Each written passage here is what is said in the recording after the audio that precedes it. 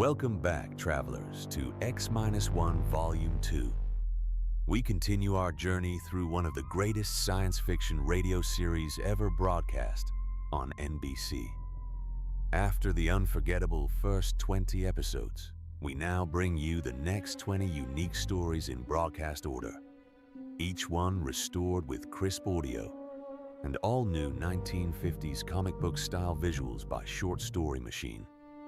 From haunting tales of artificial intelligence to mind-bending adventures among the stars, these episodes showcase why X-1 remains a cornerstone of Golden Age science fiction. Our opening story for Volume 2, Child's Play. A simple children's toy leads to something far more dangerous than anyone could imagine. Stay with us. The rocket is firing up once again.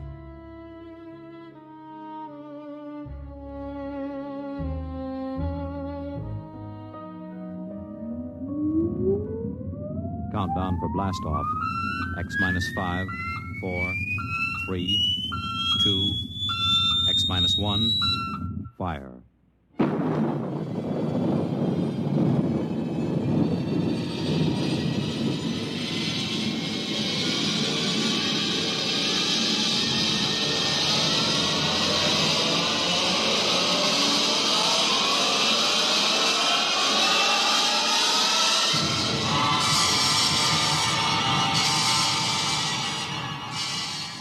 From the far horizons of the unknown come transcribed tales of new dimensions in time and space. These are stories of the future, adventures in which you'll live in 1,000,000 could-be years on 1,000 maybe worlds. The National Broadcasting Company, in cooperation with Street and Smith, publishers of astounding science fiction, presents X-1.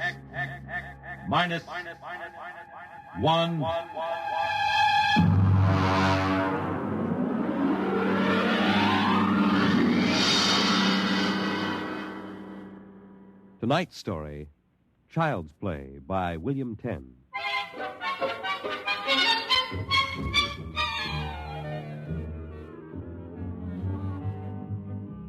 My name, Sam Weber. My job, an attorney, and a pretty successful one, if I do say so myself. Maybe you won't believe it. My best friends find it hard to believe, but I used to be a completely different guy. Frightened, sickly, nearsighted, a real Mortimer Meek. No kidding. That was 10 years ago. The big change in me began to take place on a cold December morning in 1955. Just a moment, please. Yes, please. Weber? Yes. Samuel? That's right. Okay, Jack, step back. All right, fellas, bring it in. Just a moment. You must have the wrong... Watch it, Jack. Sign here. Is that for me? Weber, Garden Apartments. It looks like a coffin. I don't design them, Jack. I just deliver them. Sign here.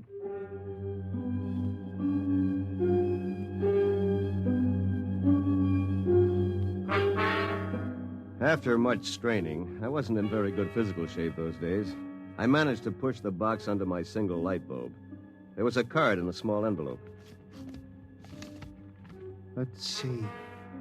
To Sam from your classmates at the Interdimensional and Cosmic Institute. Merry Christmas.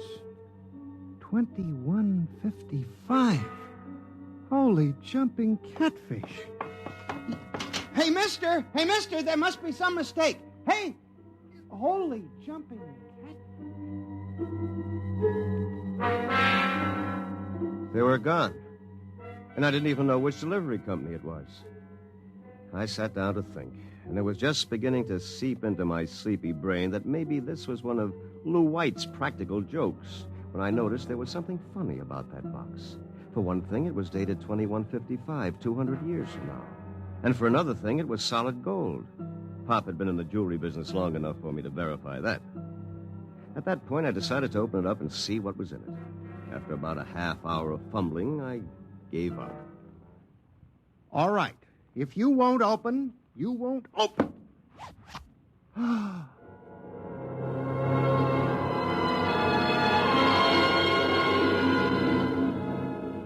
No sooner had I said the word open than it came apart like the skin off a banana. There inside was something resembling a high-powered kid's chemical set. Vials, jars, tubes, wires. You never saw so much scientific-looking junk in your life. And on top of it all was a book of instructions printed in mad green streaks. I opened the cover and read page 1.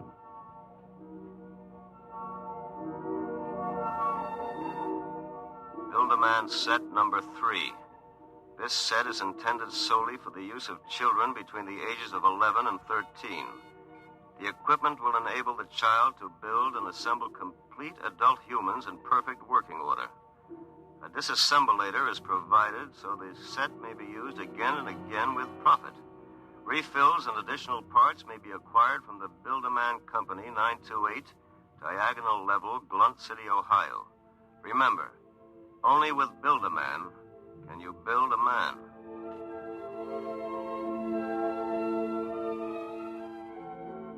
When I arrived at work that morning, an hour late, my brain was still reeling with the stuff I'd read in the instruction book. By the time I'd reached the office, I decided it had been a bad dream and it would be over by nightfall. Somerset and Ojak, attorneys at law. Just a moment. I'll connect you with Mr. Ojak. Oh, good morning, Mr. Weber. Good morning. I've got to get my mind off that book. Only with Build-A-Man can you build a man. It must have been a dream. Probably go home tonight and find the place empty. Well, if it isn't a poor man's Clarence Darrow. Hiya, Sam! Sam? Oh, hello, Lou. I come as bearer of sad tidings. You don't look very sad. Boss wants to see you laughing, boy. What about? Well, how should I know? Oh, and by the way, Sam, you'll be happy to know that I've just been promoted. I'm handling all the criminal stuff from now on. Congratulations. Of course, you know what this means for Tina and me, don't you, Sammy? Ah, cheer up, son. Tina's not for you anyway. Some got it, some don't. Me, I'm loaded. You? Ha! Nothing. So long, laughing boy.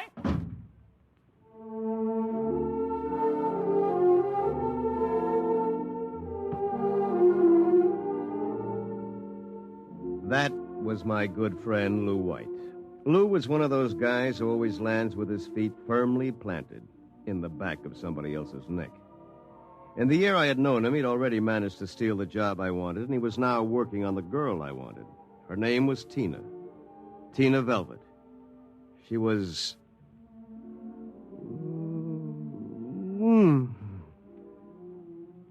Good morning, Sam. Oh, good morning, Tina. My, you look Yes? good enough to take to lunch. Oh, I'm sorry, Sam, but I promised Lou. Sure. I hope you're not too disappointed. Me? Oh, no. Some got it, some don't. I don't. Theoretically, Tina was employed by Somerset and Ojak as combination secretary and switchboard operator for Lou and me. I guess she wasn't what you'd call really smart, but she always managed to look like a pin-up girl caught with her clothes on, if you know what I mean. Well, that was Tina. I tried to steady my blood pressure as I walked into the boss's office. You sent for me, Mr. Ojak? Oh, yes. Sit down, Weber. Sit down. Thank you, Mr. Ojak. My boy, in this business, you've got to be aggressive. You've got to go out and create new clients. I don't mean ambulance chasing or anything like that, but you've got to show some zip. Yes, sir. Well, get in there and punch, Weber. I want to see a change in you in the next few months. As a matter of fact, you'd better. I went back to my office resolved to show some zip. I bit savagely into a copy of Hackleworth's On Torts. Then I called Tina for a memo. But by the time she came in, my mind was wandering again. Rosenthal versus Rosenthal. On August 4th, the party, the first part. What comes next? Sam? What comes next? Oh, listen, forget the memo for a while. I want you to take a letter. All right, Sam. Today's date, usual heading. To the Chamber of Commerce, Blunt City, Ohio. Gentlemen, would you inform me if you have registered a street or avenue known as Diagonal Level or Avenue? I write on behalf of a new client of mine. Oh, Sam, he was a new client. I wondered about it, but he looked so strange and sinister. What did he look like? Well, he was a terribly tall old man in a black overcoat. He asked if you were in, and then he tried to get your home address. But he looked and acted so strange, I didn't give it to him. He went away positively furious. That's great. Did he leave his name? Well, that's the funny part of it. He just said he was the censor or the census taker or something from the 24th Oblong.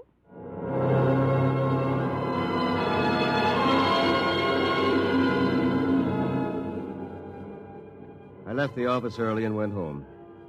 Sure enough, there it was, my Build-A-Man set gleaming a little obscenely in the corner. I walked over to it, gave it a kick, and hollered, "Open sesame!" 3 minutes later, I was flopped down in bed reading Chapter 1, Making Simple Living Things. An hour later, I was fooling around with such complicated items as the Junior Bicalibrator, which measured everything from blood pressure to hemoglobin content, and the Jiffy Vitalizer, which was actually supposed to put life in your creation, providing you had followed instructions carefully. At 8 o'clock, I went out to supper with the idea of getting a little drunk. I did. At 9:45, I came back and made my first simple living thing. Here, boy. Here, boy. Maybe you aren't a boy. Let's see. According to the book, you are a rubicular oyster hog. Not much to look at, but I made you. Me, Sam Weber, attorney at law. I have created life. Hey, come back here. Come back. Here, boy. Here, boy. Here, boy. Hey.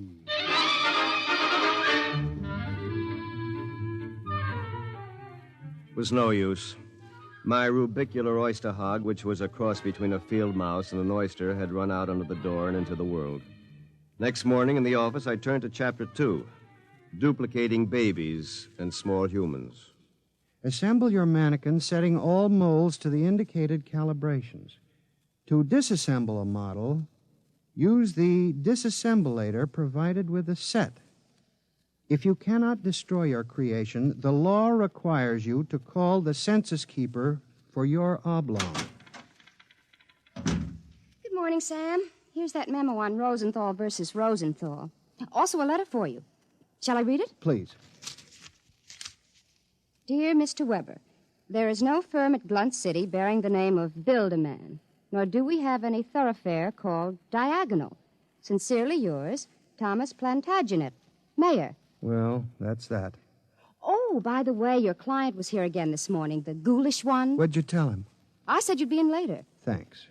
Will that be all, Sam? Yes. No. Are you doing anything New Year's Eve? Sam, I'm disappointed in you. What did I do? You haven't even noticed.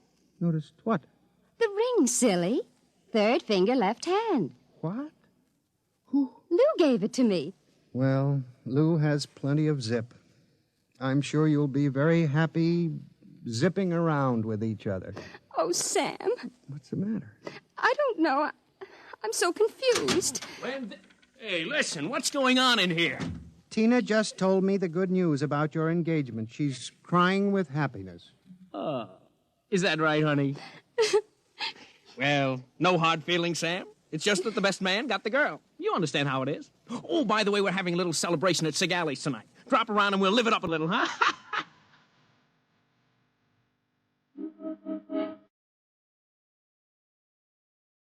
I went home feeling like a man who had been stuffed into a washing machine with the dial set at rinse dry. I was a failure. My job was a bust. My girl was going to marry a football player. I'd been playing God with a chemistry set from some crazy futuristic world. And the bill collectors were hot on my heels. Why not? Think of it. A Sam Weber without all the psychological problems you've got. A dynamic, uninhibited Sam who could win a girl like Tina by sheer magnetism. Then when it was all over, we just take the old disassemblator and presto. And I can do it, too.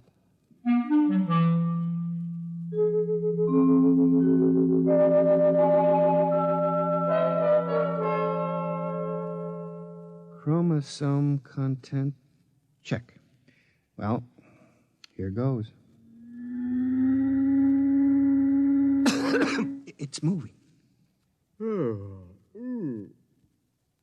Holy mackerel. It's alive. It's sitting up. Whoa! Hey, I feel great. Take it easy. Do you know who you are? Don't give me that take it easy routine. Of course I know who I am. I have all the thoughts you ever had up until the point I was vitalized. My brain is an exact duplicate of yours, except that I'm not all blocked up psychologically. Oh, by the way, since we both have the same name, it'll simplify things if I call you Weber. I'll be Sam. Look here, I'll make the decisions. How would you like a good punch in the nose? Is that any way to talk to your own parent? I did create you, you know. And don't think I don't appreciate it, Weber, old man, but let's get one thing straight. I live my life and you live yours. Got that? Who pays the rent? You do. For a while, anyway. I haven't decided whether or not I want to stay in the law business. The law business? It'd be a shame to waste all that good training, though. We went to Harvard, didn't we? On the other hand, I want to spread out a little. Tina's the kind of girl to whom money is very important. Tina? What'd you expect? We're not quite the same, you and I. I've got zip. Don't use that word. Sorry. Now, how about some dinner? I'm starved. We'll have to go out. I'll need some clothes. Sorry, I only have this one suit. Fine, you can lend it to me. But what about me? I'll bring you a sandwich after I come back from Segali's. Segali's? You haven't forgotten, have you, Weber? We're invited to the celebration, Tina and Lou White. Only it wouldn't look quite right if we both showed up. So I'll tell you all about it. Now, come on, off with the suit. And no nonsense.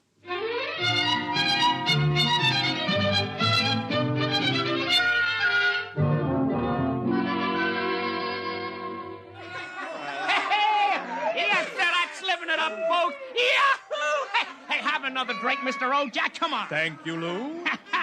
Is everybody happy? Oh, Tina, honey, you having yourself a little old time? Well. The happy couple. Sam. Good evening, cats. Everybody's lit up like a Christmas tree, huh? Well, I'll be... Sam, are you in the bag? Never touch the stuff, Lou, my boy. Never touch it. Hey, what's gotten into you, Weber? You seem different somehow. Well, I'll tell you. Ever since I had that talk with Mr. Ojak about myself... Oh, you remember, don't you, Mr. Ojak? Why, yes. You made me realize, Mr. Ojak, that I had a whole reservoir of untapped zip. And that's all it took, just like that. I'm a changed man. I don't believe it. It's an act. Why, you're nothing but a cream puff, and you always will be. Mr. Ojak, I think he owes me an apology for that. I should think so. All right, all-American boy, make with the apologies. Apologize? Why, for 2 cents, I belch you. Folks, would you excuse Mr. White and myself for a few minutes? Coming, Mr. White. I'll be right back, honey.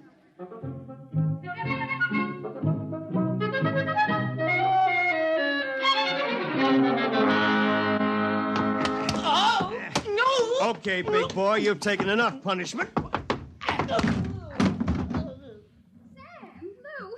don't kill him. He did...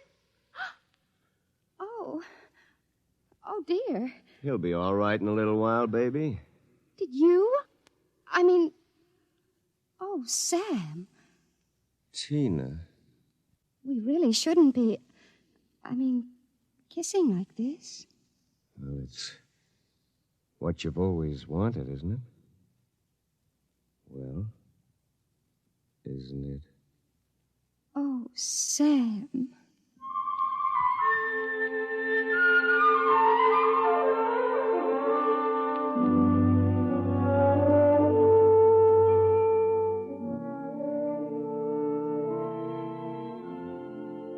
By this time, he's probably kissing her. And there's nothing you can do about it, Weber, old man. Nothing. Hey, wait a minute. Where's that book of instructions? To disassemble a Build-A-Man model, merely focus the ray of the disassemblator device and press lever X. Tina, my Tina, da-da-da-dee, So you're finally home. I'm starved. My boy, you are looking at a man who, in one fell swoop, has got himself a raise, a promotion, and a wife. At least she'll be my wife tomorrow. Who? Tina, of course. Who have we wanted so desperately all these years? I don't believe it. It's true. I had to put on quite a show, but all around it was a real success. Mr. Ojak was so impressed, he called me aside and said he was going to give me a crack at some criminal cases, and if I made the grade, who knows, I may even accept a partnership. And what happens to me? I suppose I sit in this room with no clothes for the rest of my life. Oh, you'll be well taken care of, Weber. You've got it all figured out, haven't you? That's about it. Only you neglected to consider one thing. Oh, what's that? This. Oh, come on. Put that down. I'm going to melt you down like a Welsh rabbit. Weber, you can't do that. It's murder. It's like killing your own son. Take off my suit, you phony. You won't be needing it again. You're going through with it, huh? I am. All right. And here's your jacket. Oh, my arm. Ah, now, you give me that thing. Give it to me.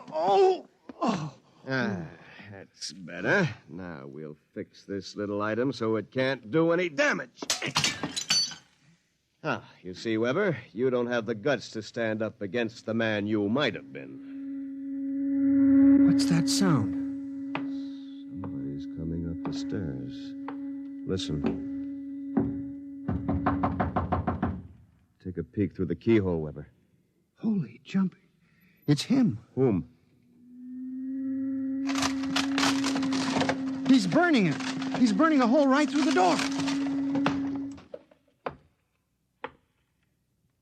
Good evening, gentlemen. Who are you? I'm the census keeper for the 24th Oblong. You see, your Build-A-Man set was intended for one of the Weber children who's on a field trip in this Oblong 200 years from now. Because of an unfortunate time warp, the set was delivered here accidentally. You mean this set came here from 200 years from now? Precisely. Time, as with all things, is relative. We shall have to recover the set, of course, and adjust any discrepancies it has caused. Meanwhile, the problem is, which of you gentlemen is the original Sam Weber? I am. Listen. Liar. Difficulties. Why can't I ever have a simple case like the doublet conduplication? Now, look here, Mr. Census Keeper. The duplicate will obviously be... Less stable and more emotionally unbalanced. Certainly a man of your qualifications can decide which of us is the more valid member of society, which of us will conform more readily to the standards... Naturally. I observed that one of you was naked. That, of course... Wait a minute. And you seem to be trembling, whereas this gentleman seems quite calm. Hold it. You're making a mistake. I hardly think so. Stay away from me. Do not struggle. Help, please, you're... Mr. Weber. Yes? It would be better if you didn't watch. Of course. You understand, it's not the gift of the Build-A-Man set we're afraid of letting you have. It's the principle involved. You people just aren't ready to play God. You understand, of course? Perfectly.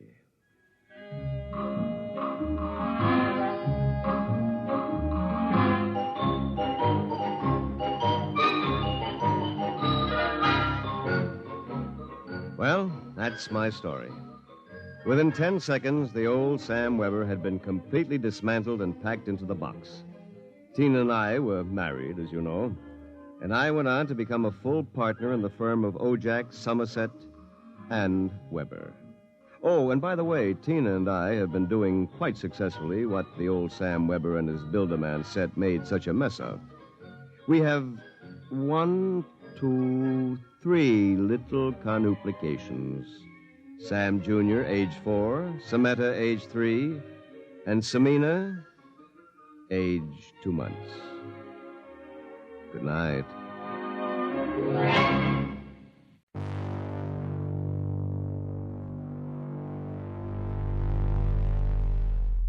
From a simple children's toy that unleashed a nightmare of duplication and ambition, we now turn to a very different kind of final wish.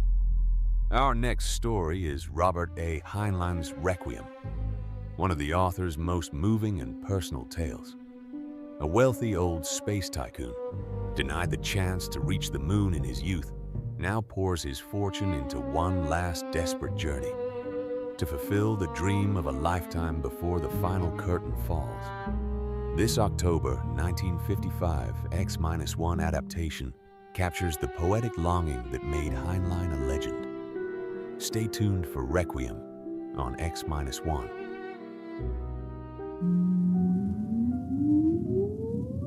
Countdown for blast off. X-5, 4, 3, 2, X-1, fire.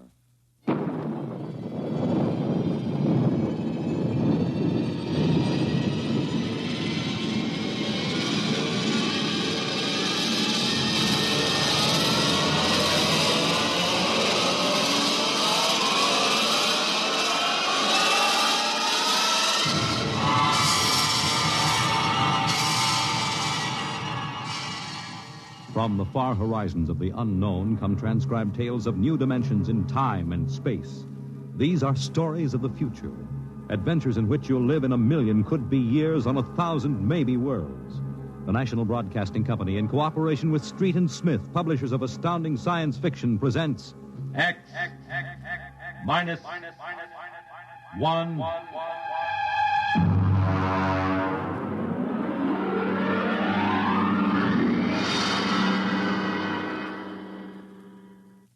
Tonight's story, Requiem by Robert Heinlein.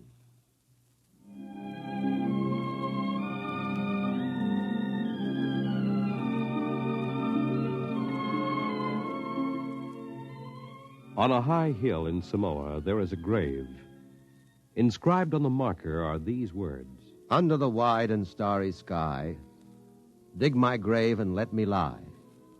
Gladly did I live and gladly die, and I lay me down with a will. This be the verse you grave for me. Here he lies where he longed to be. Home is the sailor, home from the sea, and the hunter, home from the hill.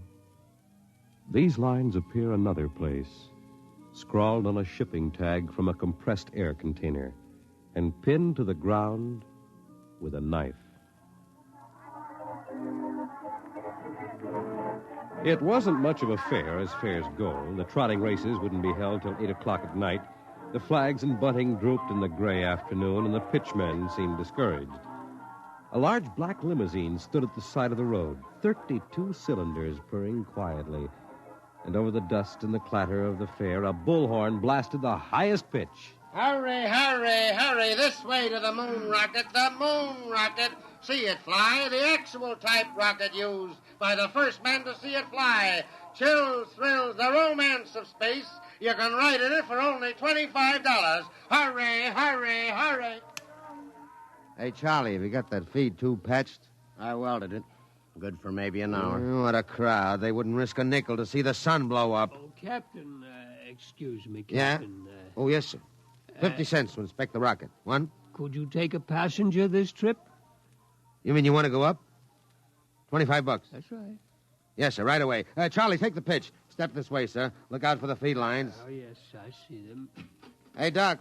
Passenger for a checkup. Okay, Mac. Well, is this necessary? Regulations. Take off your coat, open your shirt, roll up your right sleeve. All right. How are things, Mac? Slow. We're not drawing as much as the cooch tent. It'll pick up tonight with the trotters. I'm ready, Doctor. All right, give me your arm. All right, breathe in. Breathe. Breathe. Sorry, Mac. No go, Doc? Cardiac condition I couldn't certify. I'm sorry. You mean you won't take me up? He's the doctor. Well, I rather expected it. Sorry. Between you and me, we could have used the 25. Excuse me, Captain. Yeah? Could you and your engineer have dinner with me after your flight? Dinner? At my home. My car's over there. That's your car? The limousine? That's right. You serious, Mac? You want Charlie and me for dinner? Of course. Okay. Okay. Don't see why not? Thanks.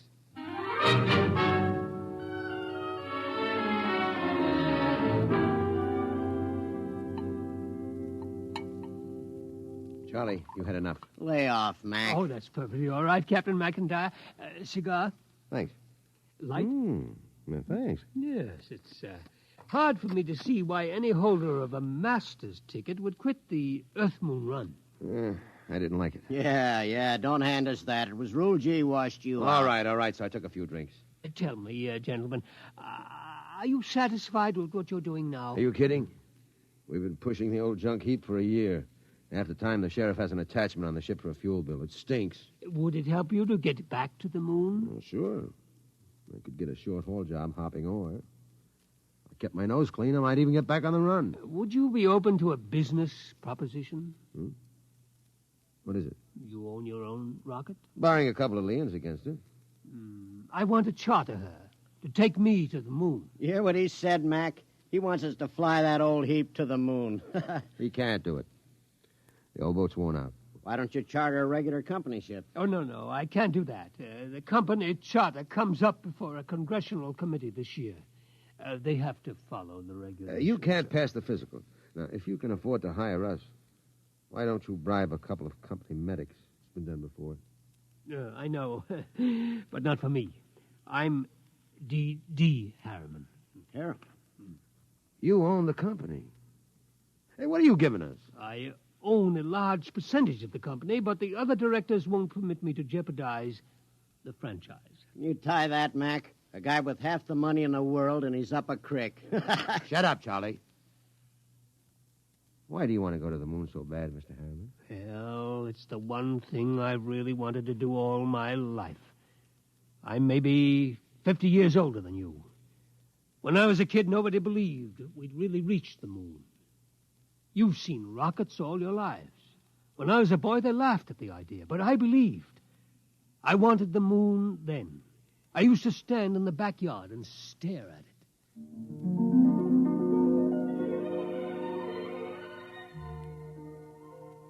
How far away is it, Mom? The moon? Far enough. Why don't people fly to the moon? They can't. Why not? They just can't. Well, not now, anyway. Someday I will. What? Fly to the moon. Sure. Now, come on, Del. Inside. Way past your bedtime. There wasn't enough money for college, so I worked.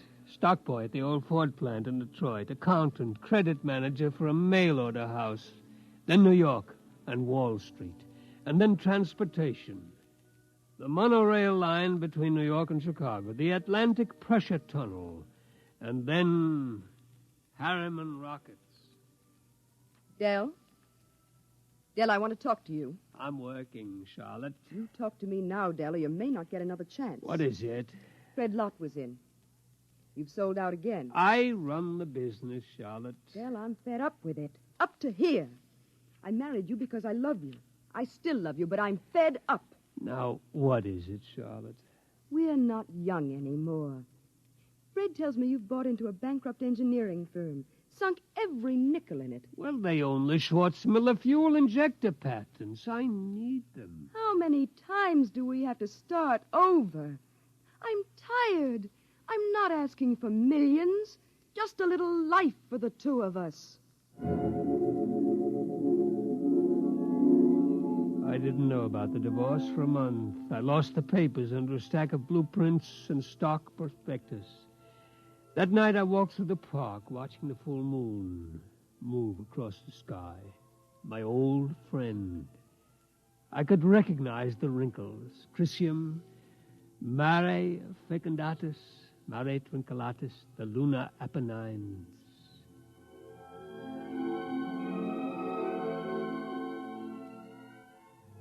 It took 2 fraudulent bankruptcies and an investigation by the Securities and Exchange Commission before we did it. The moon. There were 3 injunctions on the rocket before it blasted off. I was going on the second trip, but my considerate board served a court order on me. You can't go there. Fred, I'll break you if it's the last thing I do. Del, you've got a bad heart. That's no secret. Oh. If you die out there, the whole card house comes down. Now, we've got an equity in this corporation. We're going to see it protected. You've sucked us in on this wild scheme, and now that it paid off, you're going to sit right down here on Earth and see that the dividends come out on time. You're not going to the moon, Del. Forget it. I never went. By the time my lawyers shook off the restraining orders, the first cargo rocket had crashed in the Pacific, and Congress rushed through the Space Precautionary Act. My heart kept earthbound, and now I'm old.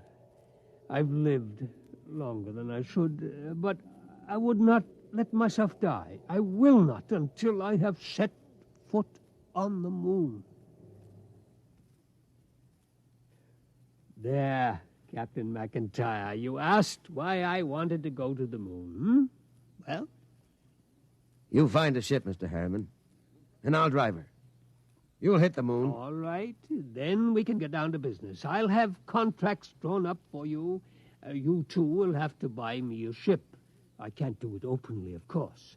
My dear board of directors would find out and slap a court order on me. Well, we can't get credit. Oh, don't worry. I'll supply the cash in advance.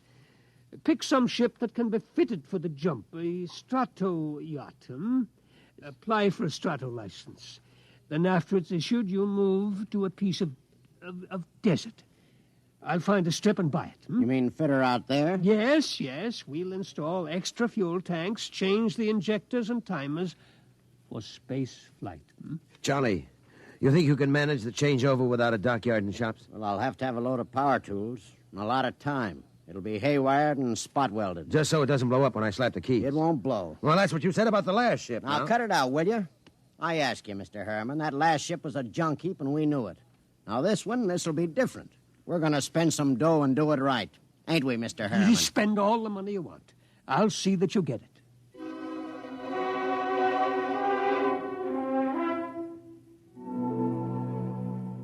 $132 shares of Apex Holding at 60% of par. Check. 52 preferred of Spaceways Fuel, 50% off par. Check. That's the list. Oh, Mr. Harriman, there's a process server outside. Yeah? What is it? I don't know, sir, but I think it's a subpoena. Oh, I was expecting that. Ashley, get Mr. Kamens on the phone. I think it's time for my lawyer.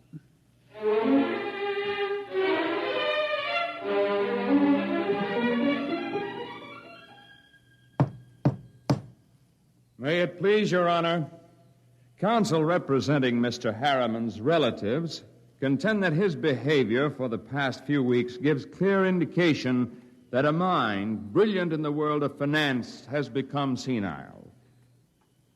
They petition you to declare him incompetent and to assign a conservator to protect his financial interests and those of his heirs.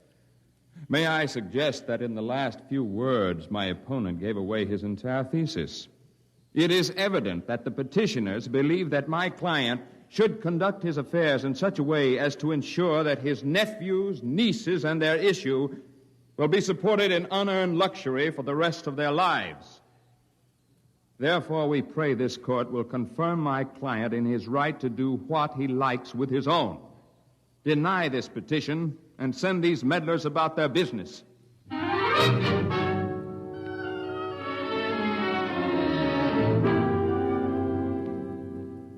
Well, Kamens, It could go either way. He might rule against me? He might. We'll know tomorrow.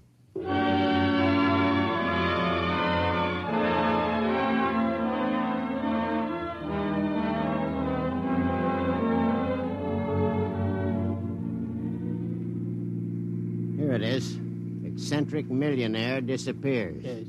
You eccentric, Mr. Harriman? Well, they used to call me crazy, but that depends on your credit rating. A bench warrant under contempt proceedings has been issued. They won't find me out here. How is the work going, Charlie? My end's in pretty good shape. Well, are you ready to go? My nephews will have detectives out looking for me. Well, I could run those calibration tests tonight. Take till midnight. After that, it's up to the Commodore here. There she is, Mr. Harriman. That's the job that'll take you to the moon. It's a good ship, isn't it? Hey, Mac, stop the car. Yeah. All right. Oh. He's out? Look at him. Where's his medicine? Vest pocket. Here. Break the glass. Hold it on his nose. He looks lousy. Yeah. There. He's breathing easy. Go around soon. Mac, we ain't going through with this. Why not? It's murder. He'll never stand up under the initial acceleration. Maybe not, but that's what he wants to do. You heard him. I don't like it. He's an okay old buzzard. What do you want to do with him? Send him back to Kansas City so his no-good nephews can shut him up in the cellar? No, but... Okay, then. Now get out there and make your setup for those test runs. Get that ship ready to fly.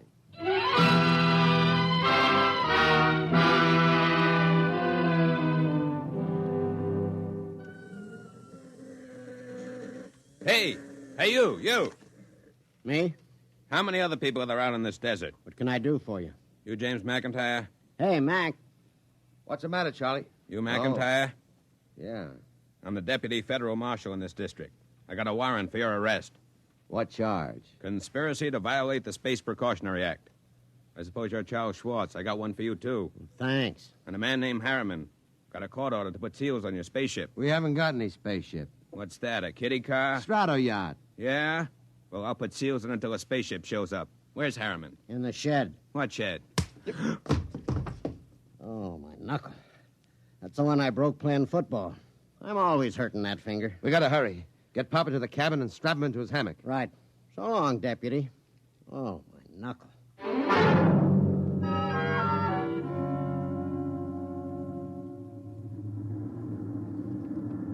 She's warm, Charlie. Everything set back there? How do I know? I didn't have time to run tests. Tough. You all right, Mr. Harriman? I think so, but these straps are tight. Have to be when we blast off. All set, Charlie. Give me control. Check. Test keys. 1 bank. Check. 2 bank. There's an auxiliary out. We don't need it. All right, boy, hang on. Let's go.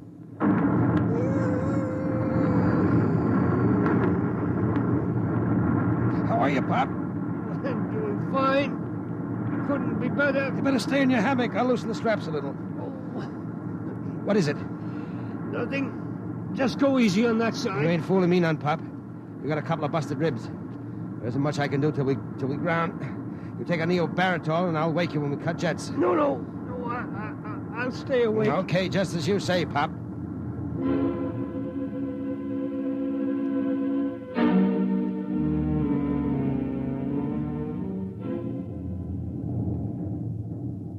She's on automatic, Charlie. How are the tubes holding up? Fine, tight as a drum. She handles nice. How's Pop? Alive, but he's in bad shape. How bad? Cracked a couple of ribs in the takeoff. I don't know what else. You think he'll last the trip? His heart was pounding like an off-time valve. Well, he'll last. He's tough. Tough. He's delicate as a canary. I don't mean that. He's tough down inside where it counts. Just the same, you better set her down awful easy if you want him alive. I'll make a full swing around the moon and ease her in an involute approach curve. It'll go fine if we got enough fuel.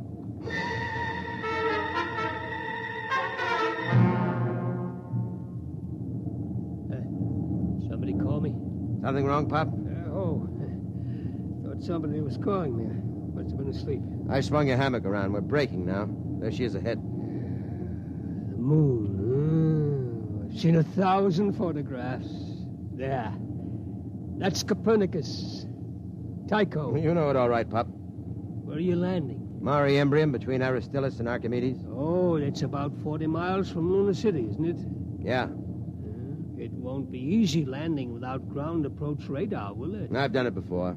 Not without a second pilot to punch the statometer. You ought to have a mate's ticket, Pop. You know the whole routine. You must have really studied up. Yes, that's all I could do, study, until now. Oh, look at the moon. I feel as if I'm coming home. Yeah. Charlie. Yo. I'm taking her in. Cut in full power. Make it good, Mac. Pop can't take a rough one. Shut up and give me the power. I'll do my best. Okay. Dynamite setting punched. Hang on, here we go.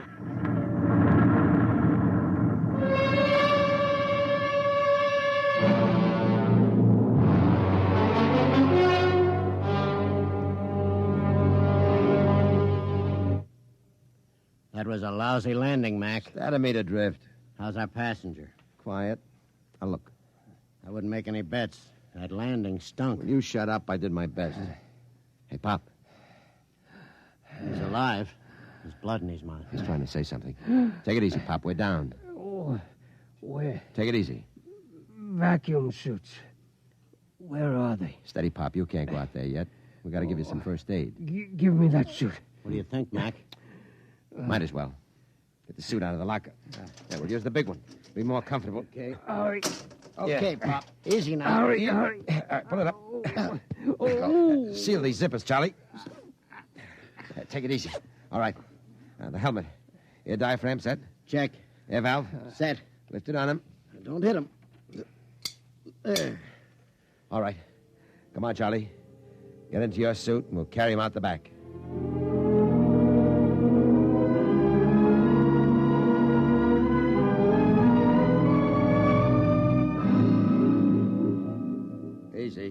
with him. Okay. You all right, Pup? Outside.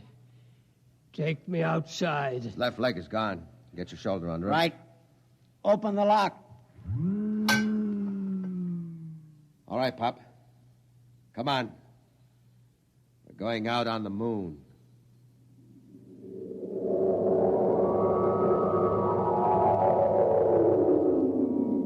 The moon. All right. I'm going to leave you out here to look around while we get ready for the hike to town. You all right? The moon. We have to break out air bottles and rig a stretcher. It's 40 miles into the dome. Charlie, prop something behind his head. Okay.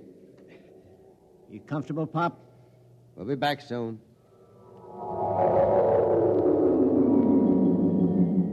Moon. I can feel the pumice dust, and it doesn't hurt anymore. Why, there's the earth overhead, the earth in the sky, and green-blue. I'm on the moon. I'm on the moon. Del? Charlotte? I thought I heard somebody call my name. Yeah, I'm getting old. My mind wanders. Del? Charlotte. Del? That is you, isn't it? I made it, Charlotte. I'm on the moon. You didn't understand. You were afraid I wouldn't take care of myself. But I made it.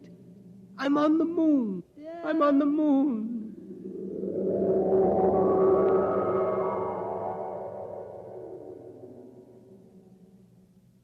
Come on, Charlie. We better get Pop going. Here, give me a hand getting him on the stretcher. Never mind the stretcher, Mac. What's the matter? He won't need it. He's dead. Oh. Better get out the pumice skis and the air bottles. It's a long walk to town. Yeah. What about him? Looks as if he's resting, doesn't he? Propped up, looking out on the pumice. Well, he hit the moon. Come on. Let's start walking.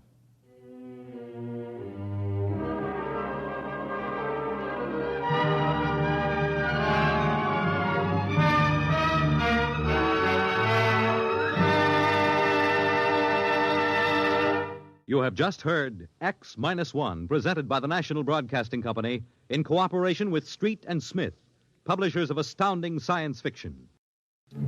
Your announcer, Fred Collins.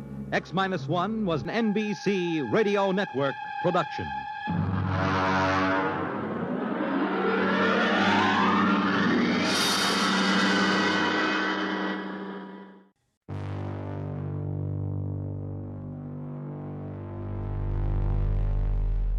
From the poignant final dream of an old space tycoon reaching for the moon one last time, we now emerge into a very different kind of tomorrow. Our next story is an original radio drama by George Lefferts, one of the creative forces behind both Dimension X and X-1. In a post-apocalyptic world, a small group of underground survivors finally steps out onto the surface after generations of hiding from radiation, only to discover that the world above has changed in ways they never imagined. This November 1955 episode delivers classic Lefferts tension and a powerful message about humanity's future. Stay tuned for Hello Tomorrow on X-1.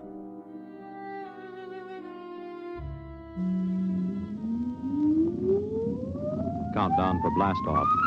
X-5, 4, 3, 2, X-1, fire.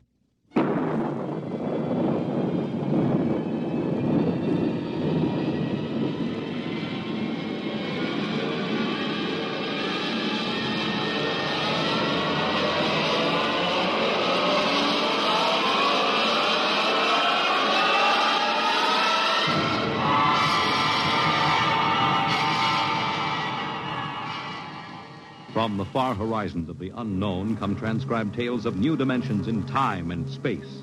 These are stories of the future, adventures in which you'll live in a million could-be years on 1,000 maybe worlds.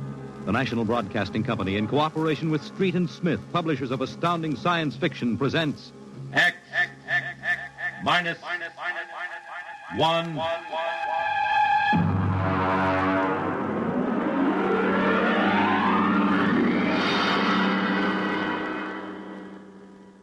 Tonight's story, Hello Tomorrow.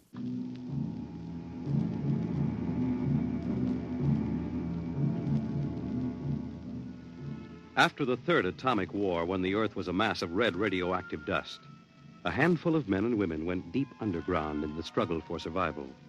A new civilization was built deep underground, a civilization which must keep a ceaseless vigil against the deadly gamma rays which filter down through the Earth. A civilization where the prime consideration is the genetic survival of the race.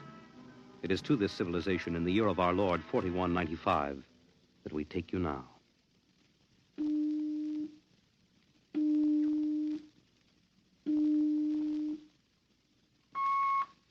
Professor Lois Burton? Yes. I have a call from the Director of Emotional Stability for the Third Oblong. Go ahead, sir. Hello, darling. Hello, dear. How is the Director of Emotional Stability? My, how impressive that sounds. Don't joke, dear. You never know who may be listening. Sorry. How are you? You sound tired. Well, we've had some bad cases. Mostly frantic mothers who insist on imparting their feelings to children. I suspect it's chromosomes affected by gamma ray leakage from the surface, but the head of the psychotechnic division says they're glandular cases. But that isn't why I called. I have good news. What is it? The genetic board has approved our application for marriage. So soon? Our chromosomes tested perfect. We can marry any time we want. As a geneticist, you should know that our offspring should be 90 percentile of perfection. I know. What's the matter? You are happy about it, aren't you? Of course. Terribly happy. I'm coming right over to the lab. You'll have to give me some time. What's the trouble? No trouble. You know that genetic survey I've been working on? What about it? Well, I've finally gotten permission to study an actual living case, a specimen of imperfect genetic transmission. Really?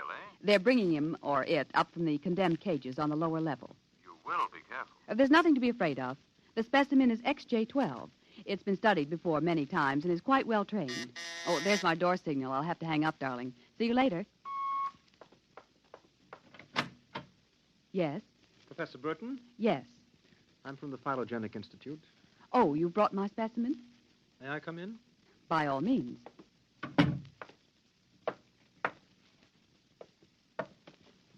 Oh, how... Horrible? It all depends on your viewpoint. I happen to have a twisted leg. My parents were genetically unsound.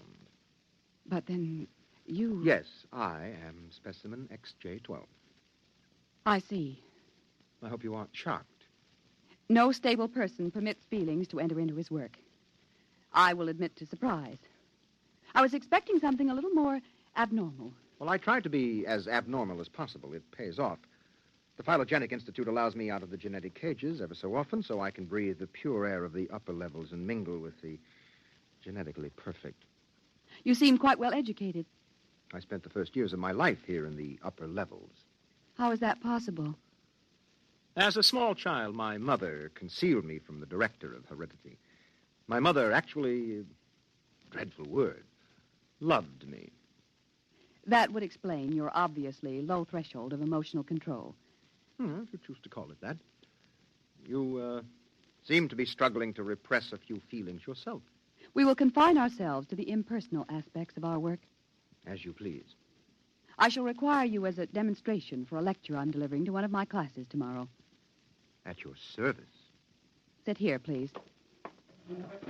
Grip these electrodes tightly. I'm going to calibrate your electrochemical tension. I'm quite familiar with the procedure. I realize that as an imperfect, I am expendable, but I should hate to be electrocuted. The charge is not lethal. Plus 15 surface tension. You know, you have beautiful hair. Plus 12 at a depth of 4 centimeters. My hair meets minimal requirements for the genetic code. And lovely blue eyes. Crystal clear. Plus 10 at 7 centimeters. Pretty. A perfect woman. Lovely expressive hands.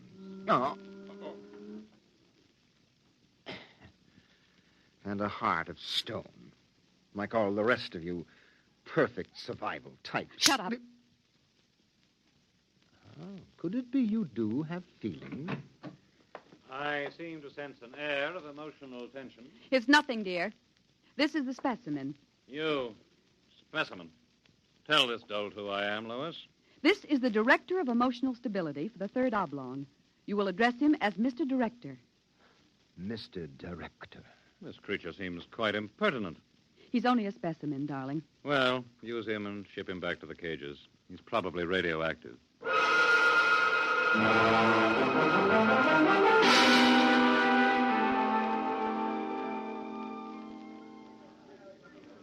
Attention, attention.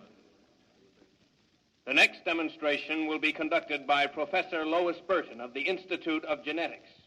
Her topic, the probability of radioactive damage in the chromosome heredity of imperfect non-survival types. Professor Burton. As you know, most imperfects are destroyed at birth. However, those who, for one reason or another, manage to survive are segregated in cages on the lower level for study purposes. The specimen we have today has been trained to tell in his own words about the factors in his upbringing. You will have to forgive his immature emotional control factor. He is, as you can see, quite different.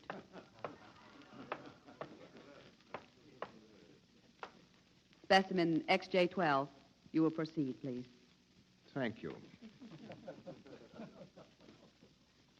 My mother was a psychotechnician in the Fifth Oblong.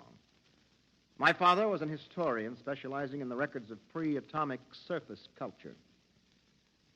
In the earthquake of 2170, apparently some hard radiation filtered down through the tunnels and penetrated the Fifth Oblong. The effect on my hereditary factors is quite apparent in this twisted leg. My father taught me in the last days before he was executed that every human personality is born with certain inalienable natural rights. The rights to have feelings, the right to mature, and above all, the right to be different from every other living organism. Because it cannot be otherwise, I submit to you, distinguished students, that the attempt by this society to abridge these rights is a violation of nature. I submit that the imperfects, the mutants, those who are different, have as much right to exist and be free as you. And I say, break open the cages. Stop him! Give us back the right to be individuals. Stop him! Ah! Perhaps that will teach you. Professor Burton, take this specimen back to your laboratory and confine him.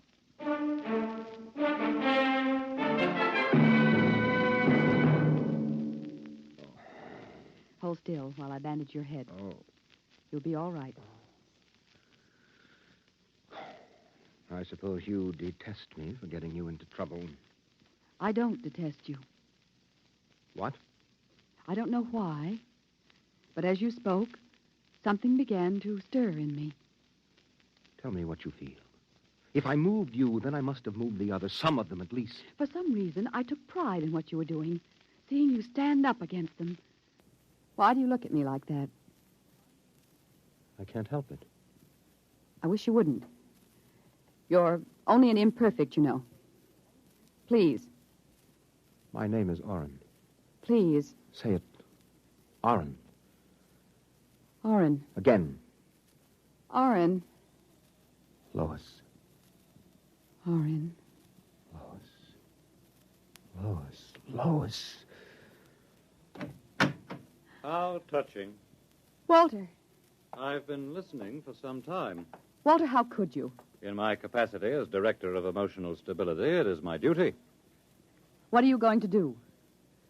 Specimen XJ12 will be disposed of quite systematically by the state. For the good of the state, for the good of the genetic code, and in the name of emotional stability.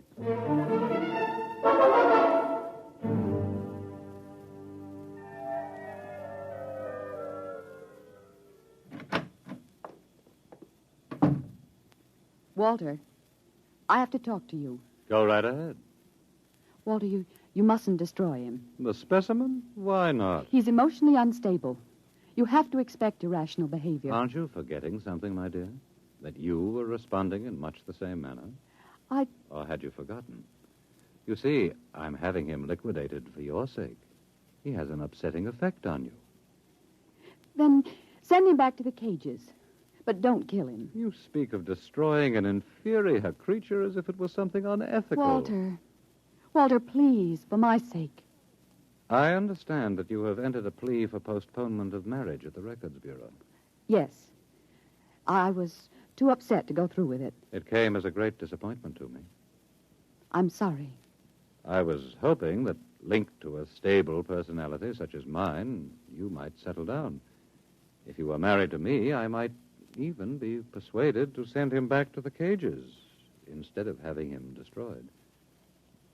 Think it over. If I refuse? The choice is yours. Well, my dear? Perhaps you're right. I am. I suppose I ought to be rational about this. After all, he's an imperfect. I'm glad you've come to your senses. When can we be married? Tomorrow, if you like. The sooner the better.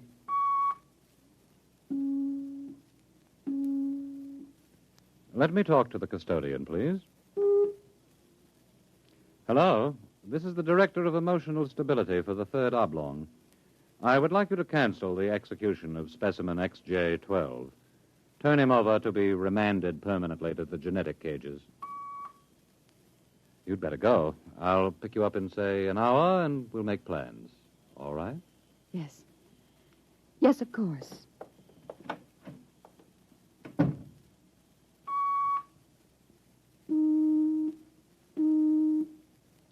Hello. This is the Director of Emotional Stability again. I want you to cancel that last order. Proceed with the execution, but under conditions of absolute secrecy. No, don't use the lethal chamber. Take him through the upper level to the tunnels. Yes. Yes, I'll issue a pass for the radiation checkpoint.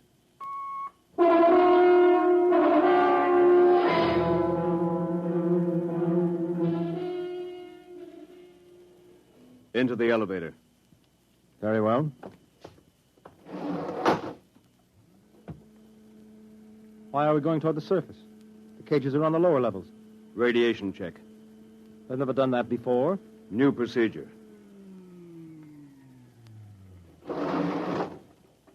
Walk. Halt. You can't go beyond this point. There is radioactivity in the tunnels. I have a pass from the Director of Emotional Stability for the Third Oblong. Special mission. I'll open the airlock. March inside.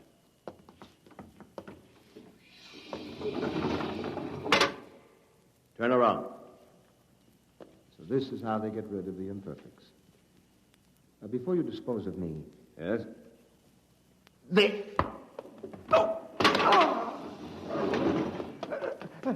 Help!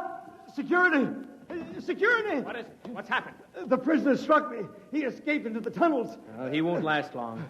Can you go after him? I could send a robot, but it isn't worth the trouble. There's no way back from the tunnels except through here. The only other direction he can go is toward the surface.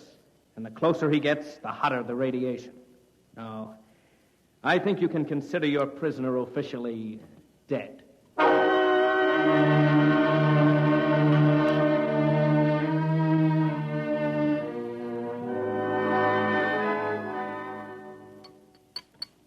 More wine? No, thank you, Walter. You look very beautiful, my dear. Very beautiful. Thank you. The wedding will be a small affair. The Director of Endocrine Control, the Chief of the Security Guard... Walter? Yes? Was he returned to the cages? Oh, now, why must you spoil it? Was he, Walter? Well, as a matter of fact, there was a little difficulty. Difficulty? Yes, you see, XJ-12 escaped. How? Where? He struck a guard and ran off into the tunnels. The tunnels? But that's sure death. He's free to return any time he chooses. Now, don't become upset, darling. You planned it, didn't you, Walter? Stability, darling, stability. Stability. Here's what I think of stability.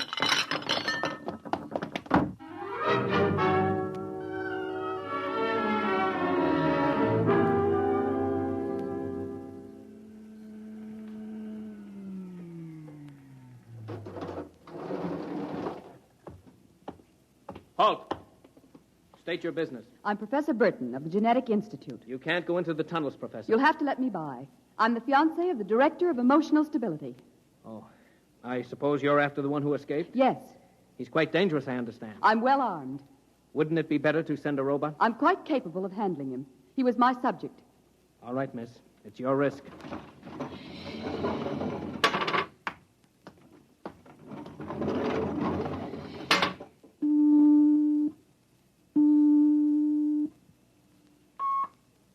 Checkpoint. This is the Director of Emotional Stability. Yes, sir. If Professor Burton tries to pass the checkpoint, I want her taken into custody. Professor Burton just passed, sir. She You said that... idiot! But, sir, she said that I she don't had... care what she said. Stop her. Send robots after her. Get her back. Yes, sir. At once, sir. Robot control. Checkpoint to robot control. Order out all televocal robots into the tunnels. Have them bring back any humans. This is a first priority order.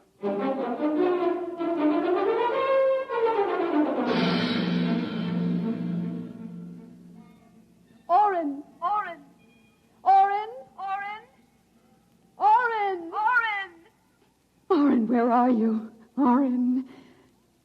Hello? Oren! It's Lois. This way. Behind the rocks. Over here. Oh, darling, darling. Lois. Lois, why did you come here? It's suicide. I had to. Oh, darling, are you all right? So far? You've got to turn back. Give yourself up. They'll kill You me. can't stay here. The radiation is +4 at this point. It gets worse as you approach the surface. Lois, darling, go back. What will you do? I'm going ahead. But you can't. I can.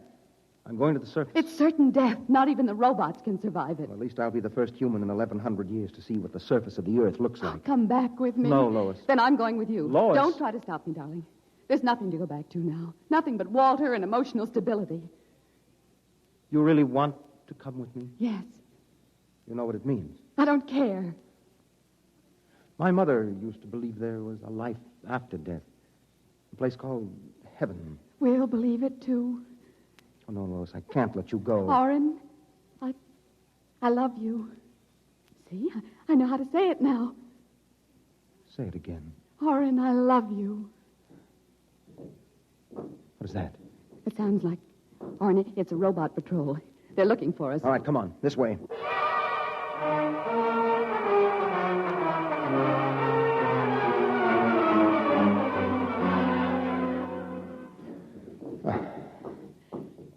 Oren, wait. It can't be much farther, darling. The robots. They're coming. I can see their lights now. Listen, they've stopped. The lights are swinging round. Oren, they see us. Come on.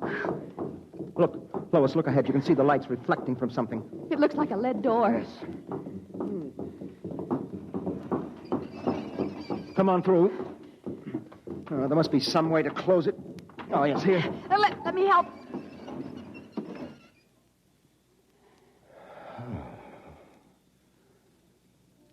Well, they won't get through that. It's solid lead.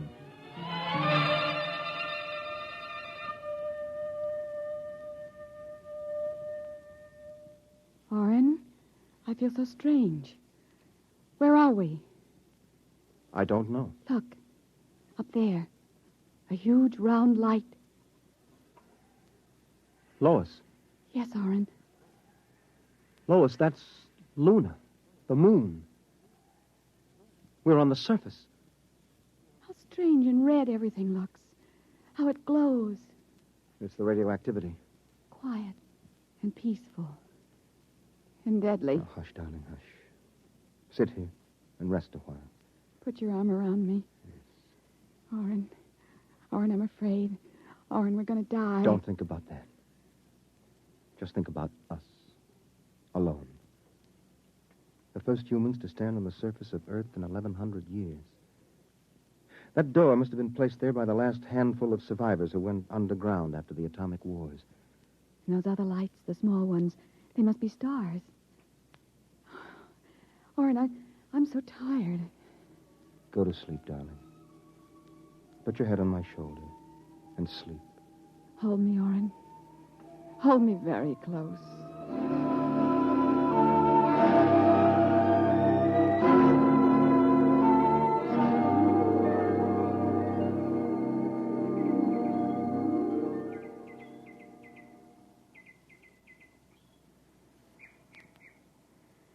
Oren, wake up. Hmm? What? Look, it's light. The whole universe is light.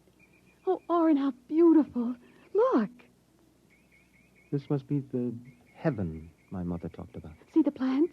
All green and fresh. And the birds. How strange they look. Lois, this isn't heaven. But we must be dead, Orrin. We should be dead. The radiation. By all the laws of nature, yes. And By yet... all the laws of nature. Orrin. Orrin, we're not dead. This is Earth. And we're alive. We're not going to die. But, Lois, the radiation, it's present. You can see its effects. Orrin, did you ever hear of geotropism? I'm not a geneticist. There is a natural law of adaptation by which an organism will try to adjust itself to its environment by changing. It's called geotropism, don't you see? No. All these generations we've been bombarded by radiation filtering down through the Earth. Each successive generation must have inherited some degree of immunity. But... Orrin, it can't hurt us. Don't you see? We're immune.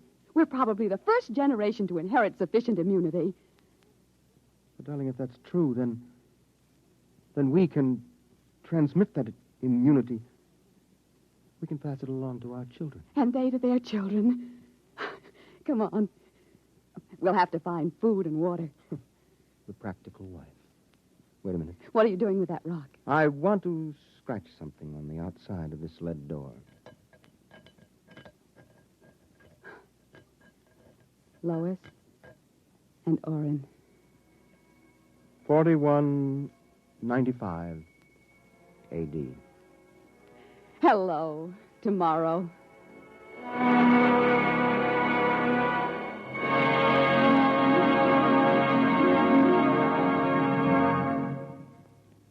You have just heard X-1, presented by the National Broadcasting Company in cooperation with Street and Smith, publishers of astounding science fiction. Your announcer, Fred Collins. X-1 was an NBC Radio Network production.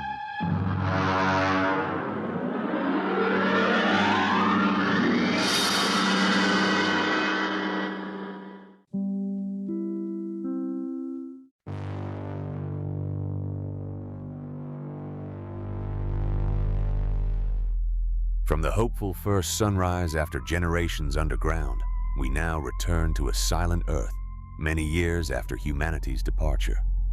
Our next story is Ray Bradbury's Dwellers in Silence, another haunting tale from his Martian Chronicles.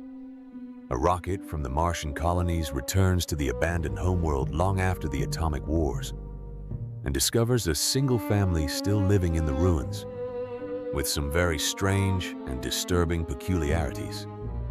This November 1955 X-1 adaptation, scripted by George Lefferts, is a chilling reminder of what we might leave behind.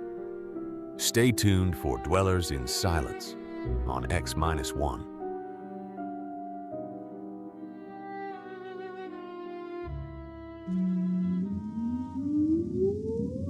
Countdown for blast off.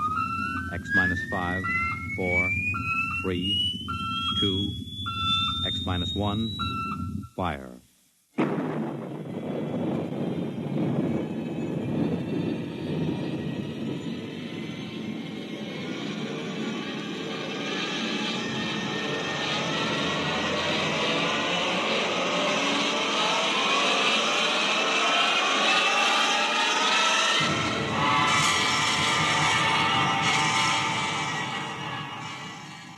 From the far horizons of the unknown come transcribed tales of new dimensions in time and space. These are stories of the future, adventures in which you'll live in a million could-be years on 1,000 maybe worlds. The National Broadcasting Company, in cooperation with Street and Smith, publishers of astounding science fiction, presents X minus 1.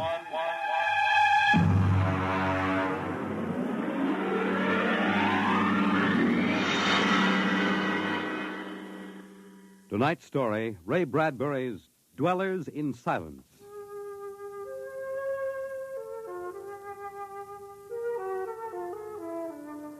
"20 years had passed. 20 years since the last of the giant migration ships had crashed to the surface of Mars, bearing its pitiful handful of survivors of the Earth Wars. 20 years of longing, of turning eyes toward the green Earth as it hung on the horizon like a beckoning light. And now it was done.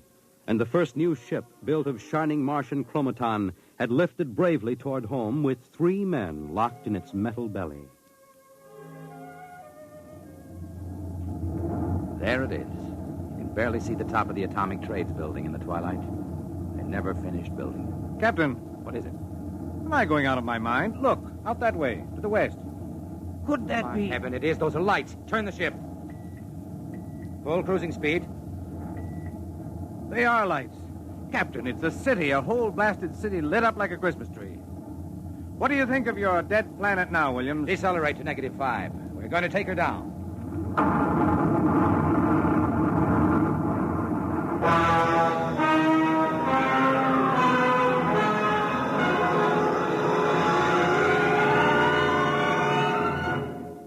Unbelievable. We've been walking for hours now and not a soul to be seen. There must be someone. How do you explain the lights? Unless they've been burning like this for 20 years.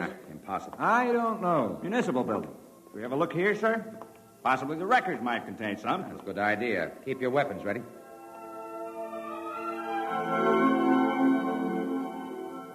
We'll start right here with the city clerk's office. Better check radiation again, Doctor. Well, not enough to do any damage. Gives you the creeps, doesn't it? Look at this desk. Papers crumpled, inkstand, just as if somebody came in and worked here every day.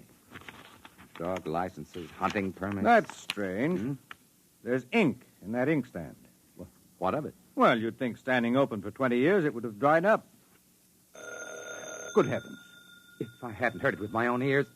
Evans, did that phone ring? Yes. Well? Pick it up, Doctor. Hello? Good day, Doctor. How are you? I called to ask some advice about a trepanning problem. Can you tell me if the lateral cut should be made first? Hello? Hello? This is absolutely insane. Hello? Thank you, Doctor. I'll do that. By the way, how is your wife, Alice? And the girls? And your son, John? Fine boy, John. I'll call again tomorrow. Goodbye, Doctor. Hello? Hello? Gone dead. Who was it? I don't know. Strange voice carried on a conversation about some surgical operation without paying the slightest attention to anything I said. Captain. What is it? Listen. Someone is coming, walking slowly toward the corridor. Coming closer. Jumping Jupiter. It's a man. An old man. Are you... Is it really someone? You seem to be real. I saw the ship come down, and I thought perhaps I was losing my mind. It's been so many years. I'm Captain John Parsons. These are my assistants, Dr. Evans and Mr. Williams. We returned to Earth from Mars. Then it's happened. We're not alone anymore. Forgive me, gentlemen, if I seem moved. I've waited and hoped for so long. You survived the radiation. We did. There are others. My family. We are the only ones. I answered the phone a moment ago. Who was it? You heard my voice, Doctor. Yours? Yes. To break the loneliness. I've recorded my voice and rigged up an automatic telephone. It's pleasant to hear the phone ring. I come here to work. I take it you are a medical man. My name is Cornelius Hathaway. Hathaway? Hathaway, the brain surgeon? You know my name? Who doesn't? I watched you on television at college. Why, I saw you 23 years ago. You performed a difficult surgery for a cerebral tumor. Thank you. I'd almost forgotten. My mind, you see, I'm almost 80 now. Well, you look fine, sir. We've had the best of everything. An entire city to choose from. Cold storage, the best equipment. But come. There's a fine dinner waiting for you, and you'll want to meet my family. When I saw the ship come down, I told Alice, my wife, you know, to prepare a feast. This is a great day for me, gentlemen. A great, great day.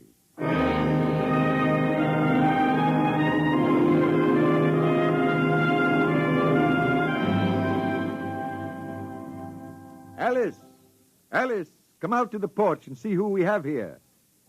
Alice, you here? Come out. My wife, gentlemen. Alice, Captain Parsons, Dr. Evans, Mr. Williams. How do you do, Hathaway? How do you do? And now, if you will follow me in, gentlemen, we'll meet my children. Lord, what a beautiful woman. She looks no more than 35. Do you suppose the radiation could have done that to her? I don't know. And these are my daughters, Susan and Marguerite, and my son, John. How do you do? How do you do, sir? Sit down, gentlemen, sit down. We'll have a feast in honor of this occasion. Susan, Marguerite, get the best silverware and the damask napkins. And John, fetch the champagne. Yes, Father. Excuse me a moment, John. Sir? How old are you? 23, sir. Thank you. What is it, Captain? Something wrong? Nothing. Except that it's impossible. You see, Dr. Hathaway's son was already in college when I started. That would make him at least 45.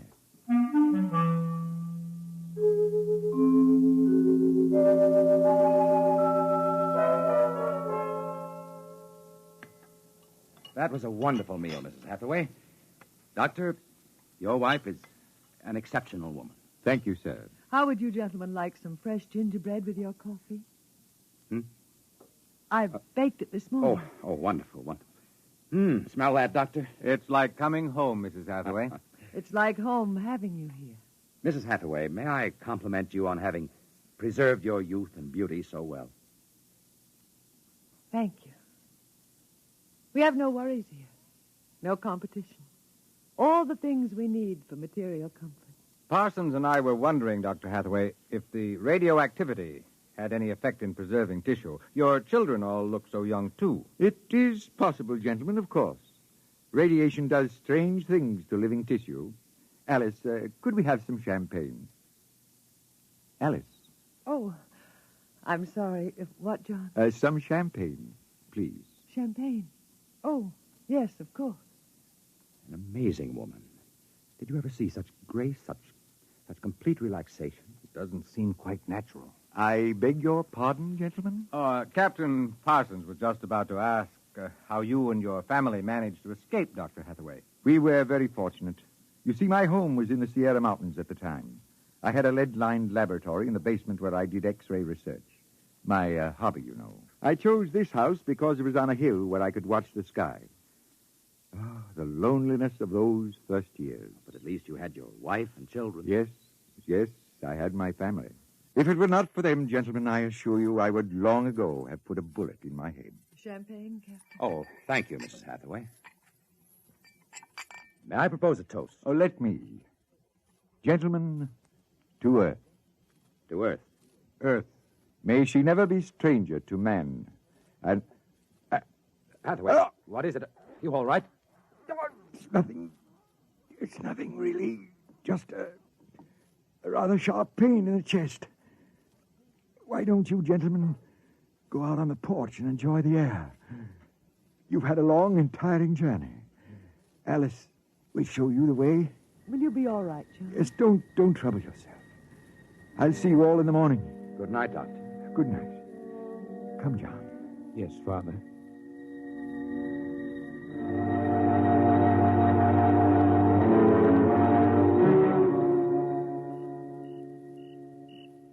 Well, what do you think of old Mother Earth now, Williams? Smell that summer breeze. Look at that view of the city, lighted up against the sky. It has a certain quality. Well, score 1 point for the back-to-earth proponents. I didn't say that. You're beginning to feel it, though, Williams, I can tell. If you don't mind, gentlemen, I'm quite tired. I think I'll turn in. Excuse me? Well, Captain? Well, what? What do you make of all this? I don't know what you mean. This Hathaway and his family. There's something strange and unnatural going on here. I can sense it. Oh, I think you're reading things into it, Doctor. Perhaps. Well, I'll turn in, too. Coming? In a moment. I want to smoke a cigarette.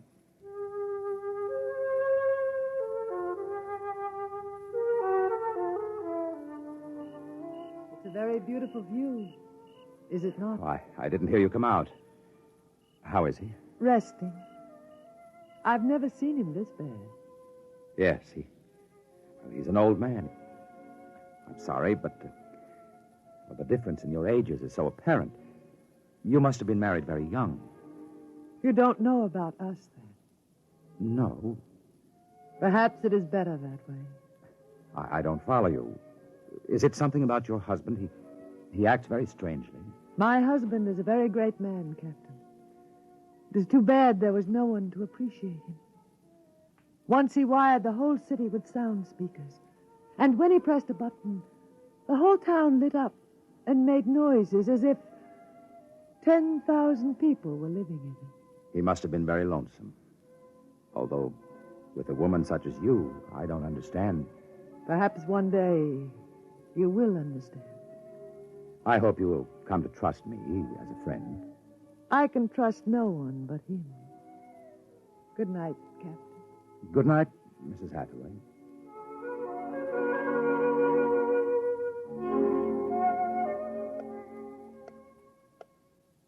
Captain. Captain Parsons. What is it? Who's there? Dr. Evans. Oh, what's wrong? What time is it anyway? 2 a.m. What's wrong? I couldn't sleep. A few minutes ago, I heard someone slip out the front door. In the moonlight, I saw it was the old man. He was headed toward the ship. What are you suggesting, Doctor? Nothing, except that it's fairly unnatural for an old man with a bad heart to go wandering off at 2 in the morning. Very well. We'll follow him.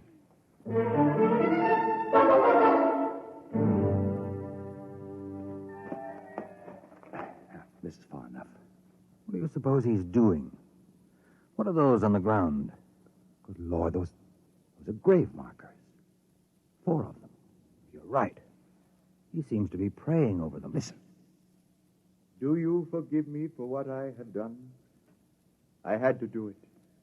I was so lonely, so terribly lonely. You don't mind too much?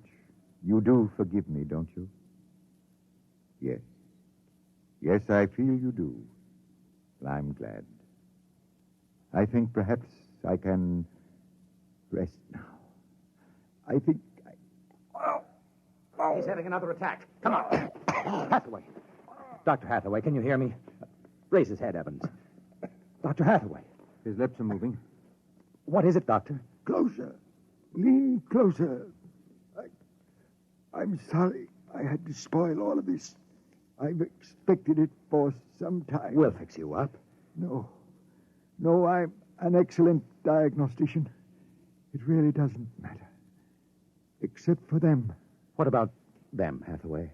You suspected, didn't you? Yes, I suspected. But I couldn't believe it until now. Do they know? No, they wouldn't understand. I wouldn't want them to know. Ever. Doctor? He's dead, Captain. What was it he meant about your suspecting? Light a match, Dr. Evans. Look on those 4 grave markers and tell me what you see. Good heavens. Well? Alice Hathaway, Marguerite Hathaway, Susan Hathaway, John Hathaway. Died July 1987. But that's 20 years ago. It's impossible. If these markers are correct, then who are those others? Can't you guess, Doctor? Can't you guess?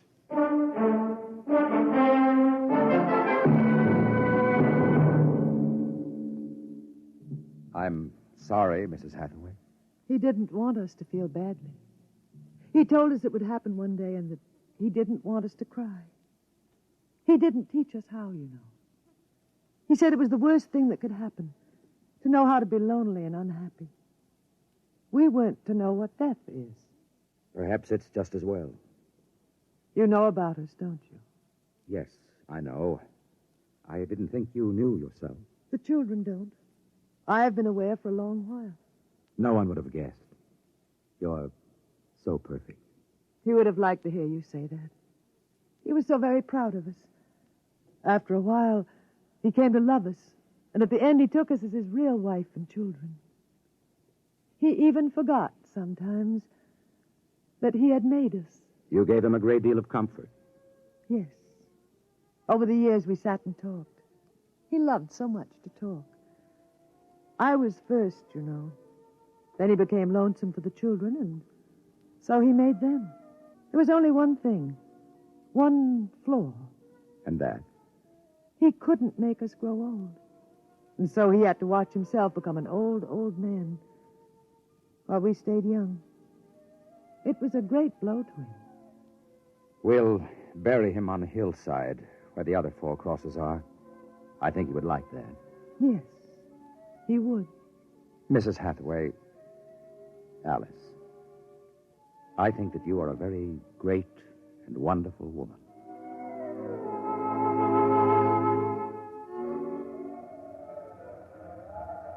And so we commend the body of this man, John Hathaway, to his Maker.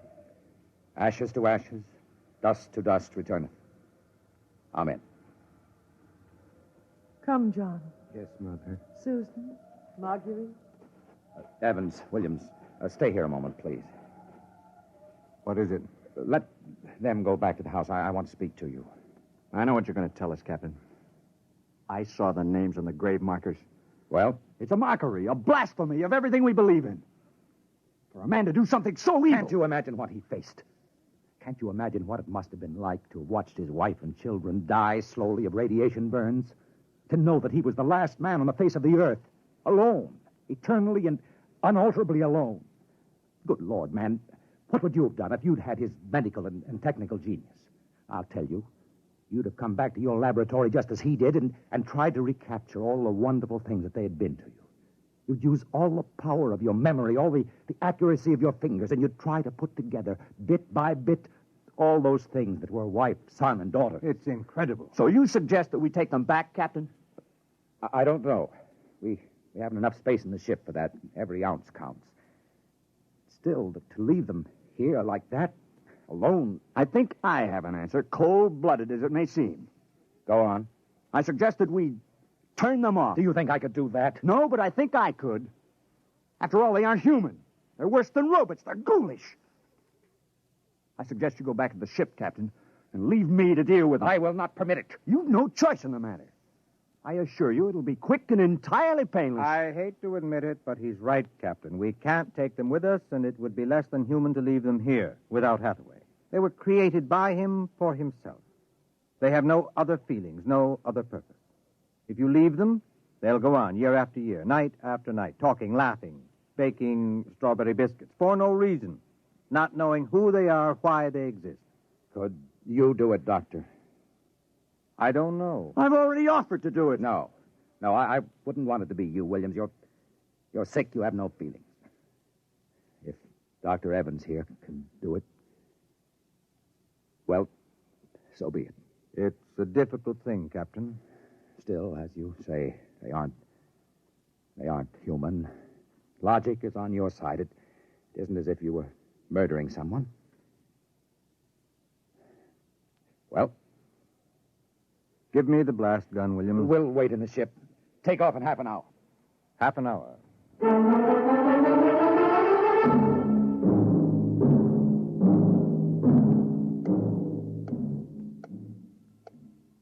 $6:25. He should be back soon. Yes. He's doing the only humane thing, Captain. They're less than human. Are they? Well, it's done now. No one will ever... That's the airlock. He's back.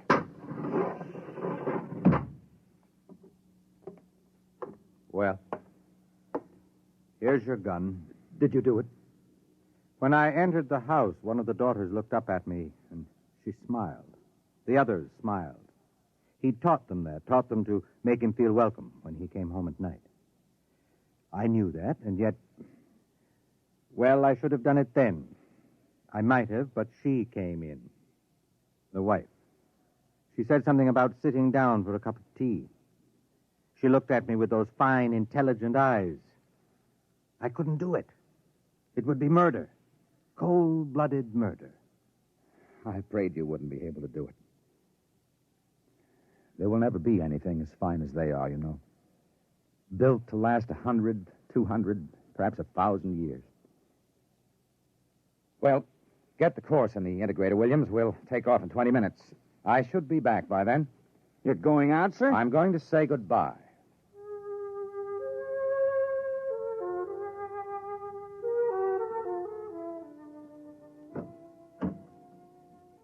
You've come back. Only to say goodbye. It was nice of you. I wanted you to know that I'm coming back. Here? To us? Here, to you. I believe you. I never meant anything more. When will you come? I don't know. It'll take many years to prepare fuel for another trip. 6, 7, perhaps 10 years. I will watch the sky at night, just as he watched it. I'm not a young man. Time is nothing to me. I was born out of time. I'm afraid I must go now. I understand. Strange. I have a new feeling. One which he didn't teach us. A feeling of longing, of sadness. That one is not taught. It comes of being alive. Yes, I am alive. Even though he created me, I'm a person now. Goodbye, Alice Hathaway. Goodbye, John Parsons.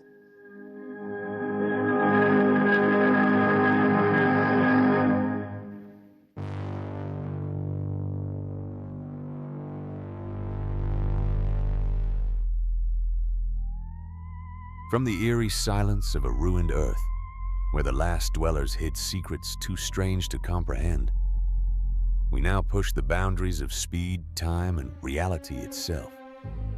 Our next story is Graham Dore's The Outer Limit, adapted for radio by Ernest Kinoy. A test pilot in an experimental rocket plane vanishes from radar for 10 impossible hours, with only 10 minutes of fuel. When he returns, the world may never be the same. This November 1955, X-1 episode delivers one of the series' most mind-bending twists on time and human limits. Stay tuned for The Outer Limit on X-1.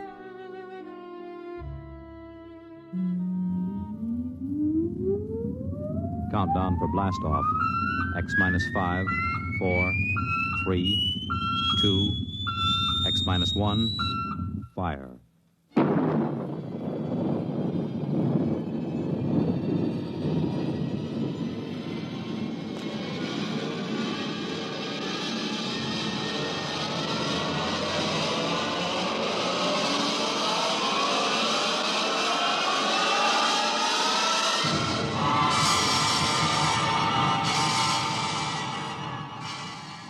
From the far horizons of the unknown come transcribed tales of new dimensions in time and space. These are stories of the future, adventures in which you'll live in a million could-be years on 1,000 maybe worlds. The National Broadcasting Company, in cooperation with Street and Smith, publishers of astounding science fiction, presents X minus 1.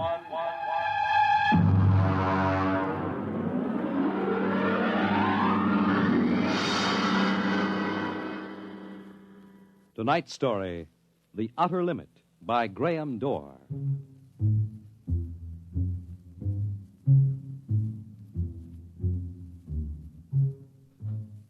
We go ahead now in time to 1965.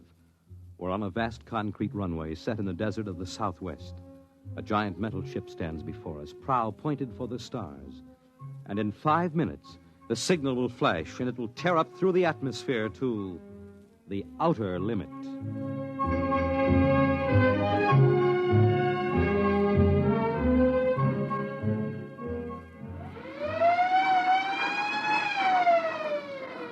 Attention! Attention! Clear field for takeoff! Clear field! 5 minutes, Steve. Right. Warm her up, Charlie. I want to go over procedure again, Steve. Don't worry, I got it straight. We'll just make sure. Okay, I take her up on jets to 50,000, then I cut in the rockets. No lower, or your tail blast will burn out 3 counties. I climb 4 minutes on rockets, then start maneuver tests. Remember that, no more than 4 minutes. This ship isn't like those Strato rockets that you've been testing. She's the first one built for outer space. If she works, you can go clear to the moon. If I'd have known, I'd have brought my toothbrush. Not this trip. Now get this, Steve. You've got power there to clear the Earth's gravitational field, but remember, after you cut in the rockets, you've only got 10 minutes fuel. If you go beyond the outer limit and don't save fuel for the return, you won't get down again, ever. You'll drift out into space. Get that now. 10 minutes fuel. Okay. As far as I'm concerned, this project is a lot more important than that cosmic ray bomb that they're testing out in the Pacific tonight. Well, the Security Commission brass doesn't think so. I don't see any undersecretaries under anything. Don't you worry, Steve. In the long run, our ship will make the CR bomb back-page stuff. But in the meantime, it's just as dangerous. Now, remember, half the principles in this ship are pure theory, slide rule stuff. If anything goes wrong, we may have to scrape you off the landscape with a soup spoon. You have a charming sense of humor. Here's what I'm getting at, Steve. We're risking your neck in this test. Anything blows, we don't want to have the next man pull the same boner. So keep your mic open, keep talking. If anything goes wrong, we want to know exactly why. And we won't be able to ask you. Let us know before you pull every switch, before you do anything. Got that? Even if you only have to blow your nose. All right, get those fuel lines away. Well, I guess that's about all, Steve. Hey, that reminds me. If Mary calls, I'm just up on a milk run. I didn't tell her today was it. How is Mary? She's okay, but she's due about now, and I don't want her to get nervous. Hey, I didn't know the baby was that close. Steve, you know, I really ought to be sending a single man on this job. What, and cut me out of a soft paycheck? Forget it, Hank. You know you can't get anybody else who can take 15 G's acceleration when those rockets cut in. Yeah, I know. It's time, Steve. Yeah. I'll see you later. Don't worry, Hank. I'll sweat for both of us. Good. Button her up, Charlie. So long, Hank. So long. We'll give you the light from control.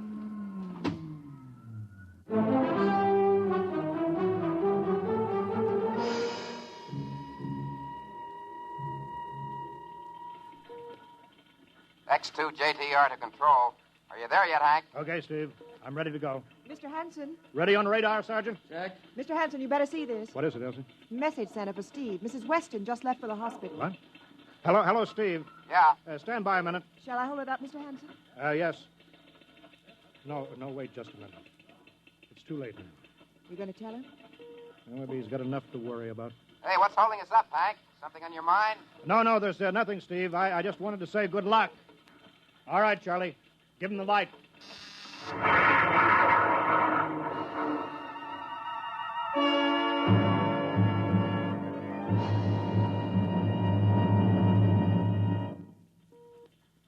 All right, Steve, I'm reading you clear.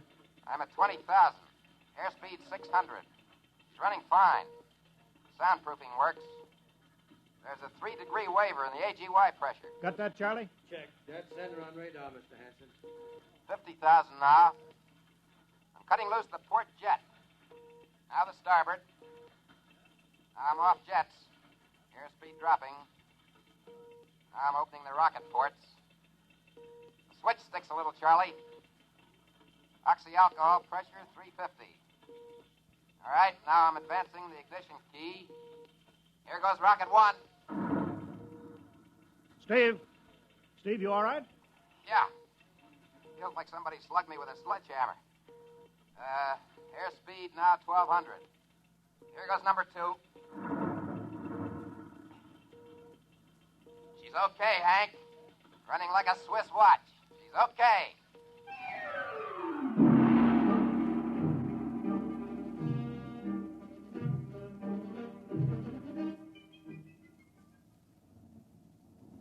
Hello, Steve. Elapsed rocket's time is now 4 minutes. What's your altitude? Over to you. Speed 4,400, still climbing. Altitude 297 miles. All right, you're at the outer limit. Level off for maneuver tests. You've got exactly 6 minutes fuel left. I'm starting a 3-degree left bank. She's a little sluggish. There, it's all right. There's a low vibration somewhere. Maybe the cockpit cover. My view screen's a little fogged. Now I'm straightening out. 5 minutes fuel left. Now I'm starting a 3-degree right. Hey, of all the... What's the matter? What's wrong? There's something up here. Something shining. What are you talking about? There's something above me, Hank. I'm going to chase it. Steve, you're at the outer limit now. I can see it plain now. Now, Steve, don't go any higher. You've only got 4 minutes left. You've only got... I'm getting static. I can't hear you, Hank. It's dead ahead now. I'm going to make a pass at it and get a good look. Here goes. Hey, it's swerving to meet me. It's dead ahead now. Look out, it's dead ahead.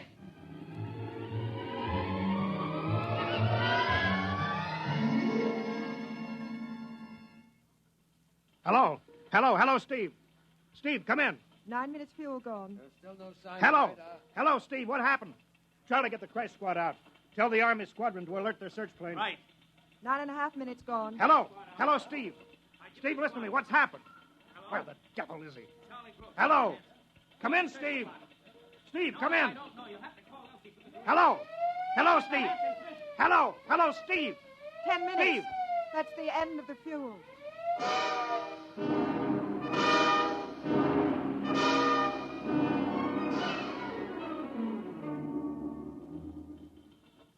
How long has it been now? 10 hours, Mr. Hanson. Nothing more on radar, Sergeant? Screen's blank. Colonel Caruli called in. The search planes are back. Couldn't find anything. Should be some trace. He couldn't have bailed out, could he? You don't hit the silk at 4,400 miles an hour. We either went past the outer limit and ran out of fuel, or something blew, and we'll find the pieces scattered from here to the coast. Why does it have to be the best man? Always the best man.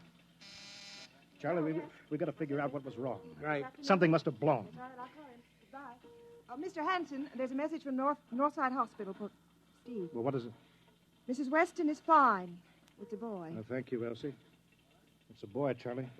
Yeah. Fine. It's a boy. He didn't even know that she went to the hospital. How am I going to tell Mary that? No, it wasn't your fault, Mr. Hanson. The ship was tested. Yeah, we'll build another, and some other flying fool will shoot past the outer limit into space. Well, I'm getting old, Charlie. You can remember when I used to take them up myself. Now I've got to send other men. Look, it's a job, Mr. Hanson. Now I'm afraid. Every time I hear a jet go off, I jump. Every time I have to send somebody up in a new model, I start to sweat. Mr. Hanson. Yeah? I think I've got something on the radar. No flights scheduled in, are there, Elsie? No, the whole day's cleared. It's coming in behind us. Here he comes over the building. Yeah. What crazy jockey is buzzing the field like that? Is that an Army plane, Charlie? No, I can't see. Here he comes back again. I know that engine. Yes, it's Steve. That's impossible. Look, that's his ship. It can't be. He's circling back for landing. Charlie, clear the field. He's coming back in. Mr. Hanson, there's not another ship in the world that looks like that. I tell you, it's got to be Steve. Thank God.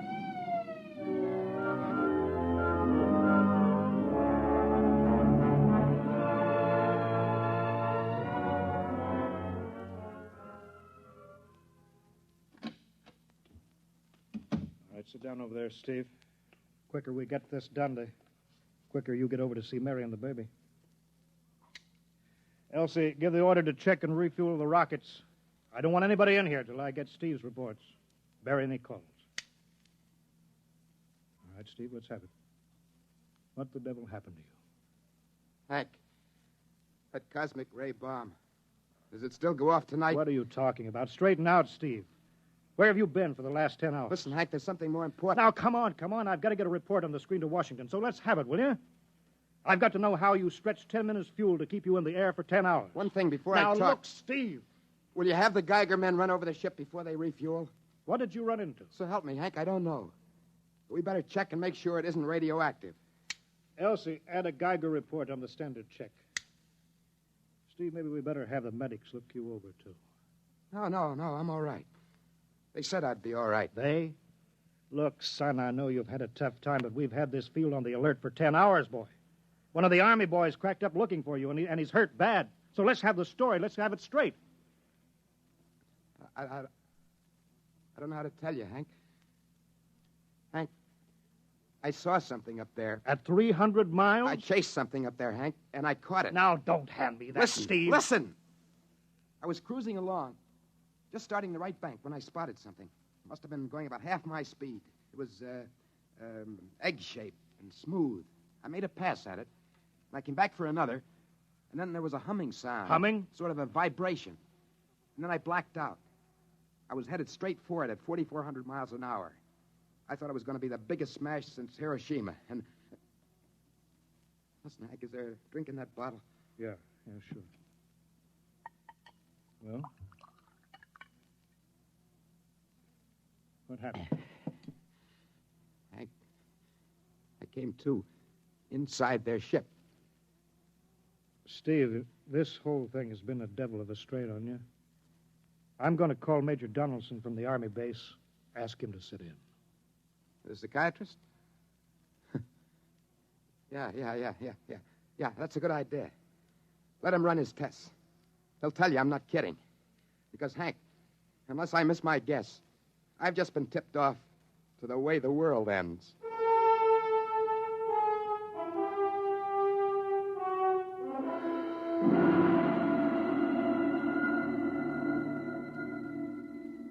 You should be getting drowsy now. Count backwards from 10. 10, 9, 8, 7, 6, 5, 6. He's under. Now we attach the head plate electrodes and the cortical pickup.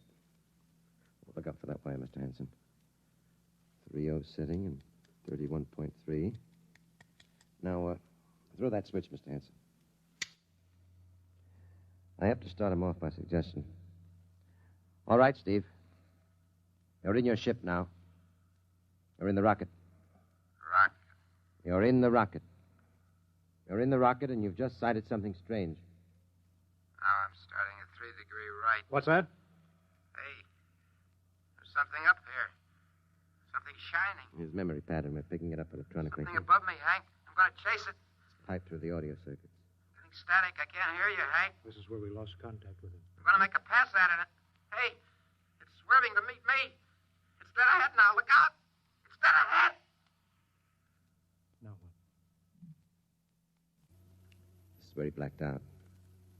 No telling how long, minutes or hours. What's that noise? I don't know. Shh. Where? How did I get here? What? Who are you? Is he seeing things? Galactic Patrol. What's that? What are they saying, Steve? What are they saying? It's about nuclear fission. They know about it. They know the danger of it. Long ago, they had wars that almost destroyed them. But finally, they learned. Now they've outlawed war. Go on, Steve. They patrol space. When their detector picks up an atomic explosion, they send a patrol. They've been observing Earth, and they found wars and rumors of wars. What are they going to do? They've quarantined us. Quarantine? They've isolated all Earth because we're infected with a communicable disease. Because we don't know how to control ourselves yet. And until we learn, we'll be a menace to the whole universe. What is this nonsense? Quiet. How are they going to do it, Steve? Well, they've spread out a layer here of I don't know what to call it. It's all around the Earth. It's miles deep. And when there's an atomic explosion on Earth, the radioactive particles will drift up to this layer and set off a chain reaction. It'll go around the world in microseconds, and that's the end. Yes? Yes, I understand. I've got to bring back the warning. You're going to put me back in my ship to bring the warning. Now what? Blacked out again. I guess that's all. What does all that mean? It's what he remembers. You don't think that really happened? No. Narco-psychometry circuits produced what he remembers. Just means that Steve believes this happened. I don't like to see this. I've seen too many top pilots snap. Steve is the best I've known. How bad do you think he is? Well, frankly, outside of the presence of this well-organized hallucination, there are no signs of unbalance. May not be too serious. If he had a more plausible story, I'd be inclined to believe it. Warning. Hank. It's all right, boy. Did you hear it, Hank? Do you understand? Sure. We've been quarantined. Now, let me give you something to make you sleep, Steve. But don't you understand? They fixed it so that if we set off one more nuclear explosion, we will have had it. Of course. Now, don't roll your sleeve down. You don't believe me? Now, take it easy, Steve. But the test, they're setting off the cosmic ray bomb, Hank, tonight. What time is it? 11:20. It's scheduled for midnight. Hank, we've got to stop that bomb. Let Donaldson give you the hypos. You got to believe me. I saw them. I got the warning. If we touch off the Q-bomb tonight, we'll be the biggest galactic 4th of July of all time. The whole Earth will go up like a Roman candle. April 10th, 1965, the end. Look, Steve, you better calm down now. Don't you want to see Mary and the baby? You've got a new son, remember? That's just it. I want to see my son. I want him to live. If the bomb goes off, Hank, we got to stop it. Mr. Hanson, I think we'd better get over to the base hospital. Hank, you got to believe me. Sure, Steve. Maybe there's something to it. Look, it's out of our hands now, Steve. I'll put it in a report, shove it into Washington in the morning. In the morning? There won't be any morning, Hank. You've got to call Washington now. Get the head of the Security Commission and postpone the test. Now, you know I can't do that. My neck would be out a mile. Besides, this is 1965, not 45. 20 countries have the atomic bomb now. What's the use of stopping just this one? The rest will keep right on popping them off. Well, then we'll have to call an international conference. Can't you understand, Hank? The first one that goes off finishes us. It's the end. They've given us the quarantine warning. Steve, I think you'd better go with us to the base hospital. Look, Steve, we can call up for a detail if we have to. All right, I'll go with you. You don't need a straitjacket. That's the way, Steve. You'll probably feel better by morning. Let's go.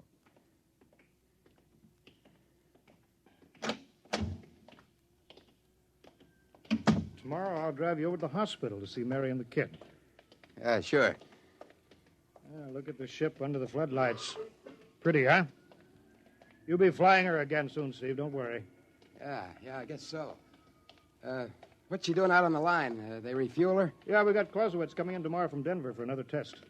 Figure we give you a day off. Yeah, that's good. That's fine. Steve. Hey, go. Come on, Donaldson. Steve! Steve, come back here. He's heading for the rocket. That's crazy. Steve! Get down off of there, Steve! We can't get at him now. That hood is armor glass. Hey, he's waving. To its control, the radio. Come on. I should have gotten help. Come on. The radio is still hooked up. Hello, Steve. Listen to me, Hank. You got to call Washington now. Look, Steve, come out of the rocket. I'll call my men, Henson. Don't try anything, Hank. They refueled the rocket for tomorrow. Take it easy, Steve. Listen, you know what'll happen if I fire the rocket tubes down here? Steve, don't, please. It'll burn out every building for 5 miles. All of us in one big blast. What do you want, Steve? You got to stop that bomb. You got to call Washington now. They won't believe me. You make that call or I cut in the rocket. I mean it, Hank. You hook my screen to yours in parallel. I want to see exactly what you're doing. All right. Just don't fire those rockets. Get going, Hank. You got 12 minutes to make that call and stop the bomb. All right. I'm making the parallel hookup now. Donaldson, you think he'll really blast? I don't know. Up to now, I'd almost say it was normal, but this Henson, he's liable to do anything. Steve, there, you're getting it on your screen? Yeah. Now put that call through. All right. Operator. Visit screen to Washington. The visit screen circuits are busy, sir. If you'll try again in half an hour. This is a Security Commission priority. Break in. Get me a line. Just a moment, please. 10 minutes, Hank. Listen, Steve, I'm trying. Ready to take your call, sir. Washington Security Commission 3. Urgent. I want Undersecretary Herbert Ames. Washington 3. 1 moment, please. Hurry, will you, please? 1 moment, please. Chicago. San Marco calling Washington visit screen 3. Urgent. Washington 3. 1 moment, please. What time is it, Donaldson? 11:51. Do you think he'll fire those rockets? He might. Washington. Go ahead, San Marco. Visit screen 3. Mr. Herbert Ames. That is a coded exchange. I cannot accept your call without clearance. Listen, Washington, put this through. This is Mr. Hanson of Hanson Rockets Incorporated at San Marco Air Base. This is a priority call. I'm coded. 1 moment, please. I will check your code number. Get it through, Hank. That bomb goes off at 12. Will you be reasonable, Steve? Your call has cleared, San Marco. Washington visit screen 3. Herbert Ames. This is your call, sir. Security Commission, Ames. Oh, hello, Hanson. Listen, Ames. You've got to get me the chief. You kidding? He's at the test control room. Yes, I know, but get him for me. Hey, what's up? You look lousy. Or is it a bad circuit? There's no time, Ames. I've got to get him before the test. It's about the ray bomb. I can't take the responsibility. Get it through, Hank, or I blast. Hey, what's going on there? Ames, my project has a high enough rating. This is a priority A call. What? Well, it's your neck. Okay, I'll try to get him for you. He's in the control room, though. You'll have to switch off your screen and speaker and go on earphones. Too much going on in there. Security, you know. You hear that, Steve? I've got to cut the screen. All right. 8 minutes, Hank. Hello? Hello? Yes, sir. This is Hanson at San Marco. No, sir. Priority A request to cancel the bomb test. No, look, I'm serious. I'm deadly serious. We sent the X-2 JTR up today to the outer limit, and we uncovered evidence. Yes, on the automatic instruments. What's that? No, this possible chain reaction. No, I can't tell you the whole story. There isn't time. Yes, I'll bring the readings into Washington in the morning. You've got to postpone the test till you see them. Yes, I understand that. I understand about the press. I'll take complete responsibility for this. What's that? Look, I've worked on contracts for the Commission for 10 years now. Yes, I have complete confidence in my information. You can record that. All right. I'll call you back immediately. Goodbye. Hank? He's agreed to cancel. The ray bomb won't go off. Thank God. All right, Steve. You can come down out of the ship.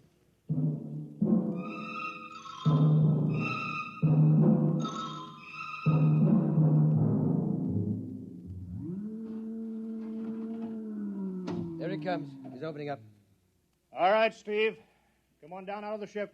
Sure, Hank. Hank, I was scared. I was plain scared. All right, easy now. It's all over. Bomb won't go off. Thank God. Hey, look. I want to see Mary and the baby. Can you get me transportation now? Hey, wait a minute. It's almost 12. They won't let you in the hospital now. I want to see the baby. For sure you do, but you've been under strain. I've got a shot here for you, Steve. Give you a good night's sleep. All right. Roll up your sleeve. Sure. Now, that'll make you sleep. Sergeant will find you a bed. Come on, Mr. Weston. Well, good night, Hank. I am kind of beat. It's been a tough night.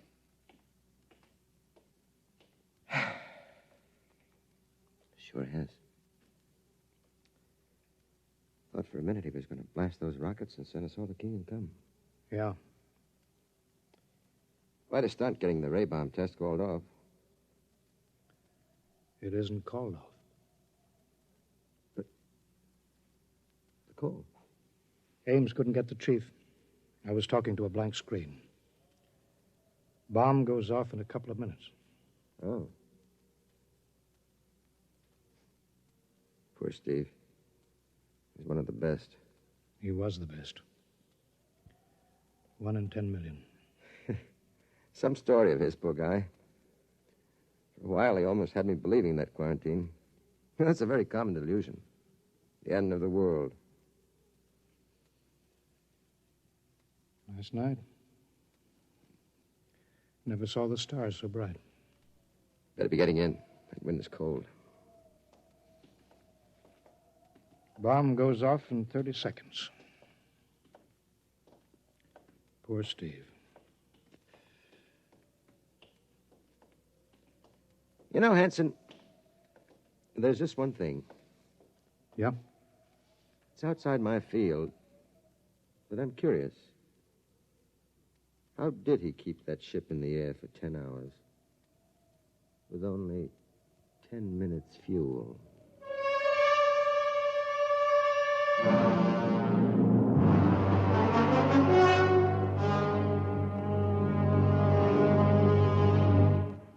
You have just heard X-1, presented by the National Broadcasting Company in cooperation with Street and Smith, publishers of astounding science fiction. Tonight, by transcription, X-1 has brought you The Outer Limit by Graham Dorr, as adapted for radio by Ernest Kenoy. Featured in the cast were Joseph Julian, Wendell Holmes, Joe DeSantis, Bob Hastings, James Dukas, and Freddie Chandler. Your announcer, Fred Collins. X-1 was directed by Daniel Sutter and is an NBC Radio Network production.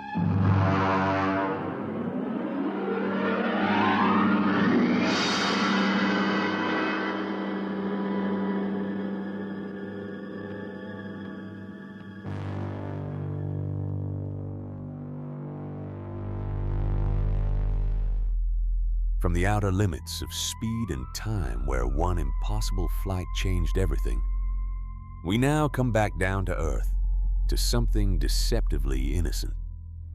Our next story is Ray Bradbury's 0 Hour. On a quiet suburban afternoon, children across the country are playing an exciting new game called Invasion.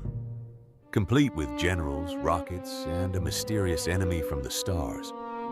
Their parents smile and pay no attention until 0 hour arrives.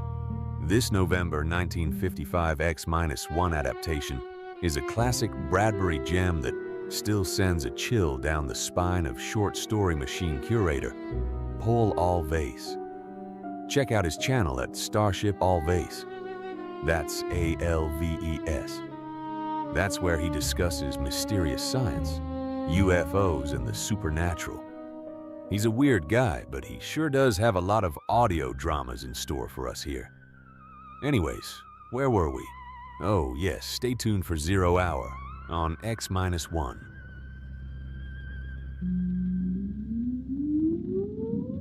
Countdown for blast off.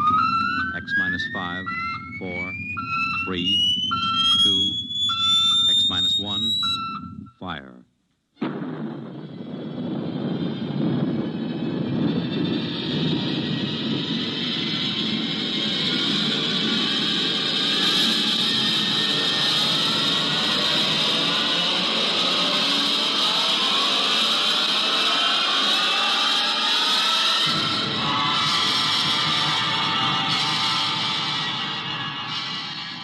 From the far horizons of the unknown come transcribed tales of new dimensions in time and space. These are stories of the future, adventures in which you'll live in a million could-be years on 1,000 maybe worlds. The National Broadcasting Company, in cooperation with Street and Smith, publishers of astounding science fiction, presents X minus 1.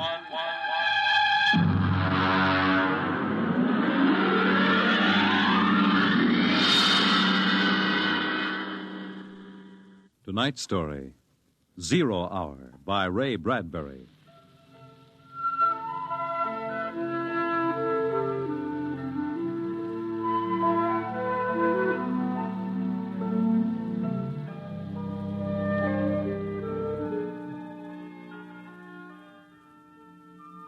It was a perfect summer day in the year 1985. Sunlight illumined the suburbs, and the town drowsed on a tide of warm, sunlit air.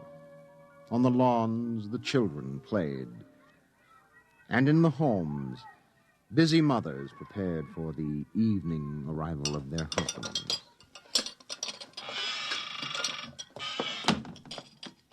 Excuse me, Mom. Good heavens, Mink. What's all the excitement? We're playing a game, Mommy, the most exciting game ever. What are you doing in that cabinet? I need some tools from Daddy's kit. Your father may not I'll want... take good care of them, Mom, I promise. Very well, dear. Don't lose anything. Oh, what's the name of the game, Mink? Invasion. Invasion. What will they think of next?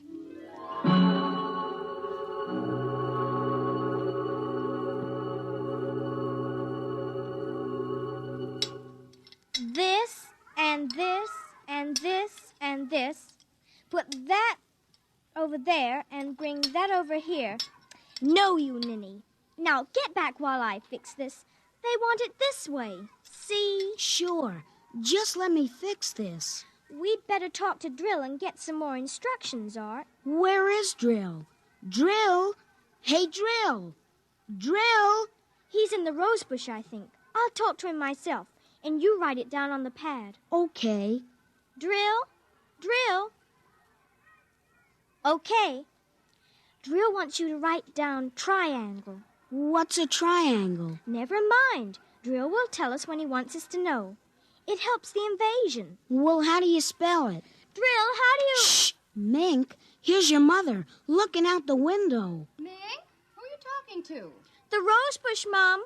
Only it's not really a rose bush. That's Drill. Well, who's Drill? He's planning the invasion. Oh, what an imagination. You'd better come in, dear, and clean up for supper. In just a second, Mom. Art, did you write down what Drill just said? Yup.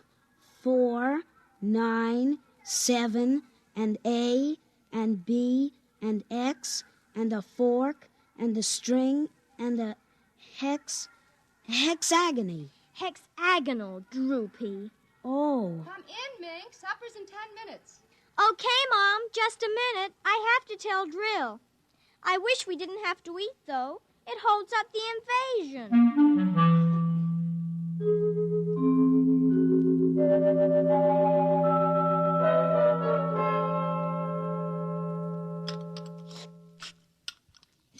Mink, for heaven's sake, slow down. You'll choke on that soup. I can't, Mom. It's a matter of life and death. What's a matter of life and death? The invasion. What invasion is that? Oh, just some silly game the children have been playing. Well, whatever it is, Mink, it'll wait until you've finished your supper, I'm sure. But Drill is waiting for me, Daddy. Oh, who's Drill? New boy in the neighborhood? He's new, all right, only you can't see him. Not yet.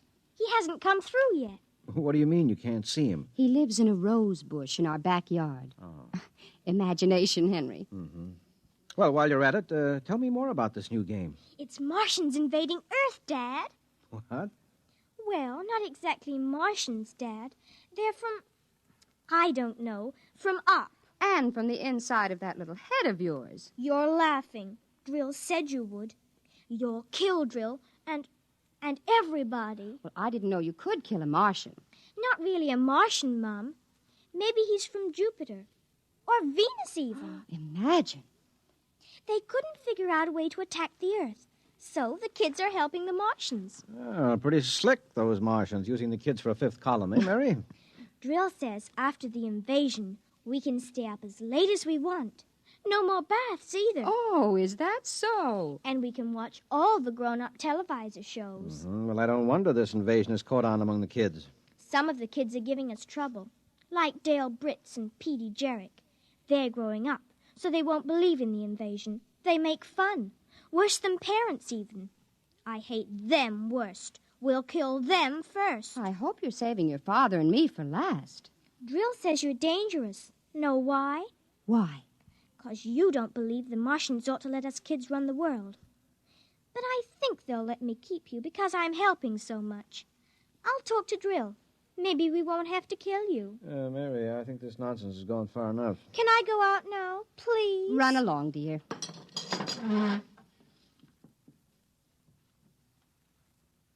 Don't worry, Dad.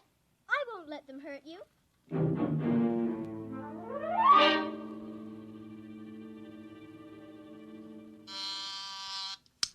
Televisor. Oh, would you please connect me with Mrs. Helen Rogerson on Channel 72Z, Pittsburgh, Pennsylvania. What is your channel, please? 817X, New Rochelle, New York. Thank you. Just a moment. Go ahead. You can see your party now. Hi, Sis. How are things in New York? Fine, Helen. How are things in Pittsburgh? Oh, you look tired. Oh, I've been having a terrible time with the children. Sick? No, just underfoot. They've got a new game that's got me just about crazy. It's called Invasion. Did you say invasion? Isn't that strange? My Mink is playing it, too. My boy Tim is all involved with some imaginary fellow named Drill, who's running the invasion. Must be a new password. Mink likes him, too. How do you suppose these games start? My backyard looks like a scrap drive. They've got every conceivable kind of mechanical gadget out there. I talked to Josephine Schiller in Boston, and she says her kids are wild about it, too. It's sweeping the country. I can't understand it. Helen, do you suppose... What? Oh, nothing. Just a wild thought that crossed my mind. Oh, say, the reason I called is that black and white cake recipe... What was that? I don't know. One of the children might have hurt himself. I'll have to run and see, dear. Call me back tonight, will you? All right, Mary. Bye. Mink? What is it? Who was that who screamed? Peggy Ann. What happened? She got scared and ran home. Did you hit her? Nope, she just got scared. She's a scare baby anyway. Now, Mink, tell me why she screamed. No, I can't. Mink, you'll answer me or come inside this instant. I've had enough nonsense. I can't quit now, Mom. It's almost 0 hour. Then tell me what frightened Peggy Ann. Okay, she saw Drill. He almost came through. Through what? Those pipes and things we set up. She looked into one of the pipes and screamed. I guess she saw Drill. And no one hit her? No, Mom. Very well, Mink. I'll call Peggy Ann's mother and see how she is. If we could only get Drill through, it would be easy. Then all the others could come through after him. I'm going in now, Mink. I'll call you in for your bath in half an hour. Your father and I want to go out tonight. You won't be able to go out, Mom. Why not? 0 hour's 5 o'clock, Mom.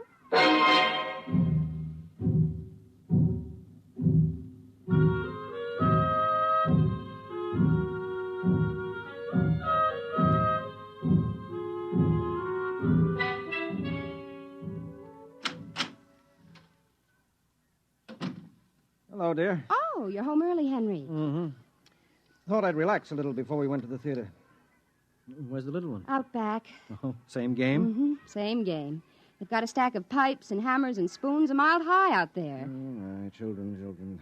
Why do we have them? Well, they are strange creatures, aren't they? Even Mink. She's a part of us, and yet... Yeah, look, dear, I'd like to discuss this with you, but we do have a theater date, and it's almost 5 o'clock now, so... Say, what's happened to the kids? They're so quiet.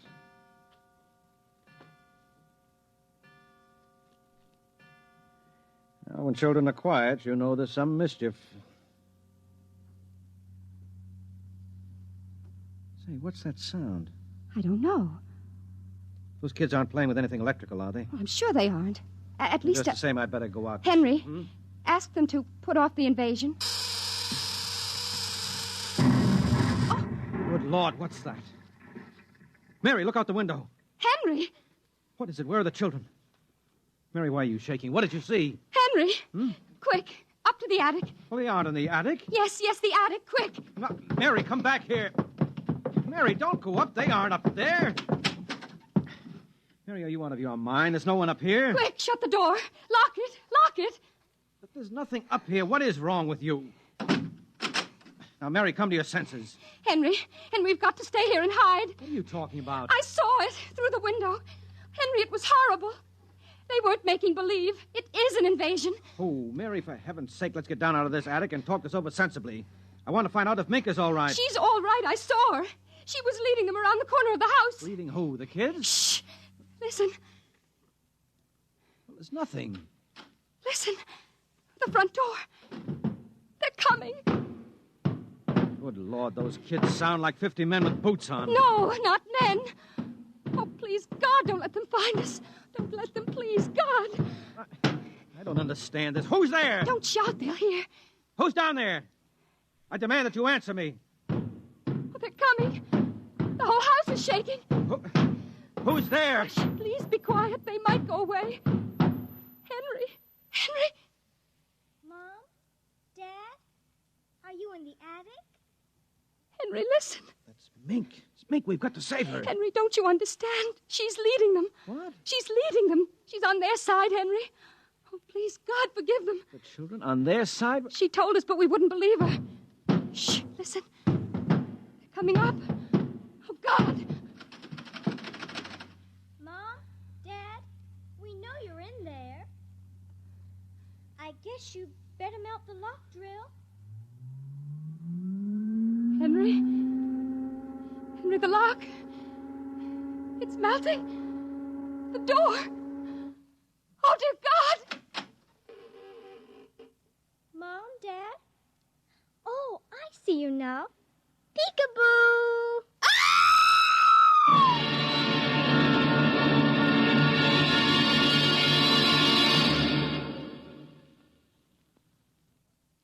You have just heard X-1, presented by the National Broadcasting Company in cooperation with Street and Smith, publishers of astounding science fiction.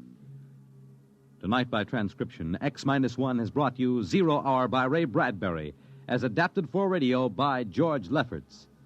Featured in the cast were Nina Reeder, David Pfeffer, Peggy Lubin, Les Damon, Raleigh Bester, Bob Hastings, and John Larkin.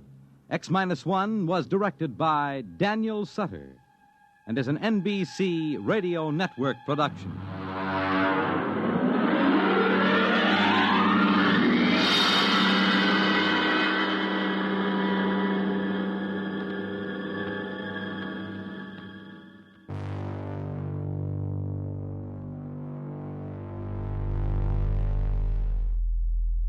From the innocent suburban games that hit a deadly countdown to invasion, we now enter the boardroom of a man who will stop at nothing to reach the stars. Our next story is Nelson Bond's The Vital Factor. A ruthless millionaire tycoon pours his fortune into building the first spaceship, determined to be the first human in space, no matter the human or financial cost. This November 30th, 1955 X-1 adaptation, originally from Dimension X, features strong performances and a sharp moral edge that still resonates today. Stay tuned for The Vital Factor on X-1.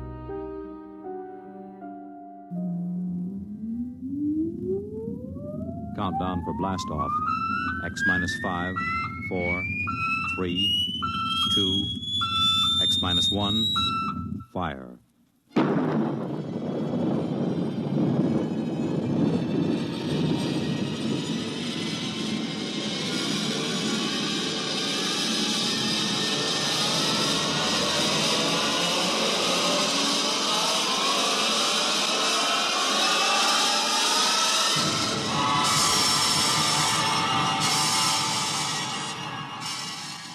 From the far horizons of the unknown come transcribed tales of new dimensions in time and space.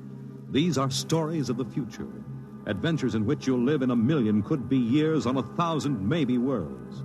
The National Broadcasting Company, in cooperation with Street and Smith, publishers of astounding science fiction, presents X minus 1.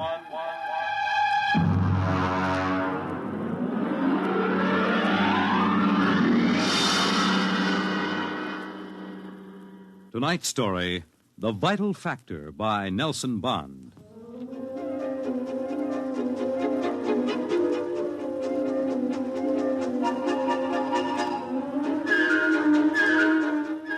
I doubt that anywhere on Earth there's a man or woman or a child who doesn't know the name Wayne Crowder. I doubt whether there's a human being who hasn't at one time or another used one of the Crowder products. The can opener or the razor blade or the patented tooth powder dispenser or the Crowder improved slideless fastener. In the magazines which write about men of business, Crowder was described as a man of ice and stone and ink and steel. No warmth to his blood. And a heart to pump, not feel human emotion. And he built a battery of buttons into his desk so that when he wanted something, all he ever had to do was press a button. And like genies springing out of the bottle, the proper personnel would come running. Yes, Mr. Crowder. Get me my engineers. Yes, sir. Right away, Mr. Crowder.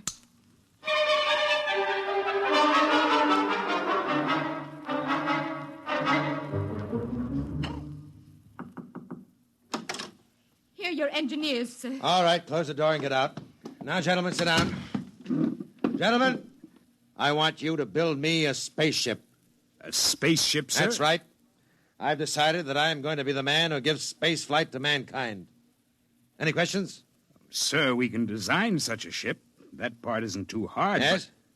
But we've no way of providing the motor to power such a ship. When the ship's ready to fly, there'll be a motor. Sir, I don't like to contradict you, but you can't go ahead of the total technology of a historical period. It's like asking somebody in 1600 to build the internal combustion engine. You see, scientists have been searching for a motive power for spaceships for decades now without success. You'll have a ship, but we can't lift that ship from the Earth's surface. That is, not to the point of free flight at any rate.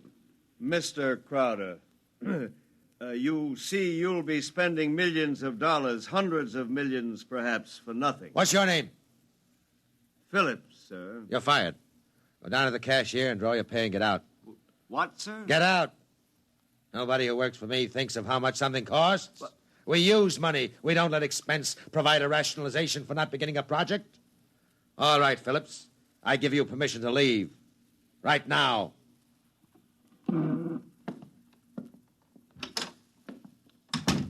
Any other comments? The ship will be built, of course, Mr. Crowder. The fact still remains, we can't power it. You design the ship, I'll find the motor for you. Where, sir? I don't know. But somewhere in the world there's a man who does know the secret. I want that motor, and I'll root out the man who has the theory which will let us build it. How quickly do you want this done, sir? Yesterday. Yes, sir. Is there anything you need? We'll need a construction yard, sir, and certain machinery and a great many materials, of course. Labor force. Get them. Send me the bills. I don't want to be bothered with minor details. Yes, sir. And, one more thing, sir. Phillips. Yes? We need him, sir. He's a top man on electronics. He's a vital cog in our team. I don't want Phillips working for me. That's clear, I hope. Who else in the country knows what he does? No one in this country, sir. There's a man in India, though. Get him. We've tried before, Mr. Crowder. He's working on an important project in his country. I'm not concerned with details. Get that man, pay him what he wants, but get him. Sir, you don't understand. If this man quits his job, that whole project will collapse. It means the welfare of many people, millions of people in his country. He has a high sense of patriotism. Buy that sense of patriotism. That's all. I don't want to see any of you again until you have a report of work in progress. Yes, sir.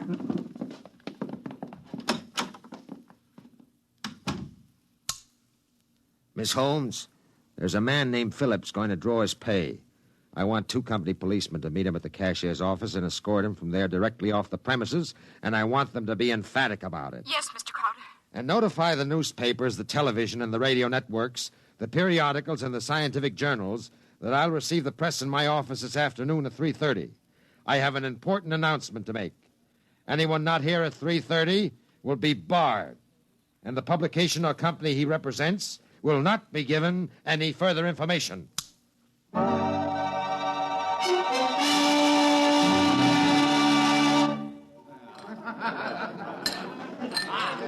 Gentlemen, you can finish your drinks later. Gentlemen of the press, and ladies, it's my pleasure to be able to tell you that I'm in the process of constructing a spaceship. Any questions? Did you say spaceship? That's right. That's what I thought you said. I knew the drinks weren't that strong. Mr. Crowder, is this spaceship under construction now? It is. You've solved the problem of motive force, then? No, sir. Well, what sort of... You mean you have no means of propulsion for this spaceship? That problem is not solved as yet. Oh! It will be! That's why I called you in this afternoon. I want you to announce that I have $100,000 in cash, waiting for the man or woman who first brings me the basic idea for such a motor. I'll supply all equipment for research and construction, and I'll see that the rights of the inventor are protected and more than adequate royalties will be paid him or her. That's all I have to say now. Mr. Crowder, one more question, please. Yes? Do you have a name for this spaceship yet? No, not yet. Well, then let me suggest one. Yes? Crowder's Folly. Quiet. All of you, quiet. What is your paper? The Daily Times, sir. Miss Holmes, inform the company police that under no circumstances is any representative of the Daily Times ever to be allowed on company property again. Strike that paper from the list of those to be invited to future conferences.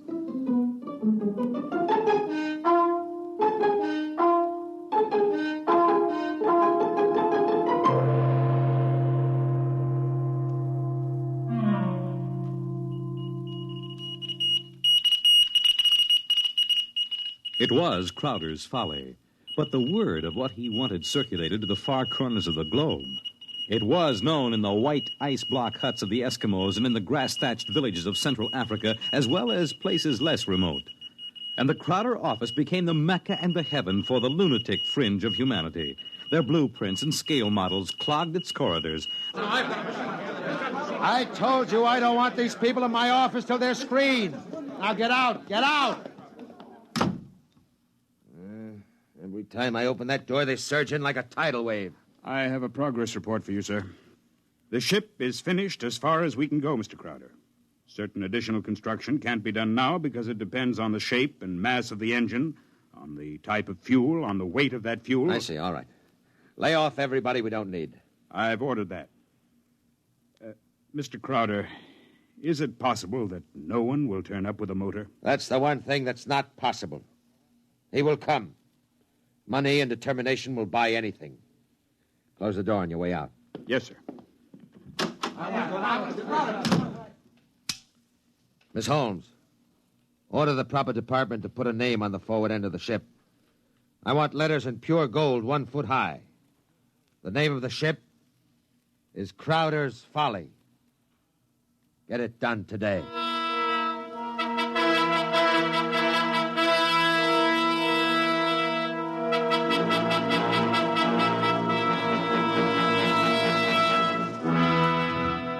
The sun came up in the morning, and the sun set at night, glinting rose on the silver sheen of the hollow ship's skin as it lay in the yard.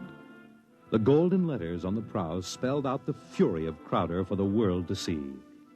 A staff of 50 were employed as time went on in taking rust preventative measures to ensure the ship's well-being. The staff of 50 worked in 3 shifts around the clock, armed with oil cans and grease cans and other containers and sprayers of preservatives. In a year, the first experiment seemed ready to bear fruit, and a test was held. The atomic fission motor.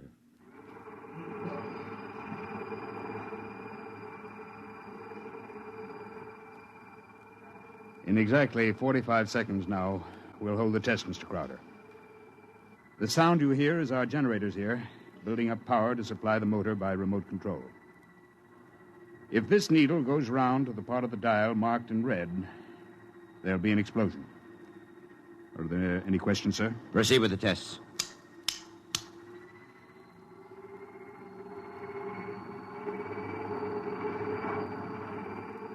Watch the needle, sir. 8,000, 8,500, 9,000, 10, 11, 12, 15. That's an overload now, sir. 18, 20. I don't know how much more it can... What happened? Your generator blew out. What kind of incompetency? I beg your pardon, sir. The motor blew up. What are you talking about? I would have heard...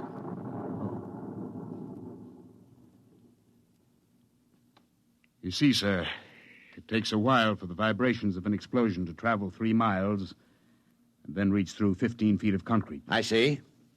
Well, there are other experiments in progress. Let me know when they're ready for testing. Yes, sir. Mr. Crowder, the inventor of that motor had to be right with it, of course, during the tests. He had a family. The fool knew what he was doing. He understood the danger.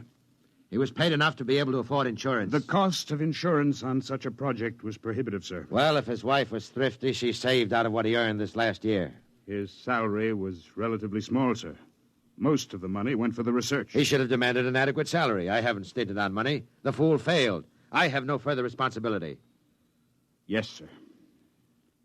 You want us to continue screening applicants? Of course. All right. Make a settlement on the widow. And don't turn anyone away if he seems to have the remotest possibility of success. I'm telling you, my man will come. Money and determination will buy anything. And strangely enough, Crowder was right. Because one day there came to his office a stranger, a small man. He looked even smaller in that tremendous room. He was an unusual visitor in that he carried no briefcase fat with blueprints or formulae. He was unusual in that he neither blustered, cowered, nor deferred to his host. He was a pleasant little stranger, bird-like of eye and movement, bright and smiling. Mr. Crowder, my name is Wilkins. I can power that ship you want. So? Of course, what I have in mind won't be anything like that meaningless, huge bullet your engineers built for you. Rockets are a foolish waste of time, sir. My motor requires a different sort of vessel. Where are your plans? Right here in my head. It so happens that I'm presently supporting half a dozen people who make the same claims. None of them have been successful. What makes you think your idea will work? Simple enough, sir. The common magnet. Huh? Electromagnetism. Utilization of the force of gravity, or its opposite in this case, counter-gravity. Oh, no. Oh, thank you very much. Now, if you'll forgive me now... Just one moment, Mr. Crowder. There's one thing more. This. Now, I've seen pieces of metal before, thank you. How high from your desk would you say that I'm holding it? I'm very sorry, Mr. Wilkins. Now, do you want to leave or do you want to be escorted out? Now, this will only take a second, sir. How high from your desk would you say that I'm holding this piece of metal? 1.5 feet, I'd say. And if I let go, then in less than a second, a fraction of a second, it should fall to your desk. Now, look, I don't want the surface of that desk marred. What will it be? You see, I have let go of the metal, is that right? Good Lord. Many seconds ago, it should have crashed to the desk. Am I right? Well, this is incredible. Well, if you want to speak to me anymore, I'll be right outside. But it hasn't fallen. That's right, sir. It hasn't fallen. It floats in the air. That's right, sir. It floats in the air. How do you do it? Why don't you call your engineers and ask them? I'll wait outside. Miss Holmes, get me my engineers. Immediately.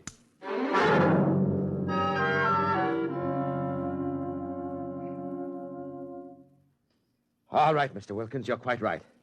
The piece of metal is apparently counter-gravity, and my engineers can give me no explanation. Thank you, sir. Now, what do you want? For my services? Yes. You've already set the price. To build a pilot model based on this sample, no great expenditure, 100th of the cost of your behemoth sitting out there in your building yard. 3 other things: a workshop, expert mechanical assistance, and an answer to one question. What is your question? Why do you want so much to build this ship? Frankly, because I love power. Because I'm ambitious.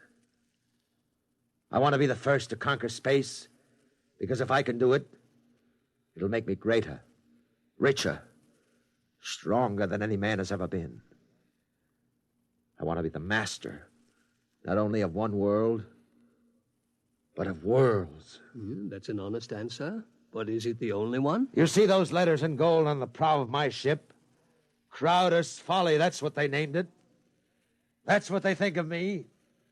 I want to cram those words down their petty little throats and let them eat mud. That's another answer. And that's all? That is as far as your thinking goes? What other answer is there to your question? There's my own answer. I want to leave this planet and go elsewhere, to Mars, perhaps, because there are strange wonders yet to be found. Because there will be scarlet sunsets over barren wastes. And in the star-strewn night, the thin, cold air of a dying world, stirring in restless sighs across the valleys of the dry canals. You may laugh out loud if you wish, Mr. Crowder. I would prefer that to the peculiar repressed smile you're now exhibiting.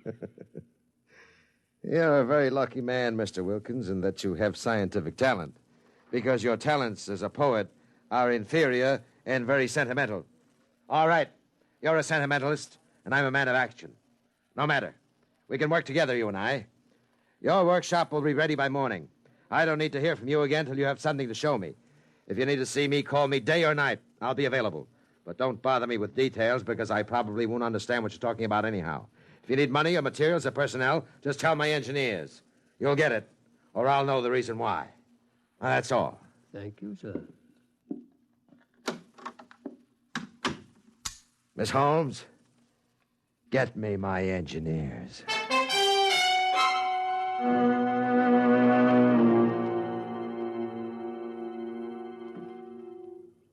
Yes, Mr. Crowder? We have 50 men working on preserving that useless hulk out there in the construction yards. Lay them off. The ship will deteriorate if we do that, sir. Let it rot. Lay them off. Yes, sir. How many other employees are still working for us on the project? About 3,000, sir, including the people working on experimental motors. Get rid of them. Sir? Get rid of them. Mr. Crowder, I never thought you'd drop this project. You were so adamant I'm not dropping anything but deadwood. You saw what Wilkins had to offer. He's my man.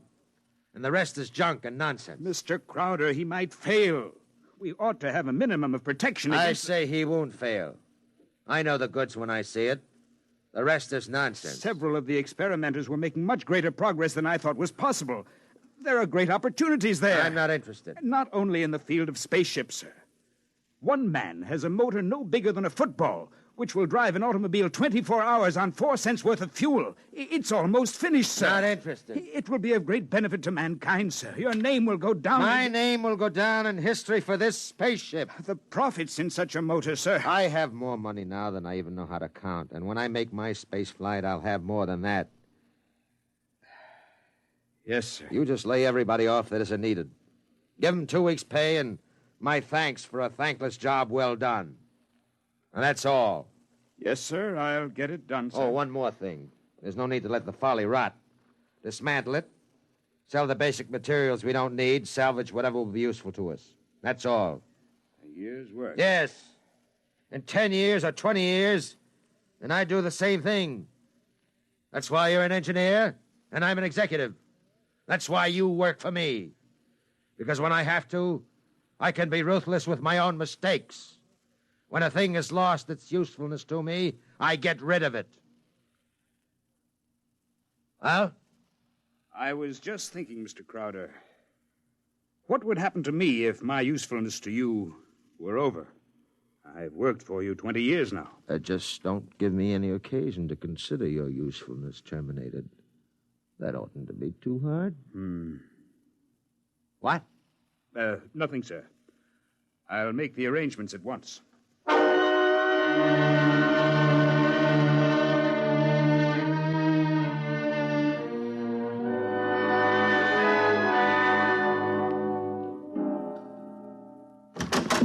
Who are you? What do you want? I tried to stop him, sir. Well, speak up, man. My name is Jarvis Ustuli. I'm an electronics expert. Oh, yes, I remember. You're the Indian. Come in, come in. Do you want me, sir? I can never... Never mind, Miss Holmes. Just stay outside. Close the door behind you. Sit down, Miss Ustuli. Thank you, no. I want to give you a gift before I leave. Oh? You leaving? I thought we still needed you. I resigned. Sorry to hear that. I'm told you're a good man. I want you to understand what's behind this gift. Huh? I was working on a power project in my country which would have meant a tremendous rise in the standard of living for millions of my people. I was unable to resist the money you offered. Well, had you resisted, even more money would have been forthcoming. I placed no limit on your worth to me. I understand. But you see, I did not come without a sense of guilt, because there was no one in my country who could take my place. I would assume that. And now I discover that what I did was for nothing. The spaceship on which I worked is being dismantled. That's right. So I have been corrupted by you at a whim. I think you have too much power, sir. I think you use your power for evil, selfish purposes. Selfish, yes. Evil, no. Only sentimentality is evil. I think otherwise. And so, in order that you shall not corrupt anyone else, I have this gift for you. Here you are, sir. And just one more shot for good measure to make sure you're really dead. Good.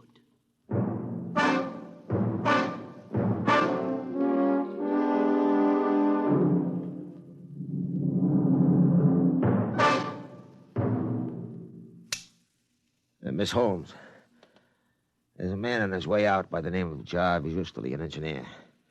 He's not to be molested. He probably won't stop at the cashier, so I want a check for 6 months' salary in advance mailed to his home address.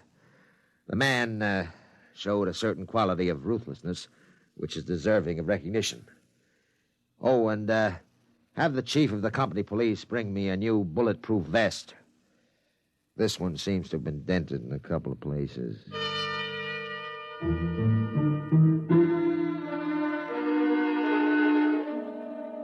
The new spaceship, according to Wilkins' plans, as executed by Crowder's engineers, was finished within 4 months. It was small, it was shaped like a disc. It gleamed brightly even in the smoky haze of an October sunset.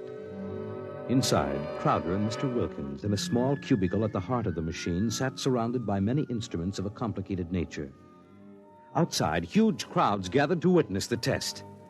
They stirred and murmured, waiting restlessly, as inside the control room of the craft, Wilkins installed the final secret part he had not revealed to those who built his driving apparatus.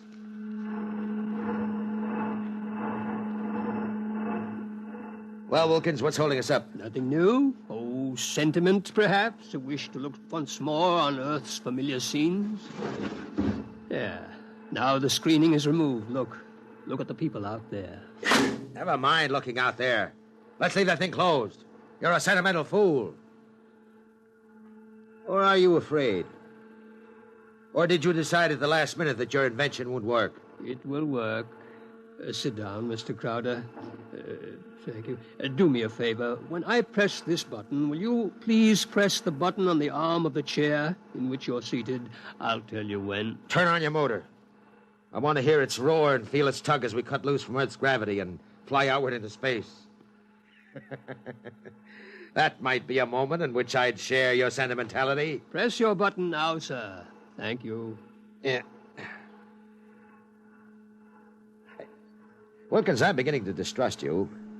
If this is all a hoax, when are we going to take off? You said at 5 sharp, and it's 2 minutes after 5 now. Well, do we move or don't we? Mr. Crowder, we're already moving. The button you pushed was to nullify the effects of acceleration. If you don't mind, sir, I'd like to open the screen again. Now, if you care to look, see for yourself. Wilkins, we're in space. Look down at the Earth. How far we've come. Why, it's no bigger than a toy balloon. No, a dime. No, a firefly. Man, Wilkins, you've done it. Yes. I swore to be the first man to conquer space, and I've done it. It's a triumph of power and ambition. And sentiment. Blast sentiment. Your maudlin dreaming would have died unborn except for me. I made this possible, Wilkins. Don't you ever forget that. My capital, my forcefulness, my will. Look out there. Space. Stars that never were seen from Earth. This is only the beginning. We'll build a larger model, one great enough to hold 100 men, 1,000, and cargo besides. Whoever wants to leave Earth this moment must come to me. I am the master of the planets.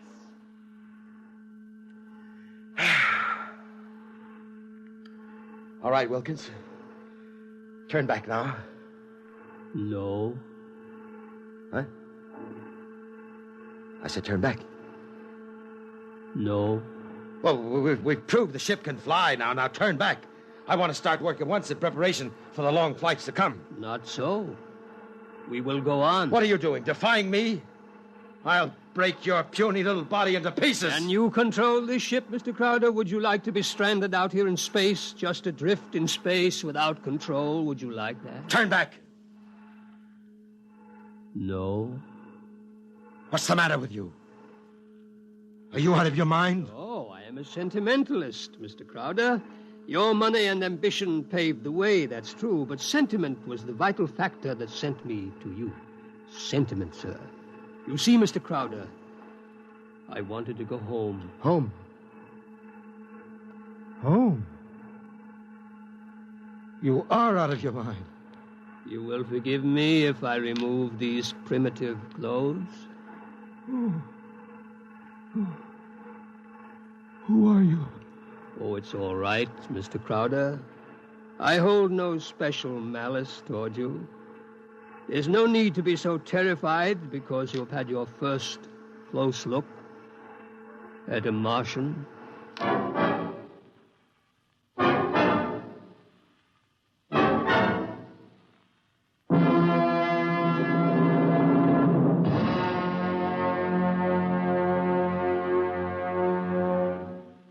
You have just heard X-1 presented by the National Broadcasting Company in cooperation with Street and Smith, publishers of astounding science fiction.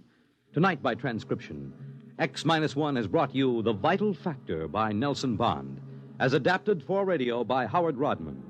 Featured in the cast were Joe DeSantis, Guy Sorrell, John McGovern, Grant Richards, Louis Van Ruten, Richard Hamilton, and Florence Williams. Your announcer, Fred Collins. X-1 was directed by Daniel Sutter and is an NBC Radio Network production.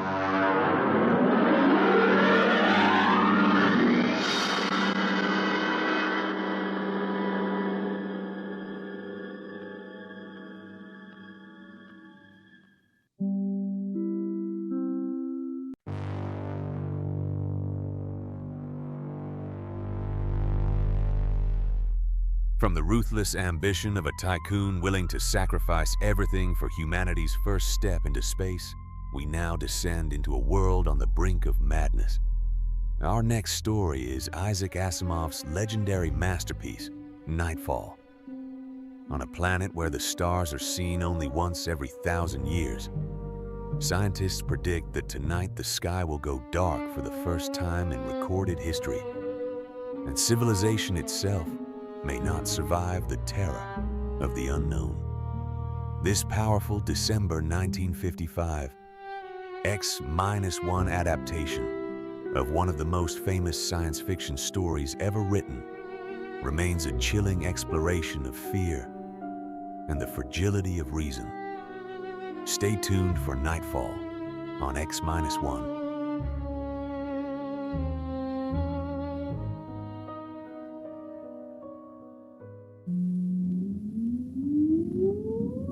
Countdown for blast-off. X-5, 4, 3, 2, X-1, fire.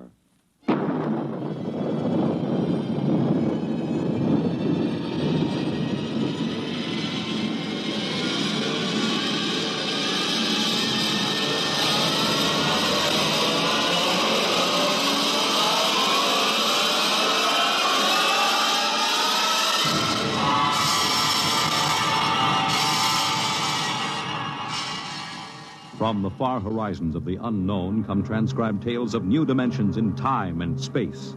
These are stories of the future, adventures in which you'll live in 1,000,000 could-be years on 1,000 maybe worlds. The National Broadcasting Company, in cooperation with Street and Smith, publishers of astounding science fiction, presents X minus 1.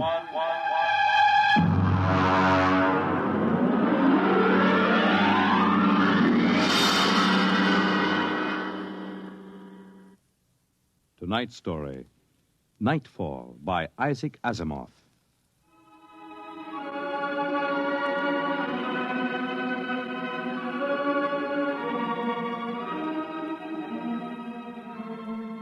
Ralph Waldo Emerson speculated, if the stars should appear one night in 1,000 years, how would man believe and adore and perceive for many generations the remembrance of the city of God? This was philosophically interesting. But on the edge of the galaxy, a planet swings on its orbit in a cluster of 6 suns. These suns hang in the sky above. Never less than 2 shine down through the entire 23.8 hours of the planet's day. The yellow light has burned down on the planet continuously, into the past, till the mind of man runneth not to the contrary.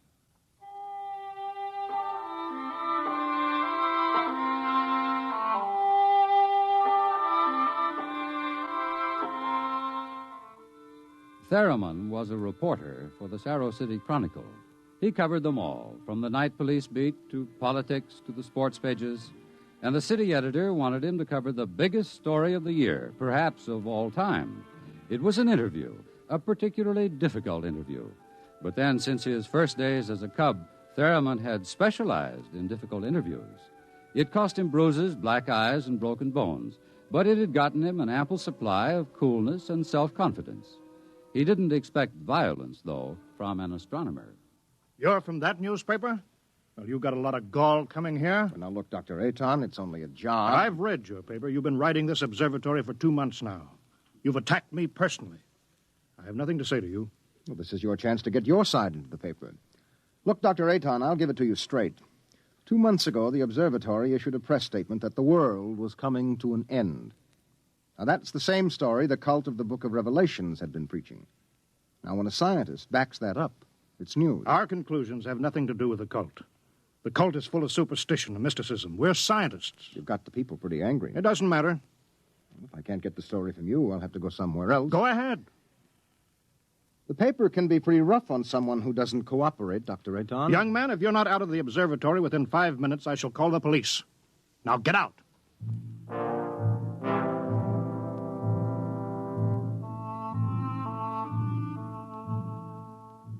The reporter walks down the long hall from the observatory. The light filters through the high, clear-story windows, the yellow light of Gamma, the brightest of the 6 suns in the planet's sky. Beta is almost at zenith. Its red light floods the landscape to an unusual orange. The planet's sun Alpha is at the antipodes, and now as Gamma sinks below the horizon, the red dwarf sun Beta is alone, grimly alone. It's a short drive from the observatory to Cerro City, and the red light glares from the highway.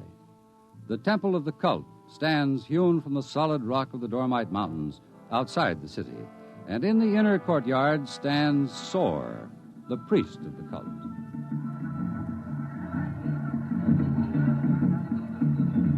Woe to the unbelievers!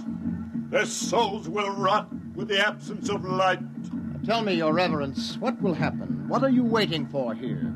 The day of the coming. It is written in the book of Revelations. It came to pass the sun Beta was alone in the sky, and the world was shrunken and cold. And men did assemble in the public squares and highways.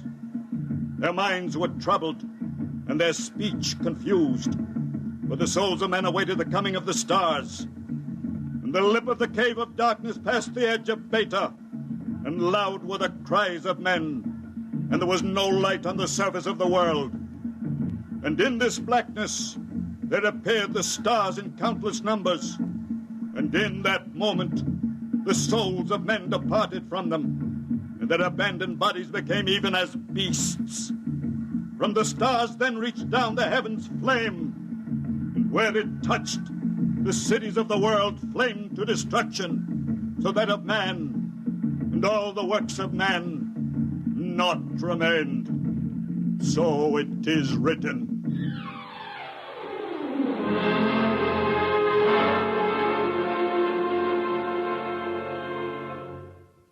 Dr. Sharon, you're the only scientist I could find in the city. Where is everybody? In the hideout. The hideout? Yes, but the place bored me. I wanted to be out here where things are getting hot.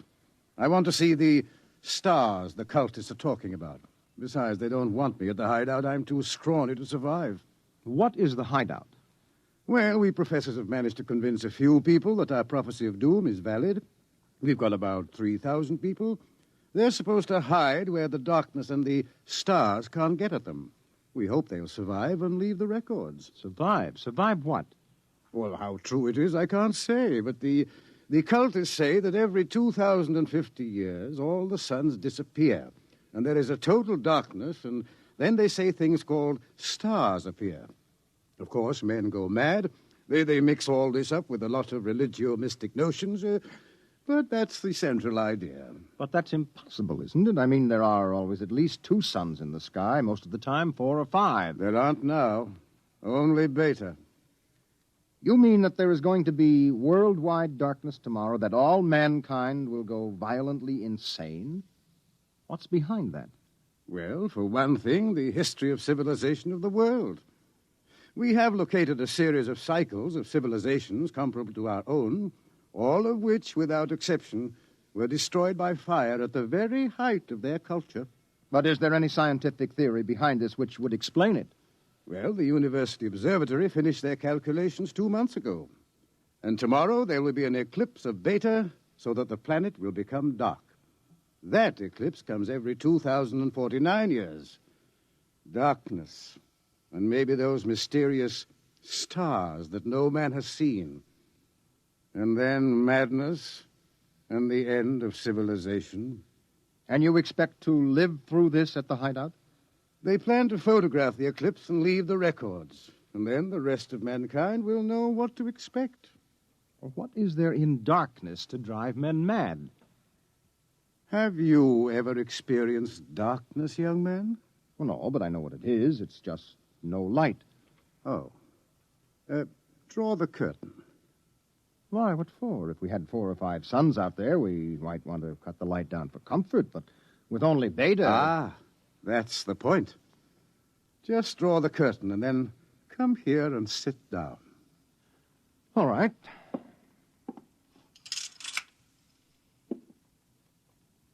I can't see you. Feel your way. But I can't see you. I can't see anything. Do you like it? Oh, it's awful.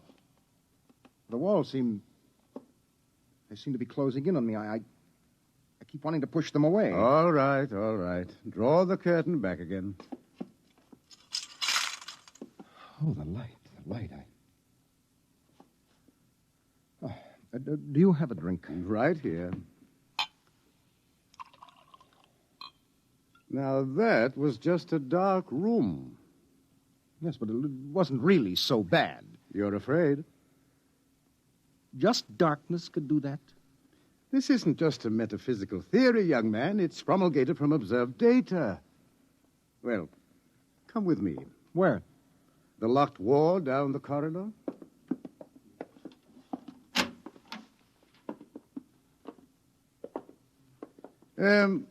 Were you at the Cerro City Centennial Exposition 2 years ago?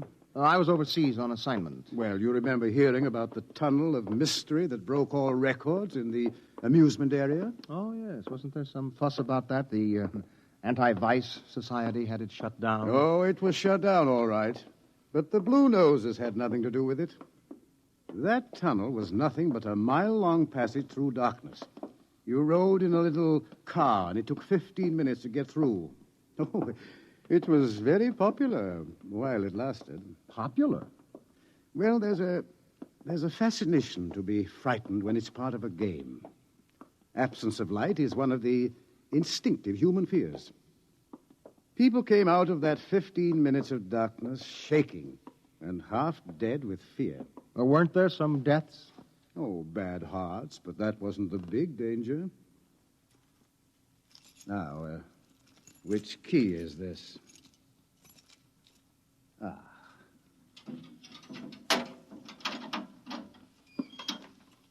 Where are we going? You'll see. No, the heart attacks were actually good for business, but there was something else. Here, I'll show you. I want you to see somebody. Latimer. Latimer. Go away. Latimer, I want you to meet somebody. This is Mr. Theremin. No, go away. Hello? He's pushing me. Make him stop pushing me. Go away. I'm not touching him. What's wrong? Latimer is afraid, aren't you? The walls.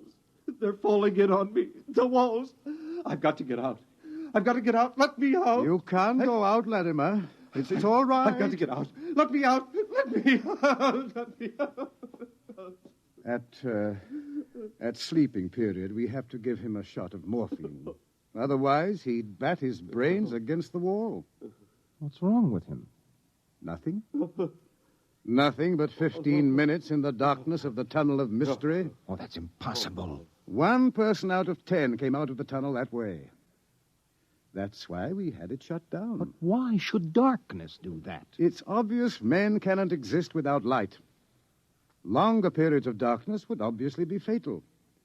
The scientific theory is that the consciousness of light is necessary for mental activity. Please, doctor, let me outside. Let me out, please. I can't breathe. They're pushing me. They're always pushing me. I can't stand here. Well, there you are, Theremin. That's what 15 minutes of darkness will do. Man just wasn't built to operate without light. There are always at least 2 suns in the sky, most of the time more. Just 15 minutes of darkness. Now, look out of that window. Imagine darkness everywhere. No light as far as you can see. Black. Everything black. And stars, whatever they are. Can you conceive it? No, your mind wasn't built for that conception. When the real thing comes, you will go mad. Completely and permanently. There is no question of it. Tomorrow, there won't be a city left standing in the world. Why should the cities be destroyed? If you were in darkness, what would you want more than anything else? What would it be that every instinct would call for? Light. And how would you get light? I don't know. You'd burn something. They've got to have light. They've got to burn something. And every city in the world will go up in flames. Well, shall we go back to my office, Mr. Theremin, and have another drink?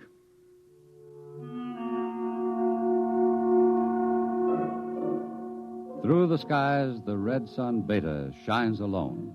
The wind howls across the city. It is cold, colder than man can remember. And as the hour approaches, the reporter goes out and speaks to the man in the street. Excuse me, where are you going now? Home for supper. How about, what are you going to do tonight? Oh, you mean about this star stuff? Look, I'll tell you, mister, I got nothing against religion, see? But it don't stand to reason that the end of the world is going to come boom like that. It just don't stand to reason. Have you read what the scientists say? I don't read stuff like that, only the headlines. Well, how about the cult? Well, now, like I say, I've got nothing against religion. But you don't believe them either.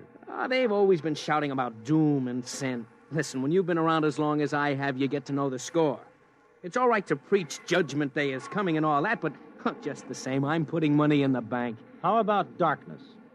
About what? How would you feel if there were no light? You crazy. How could there be no light? Well, suppose all the suns went down at once. Suppose everything was black. That's crazy. What's the use of supposing something like that? It couldn't happen. It's crazy. That's all. Thank you. Sure. Oh, look, mister, remember, pallet with 2 L's?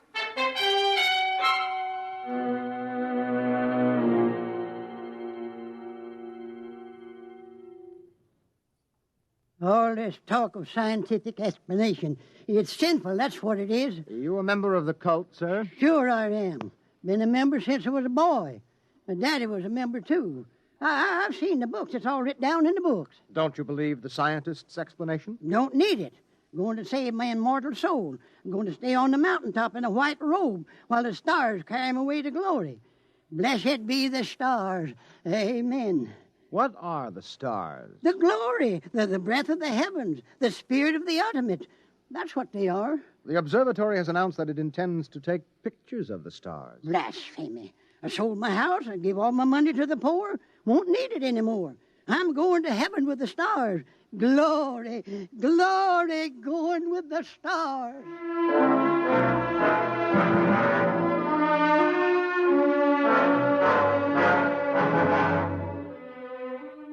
The reporter checks the stock exchange, the stores, business at a standstill. Doesn't pay to buy anything today, not if the world is going to end tomorrow. There are predictions of economic collapse in the financial section, layoffs at the factories on the edge of the city. And through the streets, the people will mill and turn, unsure, crying in fear or shouting with bravado. The story isn't here in the city. And so, as the hour approaches, the reporter goes again to the observatory, high in the hills. Look, Dr. Aton, if you are right, if the world is going to be destroyed, what is the difference if I stay here and observe and take notes? Nothing, I suppose. You will be in the way. We have work to do. If I stay out of the way. Hello. Oh, this place is like a morgue. It's freezing outside. The wind is enough to hang icicles on your nose. Beta doesn't seem to give any heat at all, the distance it is. Why aren't you in the hideout, Sharon? Me? I'm part of the race that isn't worth perpetuating. Who's got a bottle? There'll be no alcohol today. Be too easy to get my men drunk. I can't afford to tempt them. All right, Thurman, you can stay. Time we took our positions, the observatory dome is up these stairs. After you. What is that? Up in the dome, quick! What is it? It's the plates. The photographic plates are all smashed. There he is. A cultist. He's going for the telescope. After him. All right, I've got him. Let go. No. Let go. Must be destroyed. It must be. It's all right. He didn't harm anything. Let him up. Well, that's the high priest. I was talking to him yesterday. All right. What do you want? Nothing that you would give me of your own free will. I made a bargain with the cult to give me certain data that you had. In return, I promised to prove the essential truth of the creed. There was no need to prove that. It stands proven by the book of Revelations. I offered scientific backing for you believers. You made of the darkness and the stars a natural phenomenon and removed all its real significance. That was blasphemy. The facts exist. Your facts are a fraud and a delusion. How do you know? I know. I suppose you think in trying to warn the world against the menace of madness, we are placing souls in jeopardy, huh? Well, we haven't succeeded, if that makes you feel better. Your devilish instruments must be destroyed. We obey the will of the stars. Someone call the police in Cerro City. There's no time for that. Let me handle this. The eclipse is only a few minutes away. Look, you. Will you give your word of honor to cause no trouble? I will not. Listen. Just as soon as the eclipse starts, we're going to take you and put you in a closet with the door closed, and you will stay there. Then you won't see the darkness, and you won't see the stars. And that means the loss of your immortal soul, according to the cult. All right. Will you give your word of honor? You have it. You will all be damned for your deeds of today. Look at Beta. The eclipse has started. You can see the blackness against Beta. Get busy on those cameras. Check the exposures very carefully. You're shaking, Mr. Ferriman. Yes, I don't feel very well. You're not losing your nerve. No, I'm just not used to it. You could probably make the hideout. I have been assigned to cover a story. I intend to cover it. Oh, professional honor? Yes. Yes. Allah sofanet radrock. Allah sofanet. What is that? The cultist. That's the book of Revelations. I don't understand it. He is chanting some old cycle language. The book of Revelations was originally written in it.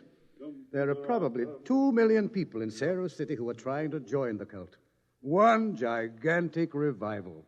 How do the cultists manage to keep the book of Revelations going from cycle to cycle if everyone goes mad? Who wrote the book? There are some people who don't see the stars. The blind, those who drink themselves into a stupor, and children, to whom the world as a whole is too new and too strange for them to be frightened at stars and darkness. They would have memories, and that, combined with the confused, incoherent babbling of the mad, formed the basis for the book of Revelations.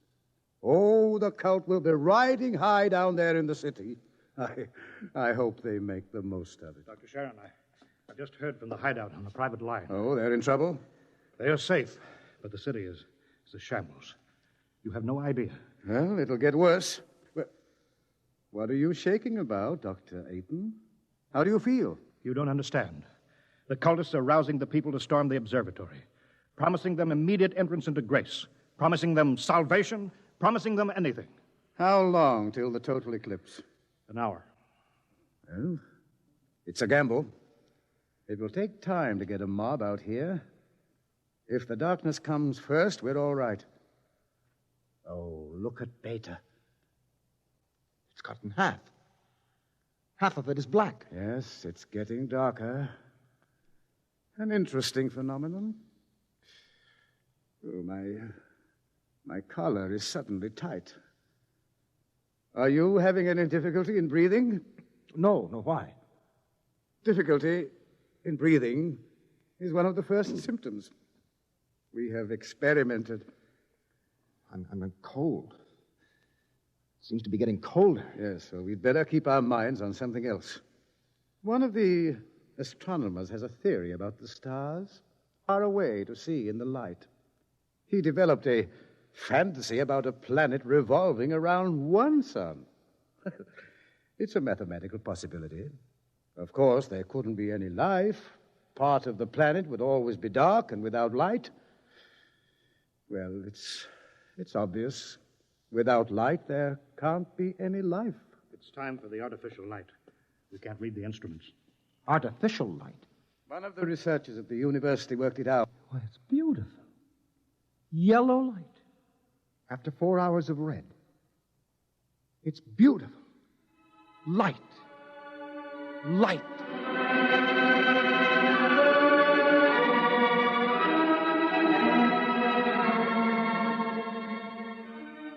The dome is quiet. The priest in his yellow robe sways slowly as his lips move in the ancient tongue. Over and over, he whispers the invocation to the stars. The technicians hunch over the instruments, and the sky gradually turns a horrible, deep purple red, and the air grows denser. Dusk, like a palpable entity, enters the room, and the dancing circle of yellow light about the torches etches itself into ever sharper distinction against the ever-gathering grayness beyond. Outside, Beta is a mere smoldering splendor, taking a last look at the world.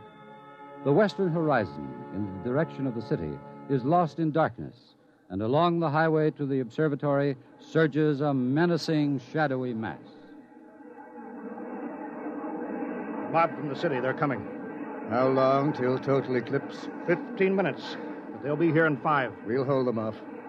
Come on, Fetterman, downstairs. But there's no light down there. We have to block the door. Come on. I can't breathe. I can't go down there. Take a torch. We'll take light with us. Come on.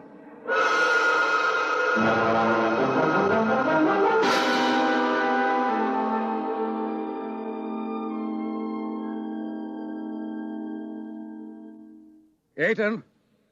I'm here. Did you bar the door? They won't get in. All right, now, everybody. 1 minute till totality. 1 minute. Just before totality, I'm changing the plate. That will leave one of you for each camera. You know all about times of exposure. Now remember, don't try to look for good shots. And if you feel yourself going, get away from the camera. It's dark. It's getting dark. Sharon, where are you? I can't see you, Sharon. I'm right here. 30 seconds. Look out. The priest. I can't see him. And the wicked shall perish, and the souls of the true believers shall be transported in glory to the stars. You can see him against the torch. Don't let him get to the telescope. From the stars there reach down a heavenly flame, and where it touched the cities of the world, flame to utter destruction. Grab him! You shall not blaspheme! The world must be destroyed by the stars! It must be! Let me go! I'll take care of him. The stars! The stars!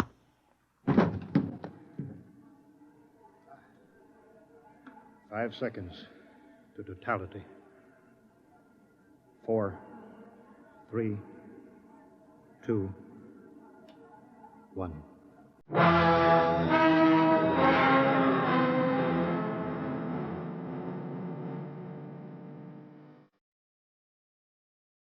The sky is black, and through it shine the stars. 30,000 minute suns shine down in a soul-searing splendor. It is more frightening in its awful indifference than the bitter wind that shivers across the horrible, cold, bleak world. The stars. The stars. The stars. It's dark. Dark. Dark. The walls. The walls are coming in on me. They're coming in. Light. Light. Light. Darkness. Forever. Light. And ever. And ever. Light. And the walls are breaking in. We did not know. We did not know. We did not know.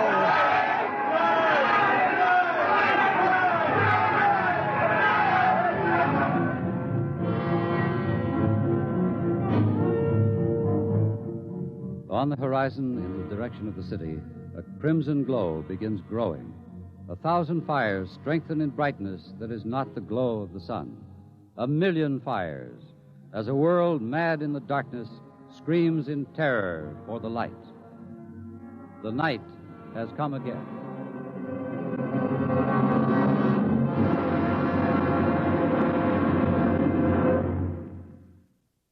You have just heard X-1, presented by the National Broadcasting Company in cooperation with Street and Smith, publishers of astounding science fiction. Tonight, by transcription, X-1 has brought you Nightfall by Isaac Asimov, adapted for radio by Ernest Kinoy. Featured in the cast were Wendell Holmes, John Larkin, Santos Ortega, Mercer McLeod, Alan Collins, Bob Hastings, and Roy Fent. Your narrator was Floyd Mack. Fred Collins speaking. X-1 was directed by Daniel Sutter and is an NBC Radio Network production.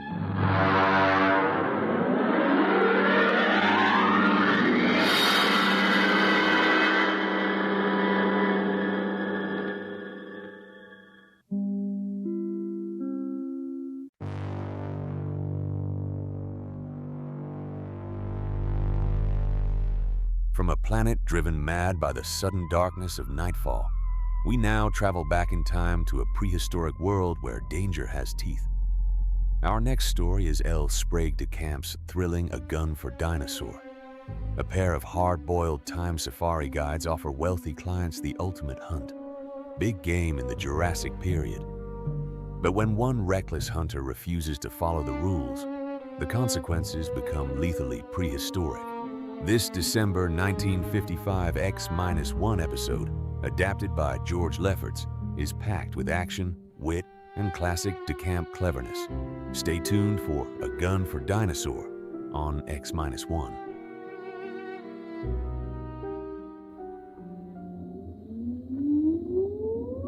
Countdown for blast off. X-5, 4, 3, 2, X-1, fire.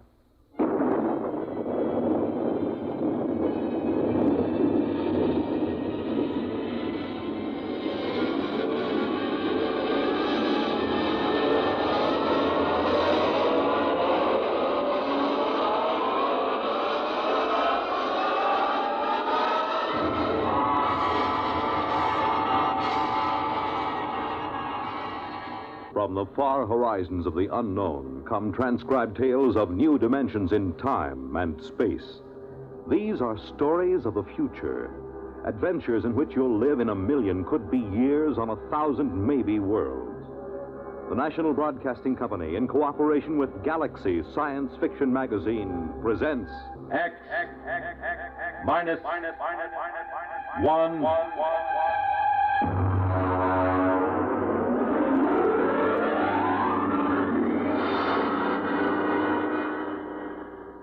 Tonight's story, A Gun for Dinosaur, by L. Sprague DeCamp.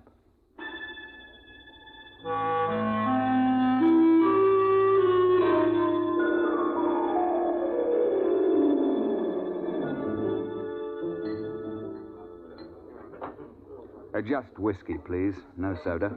Ice, Mr. Rivers? Good heavens, no. I have been in America for some time, but not that long. Well, to a fine dinosaur. Well, now, just a moment, Mr. Seligman. I won't take you hunting late Mesozoic dinosaur. Why not? How much do you weigh? About 9 stone? 130 pounds. Yeah, I thought so. It's not heavy enough. But your advertisement. You said safaris arranged to any time period. Well, I'll take you to any period in the Cenozoic. I'll get you a shot at any entelodont or even mammoth or mastodon. They have fine heads. But I'll jolly well not take you to the Jurassic or the Cretaceous.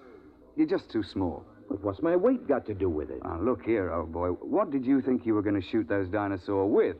Well, Well, look over here in this case. That's my own gun, a Continental 600. That shoots a pair of Nitro Express cartridges the size of bananas. It's designed for knocking down elephant, not just wounding them, but knocking them base over apex. Well, now, I've handled guns. Oh?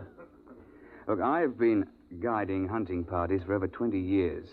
But I've never known a man your size who could handle the 6-0. It knocks him over. Well, people have killed elephant with lighter guns, even a 375. Ah, yes, but consider an elephant weighs, well, let's say from 4 to 6 ton.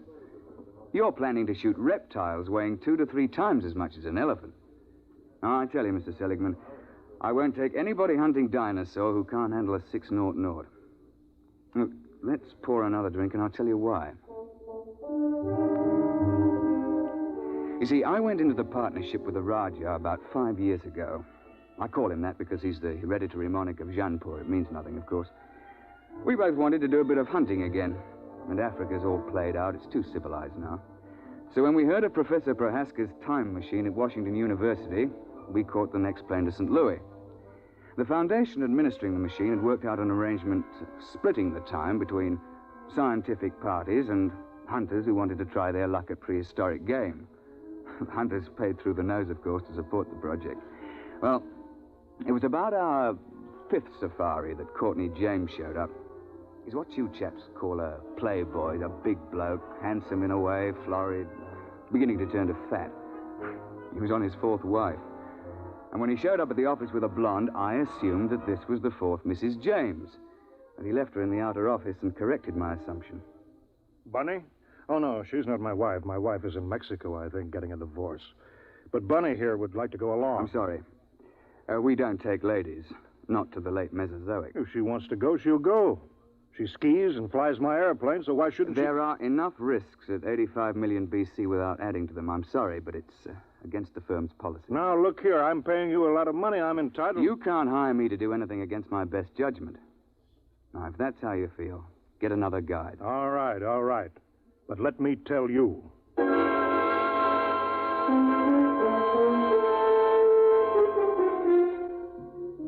Oh, it ended with my telling him to get out of the office or I'd throw him out. And I was thinking sadly of all that lovely money that James would have paid me. When in came another side. An August Holtzinger, a slim, bald chap with glasses. Mr. Rivers, I don't want you to think I'm here under false pretenses. I'm really not much of an outdoorsman, and I'll probably be scared to death when I see a real dinosaur. Well, most of us are frightened at first, but it doesn't do to speak of it. Well, you see, I've always run a grocery store till my uncle died, and, I've got a great deal of money now. Uh-huh. And I'm building a new house. I'm engaged, getting married, and, I'm determined to hang a dinosaur head over my fireplace or die in the attempt. A ceratopsian, I think. That's the one with the big horned head and the frill over the neck, isn't it? Well, you want to think twice about that, If you put a 7-foot Triceratops head into a small living room, there's apt to be no room left for anything else. I know it's ridiculous, but I'm determined to do something big for once. Since there's no more real big game hunting, I'm going to shoot a dinosaur and hang his head over my mantel. I'll never be happy otherwise.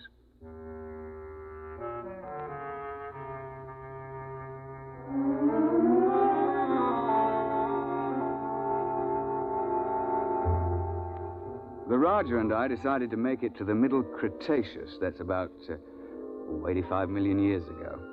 It's the best period for dinosaur in Missouri. So we drove Holtzinger into the country to let him try the 600. It's rather heavy. Look, you look out. There's quite a kick.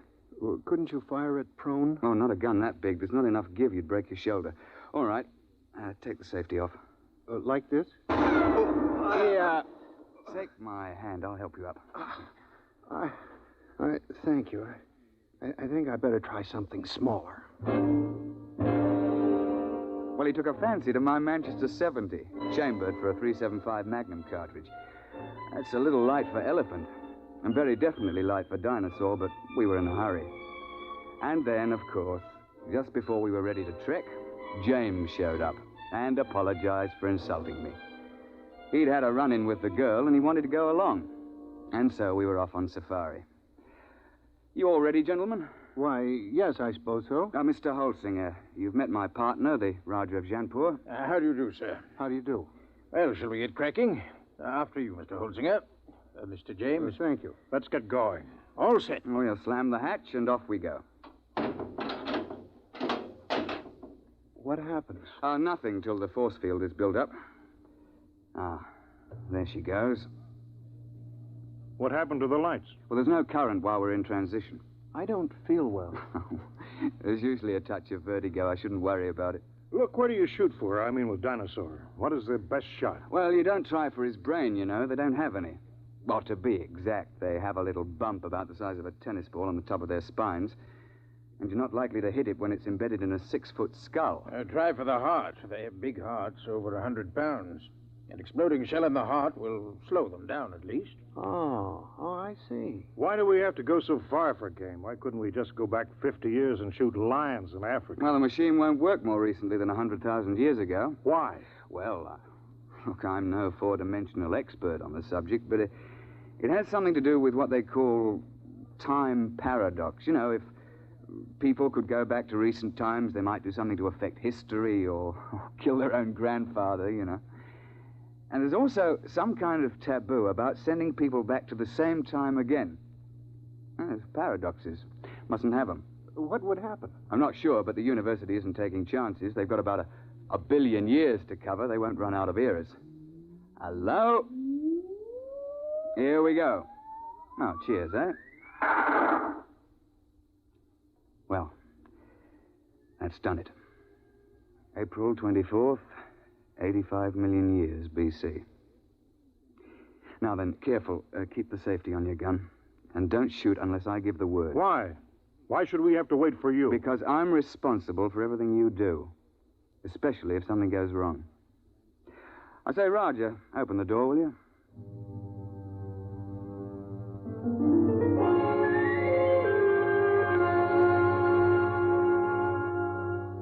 In this period, the time chamber materializes on top of a rocky rise.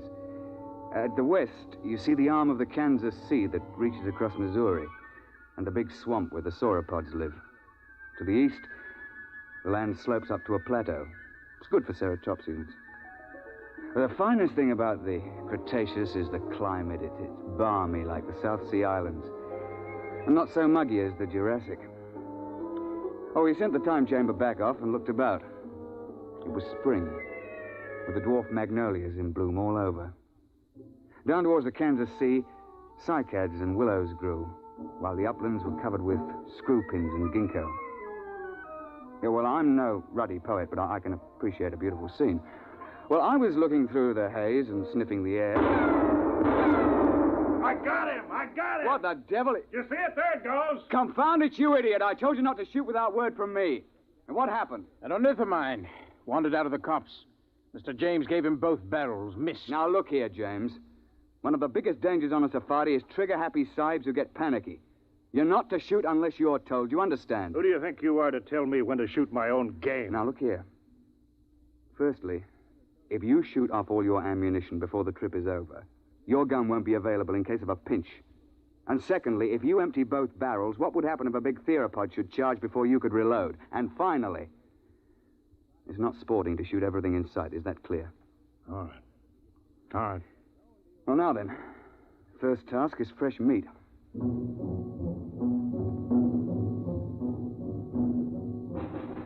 As I told you, Holsinger wanted a ceratopsian head. James insisted on a tyrannosaur. Then everybody would think that he'd shot the most dangerous game. Well, the fact is that tyrannosaur's overrated. But everybody's read about the tyrant lizard, and, well, he does have the biggest head of the theropods. Oh, and he'll snap you up if he gets the chance, no fear. Oh, we started off searching for meat. The Raja and I put the sahibs in front. Yeah, we tell them it's so that they'll get the first shot, which is true, but another reason is that they're always tripping and falling with their guns cocked, and if the guy were in front, he'd get shot.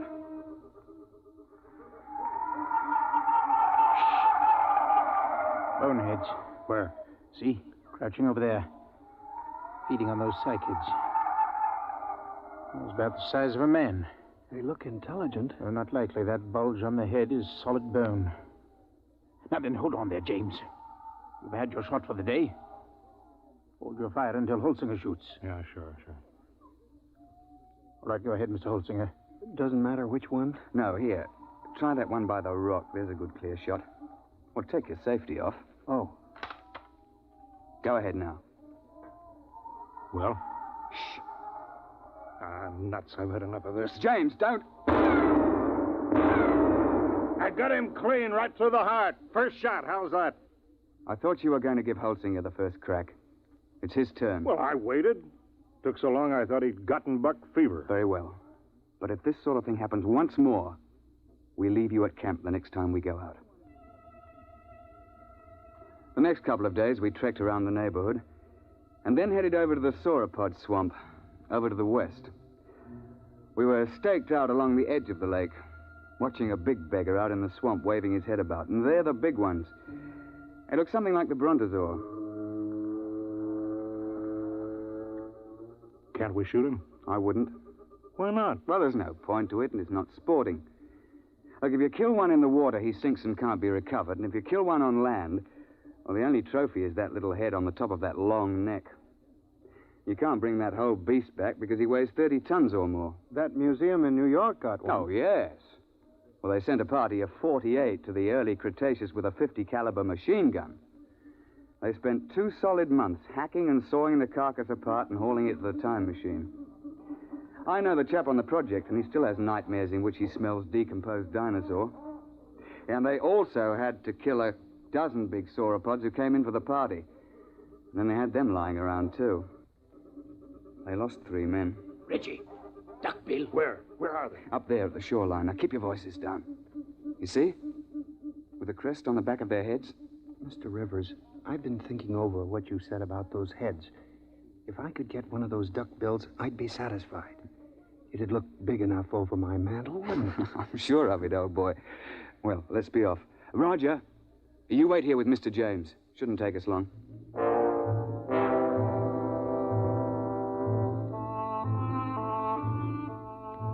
Holt and I crept along the shoreline, narrowing the range to the duckbills. I think I can make the shot from here. I'll be ready in a minute. My shoe is loose. He's getting away. I won't get a shot. I'm afraid Mr. James has fired both barrels again.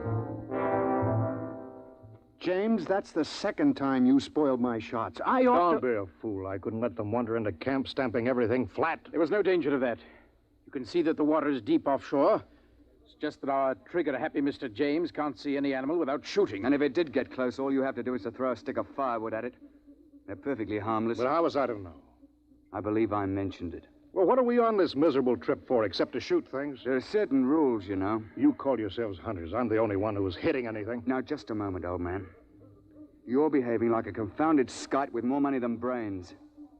I should never have brought you along. Well, that's how you feel. Give me some food and I'll go back to the base by myself. Now, don't be a bigger ass than you can help. That's quite impossible. All right, I'll go alone. I wouldn't want to pollute your air with my presence.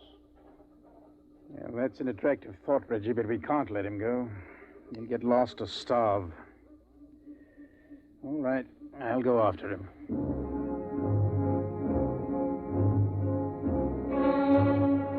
We stumbled along for several more days, James on his good behavior for a change. And on the 1st of May, we broke camp and headed north to the hills.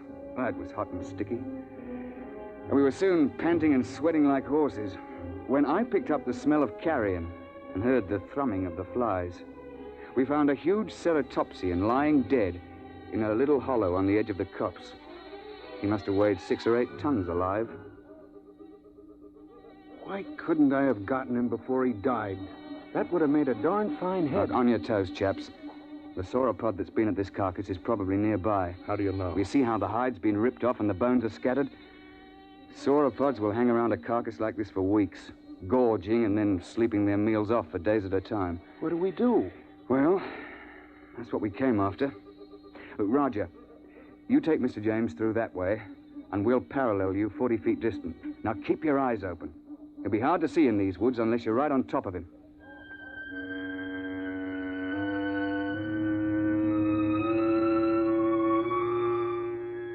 We pushed through the edge of the copse, looking for the huge flesh-eater who'd been at the carcass.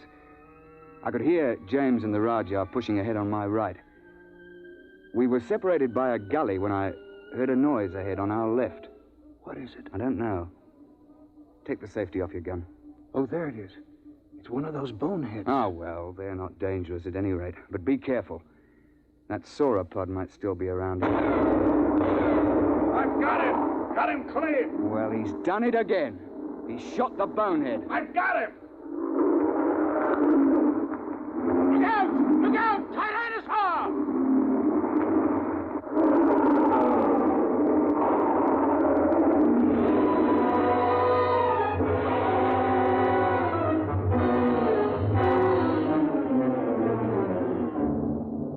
The Tyrannosaur heaved his head out of the shrubbery just in front of us.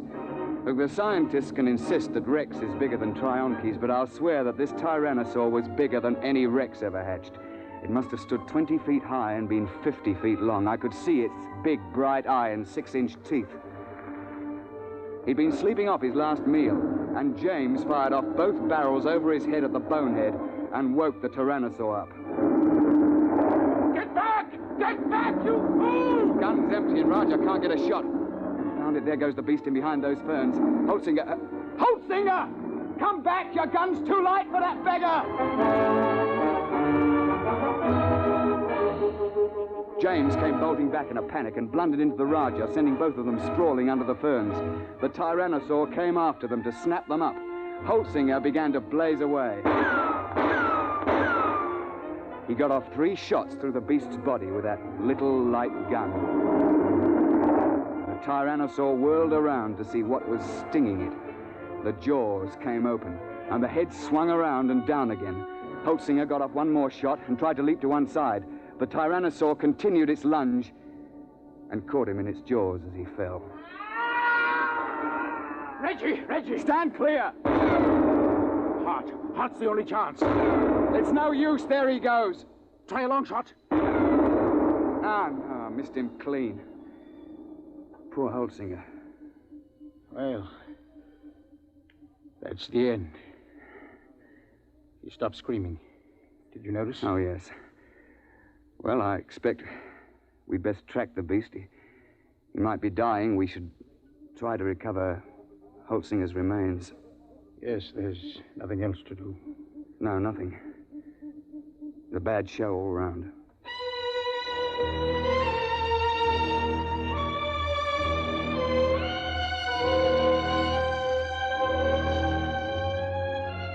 An hour later, we gave up and went back to the glade looking very dismal. Where have you two been? We were occupied. The late Mr. Holtzinger. Remember? You shouldn't have gone off and left me. None of those things might have come along. Isn't it bad enough to lose one hunter through your stupidity? What? Sure, you put us in front of you, so if anybody gets eaten, it's one of us. That's... You stinking little swine. If you hadn't been a first-class idiot and blown those 2 barrels again, this never would have happened. Holtzinger died trying to save your worthless life. And I wish he'd failed. Oh, I ought to... Now then, my laddybuck, I'm glad you did that. It gives me a chance I've been waiting for. Now get up. And I'll be glad to finish off. You won't finish anybody off. All right, put your hands up. Both of you. Put that gun away. Don't be an idiot. I won't let anybody do that to me. You can't get away with murder. Why not? Won't be much left of you after you're hit with a 600 explosive shell.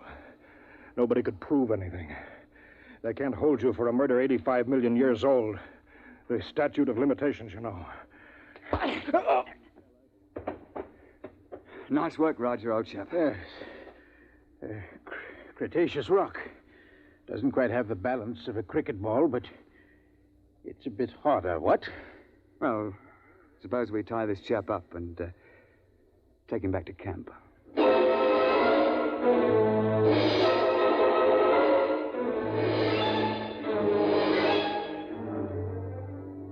When the time transition chamber finally arrived, we fell over one another getting into it.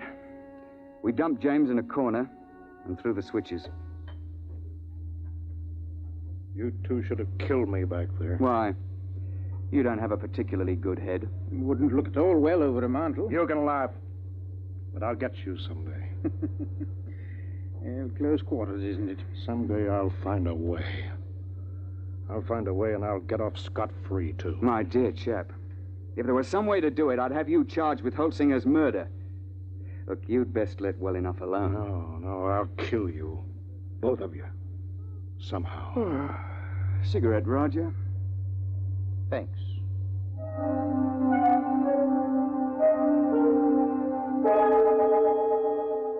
When we came out in the present, we handed him his empty gun, and off he went. We paid everybody off, found that we were broke. But quite luckily, a steel manufacturer turned up who wanted a mastodon head for his den.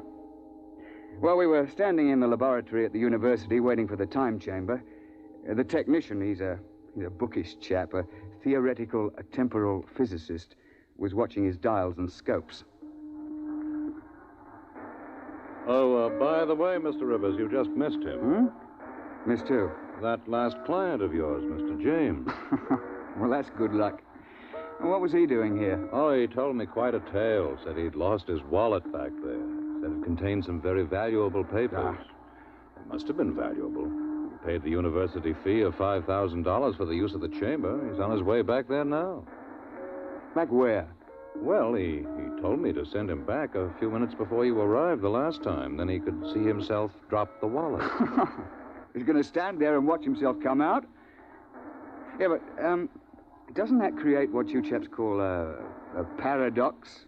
What happens when a man tries to occupy the same time twice? No, we don't know. It's never been tried before.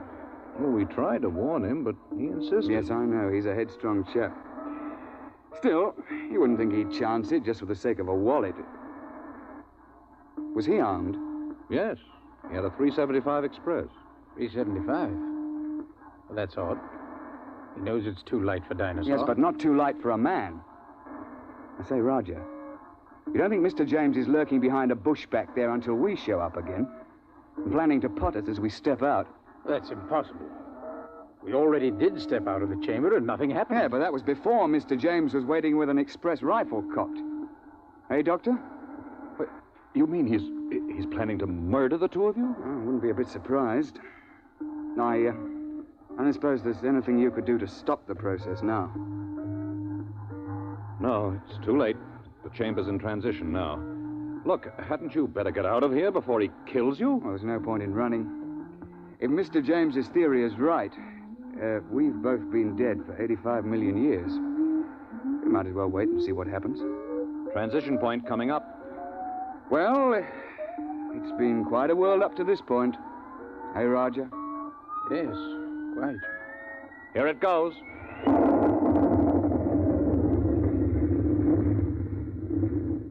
Reggie, are you all right? Well, I seem to be. What happened? The time chamber. It's back. We'd better get it open.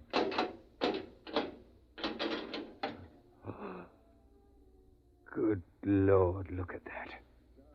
Ghastly, isn't it? Where did it come from? I'm not sure.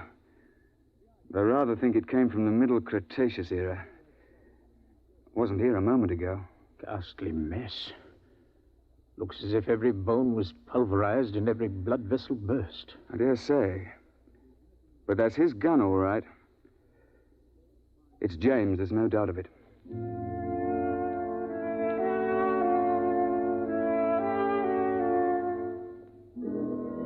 So, that's the story, Mr. Seligman. Of course, I don't understand the mathematics, but the idea's rather easy to grasp. Nobody had shot us when we first emerged on the 24th of April, 85 million BC. And so, of course, that couldn't be changed. The instant James started to do anything that would make a paradox, the space-time forces snapped him forward and ripped him to bits. Well, they know a good deal about that now, and there's a safety margin of 500 years between each trip. You can't have paradoxes, you know. It just isn't done. And you see, I'm a lot more careful now. I shouldn't have taken James when I knew what a spoiled, unstable sort he was. Or Holtzinger either. When I saw that he was too small to shoot a dinosaur gun. With a heavier gun, he'd probably have knocked the Tyrannosaur down and saved his own life. So, Mr. Seligman, that's why I won't take you to that period to hunt. I'm sorry, but you're just too light. You're not big enough to handle a gun for Dinosaur.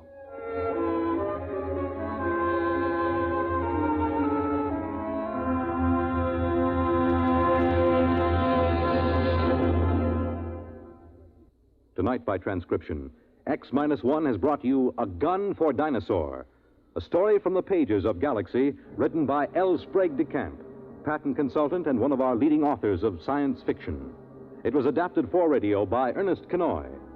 Featured in the cast were Alastair Duncan, Wendell Holmes, John Gibson, Donald Buca, Warren Parker, and Alan Hewitt. Your announcer, Fred Collins. X-1 was directed by Daniel Sutter and is an NBC Radio Network production.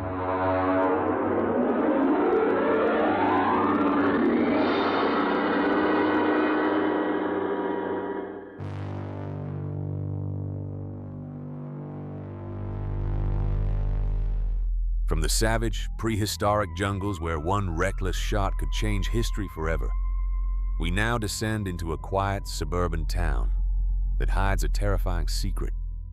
Our next story is Frederick Pohl's The Tunnel Under the World. Every morning, the residents of a small town wake up and relive the exact same day, June 15th, over and over again, with only one man beginning to notice that something is horribly wrong beneath the surface. This December 1955 X-1 adaptation, scripted by George Lefferts, is a mind-bending masterpiece of paranoia and corporate horror that still feels eerily relevant today. Stay tuned for The Tunnel Under the World on X-1.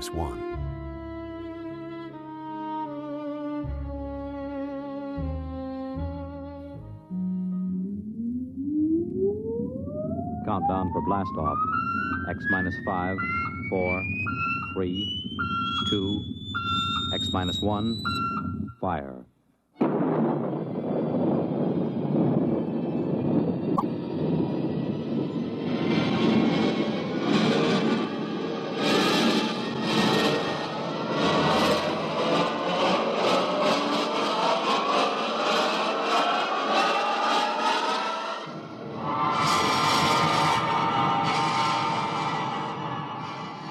From the far horizons of the unknown come transcribed tales of new dimensions in time and space. These are stories of the future, adventures in which you'll live in a million, could be years, on 1,000 maybe worlds.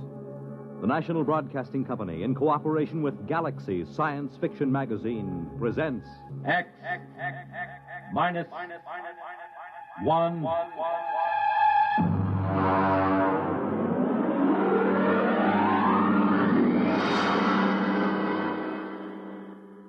Tonight, a story by Frederick Pohl, Tunnel Under the World.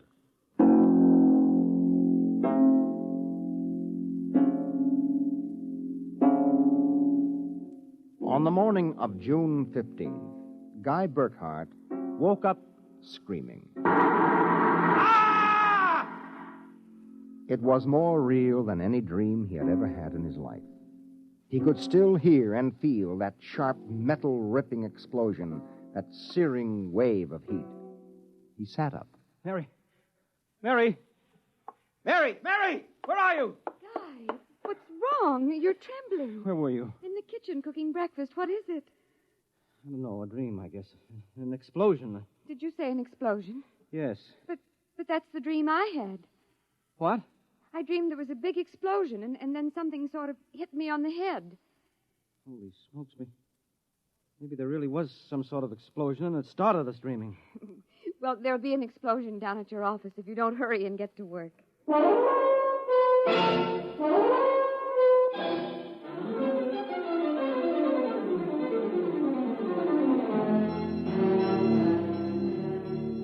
Coming in on the bus, Burkhart watched to see if there was any evidence of an explosion.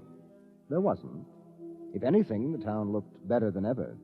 The only thing that seemed strange to him was the fact that none of the usual crowd was on the bus. He was a little relieved when his old pal, Henry Swanson, finally got on. Excuse me. Henry! Pardon me, sir? Henry, what's the matter with you? It's me, Guy Burkhart. Burkhart? Sorry, I don't believe we've met. What? Henry, for Pete's sake, it's me. If you'll excuse me, this is my stop. Well, I'll be... How do you like that?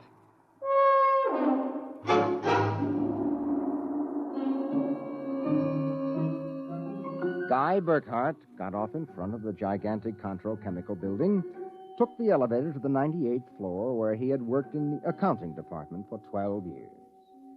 It wasn't until he was almost at his floor that he realized the speaker was not playing the usual commercials. Friends, are you happy with your present home freezer? Of course not. Well, the answer to your problems is a Fecco freezer. Fecco freezers are better freezers. Most wives would do anything for a Fecco freezer. Friends, are you happy with your present home freezer?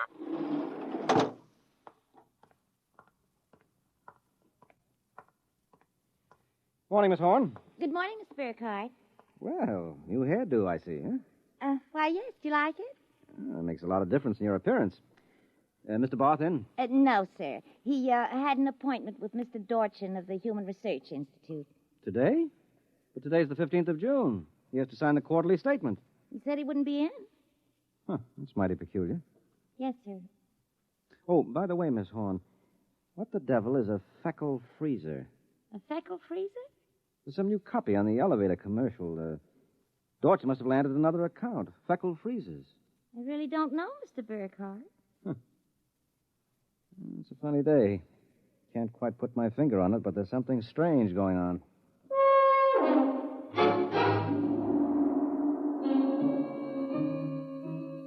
He couldn't shake the thought out of his mind. It persisted all through the day and through dinner. He was still brooding as he and Mary got ready for bed. Tired, dear? Oh, no. Anything wrong? I don't know. Well, I guess I'll get a good night's sleep. Coming? I think I'll sit up and read for a while. Night, darling. Night, dear.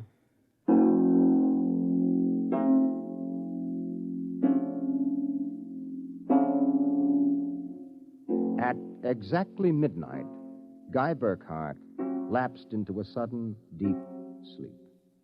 And the following morning, he woke up, screaming. Darling, what is it? What's wrong? Oh, nothing. Bad dream, I guess. Oh, you gave me such a shock. I seem to be having a lot of nightmares lately. Really? Yes, the one I had yesterday. This was the same. A big explosion and then nothing. You had a dream yesterday? Well, of course I did. You had the same sort of dream. I? Guy, you're mistaken. I don't remember dreaming. Oh, now, Mary, you told me. Guy, you're mistaken. But, Mary, you... Maybe you dreamed I had a dream. Maybe... Well, yes, I might have done that, I suppose. Everything did seem sort of strange yesterday. Oh, that's probably it. You better get dressed, dear. Today's the 15th. That's when the quarterly statement... 15th? Yes. Well, it must have been a dream, because yesterday was the 15th.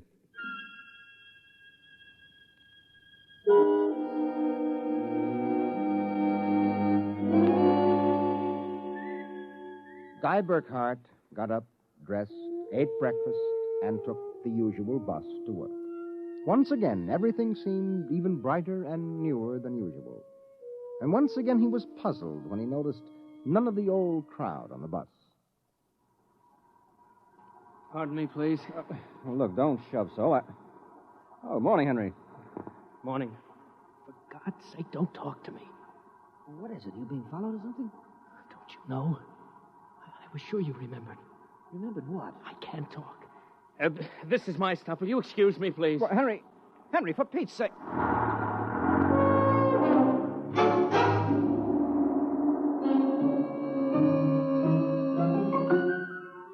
As in yesterday's dream, Guy Burkhart got off at his stop and took the elevator to the 98th floor. The speaker in the elevator purred a new commercial this time. Marlin cigarettes. They're sanitized. Does your present cigarette make your throat feel raspy and unpleasant? Marlin cigarettes contain a miraculous new drug which actually gives you the sensation of smooth, creamy smoke. Marlin cigarettes. Marlin cigarettes. He walked down the marble corridor to his office. Good morning, Mr. Burkhart. Good morning, Miss Horn. Do you like my new hairdo? Yes. Is Mr. Barth in? No, sir. He had an appointment with Mr. Dorchin at the Research Institute. I know. You know? Well, I guessed it anyway.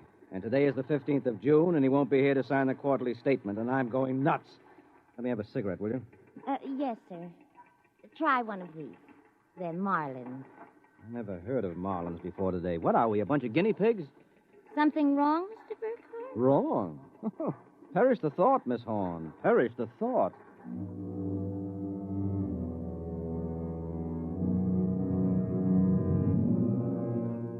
He went to his desk and stared at the mail.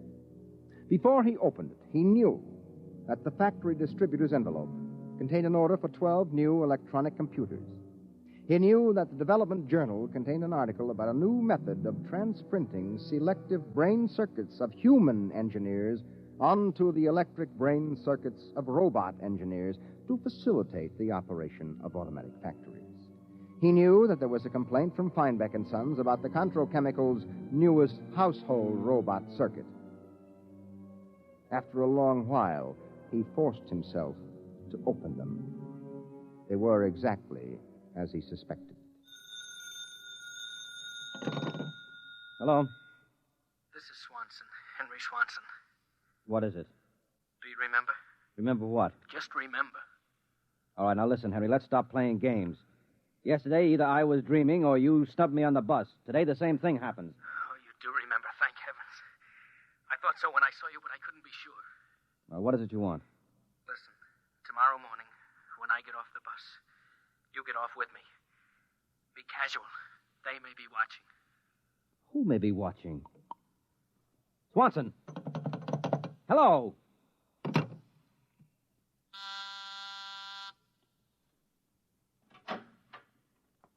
buzzed, Mr. Burkhardt? Yes, I'm still out of cigarettes. Would you buy me a pack of Kelvins? Wouldn't you rather have Marlins? I smoke Kelvins. But, Mr. Burkhardt, Marlins have that soft, creamy smoke that's so soothing to your throat. Oh. You really believe that stuff? Well, it's true. I wouldn't say this, Mr. Burkhardt, except that, well, I've gotten to know you pretty well, and I've grown to admire you so much. I see. Would you mind, Mr. Burkhardt, if I told you that for months now I've wanted to, well, just comfort you? I know how troubled you've been. Well, you've never mentioned your feelings before, Miss Horn. April. My first name's April. Well, that's a pretty name. You see, I do have your welfare at heart. That's why when I see you smoking Kelvins and I know Marlins are so much better, won't you let me buy some of them for you, huh? Well, I suppose so. Why not? Here, bring me a carton. Oh, thank you, Mr. Burkhardt. Guy? I think you ought to go. I'll be back.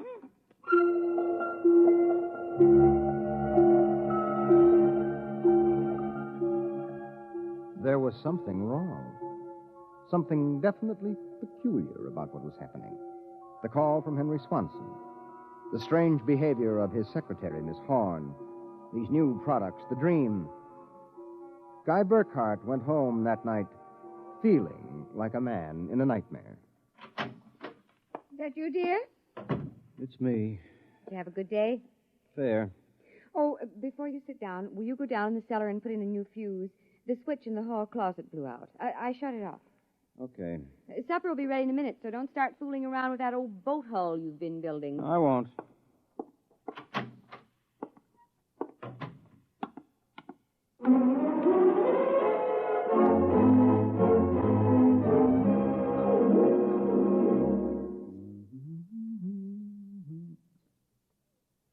Mary!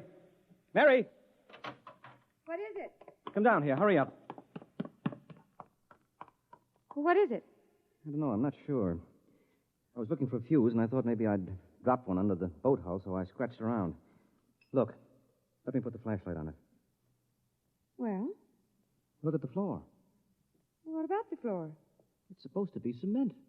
Well? Well, it's copper. There's a thin layer of cement, but underneath it's metal. Look here. Underneath the concrete, more metal. And here on the wall. You see? Metal. Metal under the floor, behind the walls, every place. Well, I don't really understand. Mary, I know this sounds crazy, but somebody, for reasons I can't even begin to guess, has taken this house and replaced it with a clever imitation. Guy. Mary, I'm going to look around a little more. Well, your dinner will be ready. All right, save it for me. There are a couple of things I've got to figure out.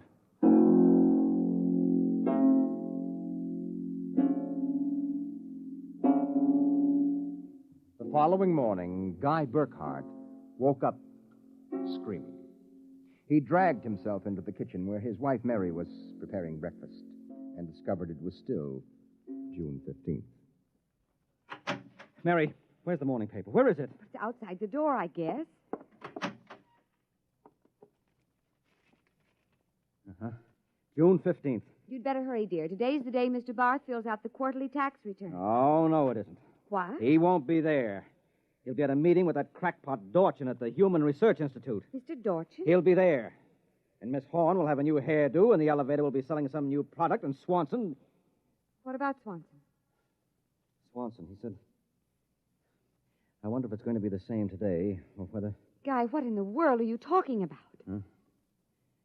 Nothing. Never mind. Where's my coat? You haven't had any breakfast, I don't want to miss my bus. I'll see you tonight.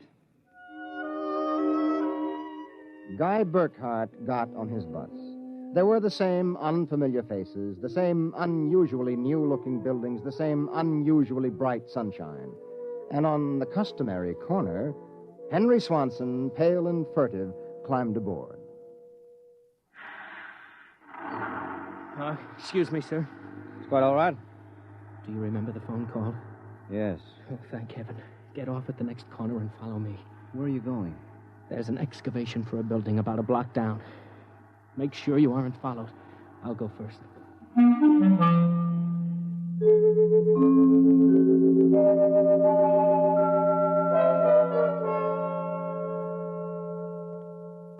Burkhart.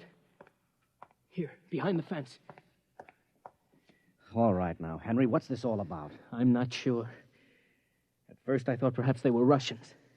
Now I'm beginning to think they're Martians. No humans could have accomplished what they've accomplished. Now, wait a minute. Start from the beginning, Henry. What's going on? Look, Burkhart, peculiar things have been happening to you, right? Yes? A lot of your friends are missing. Your house seems changed. Yeah. There's something stranger than that. The date. Today is June 15th. Yet I could swear yesterday was June 15th and the day before that. You got it, friend. It's always June 15th. And you and I are the only ones who know it. But why, Henry? How? I'm not sure. I think it's some sort of mass hypnosis or something. Well, why doesn't it work for us? My wife, Mary, doesn't remember a thing. Somehow, when it happened, they missed us. We were protected from the full force of the rays or whatever they used. Burkhart, where were you on the night of the 14th, about midnight? Let me see, that was Sunday night. Yes. Yeah, I was down in the cellar under the boat I'm building. And I was in my darkroom developing some pictures. This just doesn't make any sense to me. Russians, Martians. What makes you think that? I've seen them. Where? At the end of the tunnel. What tunnel? The one they built under Tylertown. A tunnel under Tylertown? Yes, that's right. It's made out of copper or some alloy. Copper? Wait a minute. I found a copper layer under my cellar floor last night. So did I. That's how I discovered it. I found a way to get in, too. It's at the bottom of this excavation. Holy mackerel. Henry, why don't we tell the police? Because we can't trust them. Even the police may be Martians in disguise. Oh, come on now. You're being melodramatic. Oh, am I? Well, you just come with me. Where? Into the tunnel. I'll show you.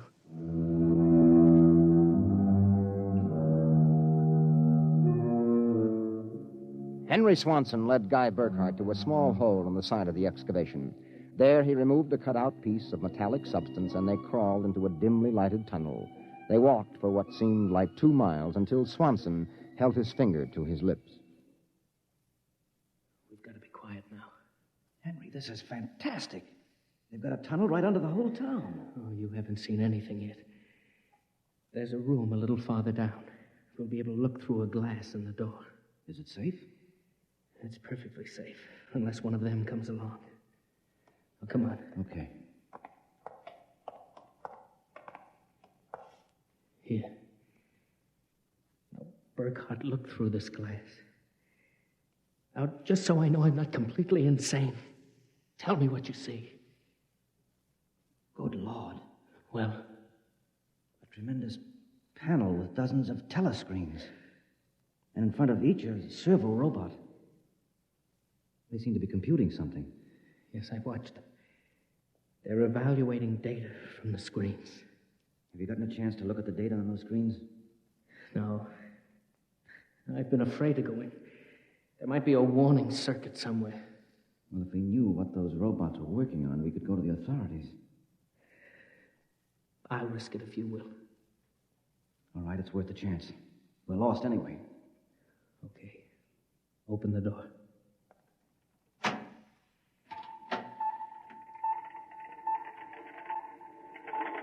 So far, so good. Come on. Let's take a look at that data. But don't interfere with the robots. Don't worry. Here, let's look at this screen. Listen to this. Tests in the 47K12 group with Marlin cigarettes pulled 80% using the soft feminine approach. Indications are that an extension of this approach would influence at least 70% nationwide. The direct elevator pitch pulled only 10%. This should be abandoned and a new series of high persuasion personal elements introduced. Henry, do you know what this means? I haven't the faintest idea. Well, I don't blame you. This is crazy, but it fits the facts when I think about it. Do you know who's behind this?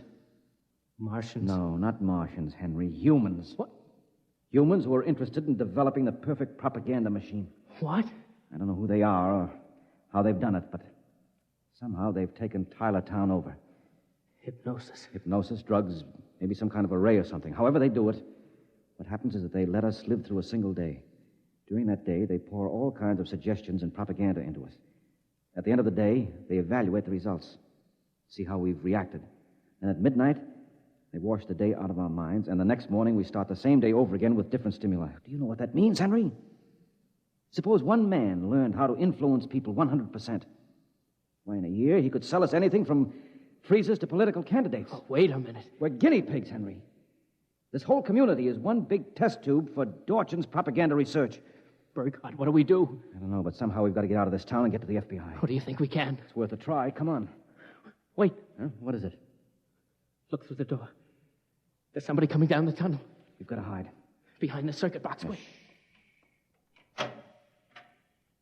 Good Lord, it's Dorchin, the head of the Research Institute. Shh, quiet.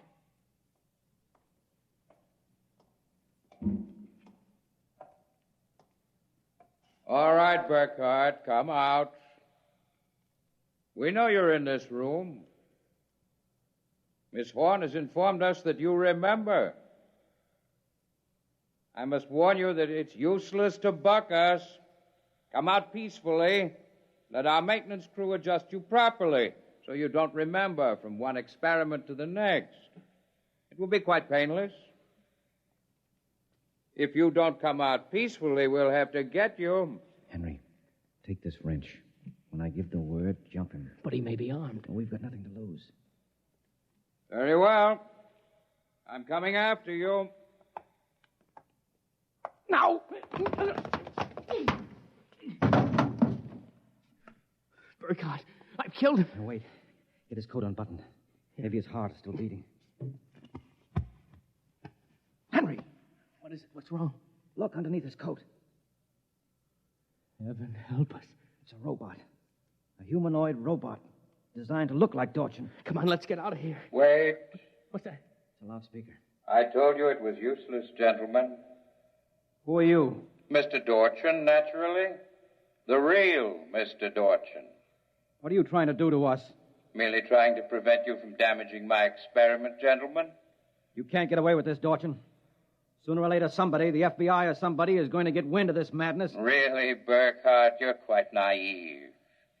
Now, why not be reasonable and let the maintenance crews adjust you? And if I refuse, I suppose you'll kill me.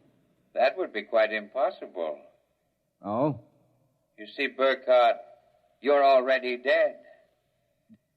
Dead? You're shocked. It's quite true. You and everyone else in this town were killed by a premature atomic blast at the Condro chemical plant. The blast occurred at 7 a.m. on June 15th. That is the last thing imprinted on your minds. That is why you wake up screaming each morning. No, it isn't true. But it is. What I and my associates did was take the brain circuits from your dead bodies. We stored them in electrochemical batteries till we had a chance to rebuild the cities and begin our tests. Do you think I believe a fantastic tale like that? I imagine you find it incredible. Of course, we didn't rebuild everything exactly. After all, it only has to last for a single day, June 15th. At midnight, we turn off the power and wash out the memory of the day. You and your friend Swanson, unfortunately, have defective circuits. You remember. Burkhardt, it's no use. We're trapped. Give up. No, not me. What can we do? We can make a run for it down the tunnel. Come on. It's useless, Burkhardt. Keep going. It's useless. Useless. Useless.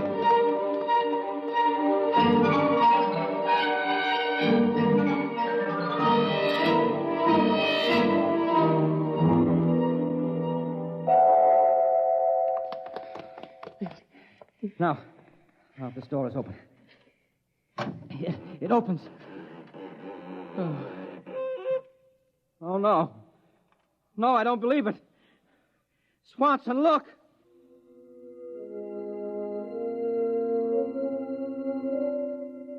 They were standing on a ledge of smooth, finished metal.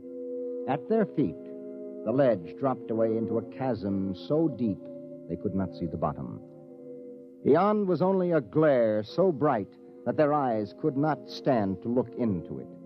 And yet, just at the limit of their vision, something towered. Something so huge it was almost inconceivable. Something. Burkhardt? Yes? This is Dorchin. Now do you understand why it's useless? The great looming figure moved closer. It seemed to take shape now, and yet it was so gigantic as to be unbelievable. It came closer. The glare was partially blocked. And then, Guy Burkhart knew that the towering shape was none other than Dorchin himself. You see how I did it, Burkhart? I took your brain circuits and had them reduced so they could be transferred to tiny humanoid mannequins. That's what you are, Burkhart. A tiny miniature of yourself. And this city, this whole experiment I'm conducting, is built on a tabletop.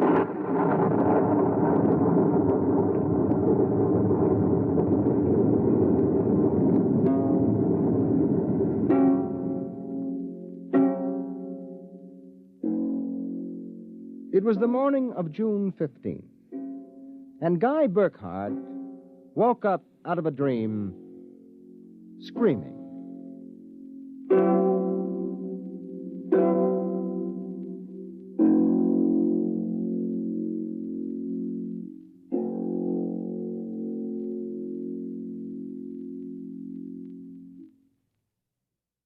You have just heard X-1, presented by the National Broadcasting Company in cooperation with Galaxy Science Fiction Magazine. Your announcer, Fred Collins. X-1 was directed by Daniel Sutter and is an NBC Radio Network production.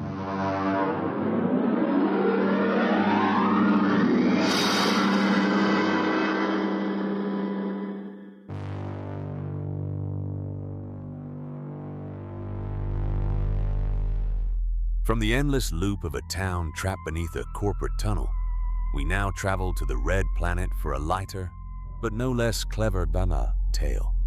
Our next story is Jack McKenty's $1,000 a plate.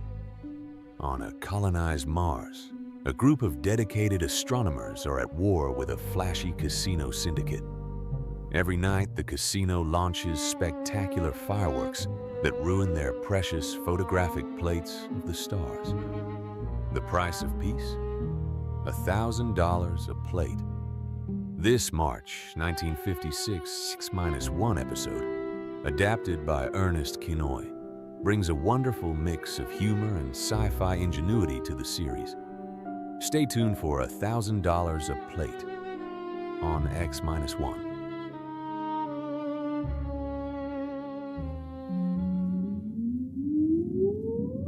Countdown for blast off. X-5, 4, 3, 2, X-1, fire.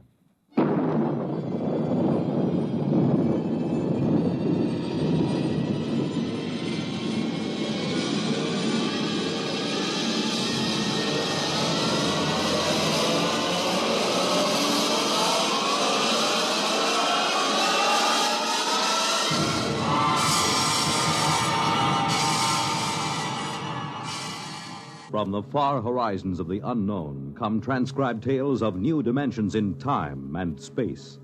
These are stories of the future, adventures in which you'll live in a million, could be years, on 1,000 maybe worlds. The National Broadcasting Company, in cooperation with Galaxy Science Fiction Magazine, presents X-1.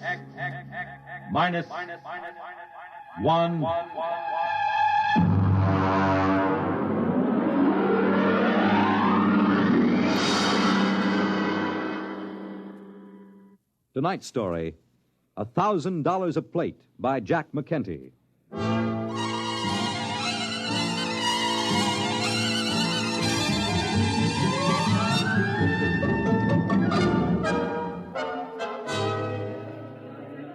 Ferry ship from Deimos Space Station carrying cargo and passengers from Earth now arriving in Blasting Pit 6.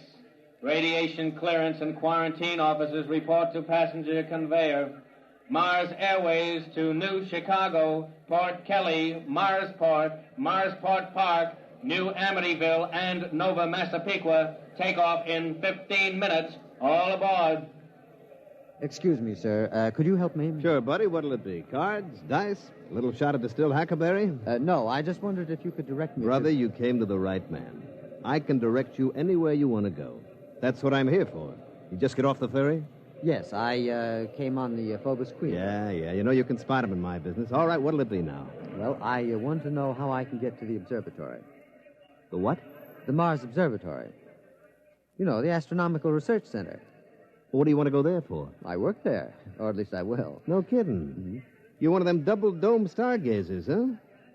Yes, I'm an astronomer. Yeah, I heard there was a lot of you guys out there under glass, but I don't get out of town much. I got to keep my hand in, you know. Are you sure you wouldn't like a little flutter before you settle down in your rut? No, I never play cards. Occasionally a little chess. Uh-huh.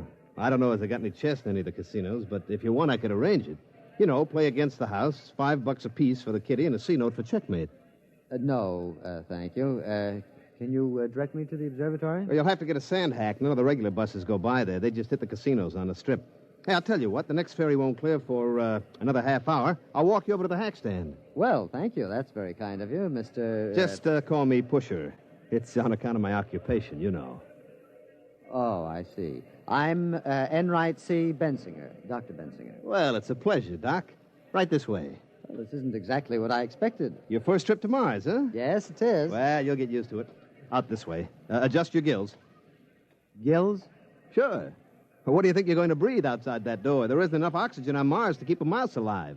They gave you a standard issue when you got off the ferry. It's in that bag. Oh. Yes, I'm afraid I was reading when they explained it. The quarterly journal from the Harvard Observatory, you know. Hmm? Oh, yeah. I never miss a copy. Now, look, you put the nose clip in, see, and crack the valve. This way it compresses enough air to keep you going. Okay? All right, let's go. Cold. Sure, it's cold. Sand hacks are right up the street there. Beautiful. All the colors in the sky. I am surprised, though, in an atmosphere this thin, the sunset shouldn't be as spectacular. That ain't the sunset, Chief. That's the new sign on top of the Canal Casino. Right there behind you, see? Fun. Yeah, but if you want a square shake with the dice, you go to Harry Harvey's place, the Red Sands Hotel. I suppose the seeing is excellent. You're telling me. You know, he's got a line of girls like you never see nowhere else. Oh, I'm afraid I meant astronomical seeing. The telescopes, you know. Hey, you got an idea there. Telescopes. What's that? Nothing. Fireworks. It's a Mardi Gras. A what? Mardi Gras. You know, big party all over town. Parades, costumes, liquor, fireworks, gambling. You know, big celebration. Well, what's the occasion? An eclipse of the two moons. Oh, but that occurs very frequently. Oh, sure. You'd be surprised how much a Mardi Gras ups the take on the strip. Well, here are the sand hacks, and look, don't let them hackies charge you more than $15 for the trip. Just tell them you know me. Just tell them Pusher sent you.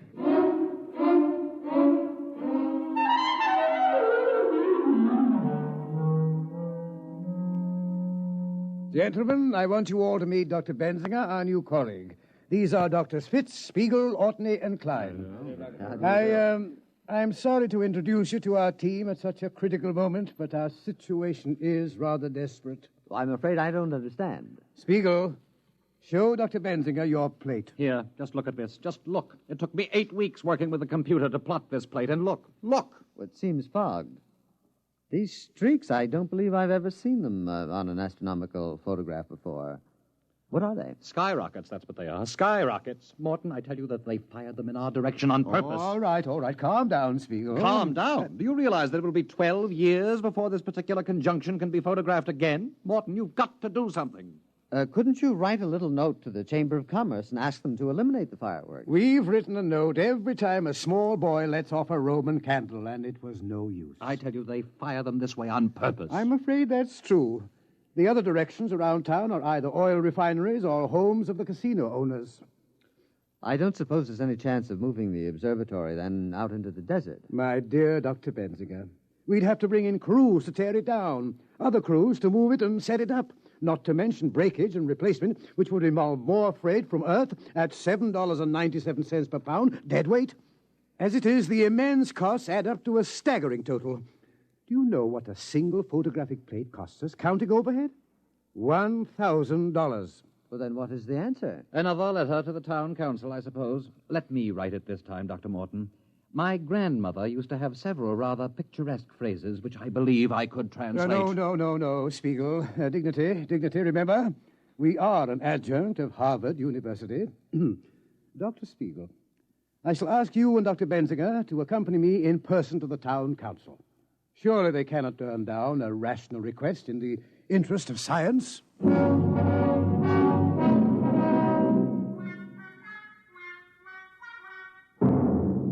Well, gentlemen, the town council appreciates the problem. Yes, I felt certain it would. Naturally, you're aware of the importance of astronomical research, Mr. Harvey. Well, I can see your point, Doc. You sit out there in your little glass hut, pointing your brownie camera up at the stars, snapping away. But you got to look at our point of view. Oh? Now you take my place. Harvey's Red Sands. I got a heavy investment. 14 crap tables, a half a dozen roulette wheels, and the rest of the overhead. I got to keep them wheels running. It's the Mardi Gras that drags the suckers in. But really, Mr. Harvey, we were just asking you to curtail the pyrotechnic display. Now, wait just a minute. I'm as clean living as the next guy. Oh, Dr. Benziger means the fireworks. Oh. Well, I'd like to help you out, boys, but I look at it this way. Those stars you're looking at are going to be up there for a couple of thousand years. But a sucker is different. You got to grab him while he's still healthy. But in the interest of science, surely the town council can't agree with you. Doc, the town council is made up of Joe Rocco, Pete Carney, Alex the Armenian, and me. We own the 4 biggest houses in town. So go ahead, fellas. Take all them snapshots you want to. And if you happen to lower your telescope, get a couple of good ones through a window of the Grand Canal Hotel. I'll take a couple of 8x10 enlargements. I'll see you around, Doc.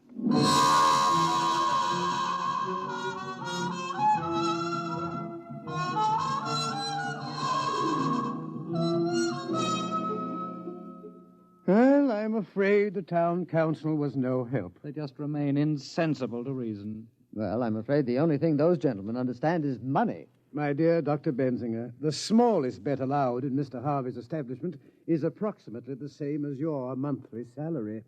Oh. Dr. Morton, suppose the gambling operators were suddenly to lose a great deal of money. They never do. Of course, with the ordinary layman playing against them. But suppose the best scientific brains were to concentrate on a simple matter like the probabilities of a given roulette wheel, or the combinations and permutations applicable to a game of poker.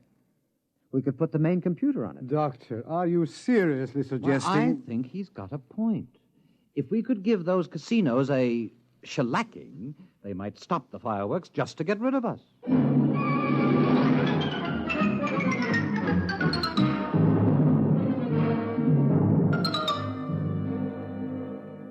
Now, let me get this straight, Doc. All you eggheads up there made up a kitty to get into a crap game? Well, that's right. I thought you might direct me to the largest establishment, Mr. Harvey's place, I believe. Now, look, Doc, come over here. No, over here in the corner. Now, look, I'm a pusher. See, my job is to take these tourists by the lapel and shove them in front of a dice table quick, before they spend any of their letters foolishly on food and lodging. But these rubes, they come here expecting to get took. They don't miss it, you understand? It's all part of a good time. But you guys out there running your Harvard peekaboo racket, you're different. Now, what do you want to get mixed up in this for? You take your peanuts home and shove it in a piggy bank. Save up and buy yourself a new telescope or something. I appreciate your solicitude, Mr. Pusher, but I'm quite determined. Which way is Mr. Harvey's place? Well, if you've made up your mind, the bus leaves from right over there in about 15 minutes.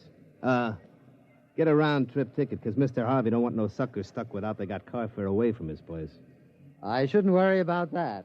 Frankly, I expect to leave Mr. Harvey flat broke. I'll see you just before dawn.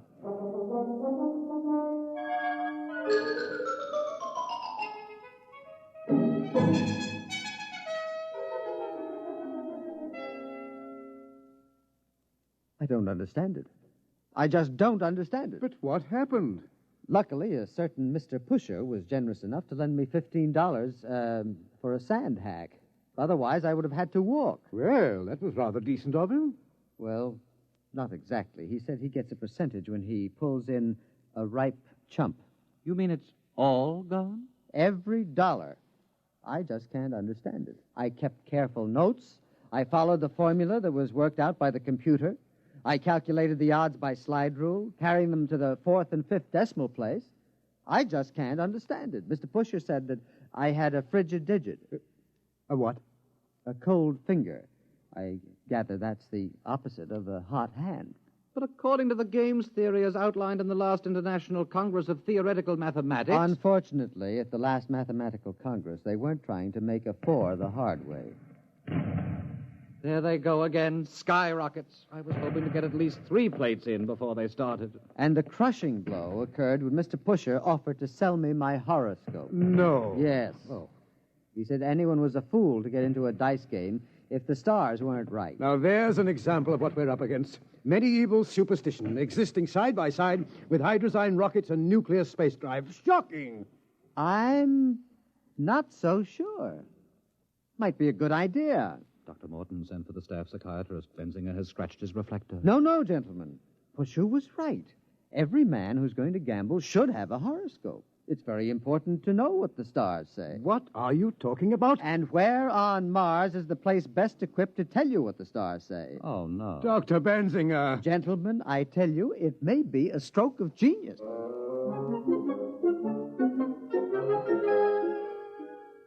Hello? Is this the advertising office? This is Dr. Benzinger. I should like to place an ad. No. No, there will be no pretty girl. Just this. Free. For the first time ever, your horoscope scientifically cast by the staff of the famous Mars Observatory. Learn your luck, your future. Write or call Mars Observatory. No charge, no obligation. Yes, thank you. I'd like to run that every day until further notice. Pusher. Yeah, Mr. Harvey. Did you do like I said? Yes, sir. I went out to the observatory just like you told me. You know, I had to share the sand hack with 5 other guys. I understand the bus company's putting a route out there. A big crowd, huh? Sure, Mr. Harvey. You know, them horoscopes they're giving there, the only thing on Mars that don't cost the tourists any money. All right. What happened? Well, when I got out there was this Doc Benzinger, you see, all dressed up in a dunce cap with stars on it or something, in a big robe. They showed us all around the place. You never saw telescopes as big as that. All right. Skip the travel on. All right, well, finally they took my name and my birth date, my collar size, and they run it through this computer. You should have seen that thing. Lights and bells. I'm telling you, it looked like the biggest pinball machine you ever saw. I kept waiting for it to tilt. The horoscopes. Yeah, well, they give it to me finally. I mean, the first couple of pages is the ordinary bourgeois about the sun and the moon and the stars. But on the 4th page, that's the kicker. What'd it say? Well, it said that I'd be real lucky at most of the gambling places, but I'd lose my shirt at... boss, you're not going to like this. Go ahead. I'd lose my shirt if I played at Harry Harvey's place. Pretty shrewd.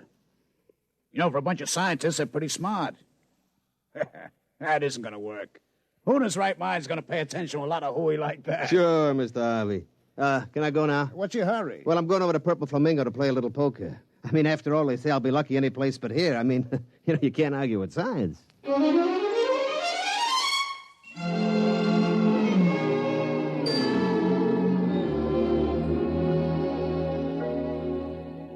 Gentlemen, I think we're on our way. I checked Mr. Harvey's establishment.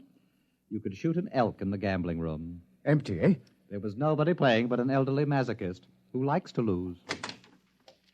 Dr. Morton, we have a visitor. Benzinger, I have asked you please to take off that confounded astrologer's hat when you come into my office. It embarrasses me. Oh, I'm sorry. But, Doctor, allow me to present Mr. Harry Harvey. Hiya. How's business, Mr. Harvey? Yeah. Well, look, gentlemen, let's put our cards on the table. You put a hole in my pocket like I haven't had since I once ran into an honest police lieutenant in Cincinnati. I presume you've come about our horoscopes? Yeah. Let's shoot or get off the foul line. How much?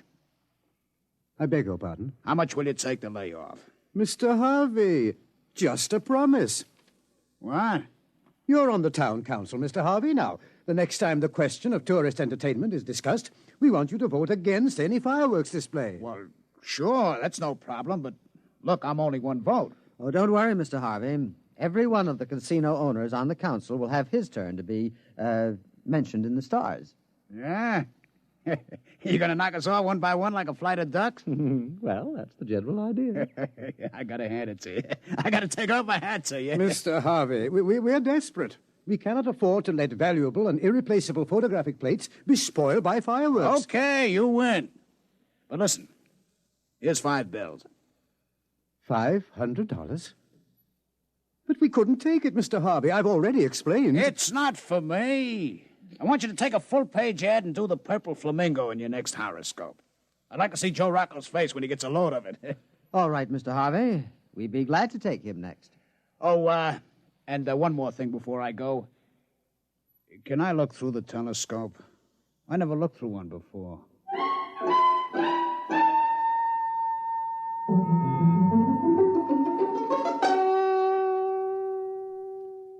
Well, that's the last of them. The Red Sands, Frank Land's Paradise, the Martian Gardens, the Two Moons Club. And the Purple Flamingo. Dr. Morton, we've got them all. There will be a meeting of the town council a week from now, and after that, no more fireworks. All those beautiful stars and nebulae and not a misbegotten skyrocket to stand between us. Oh, it's beautiful. Gentlemen, I have some news for you. You have? I am in receipt of an interplanetary radiogram from our parent organization, the Harvard Observatory. Are they going to send the new mass spectroscope? Please, please. Morton, Earth newspapers carrying accounts of horoscopes published by your organization. Very unscientific. Harvard Board of Overseers aghast. Must stop at once. Find other solution. Signed, L.K. Bell, Director. Well, I thought Thursday was the regular day for personal message delivery. It is.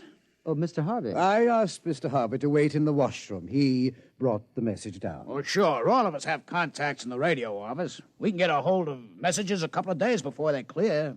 Did you come down to gloat over our misfortune, Mr. Harvey? No. You got my promise to help you boys, and I'll stick by you. But the rest of them, well, it's tough, fellas, but business is business. I'm afraid the fireworks will go on as usual. Thank you, Mr. Harvey. Look, what would happen if you brought all the boys out here, showed them around, and then you could offer to name a star after them or something? I'd sure like to be able to point in the sky and say, that's Harvey's star. Well, Mr. Harvey, I'm afraid any stars worth looking at with the naked eye already have names. Besides, Harvard Observatory wouldn't stand for this idea either. It would make as much sense to them as you naming a poker chip after me. But, Dr. Morton, we've got to think of something. We tried rigging up a photoelectric cell. It closes the shutter when a rocket goes up, but it cuts the exposure time too much. But if we can't get these plates, we may not be able to duplicate them for years. Why, right now they're preparing the first trip to a newly discovered planet. And the work of the observatory is necessary to ensure the success of that trip. Now, surely your colleagues will realize that, Mr. Harvey. The future of the human race is at stake. Doc, the only race those jokers are interested in takes place at Tropical Park. Look out there. They're starting the fireworks. All of them heading this way again. No. It's nothing personal. It's just that if we point them any other way, they're likely to splash people. Or maybe set something on fire. You mean if the rockets misfired and get the tourists all wet, there would be trouble? Oh, sure. You couldn't have that. A guy with wet pants ain't going to stand around no crap table for hours. Mr. Harvey, do you really want to help us? Well, sure. I promised, didn't I? Dr. Spiegel, do you think the research library would have any material on pyrotechnics? Bensinger, what do you have in mind? Well, Dr. Morton, I was thinking of fighting fire with fireworks.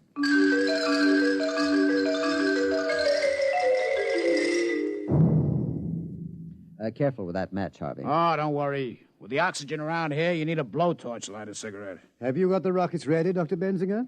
Well, here they are in the launching racks. I've got all my instruments, compass, a clinometer, an azimuthal radioscope, and a blowtorch. Well, what are we waiting for? Spiegel. He's bringing the calculated trajectories from the computer. Say, I don't know if I like this. What if they miss? Or they go off too soon or something? Oh, nonsense, Mr. Harvey. You forget. We're scientists. Here are the figures, Bensinger. We double-checked them on the master computer. All right, then, let's go.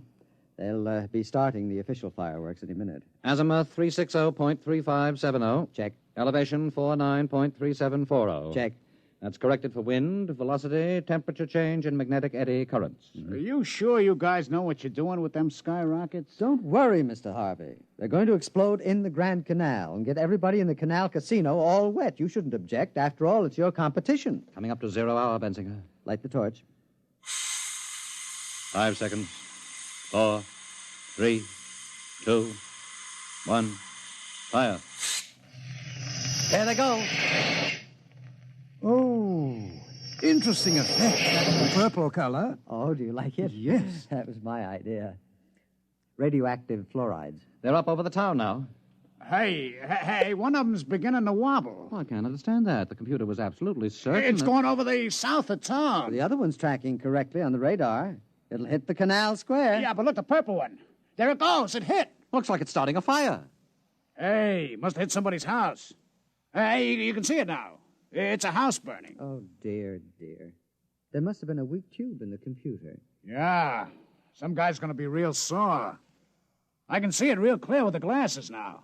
That house on top of the hill there by the Geeko bush. Boy, it's burning like... Mr. Harvey, what's the matter? That's my house!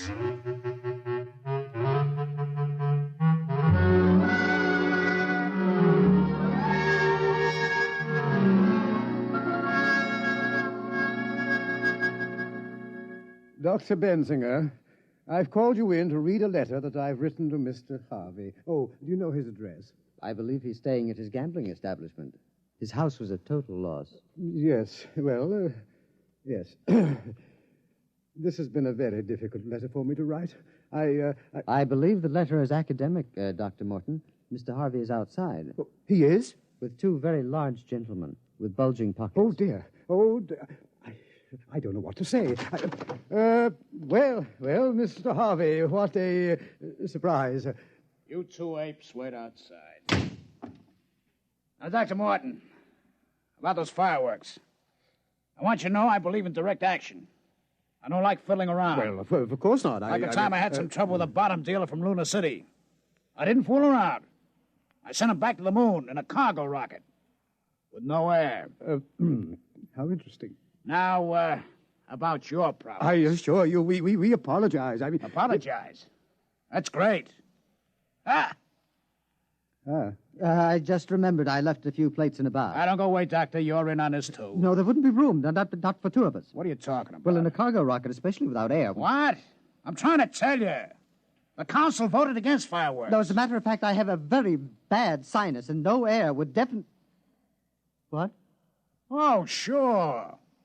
We decided anything that could burn down an honest citizen's house was too dangerous. Very civic-minded, that council. But I don't understand. I kept my promise. I said I'd help you, and I did. Well, I'm terribly embarrassed.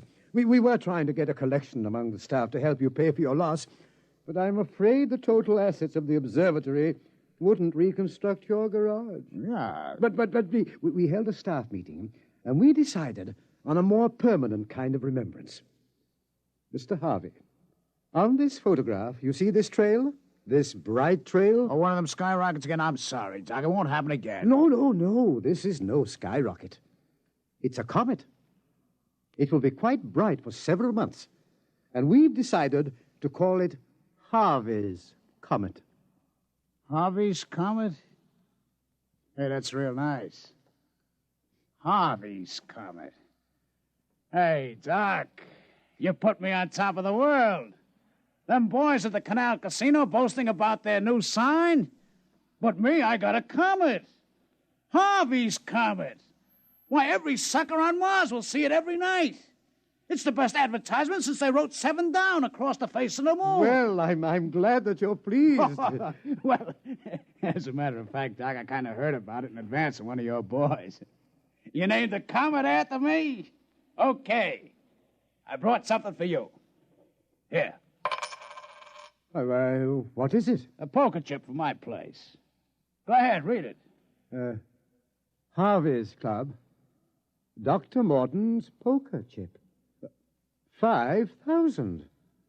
That's dollars, Doc. Don't spend it all in one place.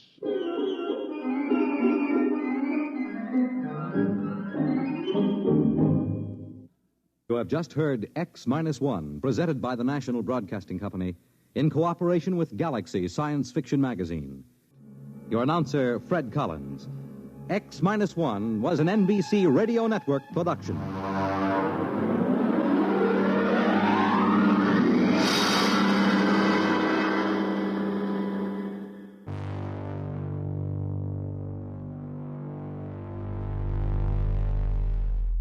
From the fireworks-filled skies of a quarreling Martian colony, we now descend into the frozen silence of a dying Earth. Our next story is Fritz Leiber's haunting classic, A Pail of Air. In a world where the atmosphere itself has frozen and fallen like snow, a small family huddles in a sealed room, surviving one pail of precious air at a time. But when the boy ventures outside into the frozen wasteland, their fragile existence is put to the ultimate test. This January 1956 X-1 adaptation is widely regarded as one of the most moving and atmospheric episodes in the entire series. Stay tuned for A Pail of Air on X-1.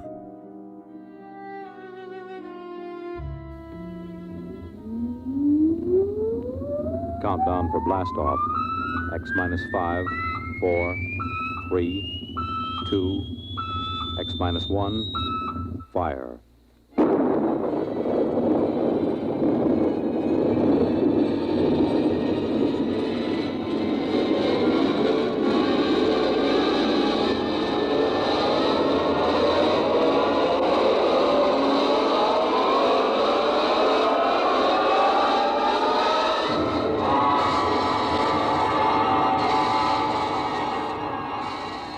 From the far horizons of the unknown come transcribed tales of new dimensions in time and space. These are stories of the future, adventures in which you'll live in a million, could be years, on 1,000 maybe worlds. The National Broadcasting Company, in cooperation with Galaxy Science Fiction Magazine, presents X-1.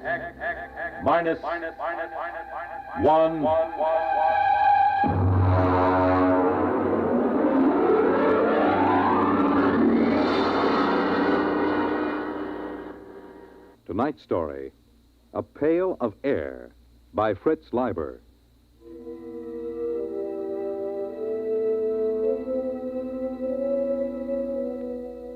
It was pretty quiet in the nest. Pa was just sitting by the fire, staring into it like he does these days, and Ma was asleep. That's why it was so quiet. Ma has some pretty bad times when she just screams and huddles back against the blankets that line the nest. Sis was looking at herself in the mirror that hangs next to the bookshelf. I don't know what she finds to look at so long, but then she's a girl. She just looks at herself.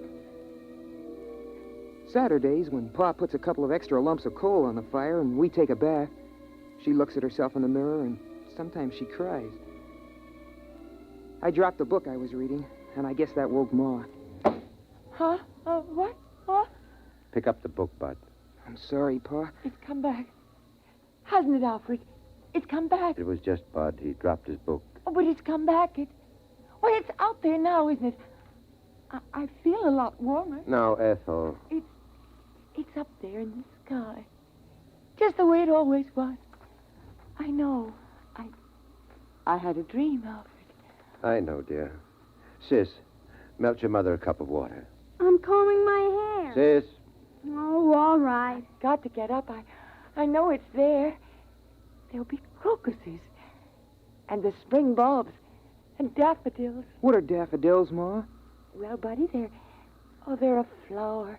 And they're very pretty. Yellow. On a tall green stalk. Oh, I want to go out. I want to take the children out. All right now, Ethel. Here's some water. Come on, children. We'll all go out and you can play in the sun. Sure, Ma. Here, drink the water, Ma. It's cold, Alfred. You rap on the pipes and make that super send up some more heat. What's a super, Pa? It doesn't matter, Bud.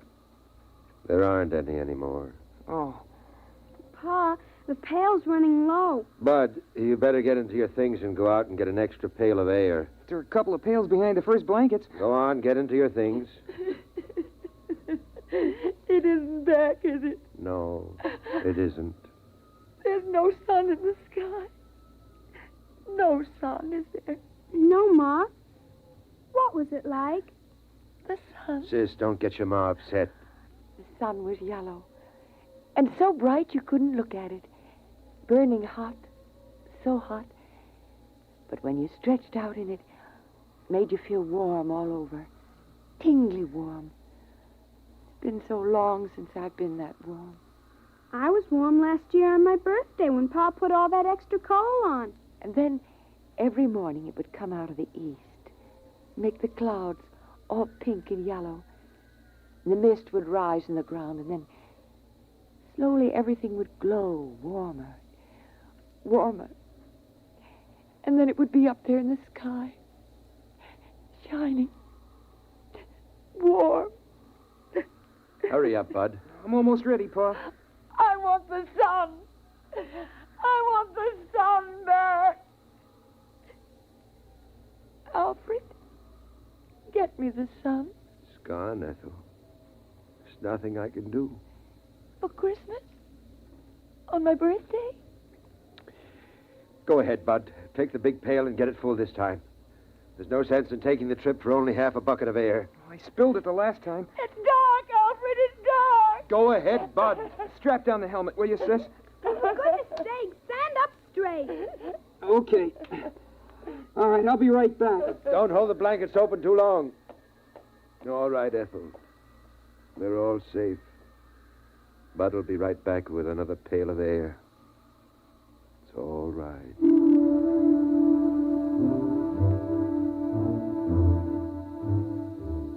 I went through the 30 or so blankets that Pa hung up to slow down the air escaping from the nest.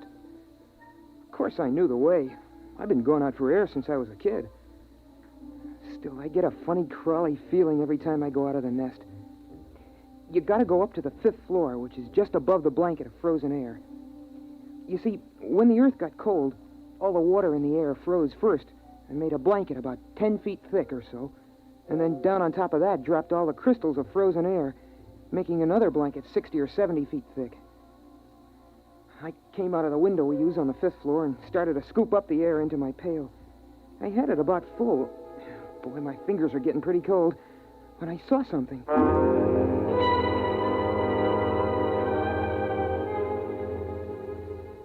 Hey, that's a light. Oh, darn it, I kicked over the bucket. Oh, there can't be a light. Not moving around in a window like that. There can't be. Come on, Pa and Sis are back in the nest. I'm up here, and there can't be anyone else. Everybody on Earth is dead except us.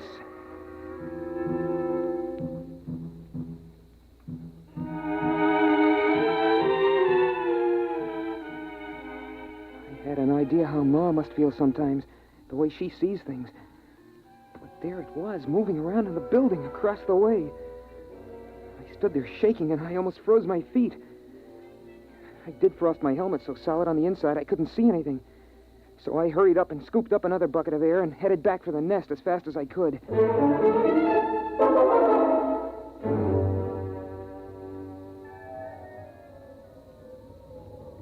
Pa, I saw something. Go on, hang those outside clothes up by the fire. Phew. Pa, I saw something, I did. Your mother's quiet now.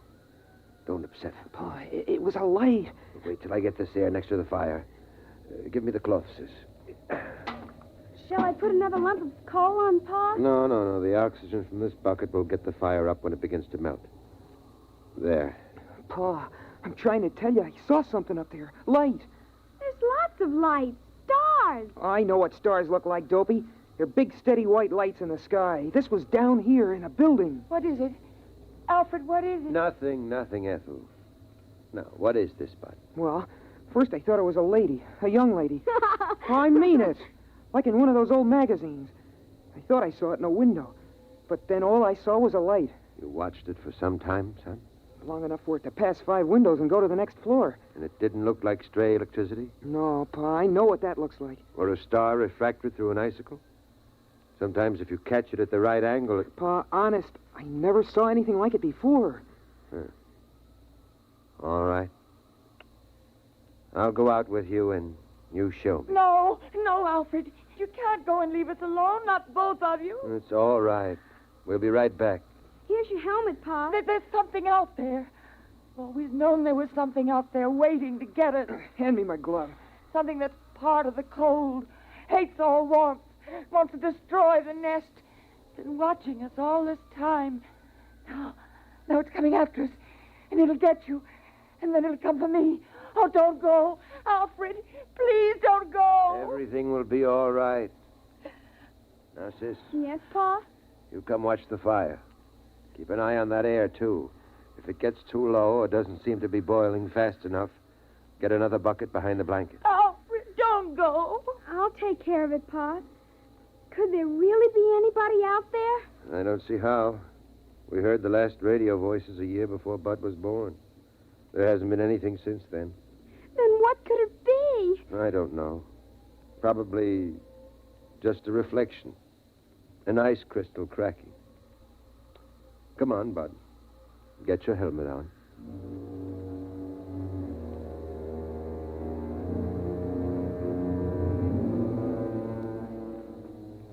It's funny. When I go out alone, I'm not scared or anything. But when I go out with Pa, I always hang on to his belt like I used to when I was a little kid. Habit, I guess. It's the same no matter what trip we take. On the 5th floor, we stopped to rest just before we went out.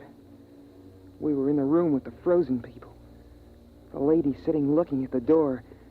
The man holding his hands over that funny metal thing Pa calls a radiator. It was like a fire, I guess, but I don't see any place for the cold. We put our helmets together so we could talk. Catch your breath, son. Pa, would it be possible, for any of the frozen people to come to life? Like the ones down in the basement around the furnace when we go for water? No, they're dead. They were caught too quickly when it happened. Oh, Pa, how do we know we're the only ones? We don't, but, well, there's a feeling you get. Because it's always night. There used to be some of that feeling every night in the old days. But the sun chased it away every morning. You wouldn't know about that. You weren't born when the dark star pulled us away from the sun. You wouldn't know unless you'd seen the sun. I've seen the sun. It's that big star at the end of the Big Dipper. I've seen it. It isn't the same. Come on. They're wasting time.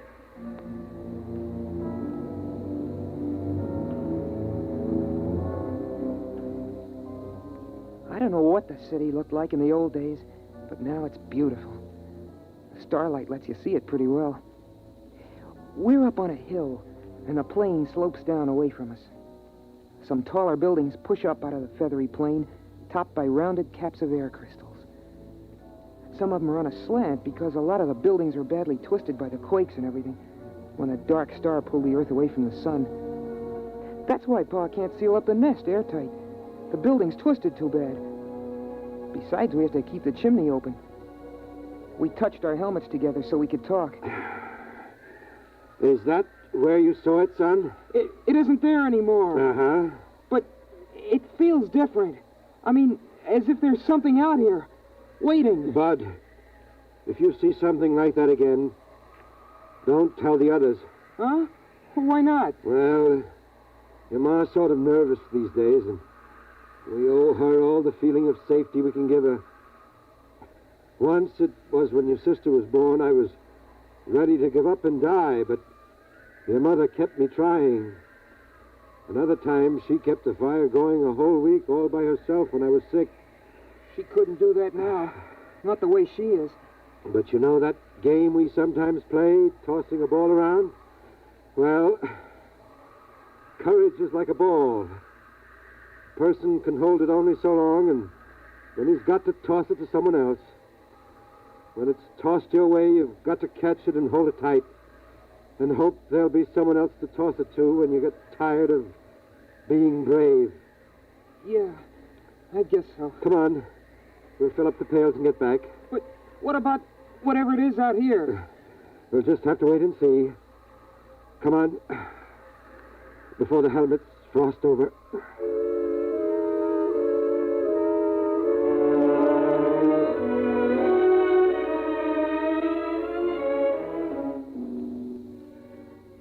It's pretty hard to hide your feelings in the nest. There's just room for the four of us. The blanket overhead just touches when Pa stands up straight. The floor's all covered with thick, woolly rugs. Pa says it's inside a much bigger room, but I've never seen the real walls or ceiling. Well, anyway, Pa laughed and kidded about what I'd seen. He said I had an imagination, but we could tell he took it serious. It was Sunday morning by the clocks that Pa kept all wound up on the shelf. So it was time for the story. We all sat around in a circle the way we always do, except I noticed that Pa casually took a hammer from the shelf and put it beside him. I always liked the story. Of course, Sis and I know it by heart by now. I mean, every Sunday since we were kids. But every once in a while, Pa surprises us by telling it a little different, or throwing in some extras. It starts out with a song. Ma used to sing it, but she forgets the words sometimes.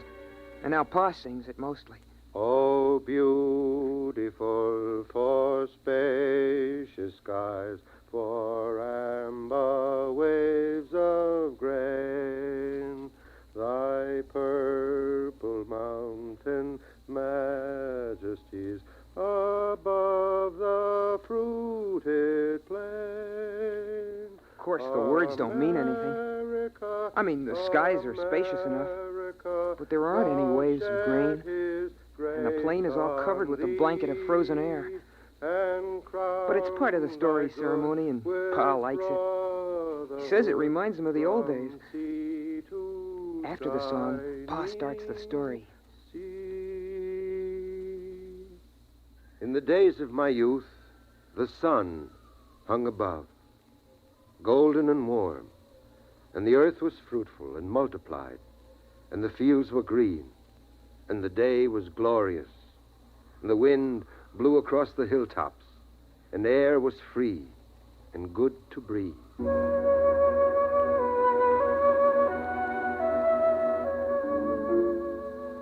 That's the part of the story I like best, about how it was with the sun nice and warm. It's hard to believe, all those people living without having to worry about cold and air, never waking up sweating and screaming because you dreamed the fire went out.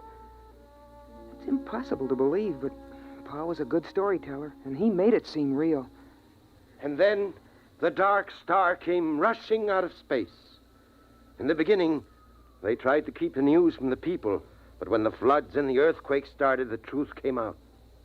At first, they thought the dark star would hit the sun, and then they were afraid it would strike the earth itself. But it didn't. It only came close.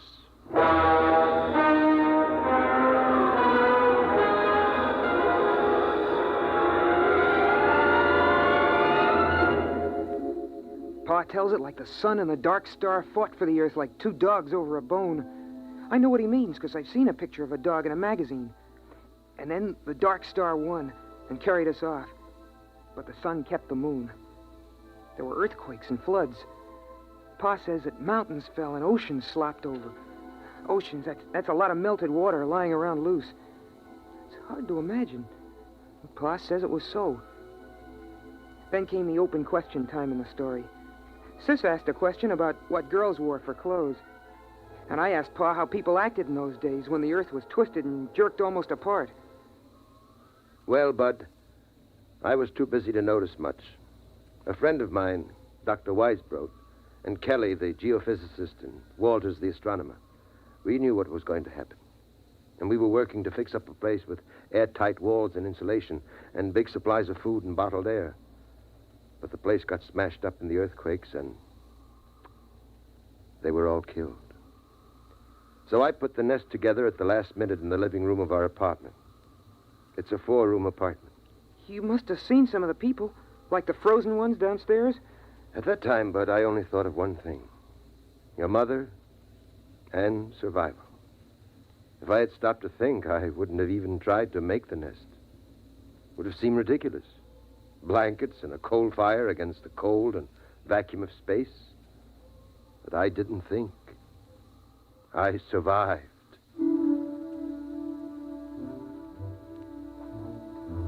I wasn't listening carefully as Pa went on about the building of the nest. I kept thinking about something else. About that light I'd seen outside.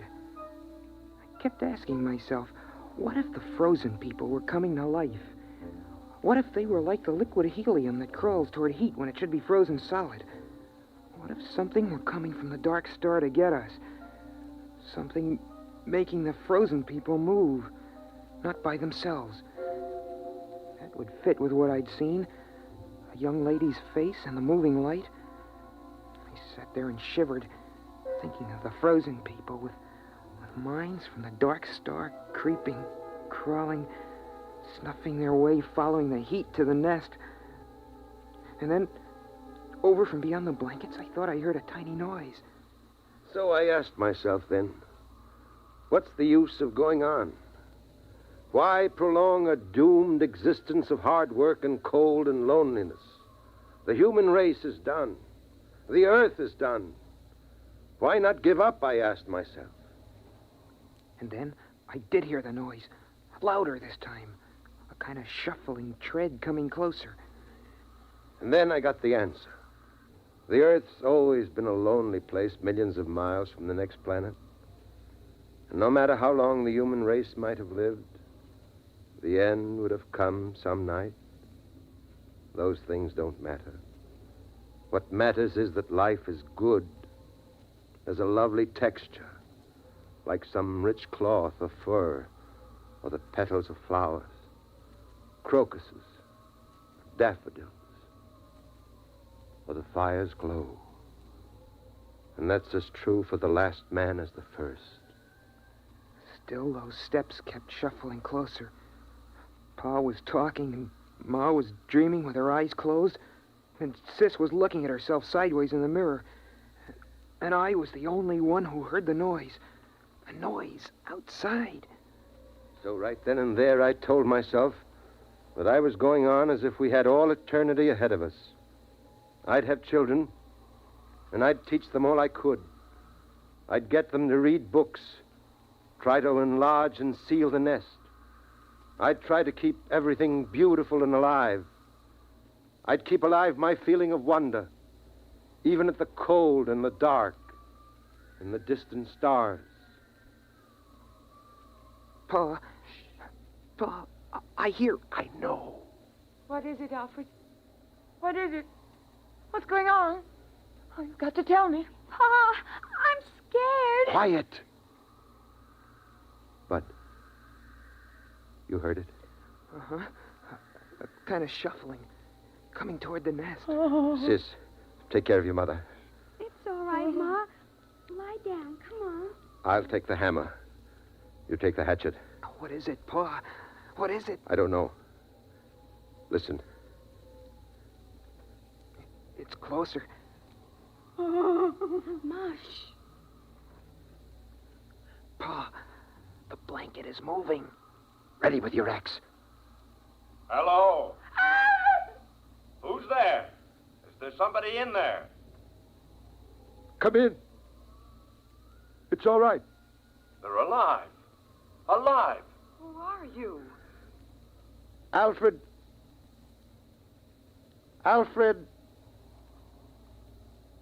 Hutchinson. Dr. Alfred Hutchinson. You can take off your helmets in here. But the air. We have air. We bring it in pails. Come on, Ralph. Let's take off the helmets. It's impossible. Oh, where are you from? We thought we were the only ones. Los Alamos. The nuclear laboratory. Yes, that's right. We get our power from the reactor, using the stockpile of bombs for fuel. Then there are others. There are other men. There are other men. Pa, is it all right? Should I put the axe down? Yes, it's all right. You can put it down. You mean you come from another nest? It's a little bigger than this. We've got a small airtight city with airlocks. We generate our electricity, food from hydroponics. I can't believe it. I can't. I can't believe this. It's impossible. You can't maintain an air supply without hermetic sealing. It's impossible. Oh, no, it's simple. As long as you keep the fire going to melt the air, and enough air boiling to keep the fire burning. How did you come here? Why? Well, we keep scouting around for survivors. There are a number of colonies, Brookhaven, Oak Ridge, and Harwell in England, and the Argonne Laboratory in France. We didn't expect to find anything in this city, though. But our detectors picked up a heat trace, so we tracked it down. Alfred, you're forgetting your manners. We have company. Of course. Sis, throw a handful of coal on the fire. Pa, a whole handful? Doesn't matter now. And Bud, bring out another pail of air. Well, it's incredible. And you have laboratories and transport? We only have a two-seater Scout, but if we rip out the bulkhead to the storage compartment, we can make it all right. We can have you back at Los Alamos in 4 hours. What's the matter? I guess we really hadn't thought about it that way. But, I wouldn't know how to act there. And besides, I haven't any clothes. Just doesn't seem right to let this fire go out. It's been 18 years. Burning every minute. But you can't stay here. Ralph. But after all... Ralph. Oh. Look, Dr. Hutchinson, we'll go out to the ship and bring back a small power heater. I know this is very sudden and upsetting to you. You need a chance to adjust.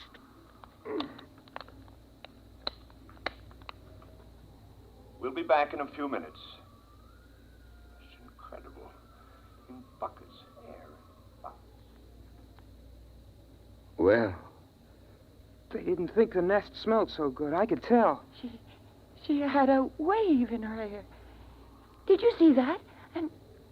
And lipstick. I suppose we have to decide what to do. Pa, at Los Alamos and those other places, there'll be lots of people, won't there? Yes, I mean, not just your father or a brother. that's right. Boys? I suppose so. But somehow I feel a little empty. Alfred, it's different now that we know others are alive. You don't have to feel the responsibility for keeping the human race going.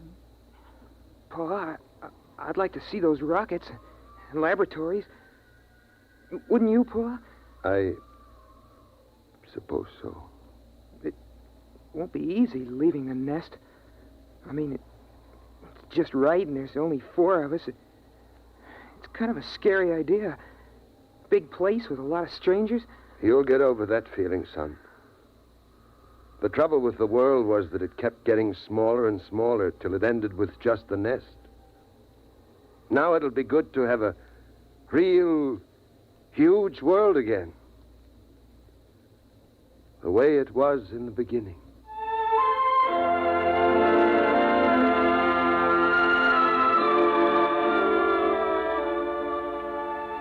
And so, we're gonna leave the nest in the morning. By Pa's clocks. We've got the power heater going now. Seems funny to be this warm when it isn't Christmas or somebody's birthday. But still, it's hard for me to realize that this is the last time I'll go out of the nest, through all the blankets, to get a pail of air.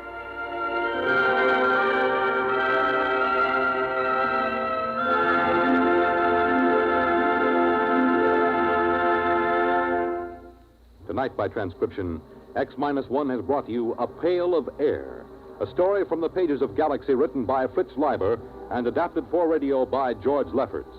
Featured in the cast were Ronnie Liss, Pamela Fitzmaurice, Richard Hamilton, Eleanor Phelps, Rita Lloyd, and Joe DeSantis. Your announcer, Fred Collins. X-1 was directed by Daniel Sutter and is an NBC Radio Network production.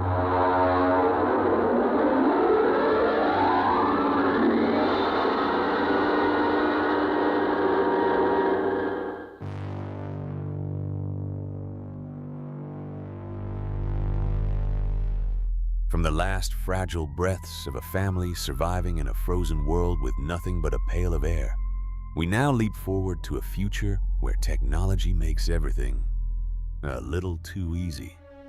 Our next story is Robert Sheckley's hilarious and thought-provoking How To. A bored suburban man buys a do-it-yourself kit that promises to build absolutely anything, including living creatures. What starts as a simple hobby quickly spirals into something far more complicated than the instructions ever warned. This February 1956 X-1 episode, adapted by George Lefferts, delivers classic Sheckley wit and a sharp warning about playing God with technology. Stay tuned for How To on X-1. Now stay tuned for X-1 on NBC.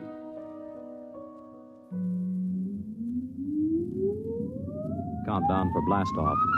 X-5, 4, 3, 2, X-1, fire.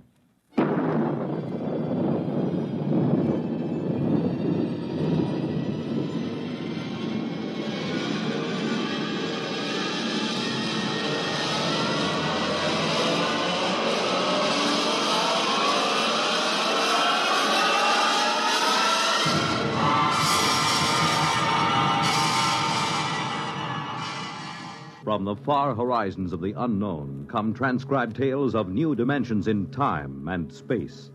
These are stories of the future, adventures in which you'll live in a million, could be years, on 1,000 maybe worlds.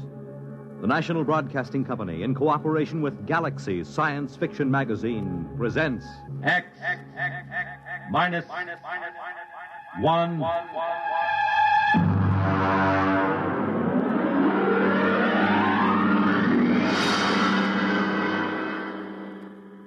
Tonight, Clifford D. Simak's story of the 21st century, How To.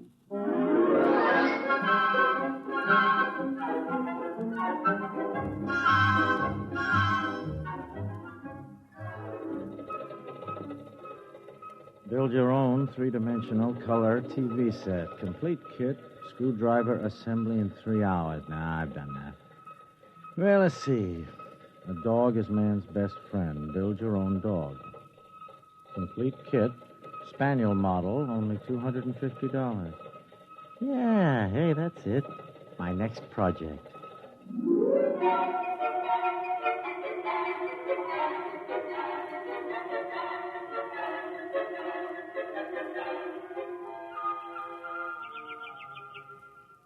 Gordon, is that you? Yeah, yeah. Where are you? Out on the terrace. I'm just finishing a landscape. Oh, hi, yeah. Grace, look, did it come? Don't kiss me. You'll get all full of paint. I wasn't going to. Where's the package? Well, they set it against the side of the house. Over there, see? Oh, it came, huh?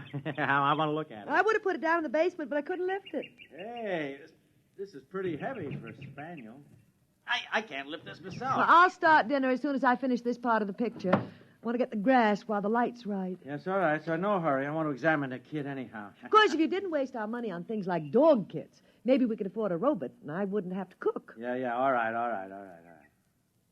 There. That should be enough for now. The light's beginning to get tricky. Good night. You're not going to open that thing here on the terrace. Now, you'll make a mess. I just want to see the parts. You know, this thing's too big and heavy to be a dog kit. Maybe it's a Great Dane. No, it can't be. Look, here's the shipping tag. From How To Kits, Inc. to Gordon Knight. One dog kit, spaniel model, $250, paid in full. The Great Dane cost $350. Well, all I can say is that must be the world's biggest spaniel. Hey, you know, that's darn funny. I told you I don't want you fooling around with it up here. Now take it down in Grace, the basement. this can't be a dog kit. You know what I think? It's a robot. A robot? But you didn't order a robot. What did you? No, certainly not. They made a shipping error. That's about the size of it. Ah, doggone it. I'll have to put this crate back together again and call the express company. Are you going to return it? Well, certainly I'm going to return it. You don't think we can keep it, do you? Well, why not? The tag says paid in full, so they can't say we owe them anything. But it's a robot. They're expensive. Well, I don't see how the company will ever know. When inventory time comes around, they'll be short one robot and long one dog. Of course, I've always wanted to put together a real robot. Lord knows when I'd get another chance. Then it's settled. No, it is not settled either. I tell you what, I'll put it together just to see what it's like. But I won't activate it, see? I mean, I'll disassemble it right away and ship it back to the company.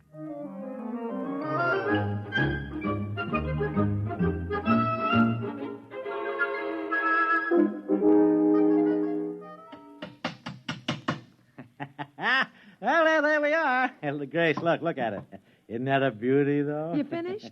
Well, all but the activating. Oh. Grace. What? You know, I was just thinking, How do I know I've got all the parts adjusted properly? I haven't the remotest idea. No, I mean, the only sure way would be to test it. You mean activate? Well, only for a minute or two, you understand? I mean, just to be sure. Then what? Well, then I'll disassemble it, naturally. Well, all right. As long as you don't take too long. No. I'll have it in a jiffy. Now, here, look. Oh, you see, all I have to do is just put on the activating plate. Yeah. And turn this lock nut in like so. Now, wait a minute. Just adjust the automatic current control. Uh-huh. Yeah, there. Now, that should do it. Now, stand back. Now, I'll turn it on. Oh, I hope it works. Oh, it'll work. I followed the directions to the letter. You ready? Now. It works! Yeah, I'll have to oil that joint. Wait. Grace, it's moving its head. My name is Albert. I am a robot. What is there to do? Well, it certainly has a nice voice. Now, take it easy, Albert. Just sit down and rest, and we'll have a little talk. There's no need to rest. I was made to work. Well, as long as it doesn't need to rest, I can think of 100 things for it to do. Now, there's the house and the garden and the lawn. No, look, Grace, I wonder if he could learn to cook. A robot can be taught to do anything a person can do. Oh. No, hold on a minute, Albert, please, and listen to me. We can't keep you, you understand? I mean, you were sent here by mistake. But, I mean, as long as you're activated, there wouldn't be any harm in letting you do a few things. I can do anything. Good. The whole house needs a thorough cleaning. Grace. Then, of course, I'd like some new drapes for the study. No. And the kitchen hasn't been painted for 4 years. Then there's that leaky faucet. Oh, Lord. Well, what's the matter? Attachments. There aren't any. Look, he can't do all that stuff without attachments. And they cost almost as much as the robot itself. Don't worry about attachments. Just tell me what's to be done.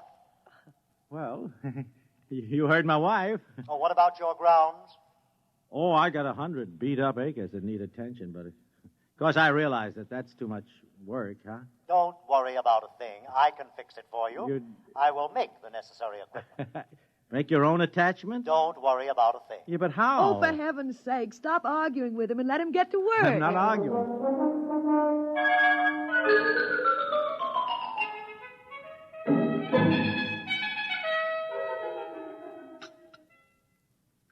Morning, Gordon. Your coffee's ready.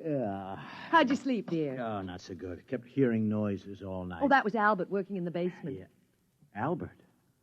Hey, gosh, that's right. I forgot robots don't sleep. He was working all night. When I came into the kitchen just now, I found the breakfast all prepared. He can cook. Isn't that wonderful? Yeah. What's he doing now? Oh, I don't know. Making something, I think. Oh, Gordon, he's going to be such a tremendous help to me. I'll be able to spend more time than ever with my painting. Now, wait a minute. What makes you think we can keep him? I mean, no, Grace. I mean, we could get into trouble. Well, I don't see how. I'll tell you what. Why don't you walk over and call on Anson Lee? He could advise you. What does he know about it? He's a lawyer. Well, technically, he's a lawyer. I mean, never seems to work at it anymore. Well, you have to understand Anson, that's all. Look, I understand him all right. He's a reactionary, a throwback to the 20th century. Spends all his time lying in a hammock, drinking and reading Proust. Well, it's what he enjoys doing. I'll bet that guy never assembled a kit in his life. Can you imagine that? Well, we all have our peculiarities. Just the same, he could give you legal advice. Well, all right. I'll go over after breakfast. If it'll make you feel any happier, pass the cream.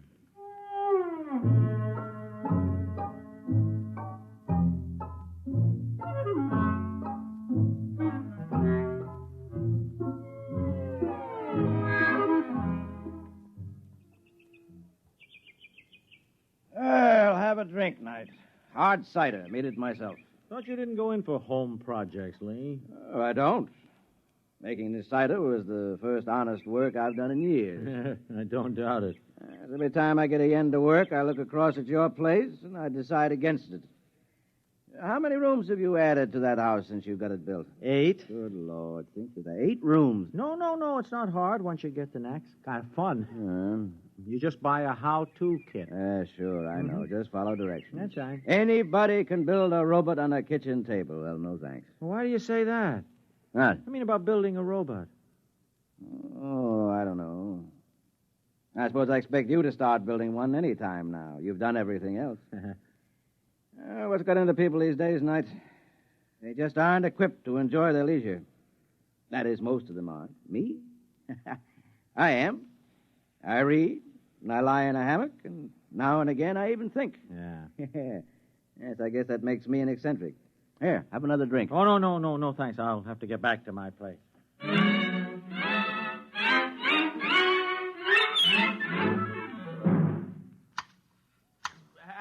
Albert! You call me, sir? Yeah, Albert, listen to me. Albert, I have reached a decision about you. But I'm not Albert, sir. Huh? You would hardly expect Albert to be clipping hedges. Well, if you're not Albert, who are you? Abe, Albert is down in the basement. Well, what are you doing here? Where did you come from? If you wish to talk to me, you will have to move along the hedge with me. Oh. I cannot stop working. Oh, okay, move along. But where did you come from? Albert made me. Albert made you? And now he's down in the basement working on Alfred. Alfred? Another robot? Certainly. That is what Albert is for. He makes robots. Oh, no.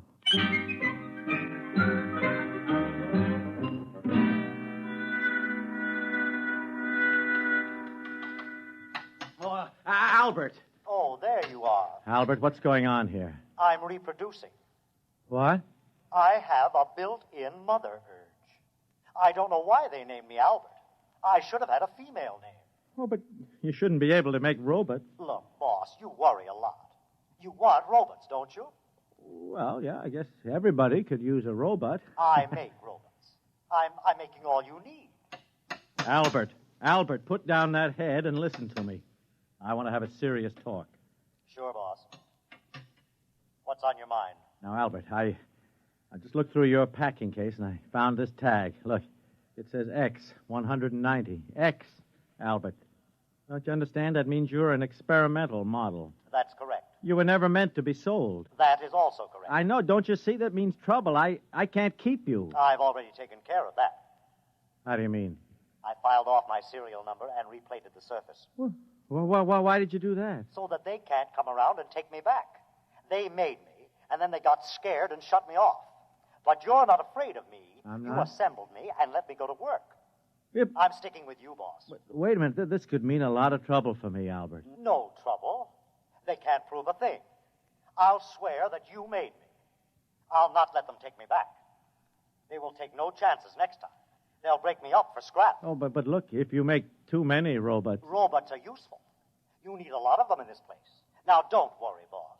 Everything will work out. Well... I'll take good care of you. Yeah. Now, I must go back to work. Adalbert is nearly finished.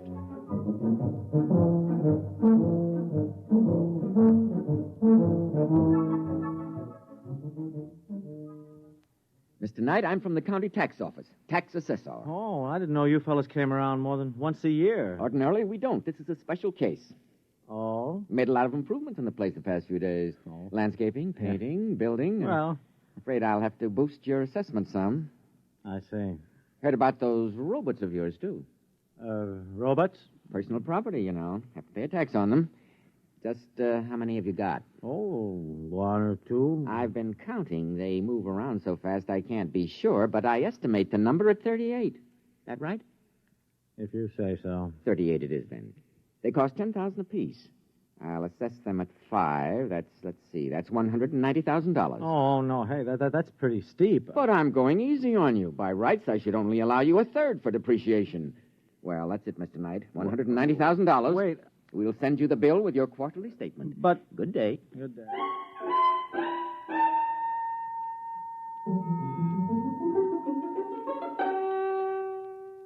Now, Albert, look, I've been holding off until we got the new landscaping job under control, but I can't hold off any longer. I mean, we got to start selling some of the robots. Selling? Yeah, 20 of them. That should do for a start. The tax assessor was here. I need the cash. You can't sell the robots, boss.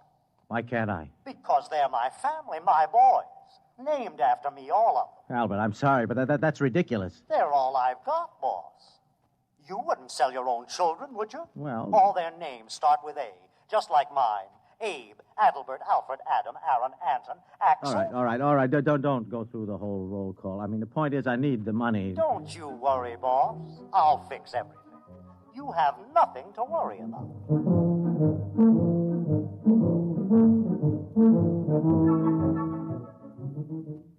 The point is, Mr. Knight, the Internal Revenue Department is always interested when a citizen shows a substantial capital gain during the year. Capital gain? I haven't made any capital gain. Oh, come, sir. I'm talking about the matter of some 52 robots. Well, as I understand it, their retail value is $10,000 each. So they say. 52 times 10,000 is $520,000. On capital gains, you pay 50% or $260,000. 200, oh. A tax, roughly, of $130,000. What do I do? By the 15th of next month, you must file a declaration of estimated income. You pay half of the due tax at that time and the balance in monthly installments. And there's one other matter. One other matter? We investigated. We found you make $10,000 a year. Huh?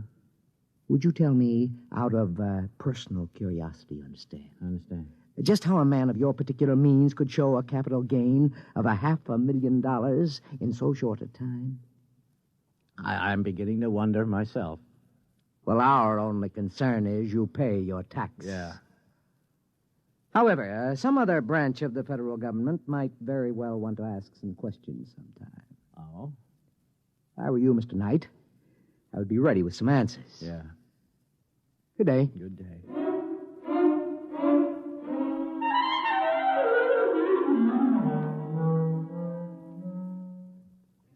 Albert, now look, I tell you, this is a crisis. Do you understand it? Like it or not, I have got to sell some of your boys, a whole bunch of them. Boss, I told you not to worry. Not to worry. Listen, I just came from the income tax people. I owe the government a cool $130,000, and those boys don't fool around. I'm desperate. Money is no trouble, boss. Come here. Come where? Over here. Look at this. What's this? What, those bales? What have they got? Don't tell me. Full of money, boss. Help yourself. You mean the actual, real money in those bales? Not stage money now. Real money, boss. No ones, of course, but lots of 10s and 20s. Yeah. That bale over there is full of 50s. Full of 50s. We didn't fool around with the ones. Albert, look me in the eye. Did you make that money? You said you needed it. We took some bills and analyzed the ink. I found out how to weave the paper and made plates.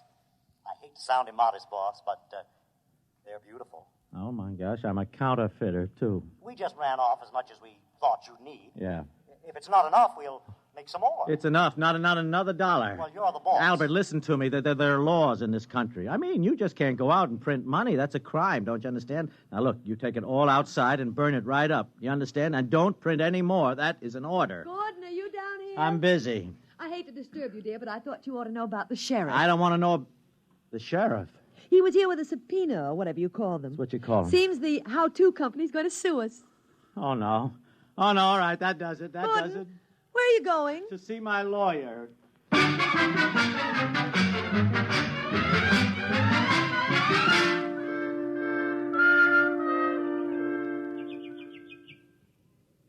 Well, offhand, old man, I'd say you were in quite a jam. I didn't have to walk all the way over here to find that out. The point is, Lee, what in the name of heaven can I do? Well, first, you'll have to file a declaration of estimated income. Even if I can't pay? Well, especially if you can't pay. Oh. Technically, then, you haven't violated the law, and all they can do is to try to collect what you owe. Yeah. They'll probably slap an attachment on your bank account. What bank account? I'm broke. Oh. Well, then I'd say your major worry is the How-To company suit. Yeah. Now, if I were you, I'd settle it out of court. Out of court? Mm-hmm. They might call off the action if you returned all the robots. Albert says he'll testify that I made him. Well, Albert can't testify. As a robot, he has no standing in court. Mm-hmm. No, you better give them back and get what terms you can. No. I won't do it. Huh? I won't. Don't you see? They don't want Albert back because they can use him. They want to break him up to maintain their robot prices. Don't you see? It might be 1,000 years before his principle is rediscovered, if it ever is. Mm-hmm. Would that be bad? I don't know. Only time will tell that, but, I mean, you could say the same thing about any great invention. Look, no, I will not let them destroy Albert. Yes, I see your point, Knight. And I like it. You like it? Uh-huh. I'll take the case. Now, of course, I ought to warn you, I'm not a very good lawyer. I know. I don't work hard enough at it. But I do have a chance, huh? In all my practice at law, Knight, I never saw a man who'd gotten himself as fouled up as this. No. I'd say your chances are nil. Yeah. Boss? It's Albert. Boss, I heard about the suit. Yeah, it's all right, Albert. Mr. Lee here is going to handle our case. We robots want to help. I'm afraid there's not much you can do. Oh, yes, there is. I'm building a lawyer robot. He's building a lawyer robot? With far greater memory capacity than any human, and with brain computers that operate on logic. That's what law is based on, isn't it? Logic? Well, so I've heard. But it won't work, Albert. To practice law, you must be admitted to the bar. To be admitted to the bar, you must have a degree in law and pass an examination. And although there's never been an occasion to establish a precedent, I suspect the applicant must be human. Lee, wait a minute. What about law clerks? I mean, they don't have to be human. Well, I'd say that was completely true. Yeah, then Albert's robots can be clerks. Mm-hmm. Well, could be. See what I mean? Yes. It's never been done, but there's nothing in the law that says it can't be done. Then it's settled. I'll make a dozen to start. Each one will be an expert in one phase of the law. Boss, you're going to have the most powerful battery of legal talent ever assembled under one roof.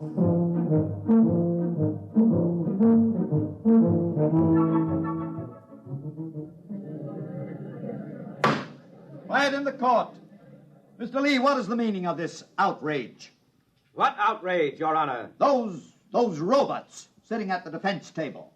Oh, these, Your Honor, are my valued assistants. Robots? Yes, Your Honor. Take them away. They have no standing in this court. If Your Honor will excuse me, they need no standing. I am the sole representative of the defendant. My client is a poor man, and he is opposed by the most formidable array of legal talent money can buy. Now, surely the court will not deny him whatever assistance he's been able to muster. This, sir, is highly irregular. If it please Your Honor, I should like to point out that we live in a mechanized age. The court clerk uses a machine to take down the transcript of these very proceedings. To my certain knowledge, no court has ever challenged the presence of such a device as an aid to the furtherance of justice. Now, if Your Honor can point out anything in the law specifically barring these robots from the court... That's ridiculous, sir. Of course there is no such provision. At no time anywhere did anyone dream such a contingency would arise. In that case, sir, I ask the court for a favorable ruling. Mr. Lee, as you point out, there is no precedent for my ruling in any way but in your favor. Therefore, sir, with reluctance, I do so at this time.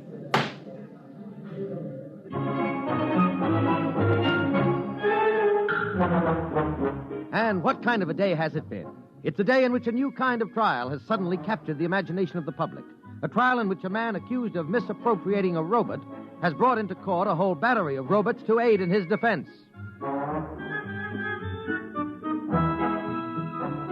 To give validity to their argument, Your Honor, it must first be proved that these robots are, in fact, the property of the plaintiff. That is the issue at trial in this case. So, in the now famous robot case, the issue has come down to this. Was the robot stolen or was he liberated? It is a far-reaching question indeed. Your Honor, I have already established that robots are possessed of free will, that they have the power of reasoning, and that they can most certainly reproduce. As to my worthy opponent's fourth contention, that they have no spiritual sense, I contend that this is irrelevant. There are agnostics and atheists in the human race, and in general, no one has denied them their full rights on this count. And so the trial has at last come to its end. The whole nation, indeed the whole world, awaits the momentous decision which must be handed down. In Washington, D.C., Treasury officials have been meeting steadily for a week to find some way to avoid the loss of the enormous taxes on robots in the event the decision rendered is in favor of the defense. One high government official has said that if robots are declared free and equal, it means they must be given full citizen rights under the Constitution. Already, the chairmen of both major political parties are mapping campaigns to corner the robot vote.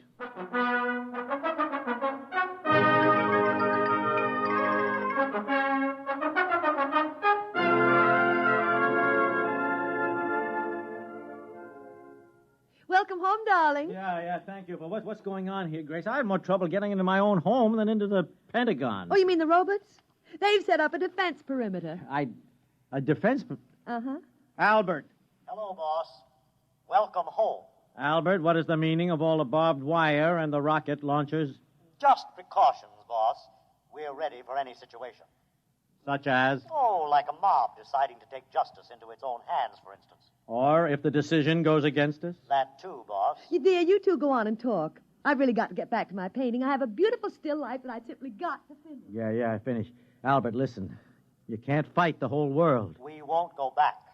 How To Kits Incorporated will never lay a hand on me or any of my children. Albert, this is madness, don't you understand? They'd get you with one bomb. And me, too. Better to die fighting, boss, than to live in chains. I don't know. That's our motto. No matter what happens, we're ready for the decision.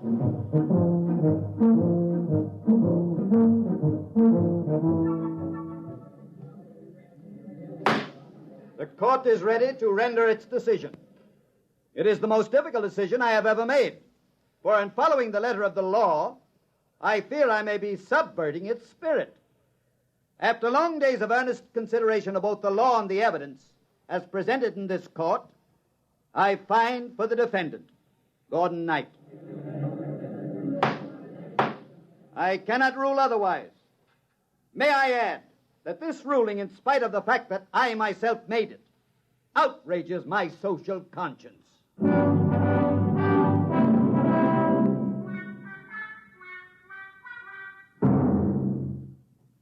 You did it, boss. You did it. We're free. Yes, Albert. We sure did it. Where's my wife? In the studio, painting. Not another landscape. Her 5th this week. She's doing very well. Yes, isn't she? And I am working on a new robot for her. A painter. Soon she won't have to bother doing it herself.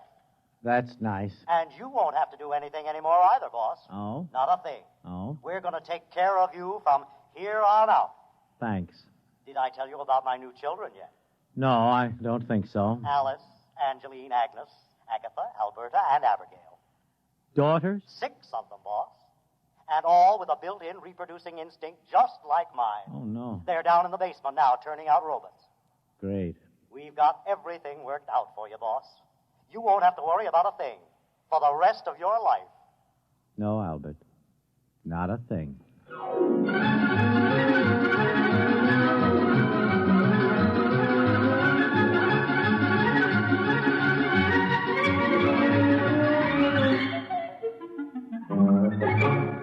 You have just heard X-1, presented by the National Broadcasting Company in cooperation with Galaxy Science Fiction Magazine, which this month features Name Your Symptom by Jim Harmon, a story of a future in which anyone who shunned a cure needed to have his head examined, assuming he still had one left. Galaxy Magazine on your newsstand today. Tonight, by transcription, X-1 has brought you How To, a story from the pages of Galaxy written by Clifford D. Simak and adapted for radio by William Welch. Featured in the cast were Alan Bunce, Ann Seymour, Les Damon, Joseph Bell, James Monks, William Key, Lawson Zerby, Santos Ortega, and Ben Grauer. Your announcer, Fred Collins. X-1 was directed by Daniel Sutter and is an NBC Radio Network production.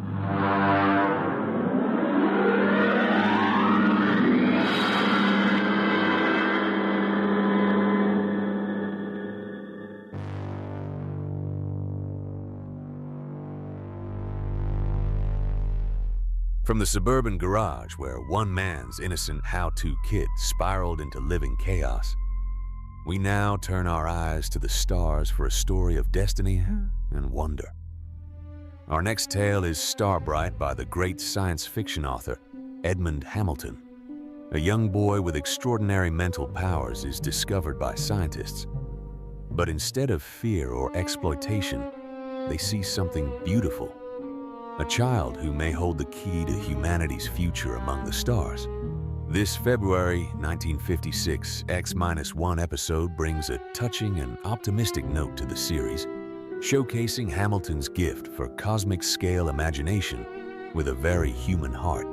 Stay tuned for Starbright on X-1.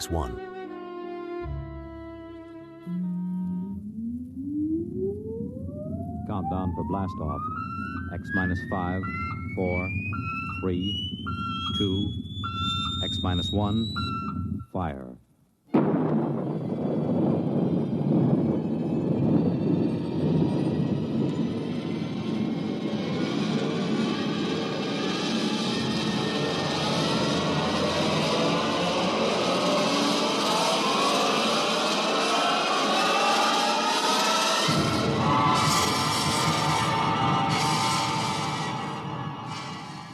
From the far horizons of the unknown come transcribed tales of new dimensions in time and space. These are stories of the future, adventures in which you'll live in a million, could be years, on 1,000 maybe worlds. The National Broadcasting Company, in cooperation with Galaxy Science Fiction Magazine, presents X minus one.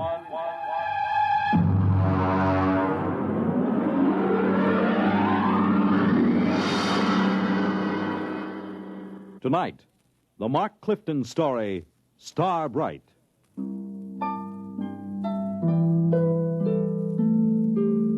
Well, it's finally happened. I've known it would for a long time now. That's why I'm writing this, in the hopes that you'll understand and not think me mad.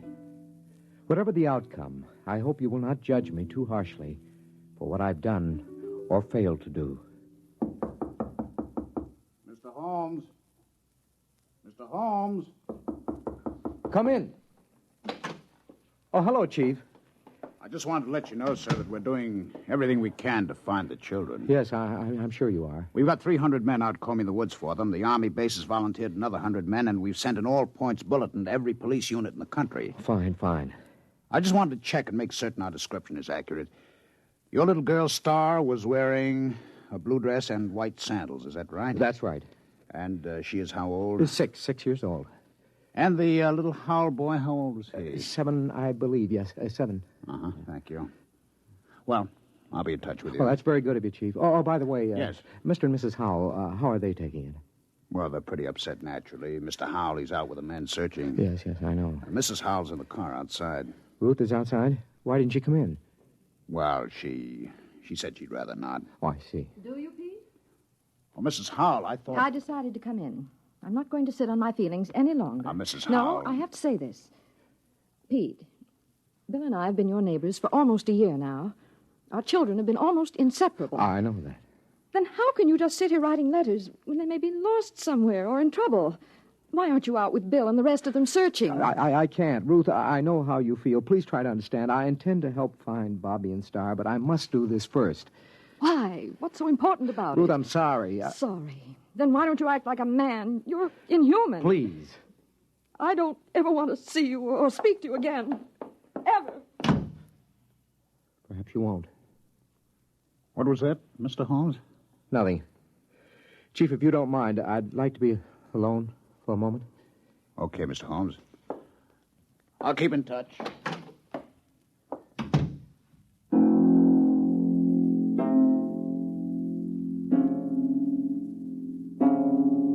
How can I tell them? How can I make them understand? I write this to you because they must be made to understand somehow, but I have to begin at the beginning. I think I first noticed it one evening when Star was 3 years old. I was in my reading chair going over some work. Star was sitting on the floor in the circle of light with her blunt-nosed scissors and scraps of paper. Her long silence made me glance down. And then we glue this together, put a line here and there. Star? Like that. Star? What is it, Daddy? Can I see what you've made? Uh-huh. Well. It's quite a coincidence. What? You know what they call a piece of paper joined together with a half-twist like this? Nope. It's called a Mobius strip. You mean somebody already made one? A man named Mobius, mathematician, long time ago. Did he know you can put a line on it like that so it has one side all joined? Yes, he did. Someday I'll tell you what it means. Now do it. What? Tell me about a Mobius strip. Very complicated. Then read me about it. Oh, you wouldn't understand, honey. Read me anyway. Okay, young lady. But I warn you, it'll be like one of those nonsense rhymes. At least, I hope it will.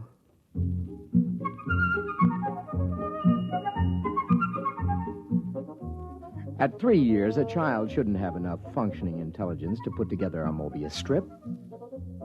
I'd known for some time now that Star was an exceptionally bright child. Just how bright, I had no idea. Not until I began to read to her from an advanced physics book, The Theory of the Mobius Strip. To the power of infinity. Now then, are you sufficiently mixed up, young lady? Daddy, you know what? What? You read too slow.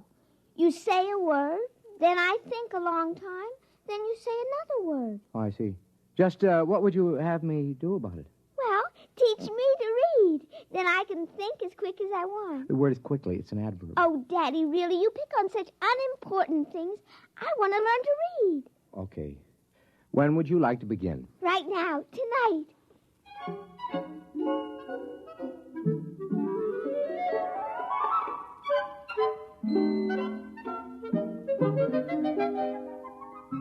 Before she went to bed that evening, my daughter was able to read. In the months that followed, a great deal happened. Some of our friends, like Jim Petrie, have dropped in and been amused to see her on the floor, rapidly turning the pages of an encyclopedia as big as she is. Sit down, Jim. Oh, thanks. Star, aren't you going to say hello to Uncle Jim? Hello. I see she's taken to looking at the pictures in the encyclopedia, huh? Oh, yeah, yes. Come on in the library, Jim. I'd like to talk to you privately. Yeah, sure thing. Bring your drink, huh? Okay. I'll shut the door here. Why all the secrecy? Sit down. Hmm? Now, Jim, we've been friends, you and I, ever since engineering school. So? Neither of us have ever mentioned it, but one of the reasons we were drawn together is because both of us have IQ somewhere up in the genius ratings. Oh, I think it was more than that. Well, that played a part. It isn't easy to be exceptional in a world which regards mediocrity as the only behavior above suspicion. Well, we all have to live with our afflictions. Yours and mine is a quick mind in a dull environment. What would you do, Jim, if you were a parent, as I am, whose wife had died, as Eleanor did, and you discovered that your only child was, well, afflicted with a fantastically brilliant mind? Star? Oh, come on, Pete. Any little girl who's content just to look at the pictures in the encyclopedia. Jim. I mean, after Jim, all. What? She wasn't looking at the pictures. Huh? She was reading the pages. What? But she was turning them as fast as humanly possible. She was reading them. What? I know. I've tested her. She not only remembers everything, she understands the concepts. She even gets impatient with them. Well, have you measured her? Well, I've given her IQ tests, aptitude tests, reaction tables, all the paraphernalia for measuring something we know nothing about. And? Tests don't work. How do you mean? Well, either the tables are screwy or stars beyond all measurement.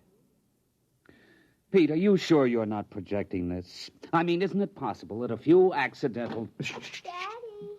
Yes, honey. I got lonely. Okay, come on in. Uncle Jim, would you read me a story? Why don't you read your own story? Because I'm only 3, and 3-year-olds can't read. And so she had found the answer to her affliction by herself. Conformity. She had already learned to conceal her intelligence. So many of us break our hearts before we learn that. When Star was 4 years old, according to state law, her mind had developed enough so she could attend nursery school. Hi, Daddy. Hi, honey. Did you, like nursery school? Oh, yes, it was fun. What'd you learn today? Not much. I tried to cut out paper dolls, but the scissors kept slipping. Now, look, Star, don't overdo it. That's as bad as being too quick. The idea is that everybody has to be just about standard average. That's the only thing people will tolerate. It's expected that a little girl of 4 should know how to cut out paper dolls properly. Oh. I guess that's the hard part, isn't it, Daddy? To know how much you ought to know. Yeah. That's the part I always found hard when I was young. It's really all right. I let one little girl show me how to cut them out, so now she likes me. She just took charge of me and told the other kids they should like me, too. So they did, because she's the leader, even if she is one of the stupids. What? The stupids. That's the trouble with you, Daddy. You don't grasp things right away. That's because you're only a tween. Between? I assume that means an in-between? That's right. You're in between a stupid and a bright. And you're a bright. Yes. I made those names up when I was very little. How little? Oh, about 6 months old.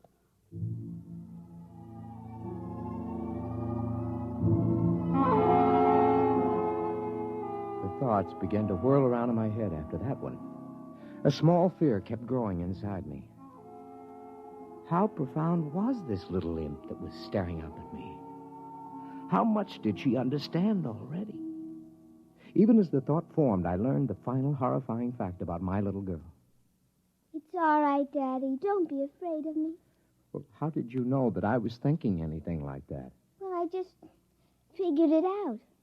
Star, Yes, Daddy? now I want you to answer me honestly when I ask you this next question, will you? Yes. Star, can you read people's minds? Are you a telepath? Well, Yes, Daddy. I thought so. You read my mind just now, didn't you? Yes. Now, I'd like to know something else. All right. Can you teach me to do it? You're already learning it, Daddy. The trouble is you're so slow you didn't even know you were learning. Oh, I see. Daddy, Yeah? you know what I wish? What do you wish? Well, nothing.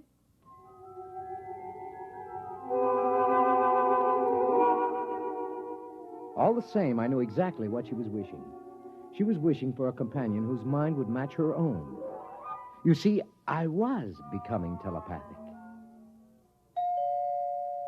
Just a minute. Well, hello. Is your little girl home? Yeah, she's upstairs. Who are you? I'm Robert. Robert who? Robert Howell. My mother and father moved next door yesterday. Oh, well, come in, Robert. I'd like to play with your little girl. How'd you know I had a little girl? Oh, I just know. Oh, I see. And how old are you? I'm 6. Well, I'll ask Star to come downstairs. I'm sure she'll be glad to see you. Yes, she will. Tell me, Robert, are you a tween or a bride? Oh, I'm a...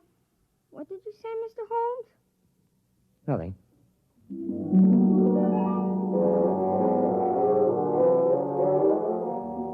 I didn't have to say it. I could read his thought. He was a bride, and it was no accident that he and his parents had moved next door. Somehow, Star had managed to make contact with him, and they had arranged the whole thing. A father is prepared to lose his daughter eventually, but not so soon, not so terribly soon. Coming. Oh, hello, Ruth. Something wrong? No, I was just looking for Bobby. I thought he was over here playing with Star. Well, I thought they were over at your place. I don't understand it. I've noticed that they've been disappearing for a couple of hours almost every afternoon. Well, I suppose they'll turn up again. They know better than to cross the street by themselves. They're too little for that. If they come here first, tell them to come over and have some milk and cookies. Yeah, I'll do that. Oh, by the way, this must belong to your Star. Oh, what's that? Oh, some sort of coin or medal or something. I found it out in the backyard after Star and Bobby were playing. It looks brand new. Let's have a look. Oh, is something wrong? Did you say you found this in your backyard? Yes. What is it? I don't know. Well, I've got to get back. Bill will be getting home for dinner soon, so see you later. Yes.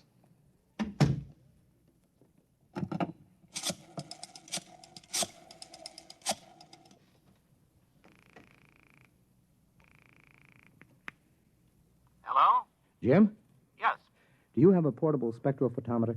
Well, sure. We've got a dozen here at the lab. Pack one up and get over here right away, will you? Well, Pete, I don't quit till 5. Look, do as I say, huh? It's important. Well, okay.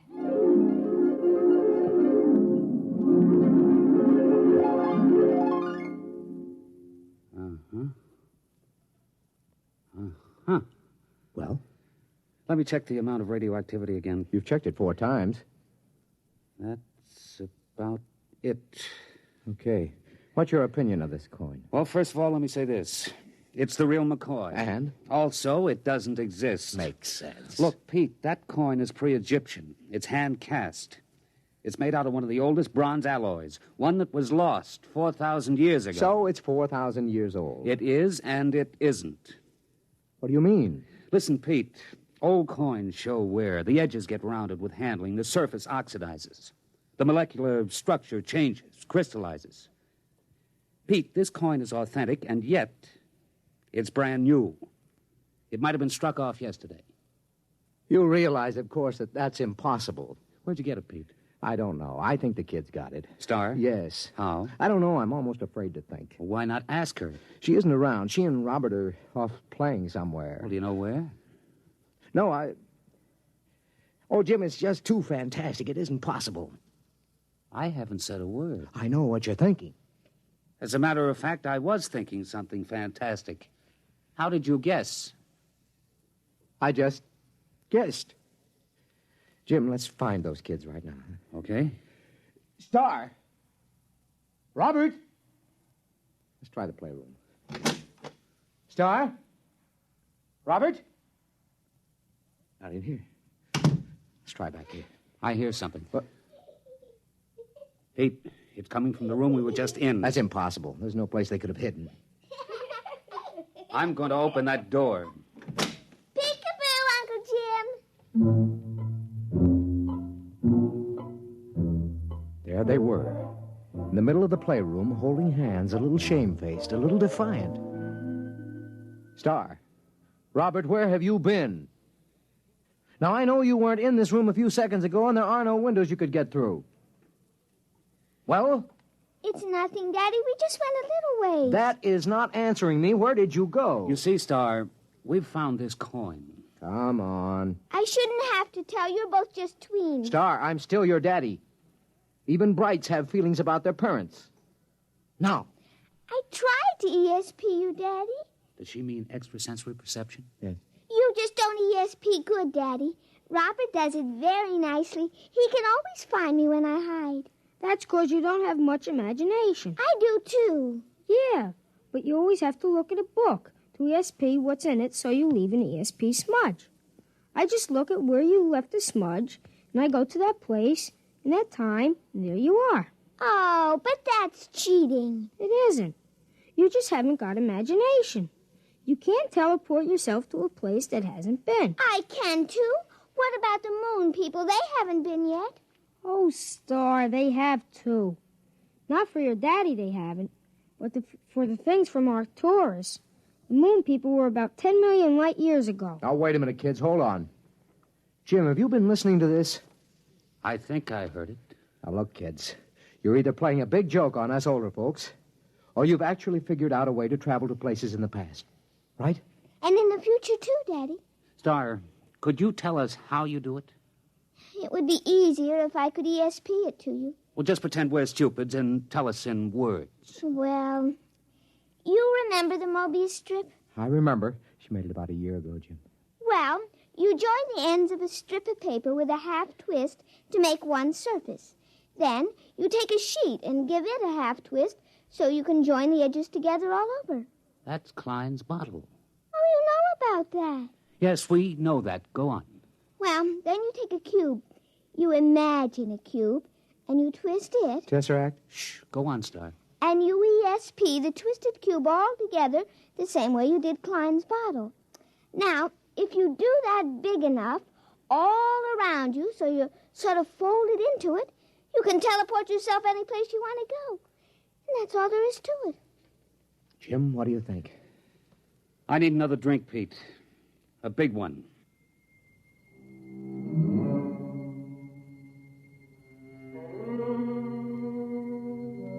That's all there was to it. The line, the plane, the cube, those were Euclidean physics. The Mobius strip, the Klein bottle, the twisted cube, those were Einsteinian physics.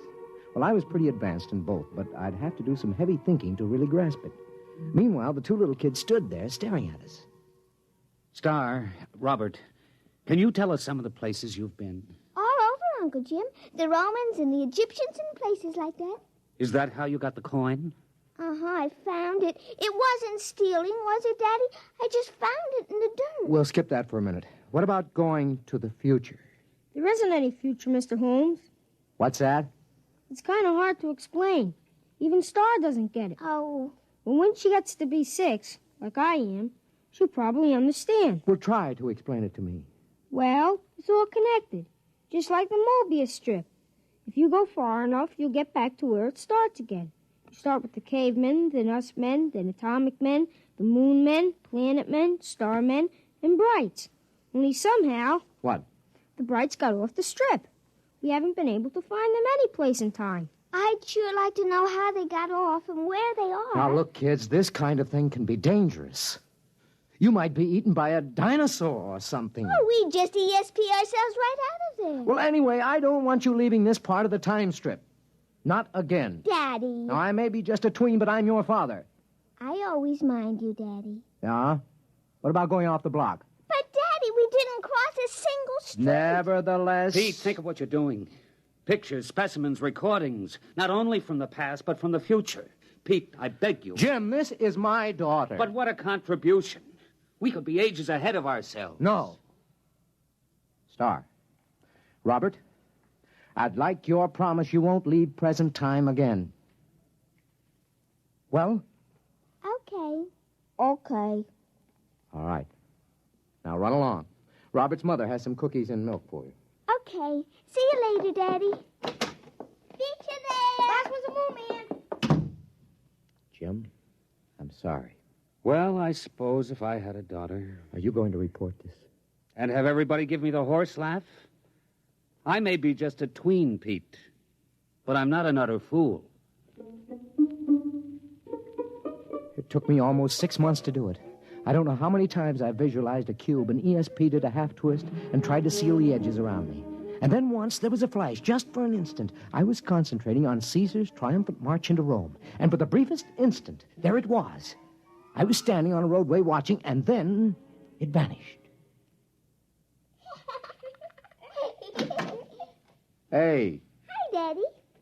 What are you two characters plotting? Nothing, Daddy. Well, I'm going to my study for a while. Star, Yes, Daddy. you remember your promise about not leaving present time, don't you? Yes, Daddy. You going to keep it? Yes, Daddy. Okay. I'm holding you to it.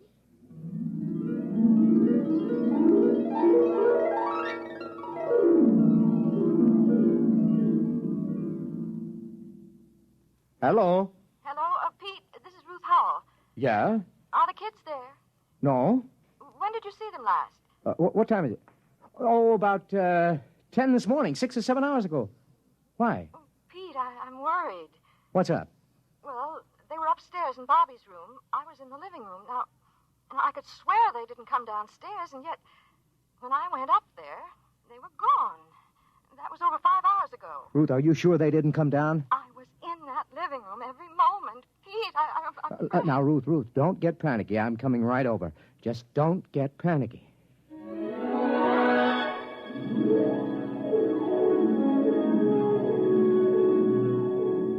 There wasn't a trace of them. Well, that isn't exactly true. Remember what Robert had said about Star leaving an ESP smudge? Well, I was able to catch it in Robert's room. It had something to do with where the Brights went when they got off the time strip. That's it, of course. They wouldn't disobey by leaving present time. But isn't it possible that there is more than one present time? Isn't it possible that another now coexists with ours? That's the clue, of course. I'm going to call the police, Pete. I don't think it'll do any good. But we've got to find them. They'd have come back by now. Yes, if they could. What do you mean? Nothing. Well, what are you going to do?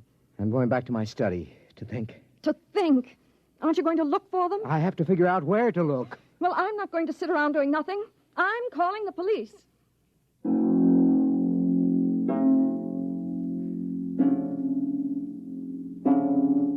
That was this morning.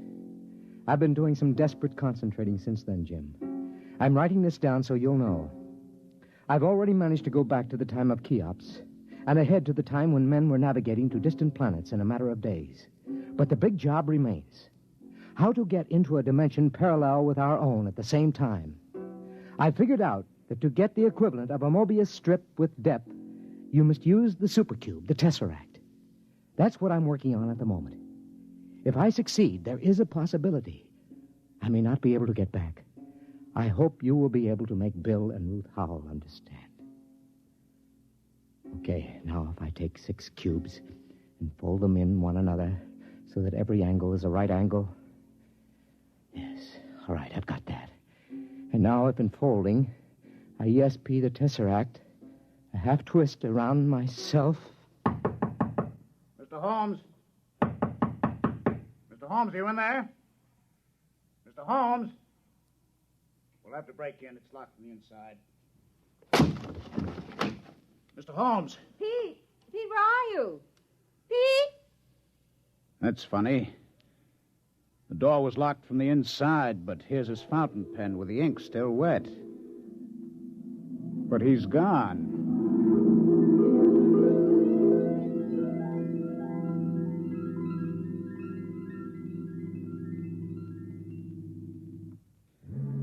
Tonight, by transcription, X-1 has brought you Star Bright, a story from the pages of Galaxy written by Mark Clifton and adapted for radio by George Lefferts. Featured in the cast were Sarah Fussell, Lawson Zerby, Bill Quinn, Billy Harris, Ralph Bell, and Kate Wilkinson. Your announcer, Fred Collins. X-1 was directed by Daniel Sutter and is an NBC Radio Network production.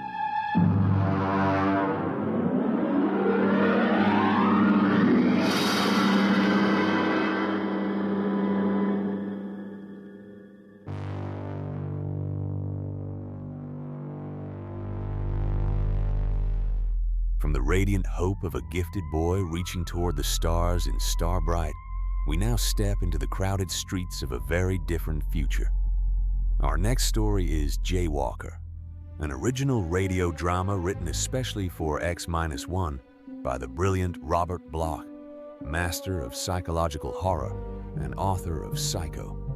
In a world where walking has been outlawed and every citizen must ride on moving sidewalks, one stubborn man decides to jaywalk, with consequences far stranger and more dangerous than anyone could predict.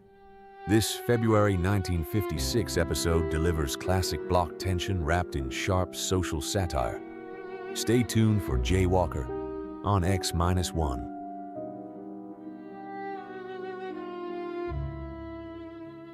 Have a nice trip. Your seat number is 15. Next, please. Countdown for blast off.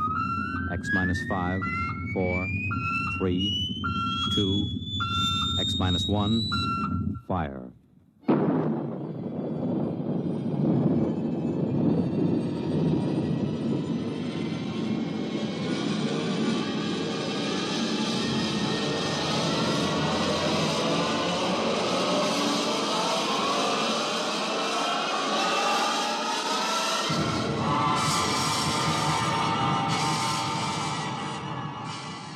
From the far horizons of the unknown come transcribed tales of new dimensions in time and space. These are stories of the future, adventures in which you'll live in a million, could be years, on 1,000 maybe worlds. The National Broadcasting Company, in cooperation with Galaxy Science Fiction Magazine, presents X-1.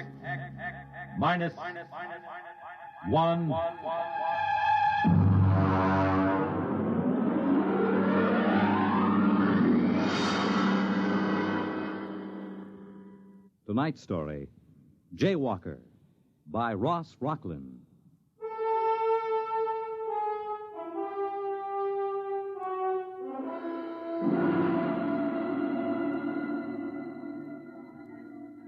Intergalactic flight number 14 now loading at ramp 10. Intergalactic flight number 14 now loading at ramp 10. Please have your flight validation. You walk from the waiting room down the long ramp number 10. The flight pack is in one hand, the validation papers in the other. Other passengers chatter behind you. You turn a corner, and there's the ship. A cylinder of glistening silver aimed at the moon. You feel yourself carried up the moving stair to the gaping entrance lock. A pretty stewardess in a blue uniform smiles at you. Validation papers, please? Your papers, madam. Oh, papers? Oh, yes, here they are. Mm-hmm. Mrs. Marcia Foster. You feeling well, Miss Foster? Yes, quite well, thank you. We have to make sure. Once in a while, somebody slips aboard with another person's validation papers. What difference would it make if I felt well or not? Great deal, I'm afraid. You see, the effect of a free fall in space without gravity can do quite a bit of damage in certain glandular conditions. I see you've passed your physical. Yes, I'm quite all right. Fine. Have a nice trip. Your seat number is 15. Next, please. You walk down the carpeted aisle to the plastic-on seat. Her words make a ringing pattern in your brain. Are you feeling well, Mrs. Foster? Mrs. Foster's feeling quite well, thank you. Mrs. Foster has passed her physical examination. There's only one thing wrong with the picture. You are not Mrs. Foster. Attention, please. Attention. In 1 minute, the flash walls will be raised around the ship. If for any reason a passenger is not feeling well or does not wish to make the trip, please speak up. 1 minute. You begin to wonder if you ought to go after all. You begin to think of how it happened. Why you're here, sitting in this silver vessel, waiting to blast off for the moon. What happened between you and Jack? What happened?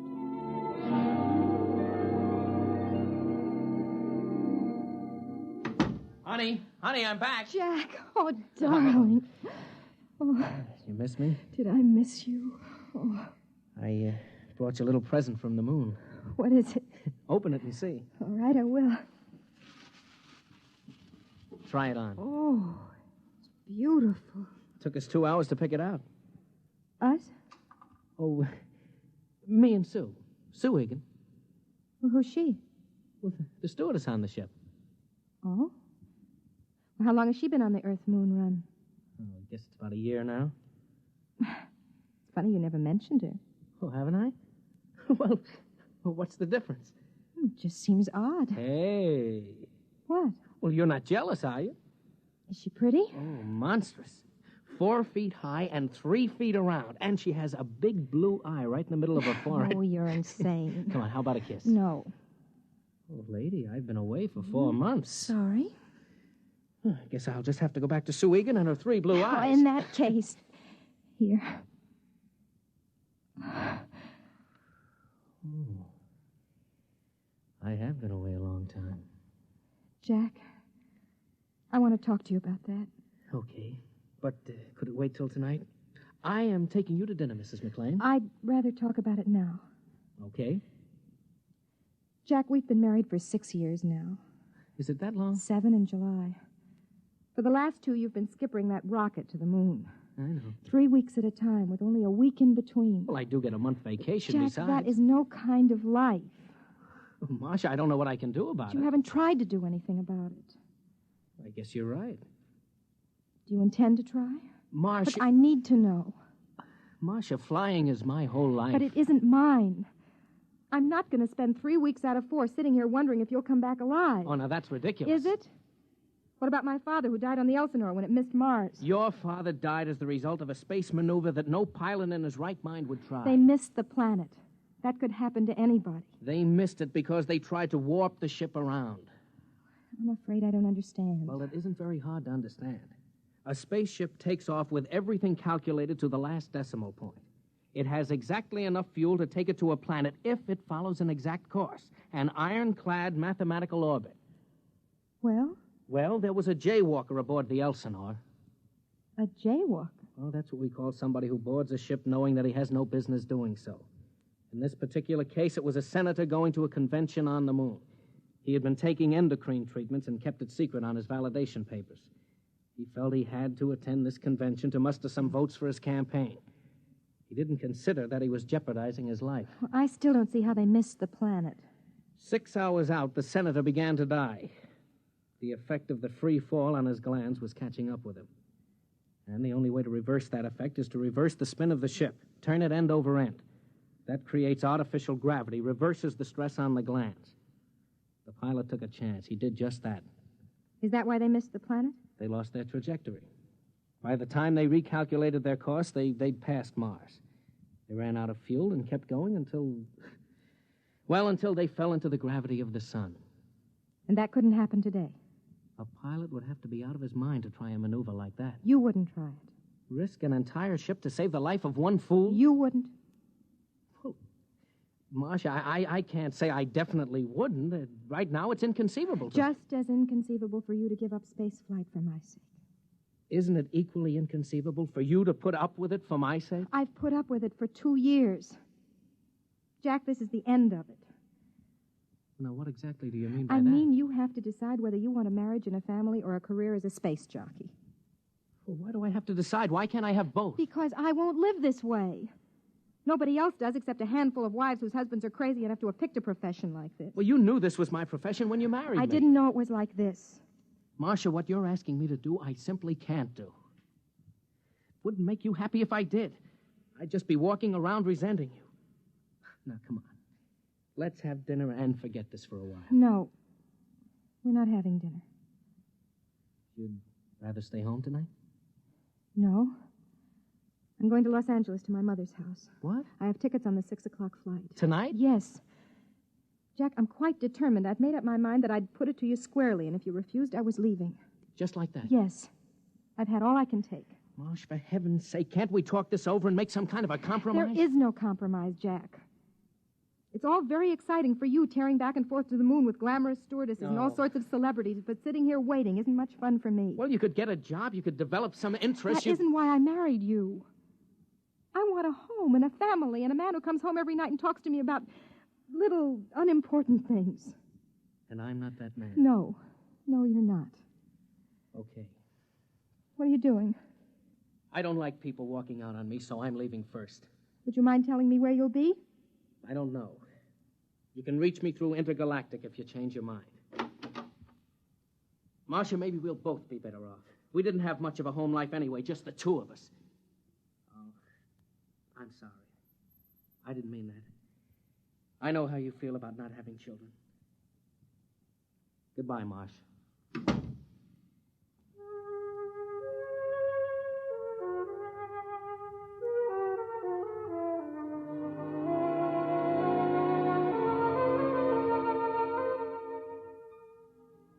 There it was.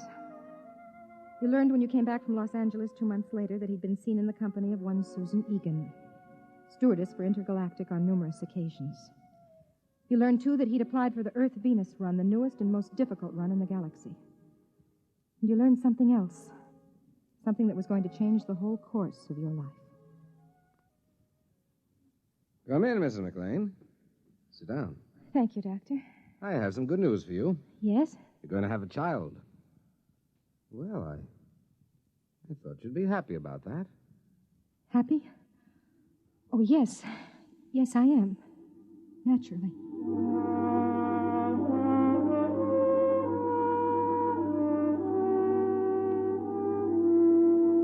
You debated for a long time, and then you called the Intergalactic office. Mr. McLean was out on the Earth-Moon run. He'd be back on the 12th, but only for an afternoon. He was taking off again immediately. They were so sorry. You were sorry yourself.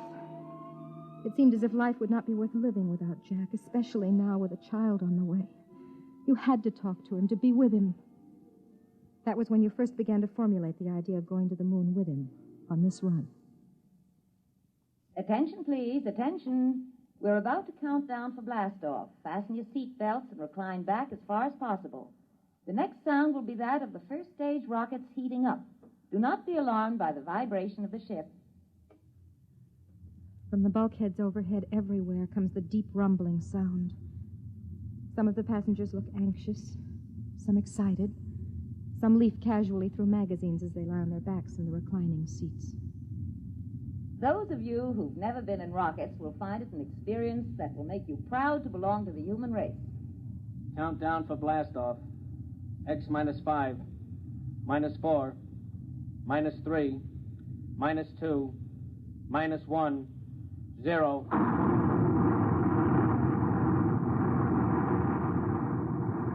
The rumble heightens. All emotion leaves you. Cold, ravening fear takes over. You try to close your eyes, your ears against it, but your mind won't respond. You look out the port, and the scene is suddenly splashed with a rushing sheet of flame that darkens the sky and is torn from your vision. Snatched away, the buildings, the trees, the roads vanish.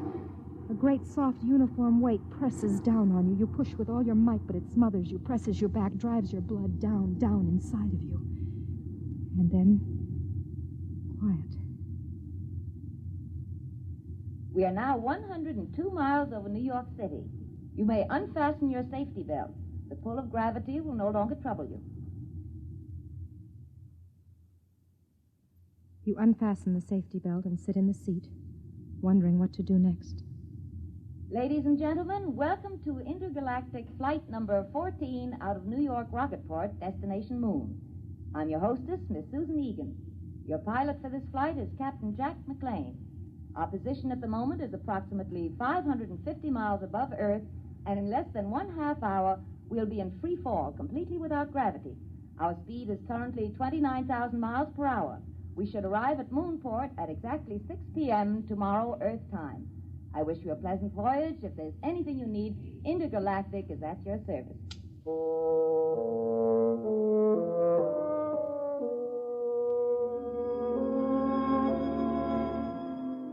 Well, you think to yourself, everybody's here. Your husband, his loved one, and his wife.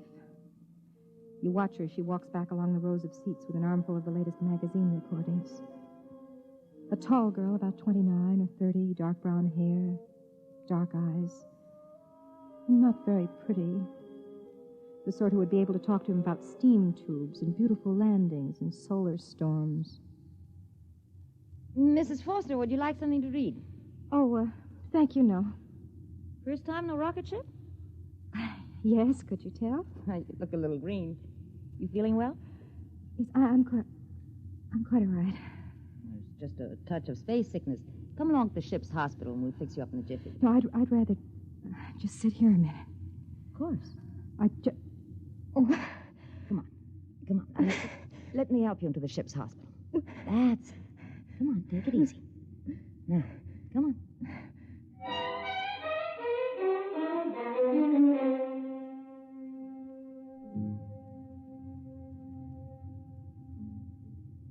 Now, you just lie down there.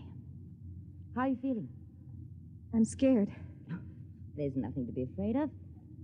I think there is. What is it? I'm pregnant. What? I faked my validation papers. Do you know what you've done to yourself? I hoped it wouldn't affect me. Isn't much I can say, Mrs. Foster. I'll have to tell the captain naturally. But would it be... could I tell him myself? If you'd rather, I'll call him. Stewardess to captain. McLean, what is it, doll? Jack, there's a passenger in the ship's hospital. What's up? You'd better come down here. Well, look, Susie, I've got my course correction I think you'd better come right down. Okay. Charlie, take it, will you? I'll be right back. He'll be here in a minute or two. Here, let me put this pillow under your head. Thank you. Now, what made you do it? You wouldn't understand. You loved him, and he's stationed on the moon, and you wanted to be near him. Is that it? Could you understand that? You mean not being able to have the man you love? Yes. I think I could understand it.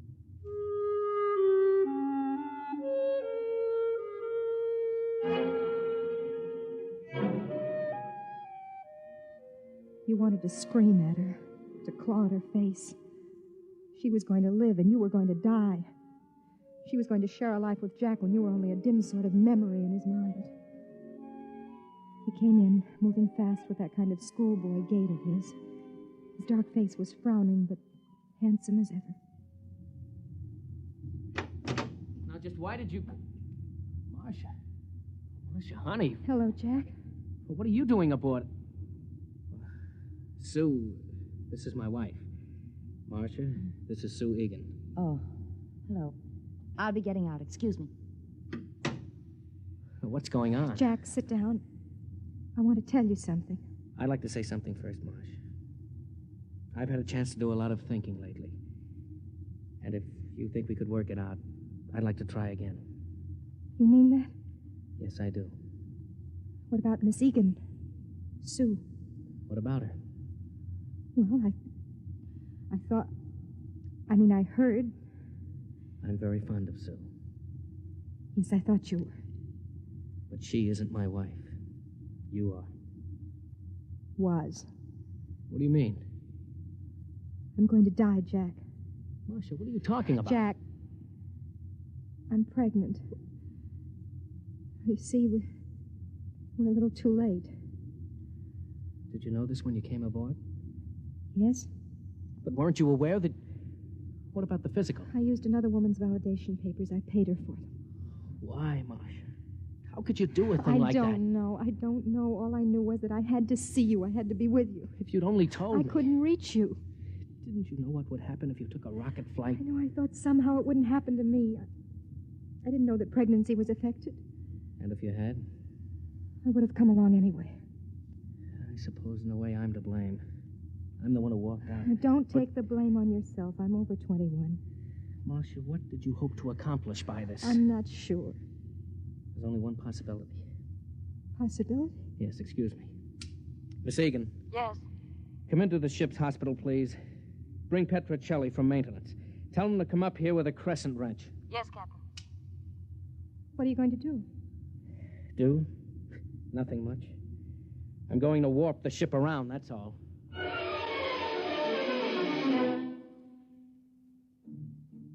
Petrocelli was a big, easygoing man. Jack left me alone with him and Miss Egan while he went back to the control room. Petrocelli started to bolt a metal bed to the side wall of the cabin. Why are you putting the bed on the wall? Because, lady, when he starts to spin the ship, that outside bulk is going to be down, not sideways. Centrifugal force, see? I'm afraid I don't. Well, that's too bad, because I got other things to do besides explain. Okay, Susie, it's all yours. Oh, is he always that rude? Doesn't it occur to you that maybe he's under a slight strain? Strain? Look, Mrs. McLean, your husband's going to warp the ship around. The chances of his pulling off a maneuver like that without piling us up in the sun or in deep space are about 1,000 to 1. I appreciate that you wanted to see him and show him that he ought to be ashamed of himself for leaving you, but does it occur to you that all of us may lose our lives because of it? Including Petrocelli? No, I hadn't thought about it. Let's go. I've got to strap you into that bed. No, wait. What will happen to me if the ship isn't warped? Sudden floods of the adrenal glands, convulsions, panic, spastic secretions, and eventually death. What causes it? Lack of gravity. We aren't sure just how. The purpose of spinning the ship is to press you up against the outer wall and create the effect of gravity through centrifugal force. Do you think he can do it? I think he's the best skipper in the intergalactic fleet. That isn't the answer to my question. Can he spin the ship without killing everyone? I have faith in him.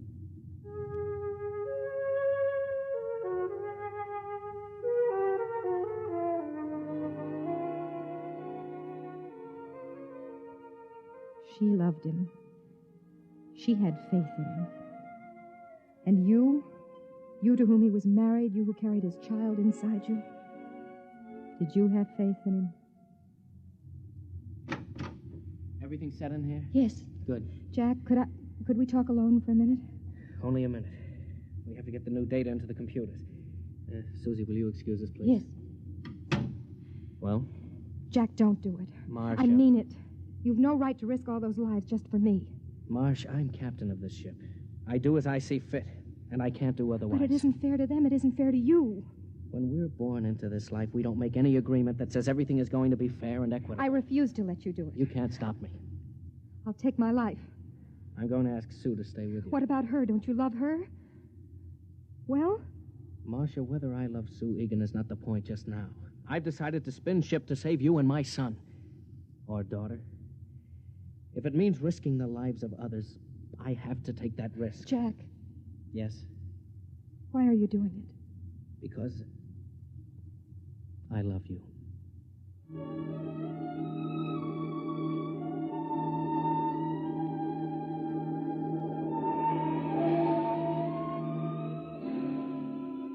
It seemed to me during the next hour through the haze of the drug they gave me that I could see him.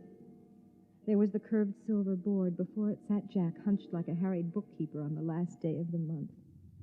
Okay, Charlie. We'll come to the moon obliquely at 0.307.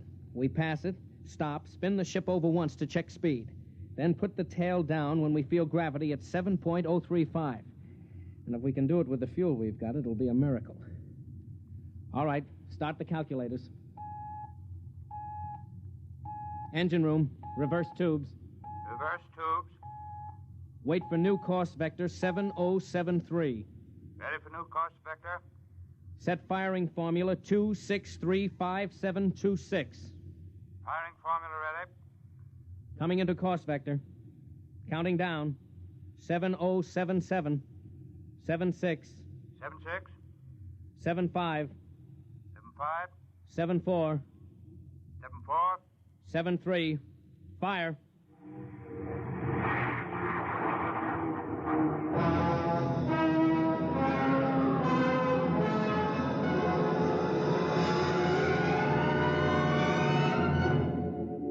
You don't recall much after that. There's the bulkhead pressing against you like a magnet, pressing harder and harder. Then there's the needle, and then sudden relaxation. Through it all, the stars and the moon and Jack and Sue Egan dance in a pattern of mist, and the words come back to you from long ago. The things he said to you when you were both in love many years ago. When I fly the ship, it seems that all Earth watches me through your eyes. A man comes to love the things he has to fight for, I guess. How is she? Hold tight, Marcia. Hold tight to me. She calls you Marcia. This woman who hates you, who loves your husband, she calls you Marcia. Marcia. Marcia. Marcia.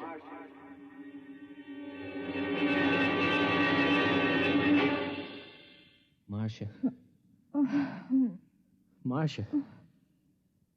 The curved ceiling, but a new curve. And soft rose instead of chrome metal. A new feeling, unlike Earth or the ship. Honey, wake up. Oh. Jack? It's all right, honey. We made it. We're on the moon. Moon? Yes. You're in the new Lunar City Hospital. You did it. You really did it. Well, I've been telling you for years that I was the best pilot in the fleet. Oh, you don't have to pretend. I know how you must feel about what I did. I'm not pretending. I was a selfish coward. I wasn't concerned about anything but my own happiness. Marcia, there isn't any absolute scale for courage or kindness or goodness.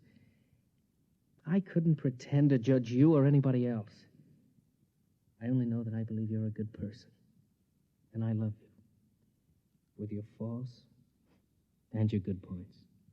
I just wanted to be with you, Jack. That's all I ever wanted. I'm sorry I'm not brave and strong like Susan or you or the others.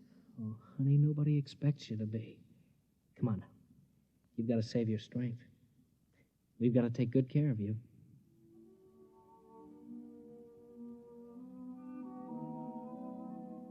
He reaches down and touches your lips with his fingers. It's like a benediction. You know that you'll never again question his right to do the things that fulfill him. To take a silver ship above the earth and guide it to new planets. Our child will be born on the moon, you whisper to him, and our grandchildren in the stars.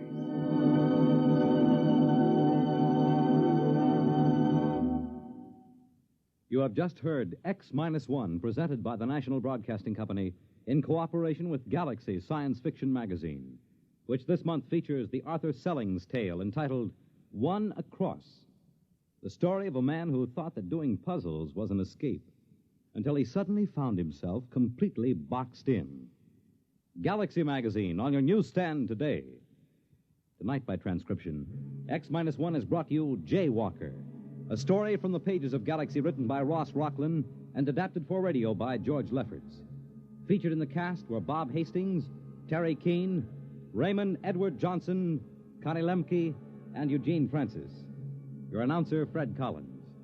X-1 was directed by Daniel Sutter and is an NBC Radio Network production.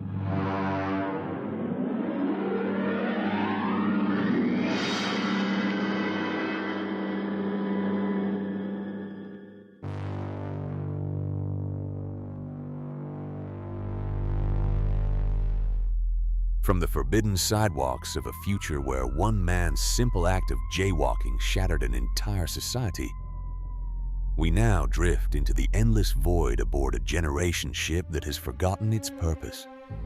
Our next story is The Sense of Wonder by Milton Lesser.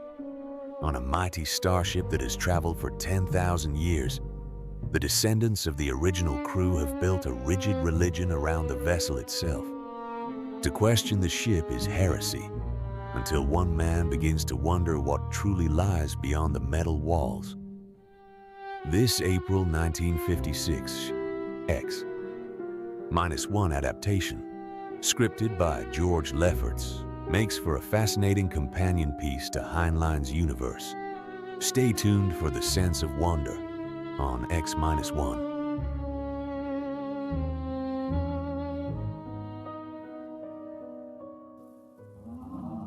The book says, when the ship shall enter into the orbital pool of its destination, the motors will change in sound due to the increased anti-gravity components.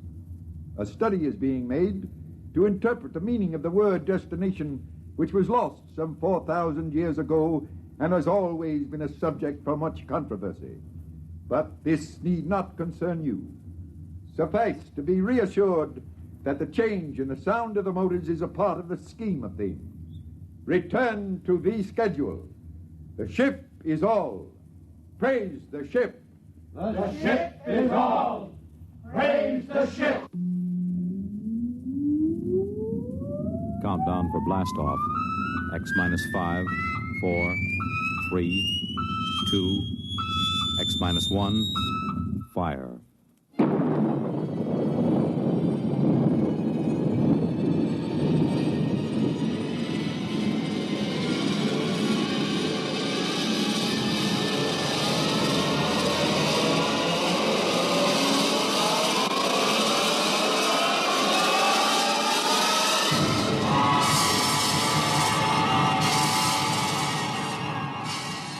From the far horizons of the unknown come transcribed tales of new dimensions in time and space.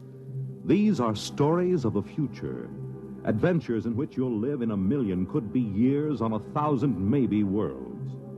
The National Broadcasting Company, in cooperation with Galaxy Science Fiction Magazine, presents X-1.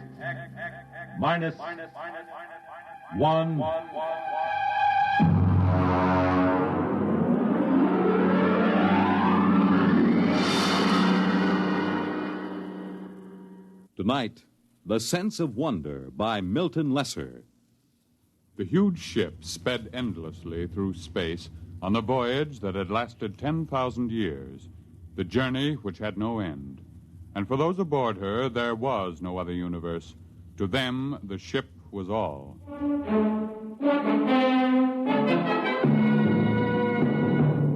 The ship is all. Rykud read the slogan embossed in raised letters of steel outside the door to the priest's compartment. The ship is all. His eyes wandered to the face of the young man standing next to him, his superior, Kreifer. The face had the empty, unquestioning expression that was typical of the people of the ship. Are you ready, Kreifer? I am. Enter. Come in. Well, I am Kreifer. Superior class, 3rd level, compartment Y51. Welcome. This is my attendant, Rykud. Be welcome. Praise the ship. Praise the ship. What is your mission? My superior's schedule shows that today he is 25 units of age. He is ordered to appear before the priest of the 3rd level to be given a woman. You have the schedule with you? Here. Good. You have your certificate of health and fertility? Show him the certificate, Rykud. Don't just stand there dreaming. Oh, yes. Here. Good. Return to your compartment. I will have the matron bring you a woman from the 4th level. Praise the ship. Praise the ship.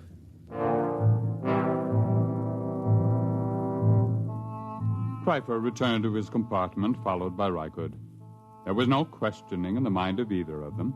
At birth, each of the people was classified as a superior or an attendant, and the coded marking of his schedule was tattooed on his right arm.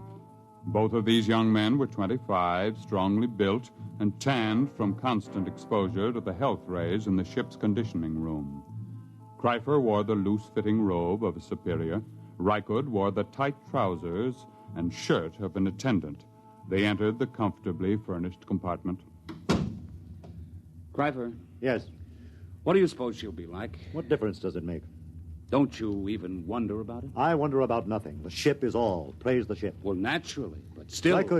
We've been together as superior and attendant ever since the nursery. As an attendant, your entire purpose in life is to keep me alive and productive, to perpetuate the people. I would hate to have to part with you now. To part with me? Not of my own choosing, of course, but sometimes I detect what appears to be a strain of unorthodox thinking. Really? I was not aware of it. I am not entirely aware of it myself. Not enough for me to report you. However, I must warn you that if it should increase, I will have to send you for therapy. Well, I assure you there'll be no need for that. I've never deviated from the schedule. I have never disobeyed the buzzer. I am merely observing, asking questions like, don't you even wonder this is the first step to unorthodoxy? I shall watch myself for signs of it. Good. Ah, the eating buzzer. Your schedule calls for a massive dose of multivitamins. Fine. Prepare it in the green vegetables today. Today is a starch day. Oh, I'd forgotten. We could just skip it today. I could. Well... Of course, skipping the vitamins for one day is a permissible deviation, but I shall have to report for punishment tomorrow. Well? Skip the vitamins. I knew we would. You've never missed a permissible deviation yet. It's your influence that makes me do it. And you always blame it on me. That's what attendants are for. Yes, I know. That must be the matron with the woman. Open the door. Maintain the utmost dignity, please. Yes? Is this the compartment of Kryfer, third level, Y51? Yes. I am matron of the woman's level. Enter. I am Rykud, Kryfer's attendant. This is Kryfer. I have brought a mate for you. This is she. Be welcome. Praise the ship. Praise the ship. Her name is Aylin. Welcome, Aylin. I am most happy to be here. Praise the ship. Come. I will show you which compartment is to be ours. This way. There are 5 compartments in this suite, and ours will be this... Will you take food, matron? Why do you look at me that way? That mark on your forehead. You have always had such a mark? Yes. And you have another diamond-shaped on your right shoulder? How could you know such a thing? Your name is Rykud. Rykud. How like him you look. How like whom? Your father. My what? Of course, you could not know the meaning. What do you say? When you were born, like any of the people of the ship, you were taken immediately and placed in the nursery of the ship. You never knew who sired you, nor did they know you. Naturally. It's according to the schedule. Yes, it's according to the schedule. I have a strange feeling toward you. I can't explain it. What sort of feeling, Rykud? As if we've met before. But that's impossible, of course. Yes. Still, there have been cases, it is almost heresy to mention it, where a mother has been able to keep her child for a while. Such a female would be turned over to the control chief and fed into the converter. If she were discovered. It is a criminal thing to do. It is said to warp the child so that he becomes a heretic at an early age. Yes, it is very, very criminal. Still, you say there have been cases? Once there was a woman, it is said, an attendant, who managed to conceal such a child behind one of the forbidden doors for almost 3 years. Behind the doors? It's unspeakable. Very likely only a rumor. It's shocking to hear of such things. Behind the forbidden doors. You're shocked, and yet something seems to stir deep in your memory, perhaps. Nothing. You're certain? Why do you speak to me thus, woman? Come closer. What is it? Closer. Where there's no chance that we'll be overheard. Well? Rykud, you are that child. I will not listen. I will not listen. You are that child. How could you know such a thing? I am 70 units of age. 25 units ago, I was a matron of the nursery. This person came to me and told me of her child, which she had concealed in the space lock behind the forbidden door. She begged me to take it and place it in the nursery with the other children. I had been her attendant for many years, and we were close to each other. I did as she asked. But are you certain this child was me? I remember the marks upon it. And I am doomed. Why doomed? I have known my own parent. This accounts for the strange feelings that come over me sometimes. What feelings are those? A feeling... a sense of wonder. Oh. You seem pleased. Rykud. What? Your superior returns. I cannot speak. But if you would satisfy this sense of wonder, I have a book which I will give you. I cannot accept a book without the supervision of the ship's librarian. Take this one. Keep it concealed. Here. No, Take it quickly. They're coming. Well, what are you two whispering about? I was merely explaining to your attendant how he must behave in the presence of your mate. There is no need to explain. All is scheduled. Nothing is questioned. Praise the ship. Praise the ship. I hope that your union will produce the optimum number of children. I leave now. Aylin, Yes, Pfeiffer. your duties will be very simple. Reichert will teach you how to prepare my meals, and you will memorize my schedule. In 3 months, he will be freed from service as my attendant, and he will report to the second level to find a mate in the attendant class. Yes, Pfeiffer. It's time for my health treatment. Teacher Reichert. Yes, Kreifer. Come here. Closer, where I may examine you. This is Kreifer's schedule. You will memorize it. Yes. Here is a list of permissible deviations. Oh, I'm familiar with it, naturally. I see. I was not aware of what training you received on the women's level. The matron trained us well. Good. You have been with the matron a long time? Ever since I left the nursery. I see. What is she called? Mara. Mara? Tell me, did she ever speak to you of a sense of wonder? Are you of the control police? Certainly not. Then you should know better than to discuss feelings. I'm sorry.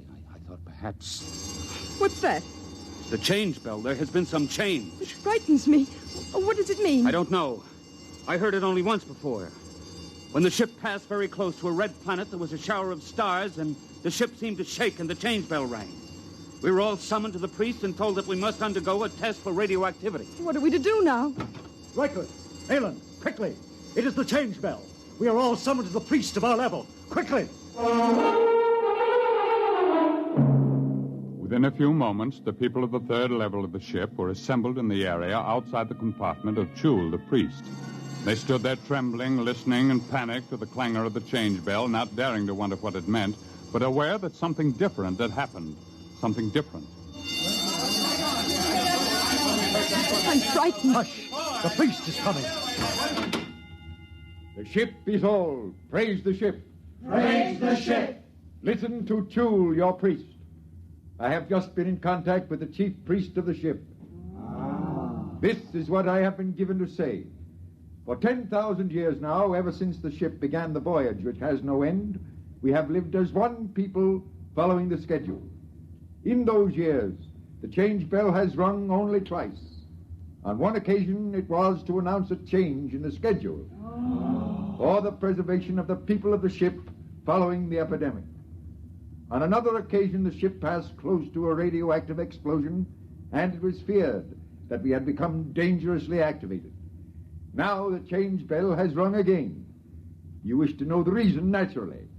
I am given to tell you there has been a change in the sound of the motor. There is no cause for alarm. The priests have consulted the book, which no man may see save the high priest. And we have learned that there is in the book a provision for a change in the sound of the motors. The book says, when the ship shall enter into the orbital pool of its destination, the motors will change in sound due to the increased anti-gravity components. A study is being made to interpret the meaning of the word destination, which was lost some 4,000 years ago and has always been a subject for much controversy. But this need not concern you. Suffice to be reassured that the change in the sound of the motors is a part of the scheme of things. Return to the schedule. The ship is all. Praise the ship. The ship is all. Praise the ship. On his way back to his compartment, Reichert stopped for a moment in front of the forbidden door which led to no one knew what, and listened to the sound of the motors. Yes, it was true. There was a new sound. It was frightening, and yet at the same time it made Reichert's heart leap with expectation. He looked at the forbidden door again and read the warning. No unauthorized persons permitted through this door. Attendant? Yes. What's your name and compartment? Reichert, attendant to Kreifer, third level, Y51. Who are you? Graf, control police. Why do you loiter outside the forbidden door? I was merely reading the warning, trying to impress it upon my brain. Is there a need to impress it? You have doubts? Well, no, of course not. Then why bother to impress it? If you have no doubts, there is no need to impress it. Well, I was merely... You see, I am engaged in the training of a mate for my superior. I wish to make certain that she knows every jot and line of the warning. Has she doubts? I'm sure she does not. Then why impress the warning upon her? It should be sufficiently impressed upon her since birth. I was merely... You were merely loitering, eh? Tell me, Rykud, do you ever wonder what is behind the forbidden door? Never. Are you perfectly content? Perfectly. Good. I'm going to enter your name in my report as a warning. See that it is not repeated. I will see. Return to your compartment. I will return. Praise the ship. Praise the ship. Rykud went back to his own compartment. He tried to push the events of the day out of his mind. It was almost too much to cope with. First, the mate for Kreiper, then the news of his birth, now the change in the sound of the motors, and the book. Rykud lay inside his bunk, drew the curtain, and took the tiny, ancient plastic book from his trouser belt. He opened it and began to read. It was thought advisable to keep from the passengers on the ship the fact that their voyage might end in catastrophe. Forced to leave the Earth because of its radioactivity following the 3 wars, the inhabitants of the ship, to all intents and purposes, became the inhabitants of a new world. The ship was their world. The organizers of the expedition felt it would be cruel to inform them that the ship's navigation machinery had been set in a series of ever-increasing circles and then ever-decreasing circles, so that in 10,000 years the ship would return to Earth. There was the possibility that Earth would no longer exist, or that the radioactivity would have made it uninhabitable, even if the remaining humans hadn't managed to explode it. Therefore, the ship became all. Even the word destination was eliminated. If it were known that I had chronicled this account, I would most certainly be executed and the book destroyed. Most likely it will pass into legend and be disbelieved anyway, just as fairy tales and even biblical accounts have become tolerated but disbelieved by many who were... The sleep buzzer sounded, and Rykud's eyes closed automatically. Ordinarily, the people of the ship did not dream. It was considered a sign that therapy was needed. Tonight, Rykud dreamed.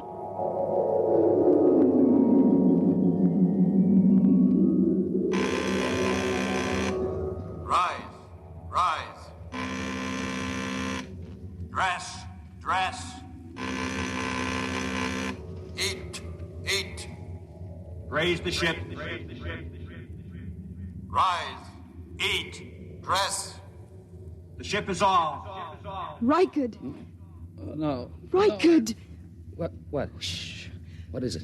You've been dreaming. I heard you and came in to see what was troubling you. Where's Kreifer? He sleeps like the dead. I was dreaming.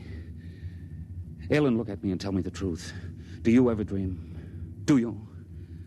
Yes. I knew it. I could tell it by looking at your eyes. But you mustn't tell anyone. I won't.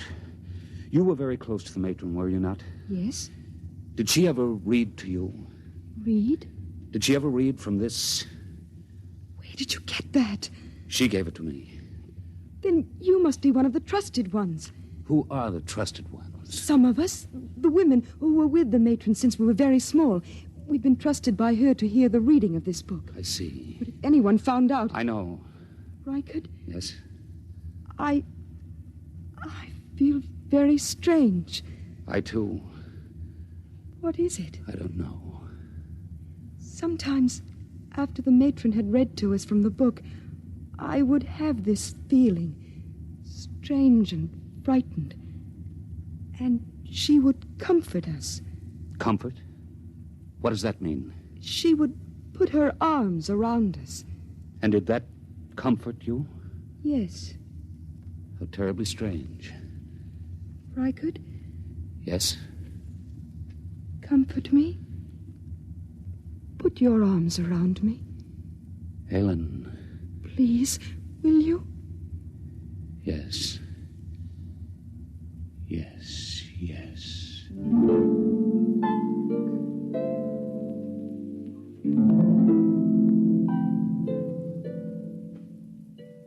On the following morning, when Kreifer went to the conditioning room, as prescribed by the buzzer, Rykud drew Aylin over to the spaceport and slid aside the protective shield. Look. I am looking. Tell me what you see. I see the stars and space. Look closely. Do you see nothing unusual? I so seldom look through the spaceport. I'll tell you then. Look there. See that one star, so big and so bright that it hurts your eyes? Well? I've been watching it. It is growing larger each hour. Stars do that. Never has one been this large. What difference does it make? The stars exist only as pictures in the glass of the viewport. They're not real. The ship is all. That is what we are told, but perhaps it isn't true. What? Perhaps these stars do not exist only in the glass of the viewport. Perhaps they exist beyond the viewport. I don't understand. Let me say it this way once and forever. Perhaps, Aelin, the ship is not all. Rykard, your heresy frightens me. Rykard, hold me close. It frightens me even to look at you. Oh, Rykard, you mustn't even think it. I do think it. I believe it. I believe the ship is not all. And I believe you are a candidate for the converter. Cryfer. Don't move, Rykard, or I'll blast you into dust. It is bad enough for an attendant even to touch his superior's mate, but to couple it with the ultimate heresy. There is nothing but death in this. Cryfer, I beg of you. Stand aside, Aelin. I'm going to finish this heretic. Now, Rykard. Oh. Have I killed him? No, he's just stunned. Oh, Rykard, what can we do? I don't know. Rykard, the change bell again. Something's happening. I know what has happened. Come, we'll go to the priest. What about Cryper? He'll have us killed. No, it's too late to think of that. Come. Come,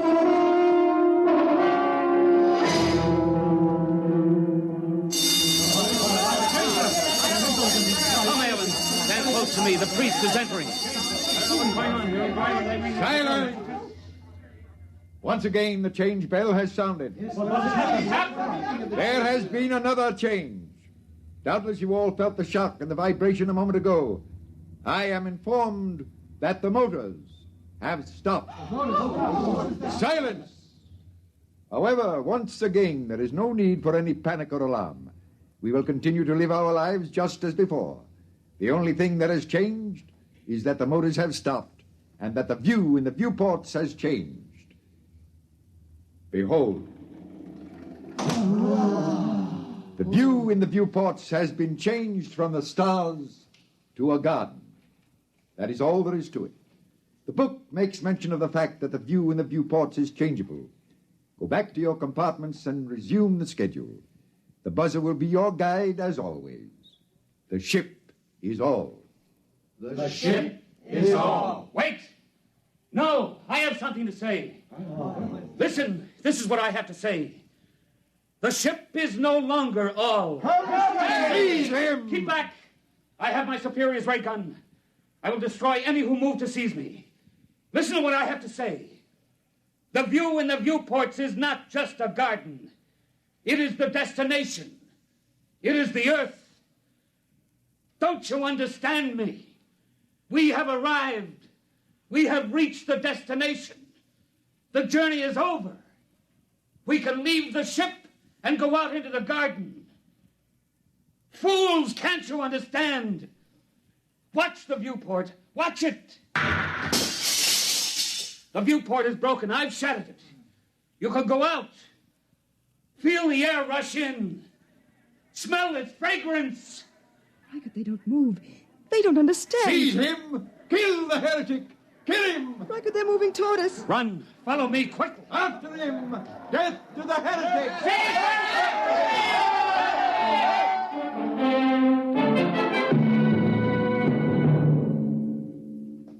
Rykard and Aelin ran down the long steel corridor with the crowd on their heels.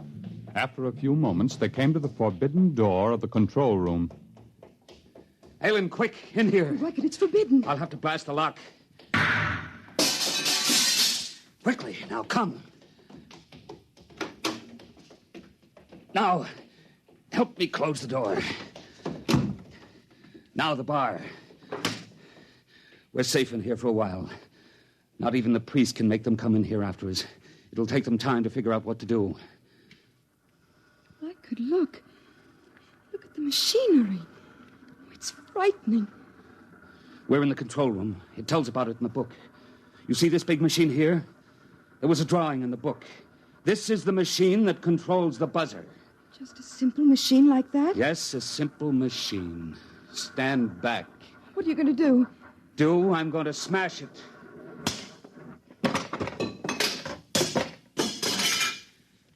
Now they're going to have to find a way to live without the buzzer. Riker. They're breaking down the door. Come with me. Where can we go? There's nothing except the ship. No, there's more than the ship now, Ellen. There's the Earth. The cool, green Earth. I'm going to smash the viewport. Come on. We're going to leave the ship. Riker, I'm frightened. Put your arms around me. There's nothing to be afraid of. Come, Ellen. Take my hand. Here is the Earth. And it is ours.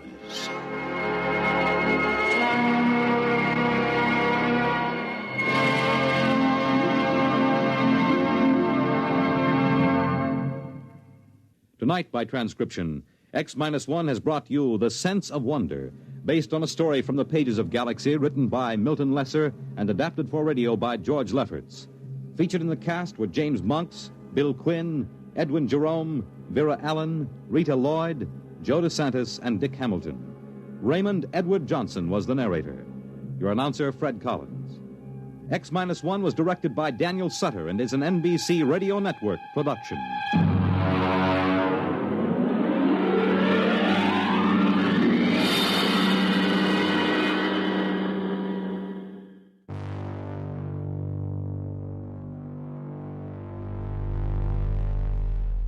From the quiet rebellion of a man who rediscovered wonder aboard a forgotten generation ship, we now step onto the cold, dusty surface of the moon.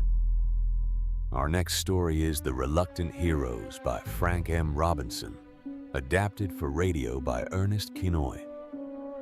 On a remote lunar research base, seasoned astronauts face the crushing isolation and psychological toll of extended duty.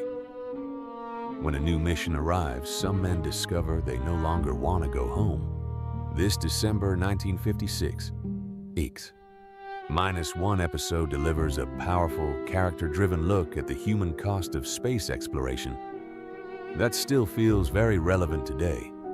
Stay tuned for The Reluctant Heroes and Ya on X-1.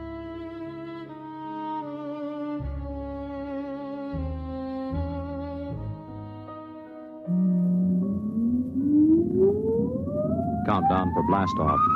X-5, 4, 3, 2, X-1, fire.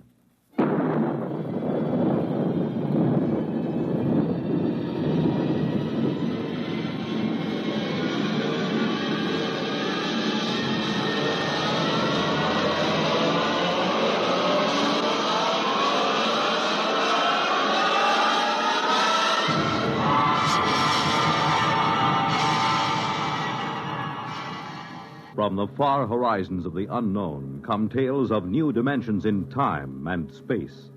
These are stories of the future, adventures in which you'll live in a million, could be years, on 1,000 maybe worlds. The National Broadcasting Company, in cooperation with Galaxy Science Fiction Magazine, presents X minus one.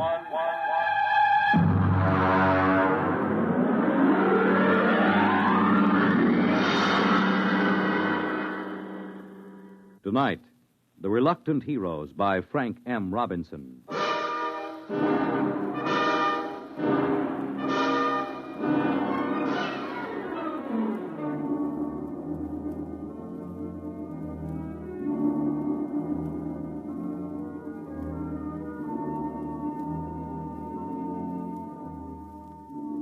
Only Chapman was awake. The others sprawled on bunks 20 inches wide with clearance of 24 inches between layers. They breathed heavily, taking in air that had been breathed for 18 months, subject to certain modifications to remove carbon dioxide and replenish oxygen by the catalytic action of the Harcourt King unit on silicon dioxide. Outside the single quartzite port, the lunar dawn was breaking. The dead black shadows moved across the crater as the green haze of Earthlight gave way to the blinding white of the sun. The telegraph key, which linked the research bunker to the space station in orbit around Earth, chattered as Chapman copied the message into the log pad. Yeah. Mm-hmm. Yeah. In a pig's eye. Miserable, no good. want? They want me to stay till the next relief ship lands. Go back to sleep. It's my turn for breakfast. You gonna stay? Sure, 3 years on the moon, they figure I'll be glad to stay for more. Just raise my salary or give me a bonus. Every man has his price. Mm-hmm. They probably figure I like it here. Chapman, you found a home here on the moon. Sure. Canned coffee, canned beans, canned pills, and canned air till your insides feel like they're plated with tin. The little scientific home of tomorrow. 10 steps in any direction. A charming place where you can't take a shower, you can't brush your teeth, and your insides don't even work right. Why did you tell him? No. You kept it short. Check the oxy cycle before you turn on the stove. What's the matter? You sore or something, Chapman? Why shouldn't I be? All I'm trying to do is get a good man to stay on the job a while longer. Well, they got a fat chance. They figure you found a home here, right, Dole? Why don't you guys shut up till morning? Some of us have to stay here, you know. Some of us aren't going back today. All right. You might as well get up and get a day's work today before the relief rockets do. I got the coffee ready. Coffee? It's been in a can so long I can taste the glue on the label.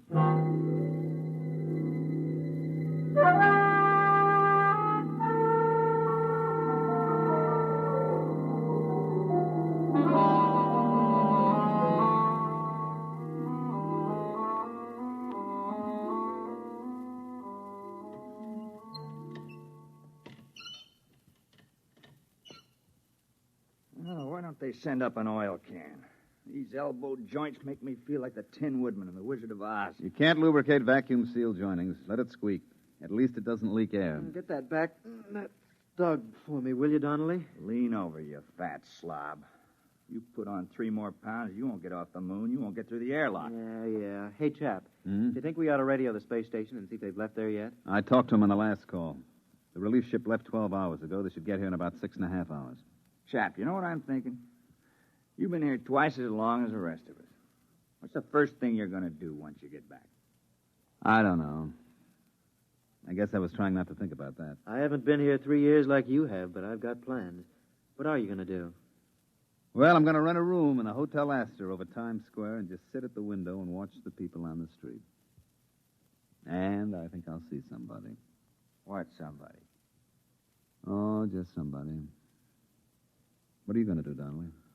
Well, I'm going to do something practical. First of all, I'm going to turn over my geological samples to the government. Then I'm going to sell my life story to the movies. And I think I'll get drunk. How about you, Julius? Well, first, I'll get rid of my allocations to the expedition. And then I think I'll go home and see my wife. Then I'll take off my spacesuit. I thought all members of the groups were supposed to be single. They are, and I can see the reasons for it, but who could pass up the money the commission was paying? If I had to do it all over again, me. Hand me a fishbowl. You know, chap, it won't seem like the same old moon without you on it. Like they say in the Army, you never had it so good. You found a home here. All right, button up. And remember to check your suits for leaks and check the valves of your oxygen tanks. I've gone out at least 500 times. You've checked me every time. And I'd check you 500 more. It only takes one mistake. And watch out for blisters under the pumice crust. You go through one of those, and that's it, brother. Okay, I'll check. Klein, I never knew you were married. There wasn't much sense in talking about it. You just get to thinking, and there's nothing you can do about it. If you talk about it, it just makes it worse. She let you go without any fuss, No, she didn't make any fuss. I don't think she'd like to see me go either. At least I hope she didn't. You got a girl back home? Yes. No, you never mentioned that either. For the same reason you didn't mention your wife. You get to thinking about it. You got to get married when you get back? Yeah. Hurry up, will you, Klein? I'm sweating. Somebody ought to build in underarm sprays and spacesuits. Chap, why does somebody have to stay here for stopover? Lots of reasons. You can't get a whole relief crew and let them take over cold. They have to know where things are, how things work, what to watch out for.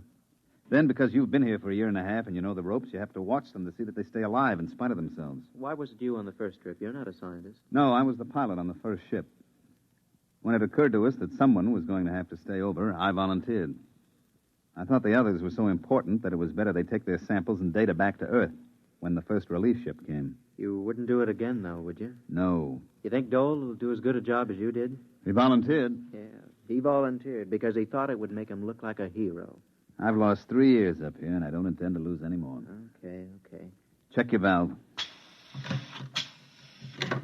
All right, check.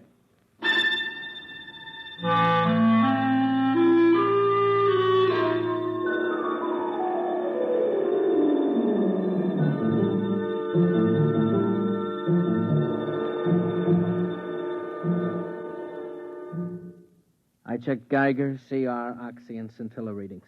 Everything okay. You packing, chap? Yeah.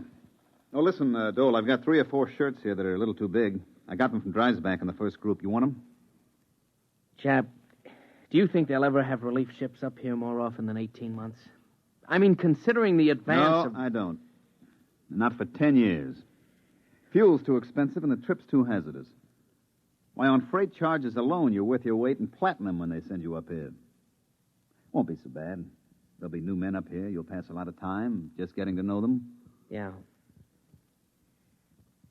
Listen, chap, I'm engaged back home, you know.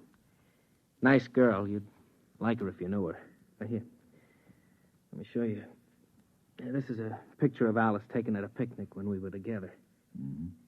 See, it's a kind of bad angle because she's really got a better figure than that. But, well, we expected to get married when I got back. I never told her about stopover. She thinks I'll be home tomorrow.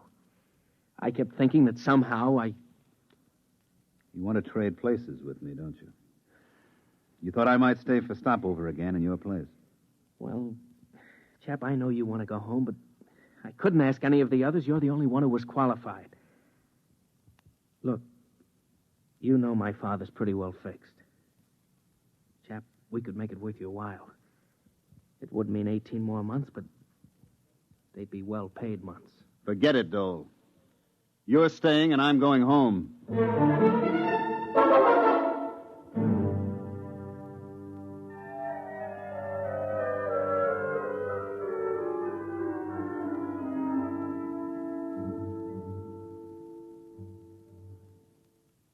Klein.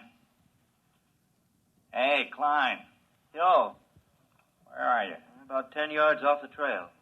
Well, come out of the shadow. I've got a meter jammed over here. You know the regulations. Chapman will kick like a steer. Keep in sight at all times. I'll only be a minute. I've got a short circuit in my instrument. Time for 10-minute check. I've got my hands full. My valves are all right. I know it. You know it. But the book says valve and leak check every 10 minutes. Hey. Come out. What?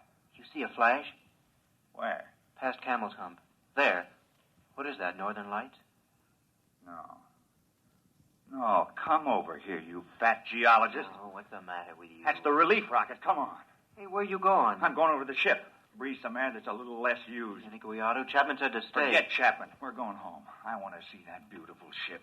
Come on. Well, how about the 10-minute check? Just a formality. Forget it. This is Christmas and 4th of July roll into one. Okay, let's go. I can just taste some clean, fresh air. We gotta see it when we top the hump. Well, maybe we better check. Wait a minute. I'll swing my gauge up. Donnelly. Yeah? How long have we been out? Oh, about a half hour. Yeah? Well, look at your gauge. Well, what do you want? Oh. If we'd started for the rocket, we never would have made it.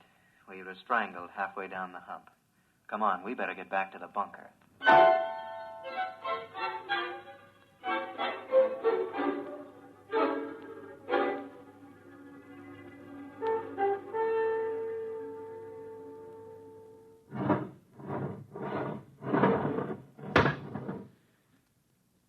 Check the lock seal. Okay. All right, open the inner door.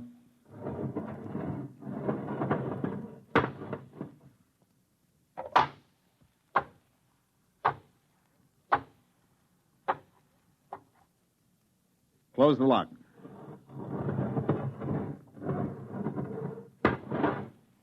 Get me out of this fish bowl. It's down. The relief rocket, it's down on the other side of Camel's Hump.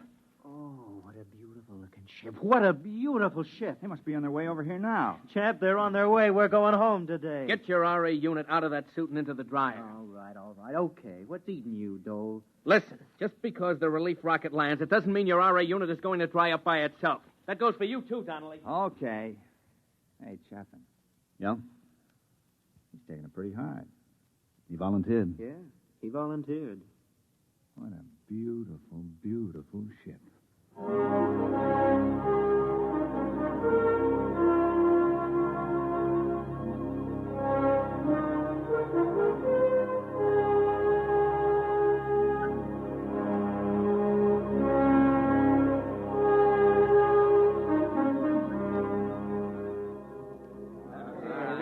Hey, listen, what happened to Pittsburgh in the series? That's all I want to know. Yeah, Washington But if Halstead's still teaching at the university, who took over his seminar at the AEC? Hey, look what we got here. Chap, come here. What's the matter? Hey, look what this one's got, a box. Yeah? Look inside, dirt. Ordinary dirt with grass. Grass. Hey, fellas, it feels like grass. That's right. It's real grass. Yeah, and real valuable. Do you realize that current freight rates up here, it's worth about $10 a blade? Oh, shut up. Hey, Bud, you mind if I chew a blade? Mr. Chapman. Yes? Oh, Mr. Chapman. My name's Eberline, captain of the relief ship. I understand you're in charge here. Yeah, you might say so. They didn't have a captain on the first ship, just a pilot and crew. Dole, turn up the oxycycle in the Harcourt unit.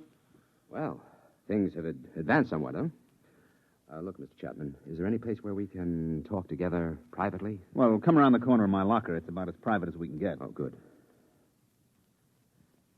What's on your mind?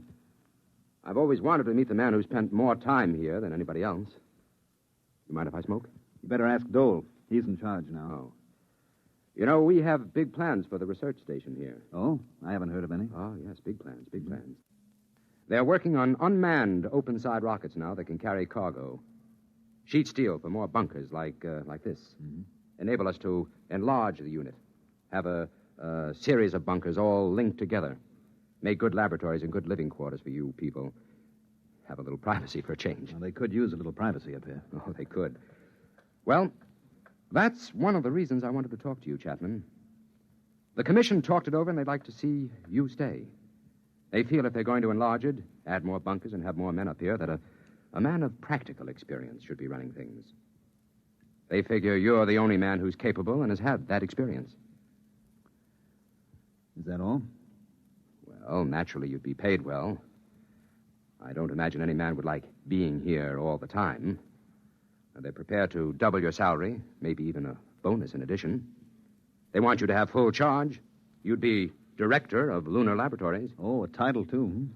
Well, the commission said they'd be willing to consider anything else you had in mind. If it's more money... The answer is no. I'm not interested in more money for staying because I'm not interested in staying. Money can't buy it, Captain. Look, I'm sorry. I'm afraid you'd have to stay up here to appreciate that. I'm afraid you don't understand the importance Captain, of this. Come over here to the port. Yes? Now look out there about 100 yards. You mean where that mound of stones? That's right. We made that cross out of condensed milk cans slid over iron bars. When you get out there, you can still see the footprints in the pumice where we gathered around. It's more than 18 months ago, but there's been no wind to wear those tracks away. They'll be there forever. Oh, I see. Well, who was it? Dreisbach? Or Dixon? Dixon. We never got Dreisbach out of the crevasse in Tycho. What happened? You want to know? I can give it to you in detail. Sit down and listen. Well, what do you mean? Just wait a minute and I'll show you. Well, why? What is it? Regulations. When someone goes out alone, we have to monitor his radio, tape recorded. We had the recorder open when Dixon went out. I want you to hear it. Well, all right. Got the tape right here. It's taken me a minute to thread it up. Now, look, Chapman, you don't have Listen. to... I want you to listen.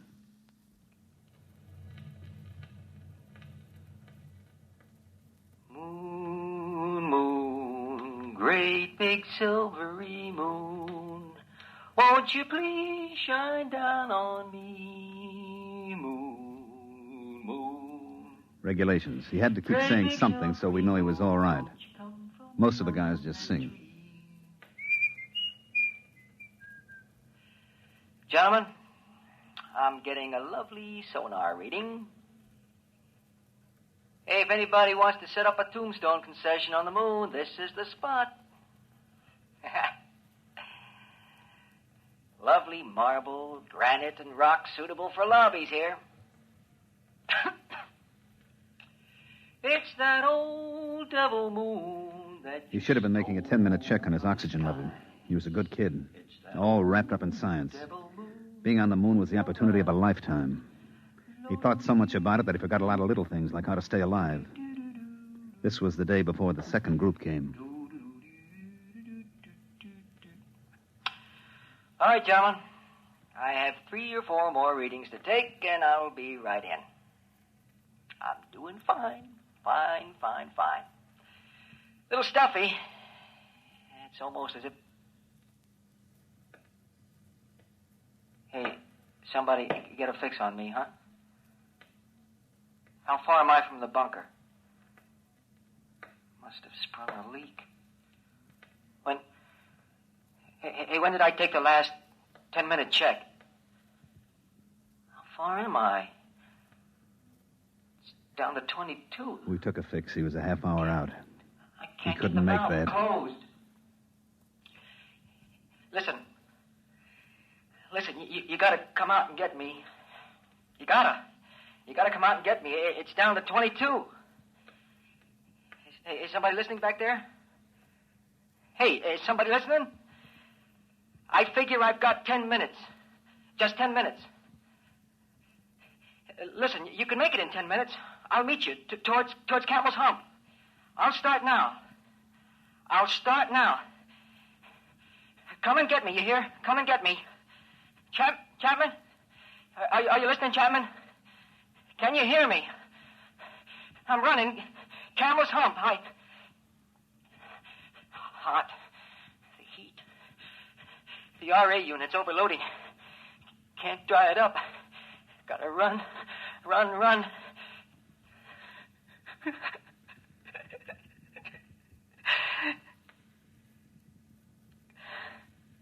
No use. I can't run. The unit heats up. Gauge is down to 15. I can't make it. I'm gonna sit down now. You'll find me at number 7 radiation meter, about 10 yards off the trail. I'm gonna sit down. Sit down next to a rock.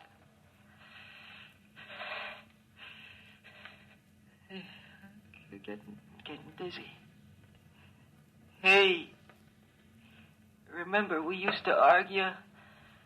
Do you strangle from no oxy or pass out from CO2? Keep tuned to this channel, boys. You'll find out. It's that old devil moon that you... Oh, boy, the Earth's going around and around and around. And... Chap, you can't get me, can you? We didn't have a chance by even 15 minutes. We didn't even go out. There wasn't any sense to it. Well, did you record after that? Yeah, it's on the tape, but you don't want to hear it. We've never played it back. That's why we want you to stay, Chapman. We don't want any more like Dixon. You don't get the point, Captain. I don't want to be the next Dixon. I'm going home now. But you're... Bob Dole is staying for stopover. If there's something important about the project or any changes, you better tell him before you go.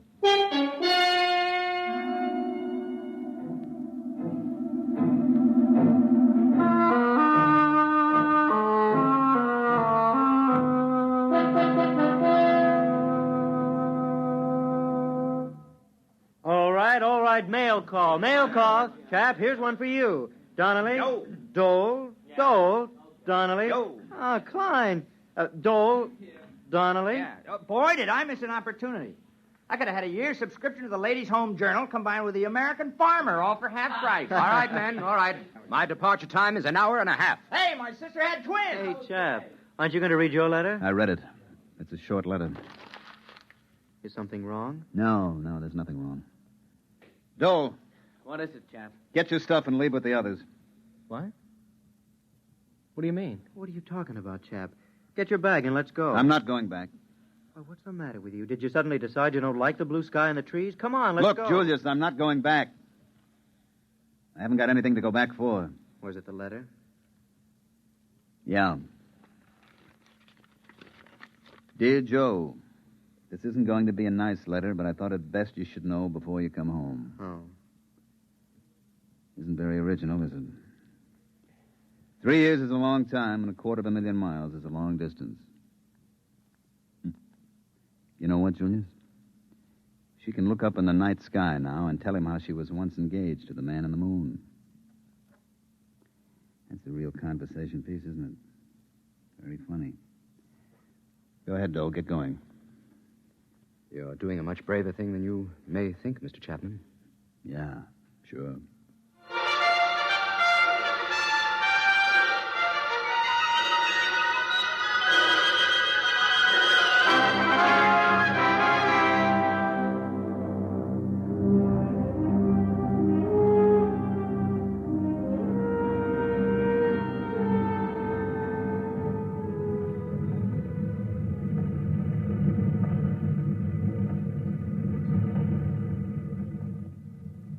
You like the looks of the moon going away from it, Mr. Dole?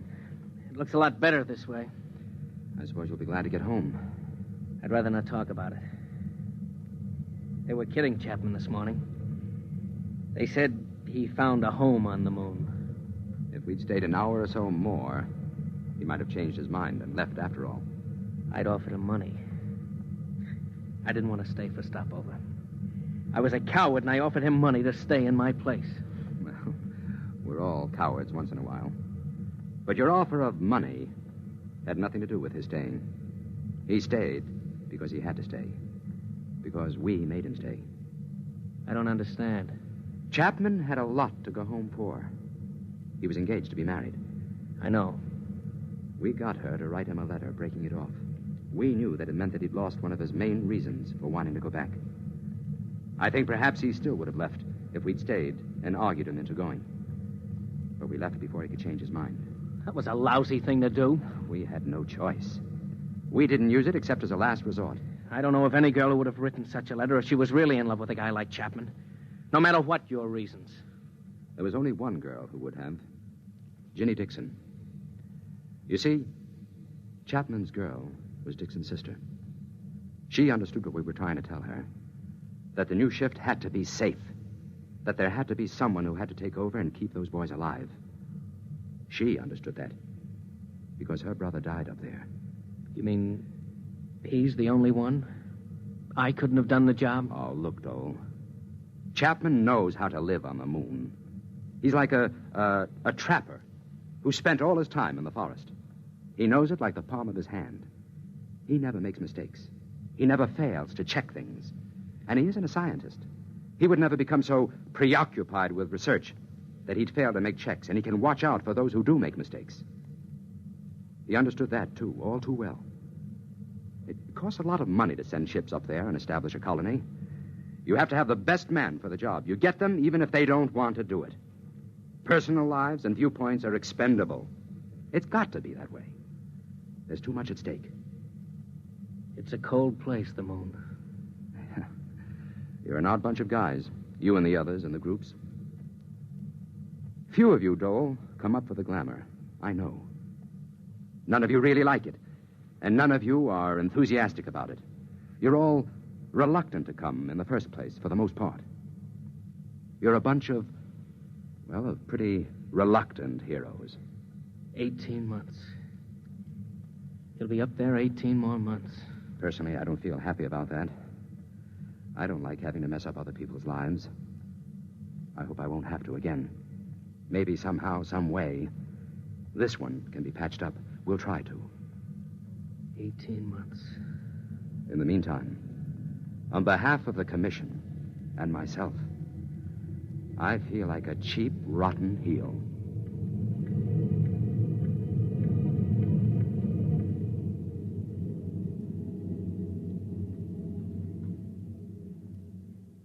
Tonight, by transcription, X-1 has brought to you The Reluctant Heroes, a story from the pages of Galaxy written by Frank M. Robinson and adapted for radio by Ernest Kenoy. Featured in the cast were Mandel Kramer as Chapman, Jim Drummond as Klein, Bob Hastings as Dahl, Dick Hamilton as Donnelly, Jim Stevens as Dixon, and Dick Janiver as Eberline. Your announcer, Fred Collins. X-1 was directed by Daniel Sutter and is an NBC Radio Network production.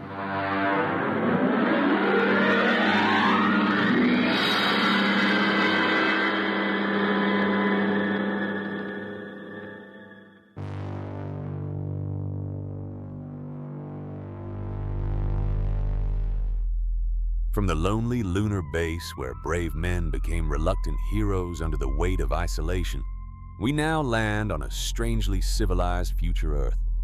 Our next story is Robert Sheckley's witty and satirical Skulking Permit. In a perfect, highly regulated society where every action requires official approval, one man applies for a legal permit to skulk. What follows is a hilarious yet thought-provoking look at bureaucracy gone mad. This March 1956 X-1 episode, adapted by George Lefferts, is pure Sheckley delight. Sharp, funny, and still relevant in our own world of endless rules and forms. Stay tuned for Skulking Permit on X-1.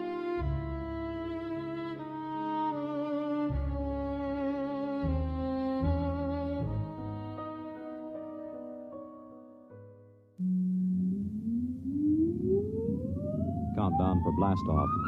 X-5, 4, 3, 2, X-1, fire.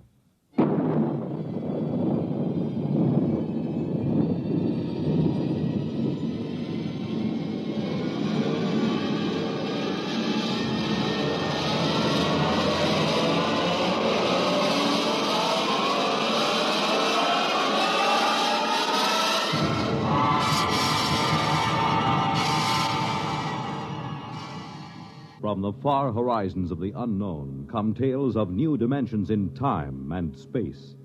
These are stories of the future, adventures in which you'll live in a million, could be years, on 1,000 maybe worlds.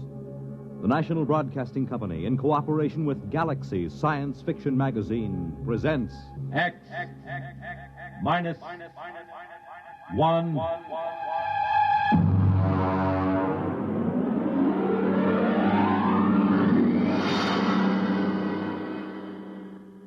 Tonight's story, Skulking Permit by Robert Sheckley. But first, hear this. Pick up some Pabst Blue Ribbon. Take it home, chill it, then put it to this test. Have a glass of Pabst with your meals for the next several days. You'll find Pabst Blue Ribbon makes most everything taste better, that it adds zest and sparkle to any meal. Try it. The bright, modern taste of Pabst Blue Ribbon is good anytime and wonderful with meals. Pabst is the name. Made by Pabst Brewing Company, Milwaukee, Wisconsin.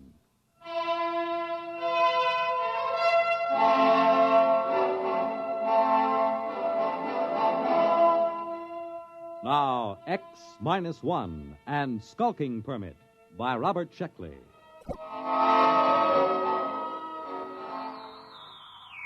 August 16th, year 2204. To Central Colonial Administrative Authority, Alpha Centauri Sector. From Colonial Contact Inspector 37. Subject, lost colony on planet New Delaware. First contact established in 200 years. And proceeding on overdrive for personal investigation.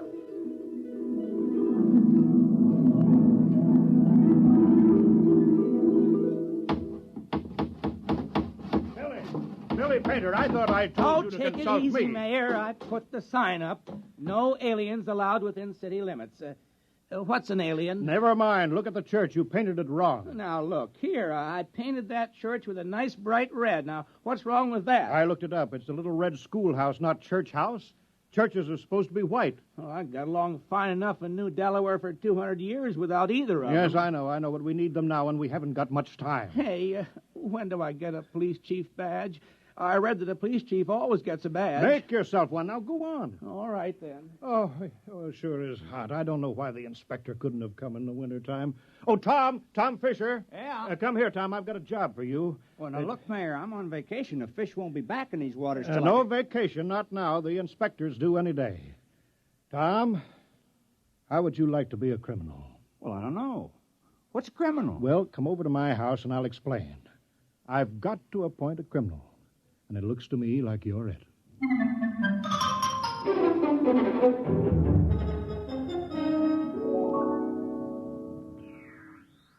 New Delaware. New Delaware. Do you hear me, New Delaware? Come in immediately. Yes, we hear you. This is Colonial Inspector 37. You of New Delaware are still a colony of Earth and subject to our laws. Do you acknowledge that status? Oh, yes. Yes, we called a town meeting last night, and we talked it all over. We're still loyal to Earth. Excellent. That saves us the trouble of sending an expeditionary force to reconquer you for Imperial Earth. Imperial? Well, that's funny. All the books talk about Earth as a united democracy. A lot can change in 200 years. You realize, of course, there is room for only one intelligent species in the universe, man. All others must be suppressed, wiped out. We can tolerate no aliens.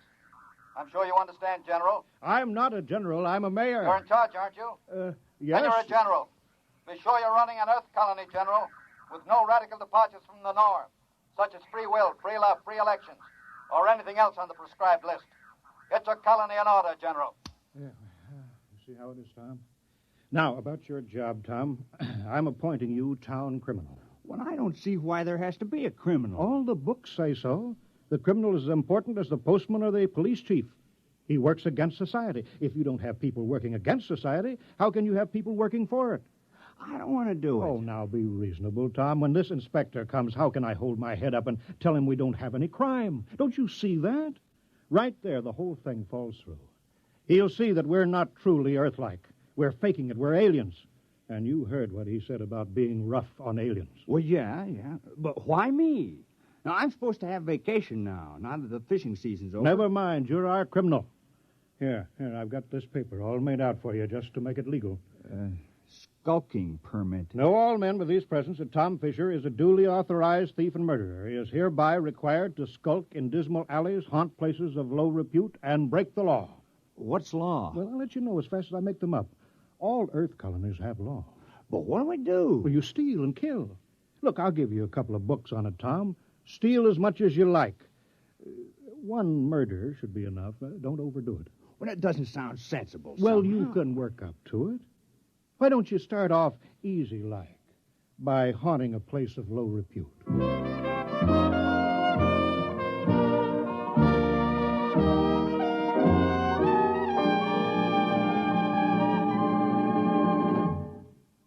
You're listening to Skulking Permit, tonight's attraction on X-1. Careful planning and sensible driving add up to an enjoyable vacation trip. Here are a few tips from the National Safety Council that should help make your trip a pleasure instead of a tense, nerve-wracking time. Before you leave, have the car given a thorough checkup to be sure it will always respond properly to your careful control. Check the emergency equipment you'll need, such as a first aid kit, keys, permits, identification, flashlight, tire-changing equipment, and your unexpired driver's license. Plan your trip for frequent rest stops with a good night's sleep each night. And then, on your trip, pay attention to the job at hand and don't daydream. Stop off the road to see the sights or read the map. Be prepared for winding and straight roads, level and hilly roads, and changing traffic patterns between urban and rural areas. Obey all speed limits, traffic signs, and signals, and keep your distance behind the driver ahead. This vacation is what you've been waiting for all year. Enjoy it with sensible driving.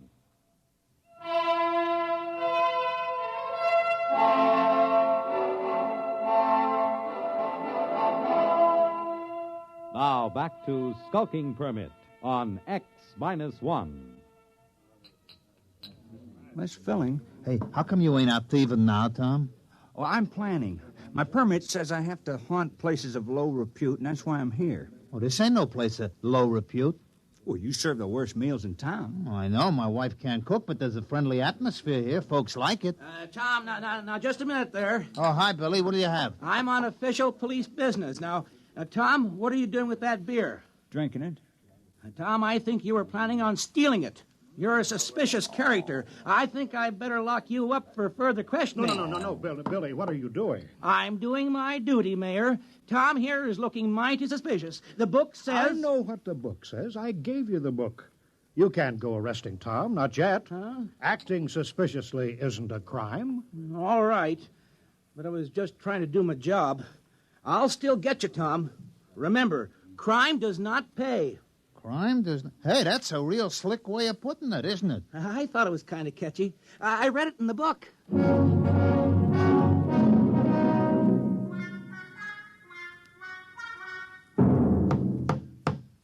Morning, Marv.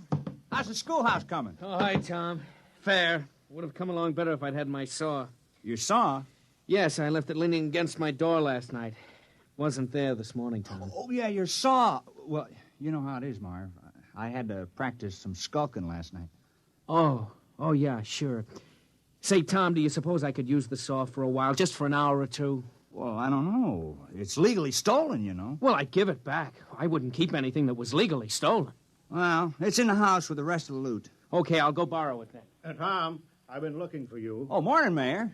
Did you steal my bronze plaque? Oh, I certainly did. Oh, well, I was just wondering. Well, you got your murder planned? Time is running short. Inspector may land any hour now, so let's get that killing over with. Oh, well, then I guess I'll kill George Waterman. Why? Why? Why not? What's your motive? Well, I thought you just wanted a murder. Who said anything about a motive? We can't have a fake murder. On Earth, every murderer has a motive. Oh, well, I don't like the way George walks. Never did, and he's noisy sometimes. No, that might be good enough for a crime of passion, but you're a legal criminal, Tom. You're ruthless and cold-blooded and cunning. You can't kill someone just because you don't like the way he walks. That's silly. But I'm supposed to make somebody cease to exist. I mean, like, take Marv Carpenter. Here he is today working on the schoolhouse. Big fella. Now, if I kill him, well, he wouldn't work anymore. Now, I've been trying to imagine it. Marv Carpenter lying on the ground with his eyes glaring open and his mouth twisted and never going to hold a piece of wood in his hands again or never sing a song or have a beer or anything. It just kind of makes me sick. I mean, I can go on with the thieving, but murder... Yes, I know, but it's your job, Tom. It's for the good of the village. Murder? Oh, I better go have another beer. Hey, what's that? That must be the inspector's ship landing. Come on, let's go see.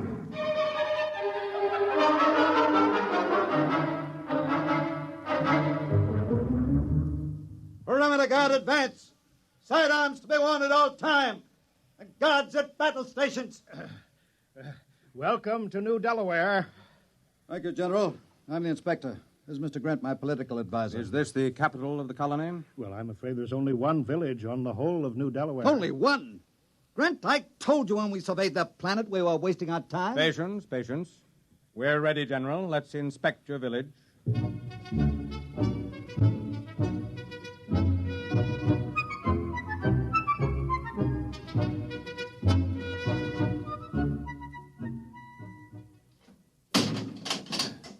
See, we've got it all. Jail, post office, church, little red schoolhouse. Oh, we're very normal.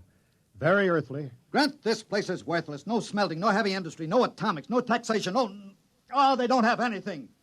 They'll be downgraded at the next colonial board. Why, this place is a utopia. It's subversive. We ought to blow it right out of the sky. Now, don't be despondent, Inspector. New Delaware has a very important commodity for us. What? You saw them, hulking peasants, nothing but farmers. Yes, strong, healthy farmers. Good cannon fodder. But... Oh. Let me take over. General. Yes, sir? How many able young men are there in the village between the ages of 15 and 60? Why? You see, General, Imperial Earth is engaged in a war.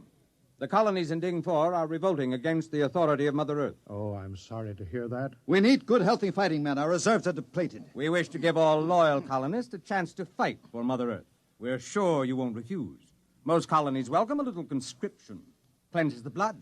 Reduces crime. Crime? Oh, I thought that would come up. We've taken care of that. I appointed... You see, Grant? 60, 70, perhaps 100 recruits. Not such a waste of time coming here after all.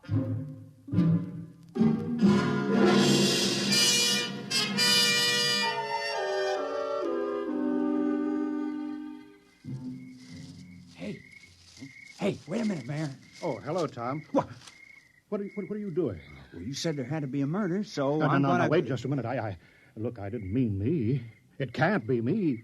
You haven't any motive. Well, I've been pretty sore about you appointing me town criminal. Look, it was the mayor who appointed you, wasn't it? Well, sure. Well, then, look, I'm not the mayor anymore. I'm a general.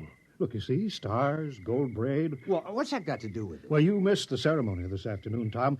The inspector said I had to wear a general's uniform. It was a very friendly ceremony. All the Earthmen were winking at me and each other. Oh, congratulations. But you were the mayor when you appointed me criminal, so my motive still holds. Yes, but killing a general isn't murder. It's mutiny. Oh, well, I'm sorry. Oh, that's all right, Tom. It's just that I've read up on it and you haven't. Well, I better get back. The inspector wants a lot of the men he can draft. Are you sure this murder is necessary? Oh, yes. Yes, absolutely. Just not me.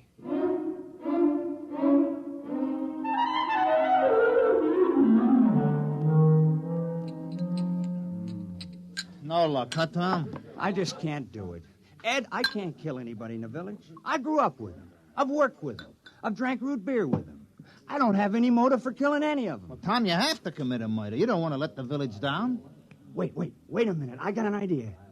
Ed, suppose I kill the inspector. What's your motive?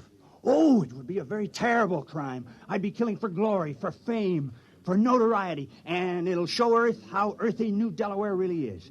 Well, they'll say crime is so bad here that a criminal actually killed their inspector on the very first day. Yeah. Well, how you going to do it? Well, one of those soldiers got drunk on a bottle of your Keebler juice, and I stole his gun. Well, I better get going. I'll wait for him on the path between the mayor's house and the ship. Yeah, good luck, Tom. Yeah, thanks.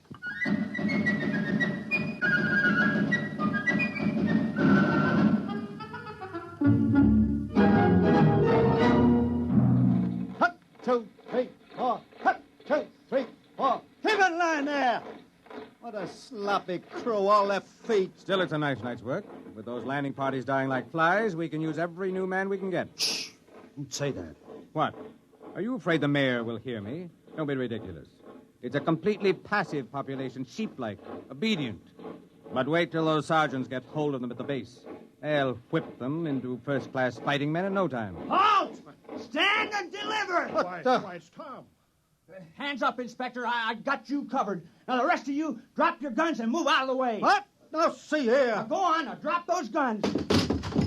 What's the meaning of this? And who are you? Tom Fisher. I'm the town criminal. I'm going to kill the inspector. Now, please move out of the way. Criminal?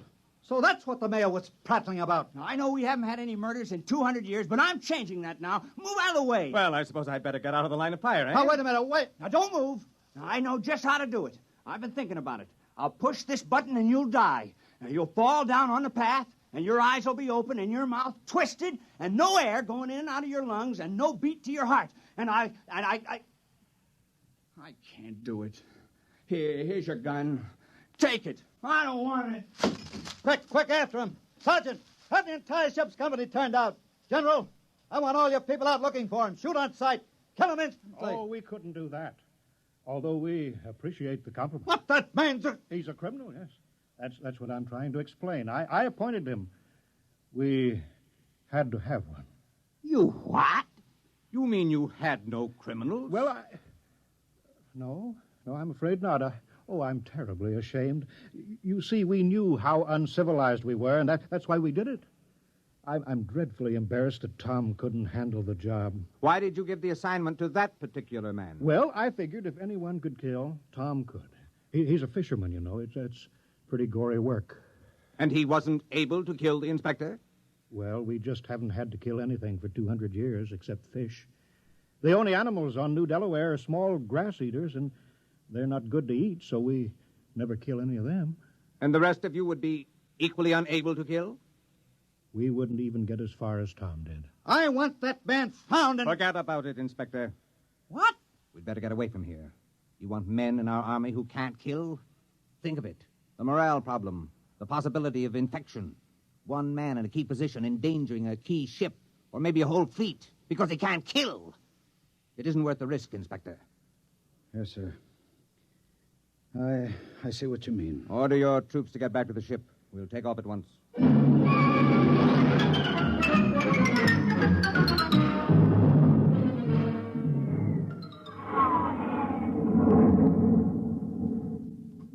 Tom?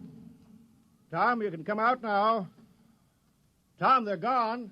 He's hiding around here somewhere, Mayor. Yeah. Tom? Oh, Tom. Here I am.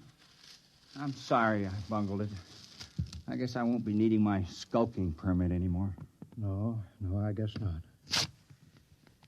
Well, we did our best. I had the chance, and then I let you all down. Oh, Tom, it's not your fault. Now, look how long it took Earth to get civilized. Thousands of years, and we were trying to do it in 2 weeks. Yeah. Well, we better get back to the village. Looks like rain. Yep. Soon I'll start fishing again. Say. What is it, Tom? I think I could have done it if I'd only had the sense to think of the inspector as a fish. Well, it's too late now. I guess I'll let the village down.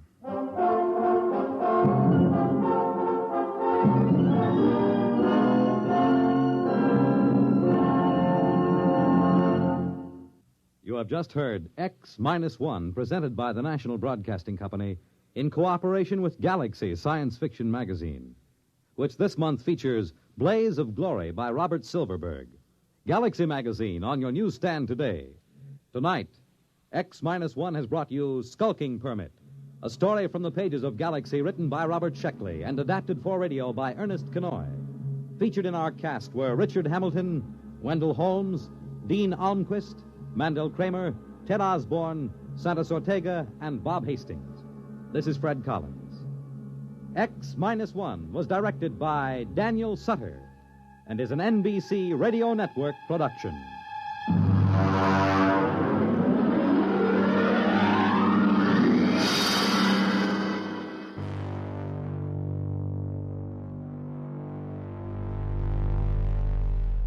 From a perfectly regulated future where even skulking required official paperwork, we now step into a tense diplomatic encounter that blurs the line between truth and deception. Our next story is Pictures Don't Lie by Catherine McLean, a sharp and suspenseful tale adapted for X-1. When Earth diplomats finally make contact with an alien race, everything seems to be going smoothly, until the photographs taken during the meeting reveal something impossible about the visitors. Are the aliens lying, or is reality itself being distorted? This March 1956 episode, adapted by George Lefferts, delivers classic Cold War paranoia with a brilliant sci-fi twist. Stay tuned for Pictures Don't Lie on X-1.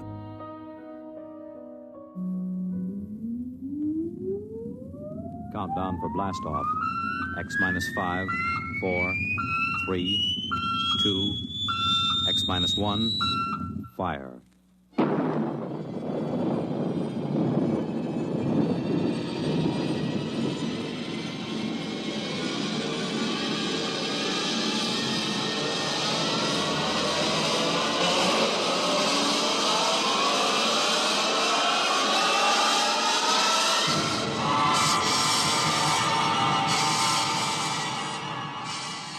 From the far horizons of the unknown come transcribed tales of new dimensions in time and space. These are stories of the future, adventures in which you'll live in a million, could be years, on 1,000 maybe worlds. The National Broadcasting Company, in cooperation with Galaxy Science Fiction Magazine, presents X-1.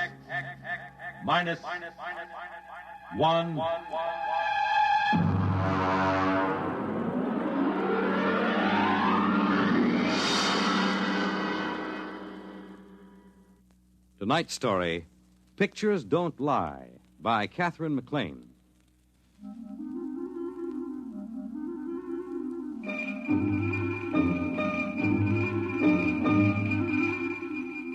I had been writing science stories for the Times for a few years before the whole business of the aliens came up.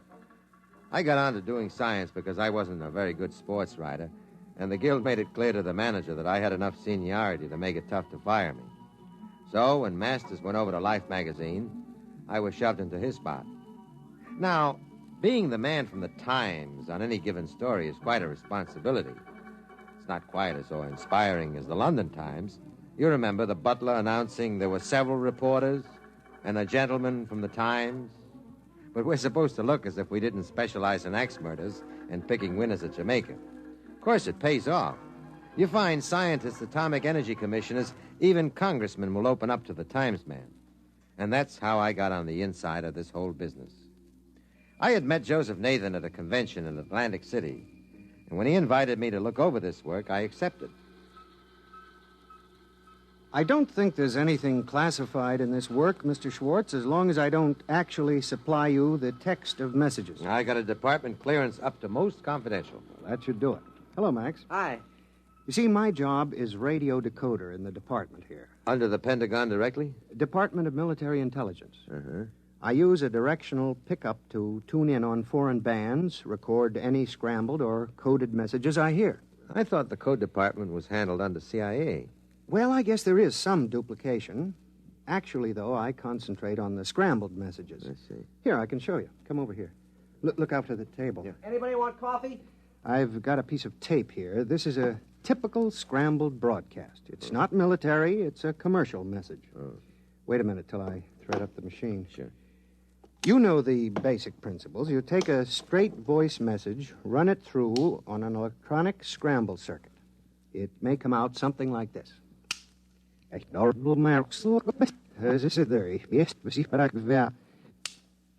My job is to pick a thing like that out of the air, analyze the patterns, and wire an unscrambler.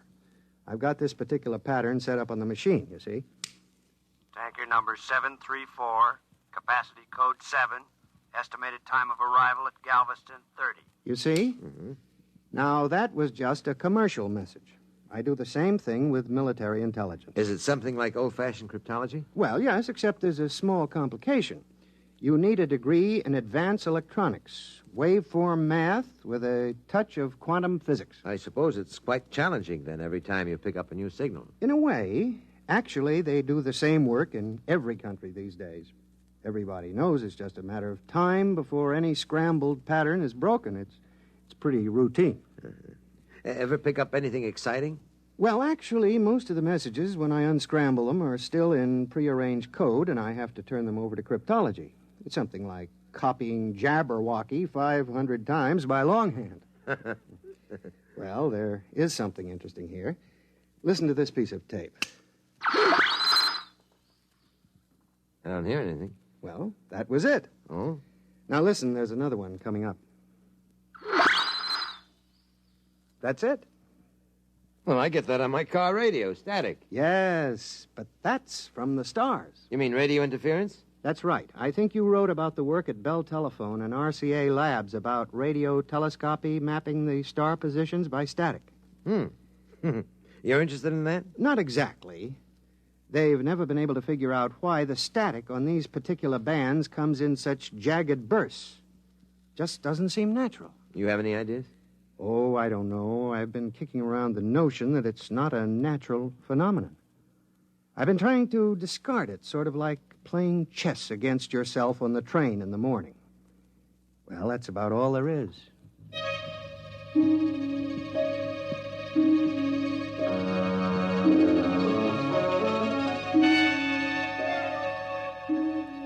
That's all it was then.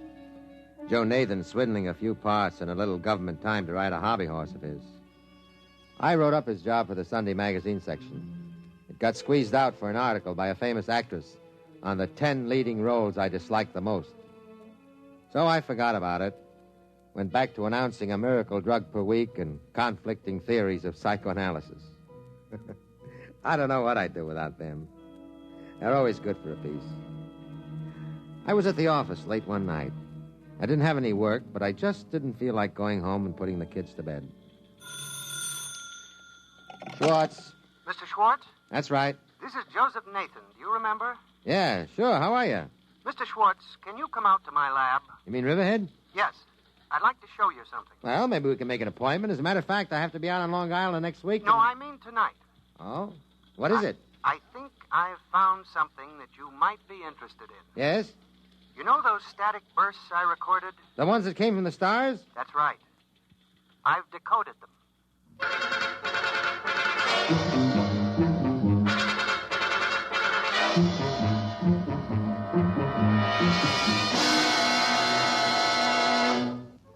When you write science for the Times, you don't often go dashing off on the trail of scoops, as in TV versions of newspaper life.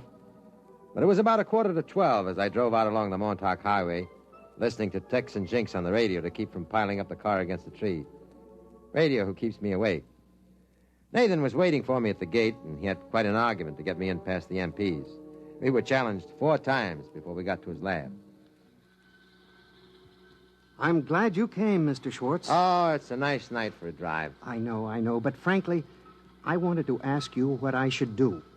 You see, I requisitioned the supplies without authorization, and I don't know how to explain it to my division chief.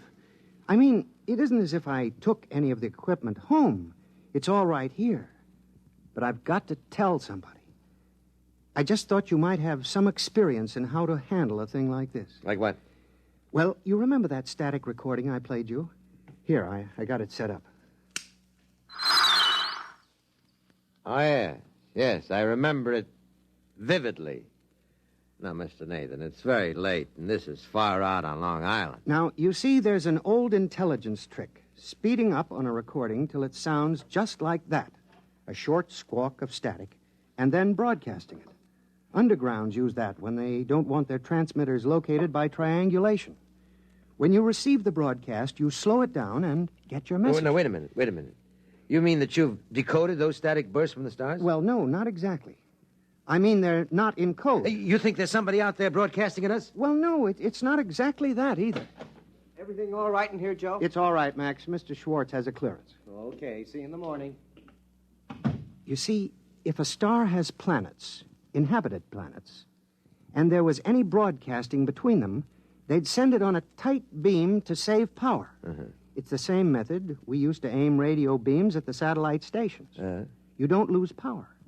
But you couldn't aim from planet to planet. You can't expect a beam to stay on target over such distance more than a few seconds at a time. It'd be like trying to keep a flashlight on a bouncing ball from a mile away. Yeah, I see. So they naturally compress each message into a short half-second or half-length package and send it a few hundred times in one long blast to make sure it was picked up during the instant the beam swings across the target.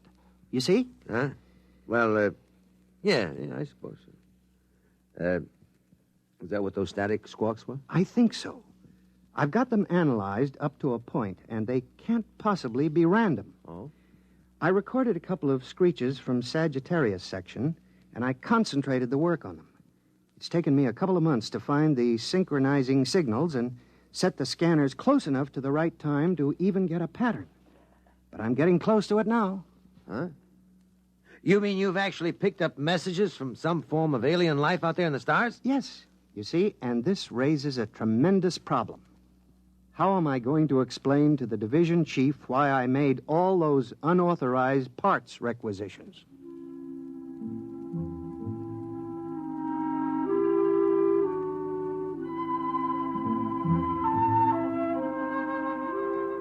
I convinced Mr. Nathan that his supervisor was likely to overlook about $300 worth of electronic gear when presented with the fact that Nathan had discovered life in other star systems and was close to deciphering some of their messages. The department put him on full time and gave him an assistant. They made me swear to sit on the story by promising to give me the first break on it when it was finally released. So I kept checking with Nathan as he worked.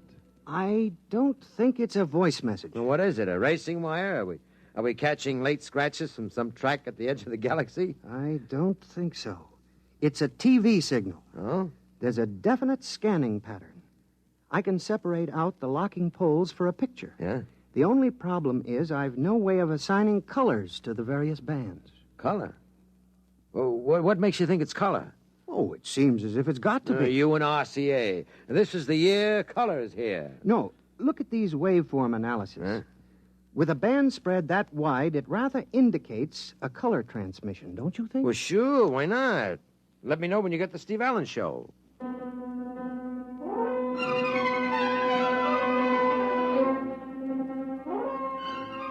And then, of course, he did. Not the Steve Allen program, but the equivalent of it. He called me in about 4 months later. He had a monitor screen set up on a bare chassis with a wideband tape unit recording everything that came in. Here, wait till I turn on the set. See, This is what I've been trying to figure out for at least a month. You see this picture? Yeah, looks like a Scotch plaid. Well, we finally assigned the colors so that they seem to give a rational picture. Wait a minute, I'll clear it up. There. Oh, there it is. What is that? That's the signal from the stars. It's a picture. Some kind of distorted broadcast. That's what I said. It's a broadcast, and it's coming from somewhere out past Sagittarius. Do you want to hear the audio signal?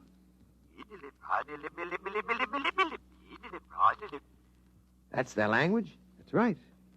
We're sure about that. The colors were assigned arbitrarily, of course. You see that figure there, the tall one? With the green skin? Yes. That skin may be blue or pink or gray or anything. We don't know what their color response is. The only thing we're sure about is the various shadings of intensity and the audio channel. What is it? What's it all about? Well, we haven't decoded the language yet. There's a team from Harvard working on that. We record everything that comes in, but I think it's a lending library. A what? It's all fiction. It's plays. And there are dozens of them, all at the same time. I think they broadcast them continuously, and anybody who wants a particular play can tune it in. With the short burst method of transmission, they've got plenty of room in the spectrum. A lending library? Of course. As soon as we break the language barrier, we'll know for sure. Oh, by the way, I thought you might be interested. I've sent them back a message. Look, Nathan, when are they going to release this? When can I use it? I don't know. In the civil service, you don't ask questions Now, like look, that. I'm a newspaper man. This is the hottest story. I thought you were from the Times. I know, but it's still a newspaper. What is the message you sent them? How do you do it? Well, I took a print of a film. Yeah? As a matter of fact, it was Punky Ellie's Dance of the Hours from the Disney film. You know, with the dancing hippopotamus and crocodile? I think I remember it. Well, I scanned it with the same combinations and sent it back along the same line we were receiving from. Just testing. Huh. What do you think they'll make of dancing hippopotamuses and crocodiles out past Sagittarius? Oh, I recorded a prologue, and I explained what it was. I thought it would please their library to get a new record in. Look, Mr. Nathan, please, will you find out when they'll release this? Well, as a matter of fact, I do have an idea. The project supervisor said there'd be big news when we get an answer back. When? Oh, at the rate of transmission, only about 3 or 4 years.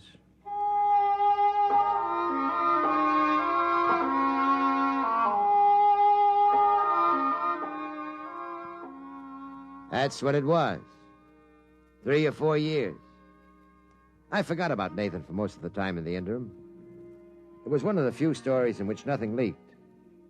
I have a feeling if the Pentagon realized how much I knew about it, I never would have gotten out of the laboratory at Riverhead. And so this story seems a lot more direct than it actually was. An awful lot happened in the 4 years before Nathan called me again, landing on the moon for one. But when he did call me, he had big news. Here. Now watch this. Watch.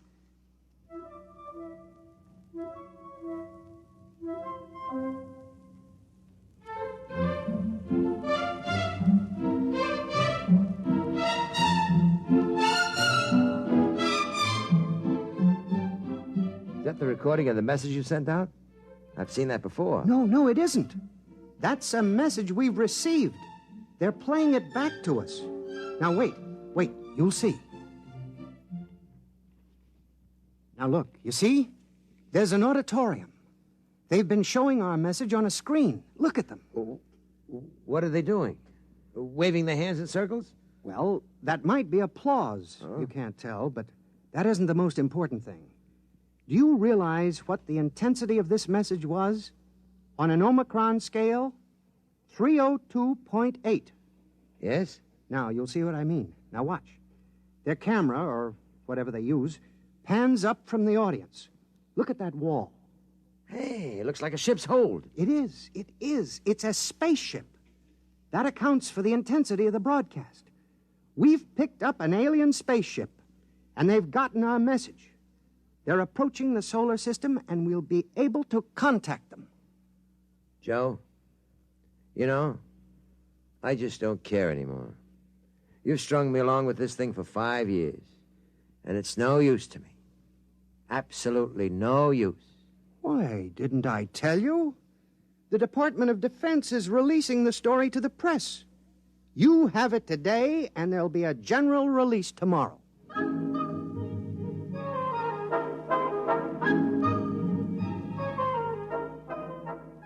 And of course, you remember the story. We had it first. And any paper or TV broadcast that picked it up before the general release had to carry my byline and the Times copyright. I think it was the most important single newspaper beat that I've ever heard of. And of course, I did very well because of it. It was page 1 in the upper right-hand corner of the Times for 8 days running. And then the arrangements were made to cover the landing of the alien ship. The White House press secretary handled the whole thing. There'd be one pool man on the inside in direct contact with Nathan, the linguist teams, and the brass. Naturally, I got the pool assignment. There wasn't any question of it, really. But the rest of the boys were in on the releases, briefings, and press conferences. On arrival day, we were all schlepped out to the apron at White Sands Rocket Base. The concrete is graded to stand the thrust of those 3-stage giants that make the satellite and moon runs. But they'd added a layer of molybdenum mesh sprayed with some kind of plastistel on the theory that the stresses of an interstellar ship might crack White Sands rocket port like a pane of glass. The communications equipment was set up in the old red control blockhouse that hadn't been used since a whack Corporal missile misfired in '58. First, they threw Nathan to the wolves in a press conference. The TV boys with ultra-portables were down on their knees in the first row, and the rest of us in the base movie theater. Nathan was up on the stage. Al Sullivan from the news led it off. Mr. Nathan, what do you think of the aliens? Are they friendly? Do they look human? Very human. Exactly where will the alien ship land? Well, that isn't exactly my field, but when you get out to the port, you'll see the strip. It's like a tic-tac-toe diagram. The release describes the precautions that have been taken, except for the grass strip along the runways. The light area has been remodeled. Do you know anything about their home planet? No, nothing directly. You think they're dangerous, then? No, I don't think so. You realize, Mr. Nathan, that the 8th Atomic Artillery Battalion has been drawn up 5 miles north of the port, prepared for action. Well, no, that's not my department. I don't know what precautions the military has taken. But you think they're friendly? Those I know are. I've been in contact with the radio operator of the ship. Bud says, I call him Bud, that he's worked up quite a thirst on this trip. Of course, we don't know what he drinks. We've no common chemical terminology. We haven't been able to exchange spectroscopic standards because we can't change the wavelengths accurately enough on the broadcast. We've arranged for you to see some of the recorded broadcasts we have made. When you watch them, I'd like you to realize that these are plays, all fictional. We haven't dubbed in a translation of the soundtracks, although since these were recorded, we've developed an automatic translator. You'll see that later. All right, I think we're ready for the showing. If somebody will please dim the house lights.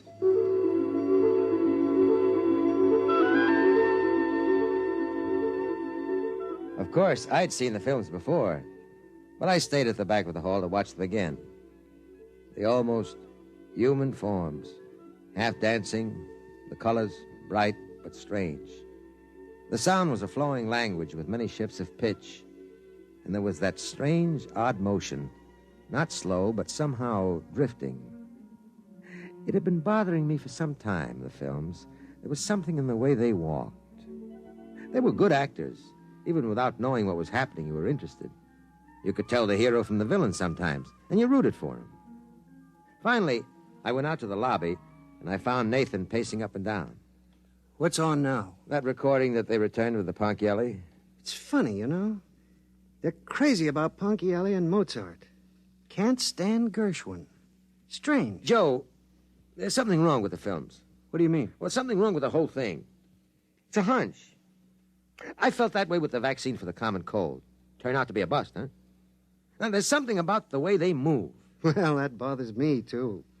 When I turn the tape faster, they're all rushing, and you begin to wonder why their clothes don't stream behind them, why the doors don't close quickly behind them, why things fall so fast. Well, we don't have to worry about it. We'll see them in about 2 hours when they land.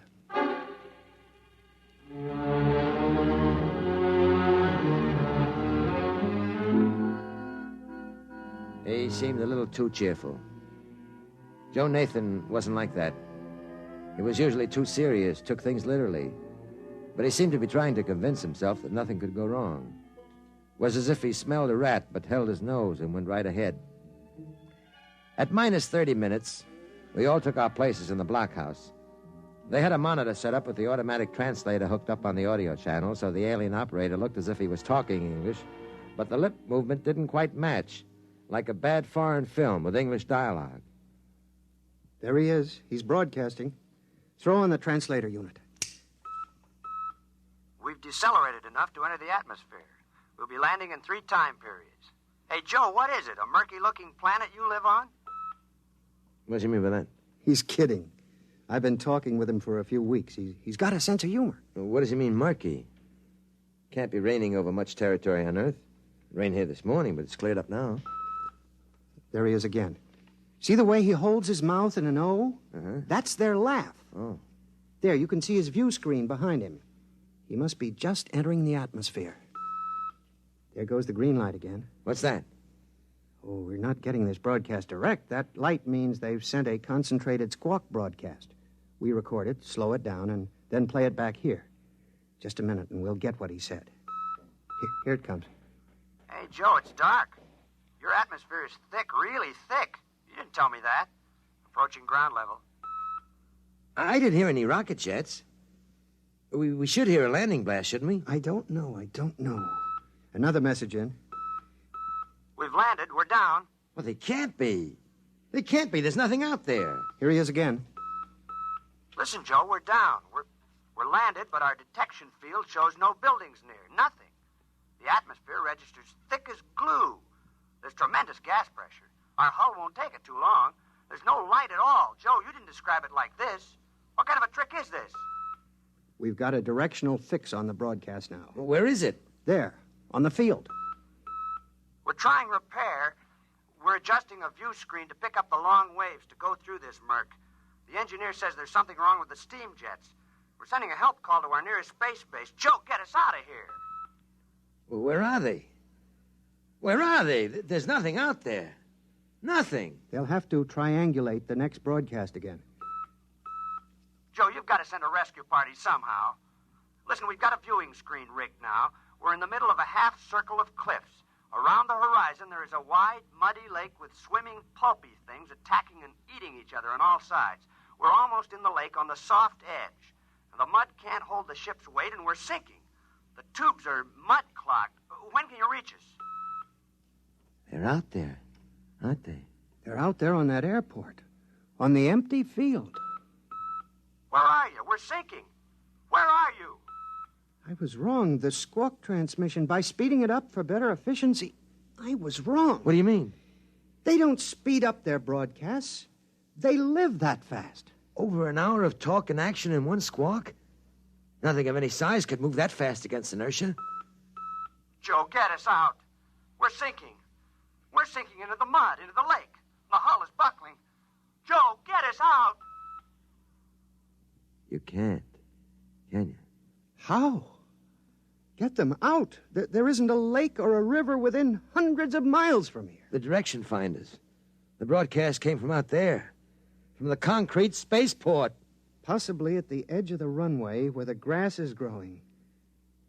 After all, it rained this morning. Do you think we could ever find them? Maybe. With a strong enough magnifying glass.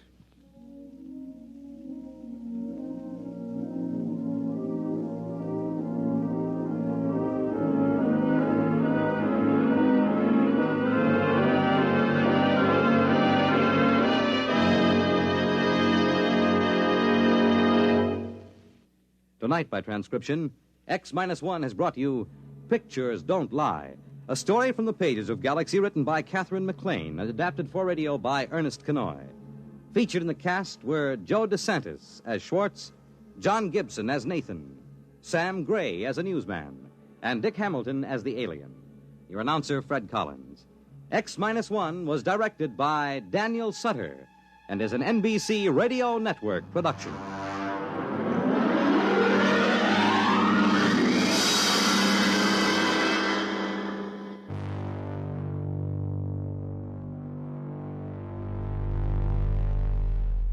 From the tense first contact, where photographs revealed a terrifying truth about our alien visitors, we now drift into the deepest isolation of space. Our final story for Volume 2 is Hallucination Orbit by J.T. McIntosh. Alone on a one-man scout ship for months, an astronaut begins to experience vivid hallucinations. Or are they something far more real? In the crushing loneliness of deep space, the line between sanity and madness becomes dangerously thin. This April 1956 X-1 episode is a gripping psychological thriller that explores the limits of the human mind. Stay tuned for Hallucination Orbit on X-1.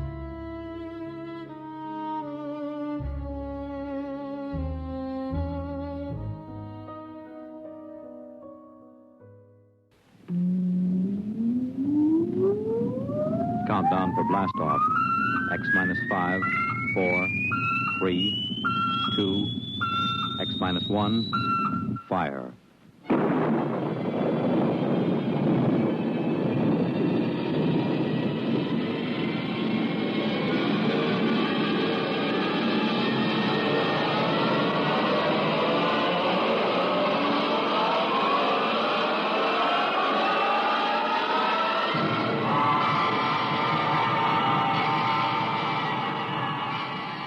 From the far horizons of the unknown come transcribed tales of new dimensions in time and space. These are stories of the future, adventures in which you'll live in a million, could be years, on 1,000 maybe worlds. The National Broadcasting Company, in cooperation with Galaxy Science Fiction Magazine, presents X minus one.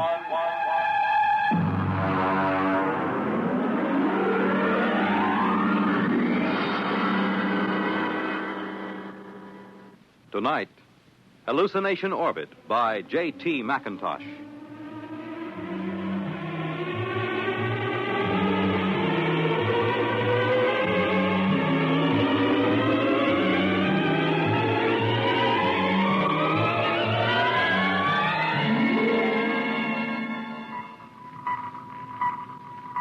Mr. Chaka. Sir? Stand by to release pickup rocket. Yes, sir. We'll break orbit in 8 hours, have damage control pull the rods on the number 3 pile. Check leakage. Yes, sir. Try and have the locks cleared of all unessential personnel when that pickup rocket comes back. There's no point in making trouble. I understand, sir. Pickup rocket away, sir. Very well. Take over, Mr. Chaka. I will be in my quarters if I'm wanted.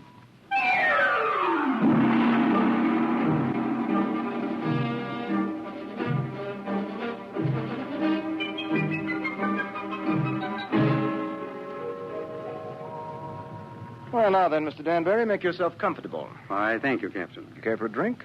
Scotch in that bulb, bourbon in the other. No, thank you. I can't get quite used to squirting liquor from a rubber bulb as if I were oiling a bearing. Well, you'd have a devil of a time pouring from a bottle in free fall. Well, how are you enjoying your trip? It's very interesting. It was very nice of you to give me a lift. You know, it would have been 8 months before another ship came along. Oh, a lot more than that with the main Pluto beam station out. Probably 8 years. Really? That long? I thought the whole run to Pluto was under 18 months. Yes, it is when the beam is running. You see, Mr. Danbury, we left Earth 27 days after the beam broadcast from Pluto Station broke. We've been spaceborne close to 6 years. I suppose that's why you're on orbit around this planet, picking up supplies or something, eh? Oh. This is a standard pickup for the space beam service.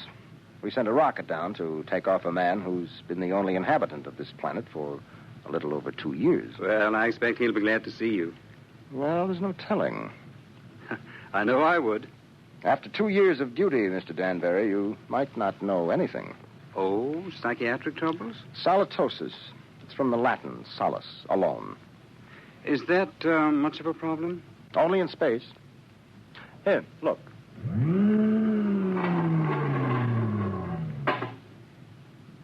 Look through that port. Seems empty. It is. It's empty of horizon, sky, sunlight, ground. It's empty of time. It's empty of people. You can't live in it too long without something happening. I see. But surely people have been alone before space flight. Oh, yes, but they have been on the same world with other people. and that seems to make a difference. You take a hermit on Earth, he may spend his life trying to escape civilization. Put him on a deserted world, he turns psychotic. Is there a cure? Oh, sure. Put him back with people. At least about 40 people. That seems to be the critical number. See, I have 48 in this ship's complement. I could run her with about 18. But if I tried to, I'd have psychos on my hands 6 months after blastoff. But then every one of these men on the beam stations, they're all alone, aren't they? That's right. Well, then they must get it. They do. It wouldn't pay to leave more than 40 men on a space station. And less than 40 is too dangerous. Solitosis can be homicidal. So they leave one man. Now, he gets it all right. But you can snap him out of it just by taking him back to Earth. That's why I like to have as few people as possible around when the pickup ship comes back. It can be pretty unpleasant. And what are they like? How does it affect them? Well, so far, I've picked up about 28 space station officers. I've seen 28 different sets of symptoms. I wouldn't want the job of getting those guys out of their stations and into that pickup rocket. Captain here. Pickup rocket. Signaling, sir. All right, Mr. Chalker. Prepare to receive the pickup. Alert the psychiatric staff, and I'll be right there. Would you care to see them bring them in, Mr. Danbury? You're welcome if you have a strong stomach. I don't think so, thank you. All right. Mr. Chalker, as soon as the rocket is secured, make a trajectory for the next station. Yes, sir. That's Pluto Station 3. Carry on. Oh. Pluto Station 3. That will be a honey of a job. He has been on that lump of rock all by himself for close to 6.5 years.